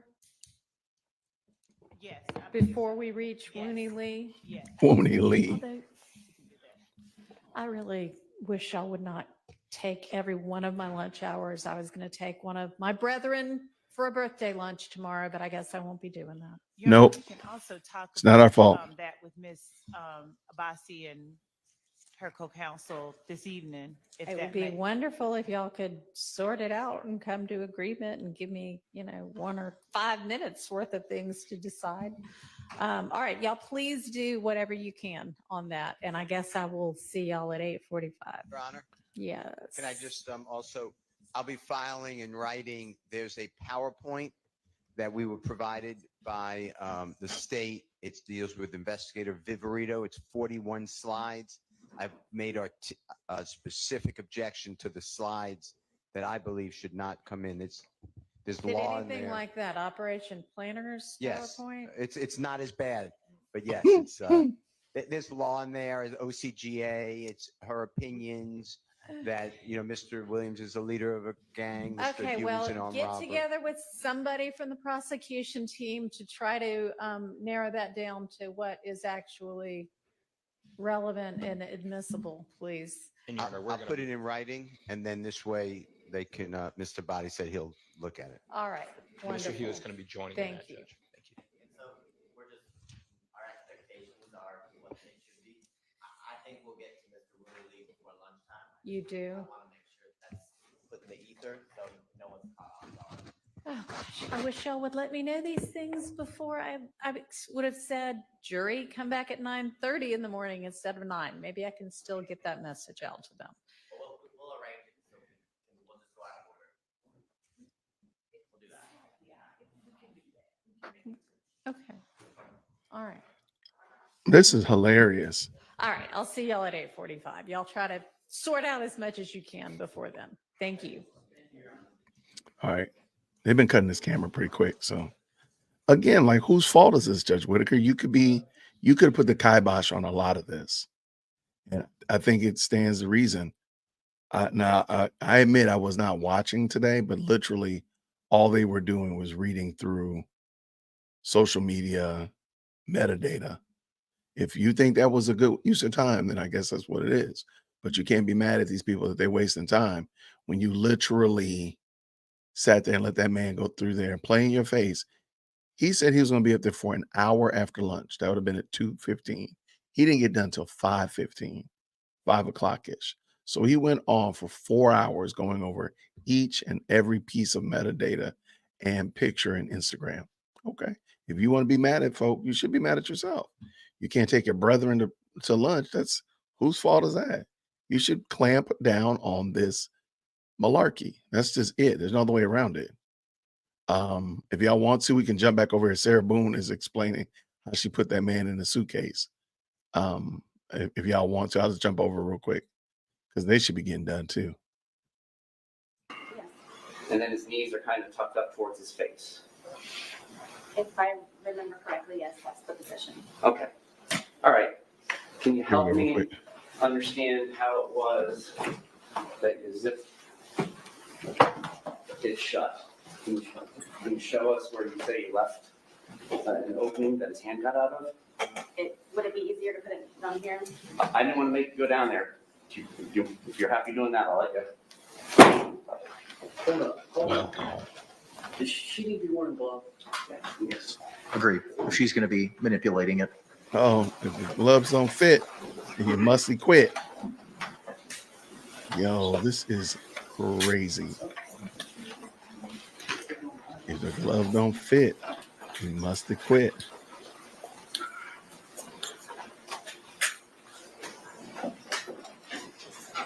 This courtroom is very messy, by the way. A lot of people brought that up earlier today. It does seem messy.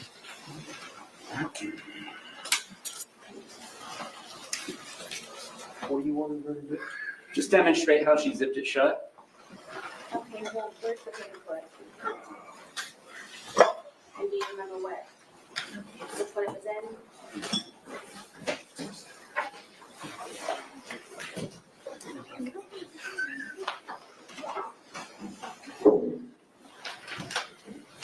Where's the what?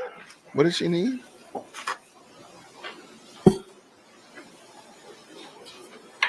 This side. Did they take the hardware off of it? Yo, this is crazy. This case is crazy. No, they just had it open a second ago, so it can't be locked. He literally just closed the lid on it.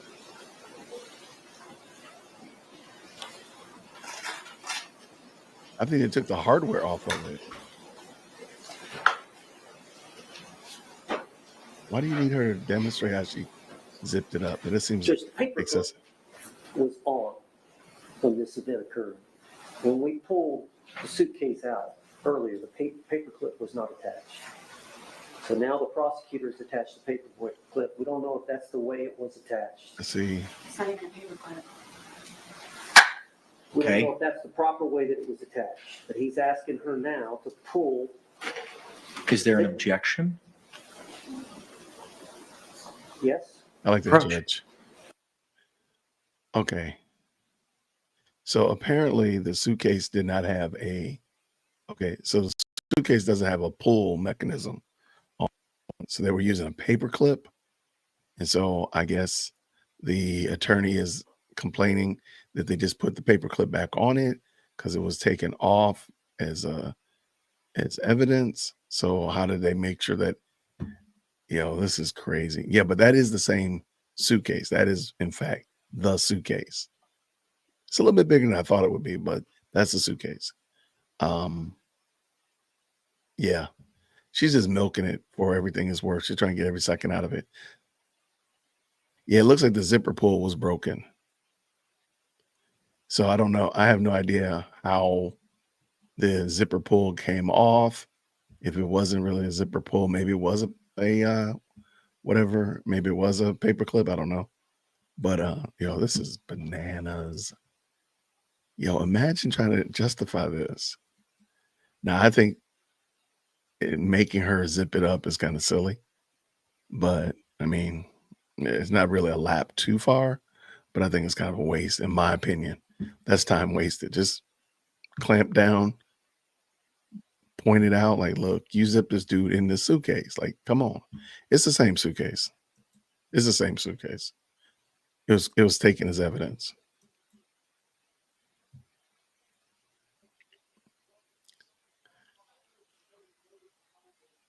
Yeah, he was a very small man. I don't him fitting in there was kind of wild, but I mean, maybe he had done it before. Maybe he's used to, maybe he's a contortionist. He looks like a really small, frail man. So he's only 5'3". So I mean, that's not really tall. So he didn't look like he had a lot of weight on him. So it's very possible. I mean, that makes sense to me. That seems reasonable that could have happened. He was trying to hide in there. But this was a wasted day. I think this was a little bit interesting. Can we agree with that? This was a little bit more interesting than I thought it would be. I think it's lighting, Ray. I don't think they swapped out the suitcases. Ain't nobody got time for that. It was darker. The lights weren't on in the room. You're using a cell phone camera. Anything could happen. But I mean, I really truly don't think anybody's trying to set this woman up by using a different suitcase. Objections overruled. All right, if you feel most comfortable, sir. Madam Clerk, are you ready? Can we see how it was that the two zipper parts were positioned when you say that Mr. Torres was able to get his hand out? If you want me to do it, I'm fine. I'll take your direction. From what I remember, this is how the suitcase was. That is crazy. This was up here. This was not this hard either. So this was like here. Okay. Right here.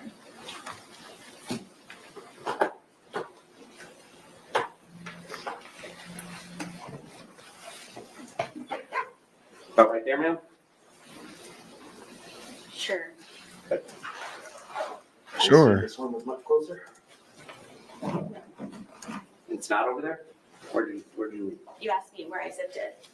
When you say that it was zipped shut, show us. But his hand got out, right? Are you talking about how I zipped it or? When you're done zipping it shut and he's inside of it, where are the zipper components? I don't know what the purpose of that is. Renette wants this baseball bat. She said, I want to see this bat.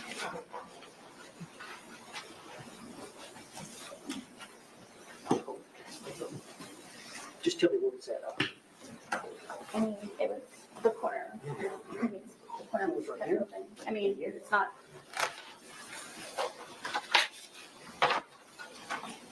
Yes, this one was on pretty much, yes. From what I can remember. That's how he was coming with his hand out. It was like this from the corner part. Okay. Thank you. You can return to your seat.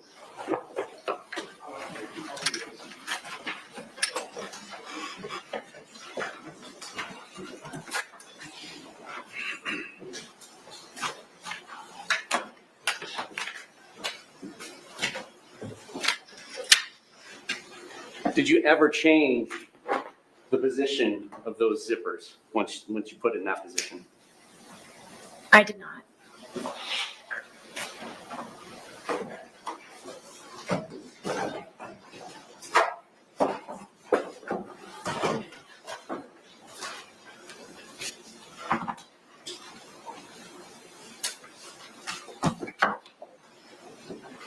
And so once he was zipped into there, there's some amount of time, but you don't remember specifically before you start taking the 2-minute video, correct? Yes. And then that's when you say what you say, and that's when he says what he says. We've all heard it, correct? And then between there, in that second video of the 22 seconds length, it's at this point where he's beginning to get angry. And then that's when you take the baseball bat that's in evidence, and your testimony is start poking him with the end of it. Did you say this was the second video? Between the two videos, that's when you started hitting with the bat because he was getting angry and trying to escape, correct? Right, I was not hitting him, yes. Okay. Did you ever hit him with the bat while he was outside of the suitcase? No. So each time that he is hit with the bat, it's through this suitcase. And that's what these marks on him, because you didn't hit him with the bat outside of the suitcase, correct? Yes, if you'd like me to demonstrate. No, that's okay. The suitcase will speak for itself. And then you take the second video and you go upstairs and go to bed, correct? I apparently went upstairs and I used the phone to make a phone call, Okay. and then I fell asleep. And she fell asleep. And at the point in time when you left and went upstairs, he was still inside the suitcase, correct? Correct. Was he still asking for you and calling your name? Not that I can recall. Did you say shh to him again? I don't remember. Did you tell him that this was his problem and it's on you again? I don't remember. Did you do anything to help him escape from the predicament that you zipped him up in? No. No other questions. Any redirect examination?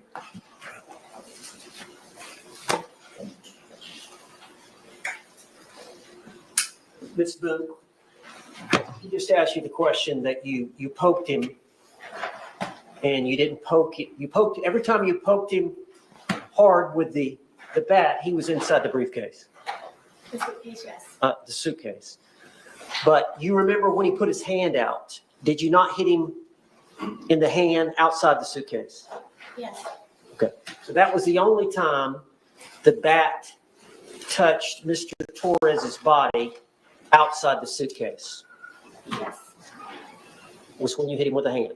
But all the other injuries were with you poking him pretty hard. I mean, you bruised your hand, correct? Doing that. Thank you. That's all I have. Ma'am, you can return to council's table. Judge, can we approach you? Just a moment. Let me get her situated at table, and then we can approach.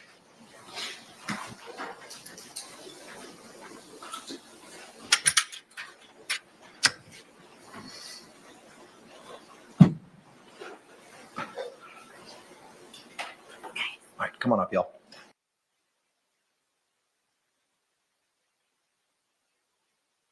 All right, y'all buying it? What you buying? Come on. You buying the I don't recall, I don't remember?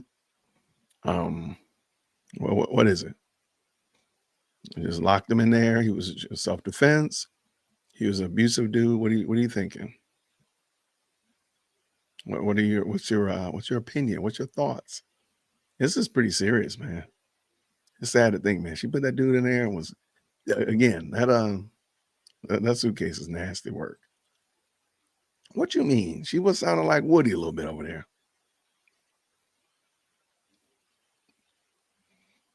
She was sounding a little bit like Woody. She put them in that. So you think she put them in there? Like they're about the same size. So I mean, that'd be pretty gangster.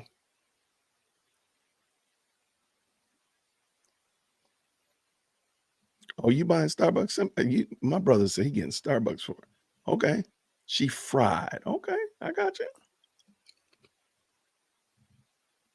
There's a lot of wine. They was chugging back. They was putting it down. They was putting it down. She coerced. And get yourself in that suitcase. Get in there. Get in there. It's possible. What y'all think about the whole, I heard something bumping upstairs coming down the steps. So did she put him in the suitcase downstairs or did she put him upstairs? I mean, I believe she could have probably roughed him up a little bit and said, get yourself in there. And then said the reason he had bruises on his body was because she was hitting the suitcase with the bat. Then that would make sense. But then remember, she also, I wanted the state to ask her to show what she did as CPR, because I think that would be pretty damaging, because she said he was gurgling. That kind of means that there's some life left in him. I think that's going to be a mess. That would have been a mess if they had said, "Hey, show me what you mean by CPR. What did you do?"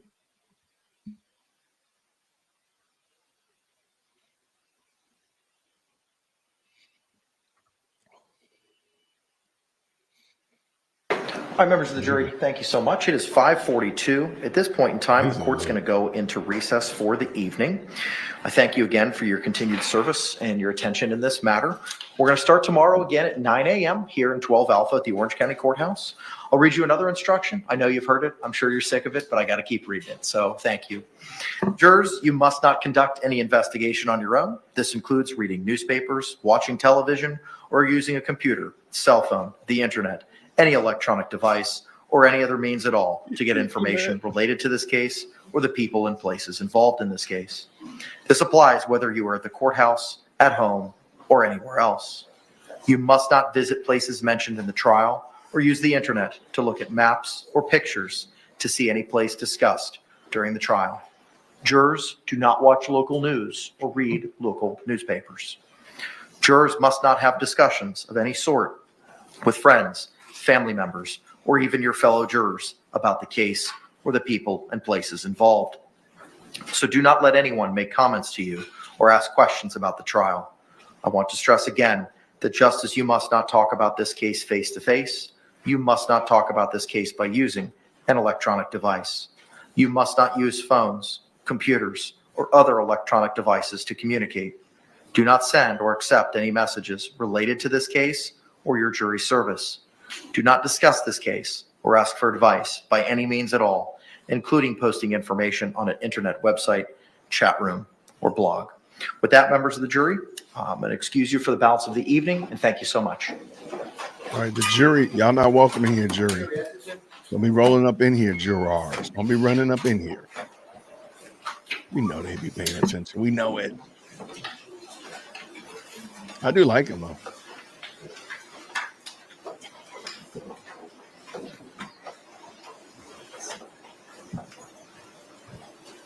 What's going on, Hawk? Good to see you, sir.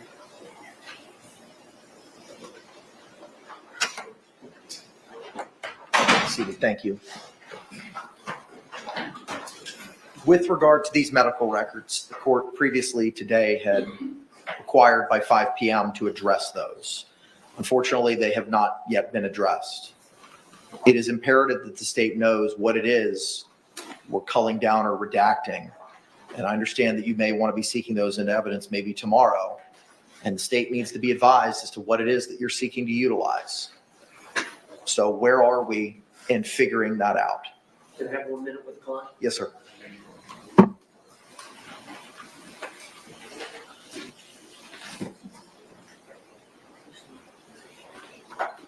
Okay, I'm a little confused on what.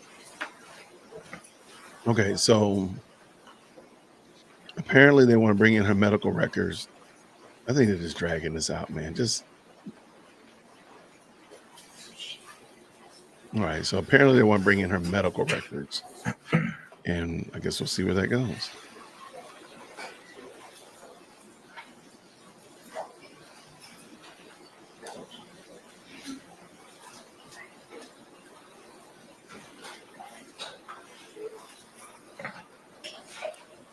Yeah, a lot of people are saying the same thing.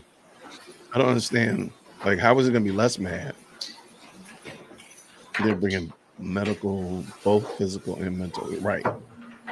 Judge, we've had discussions with Ms. Booth, and she claims that every time that he went to the hospital and the medical records would show that it was in relation to some type of domestic violence involving her, we've expressed to her that we do not wish to pursue it and introduce those records of George Torres, of his medical records of the different times he went as it relates to their difficulties.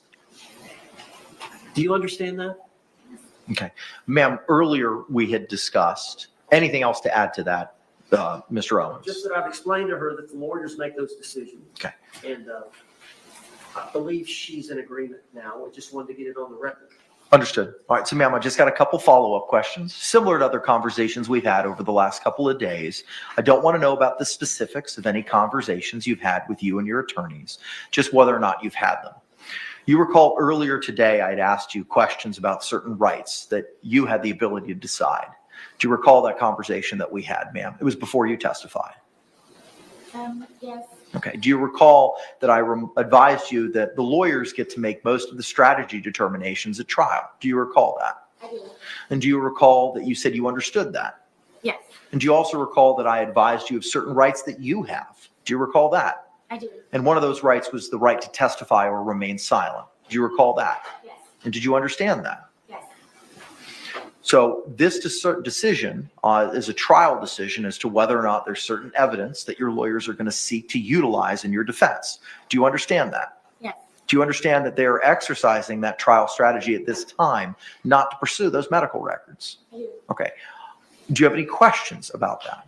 I don't. Are you on board with that strategy? I am.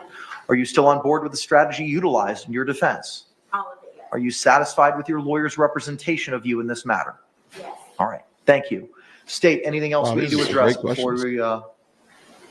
we My retire understanding, for the evening? sorry, That's okay. my understanding is the last civilian witness they intend on calling is arriving at MCO at 9:03 in the morning tomorrow. It was either 9:03 or 9:05, yes. And plan will be to depose her in the evening at 5:30. Okay.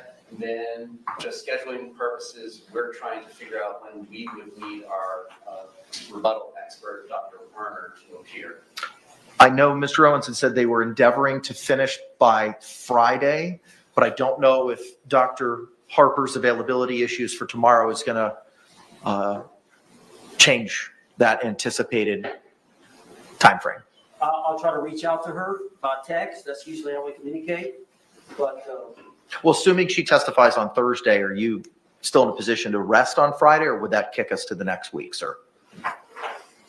well, no, I want to finish this week if at all possible. If I'm hoping that Dr. Harper could be here tomorrow when Dr. Brandon is here, but let's just say she's tied up in bed now. Let's do worst case scenario. She's here Thursday morning. I think we would try to finish our case right then and give the state a chance to rebut. I would say Thursday. I would have, Tim, my understanding is our expert can't be here in the afternoon on Thursday. I'm going to have to check her availability for Friday. If you would be so kind, and we can address that tomorrow morning. Thank you. Okay. Anything else, state? Anything else from the defense? no, All right. The court will be in recess till, yes, sir. I'm sorry, just to give everybody some scheduling, this might help everyone's schedule.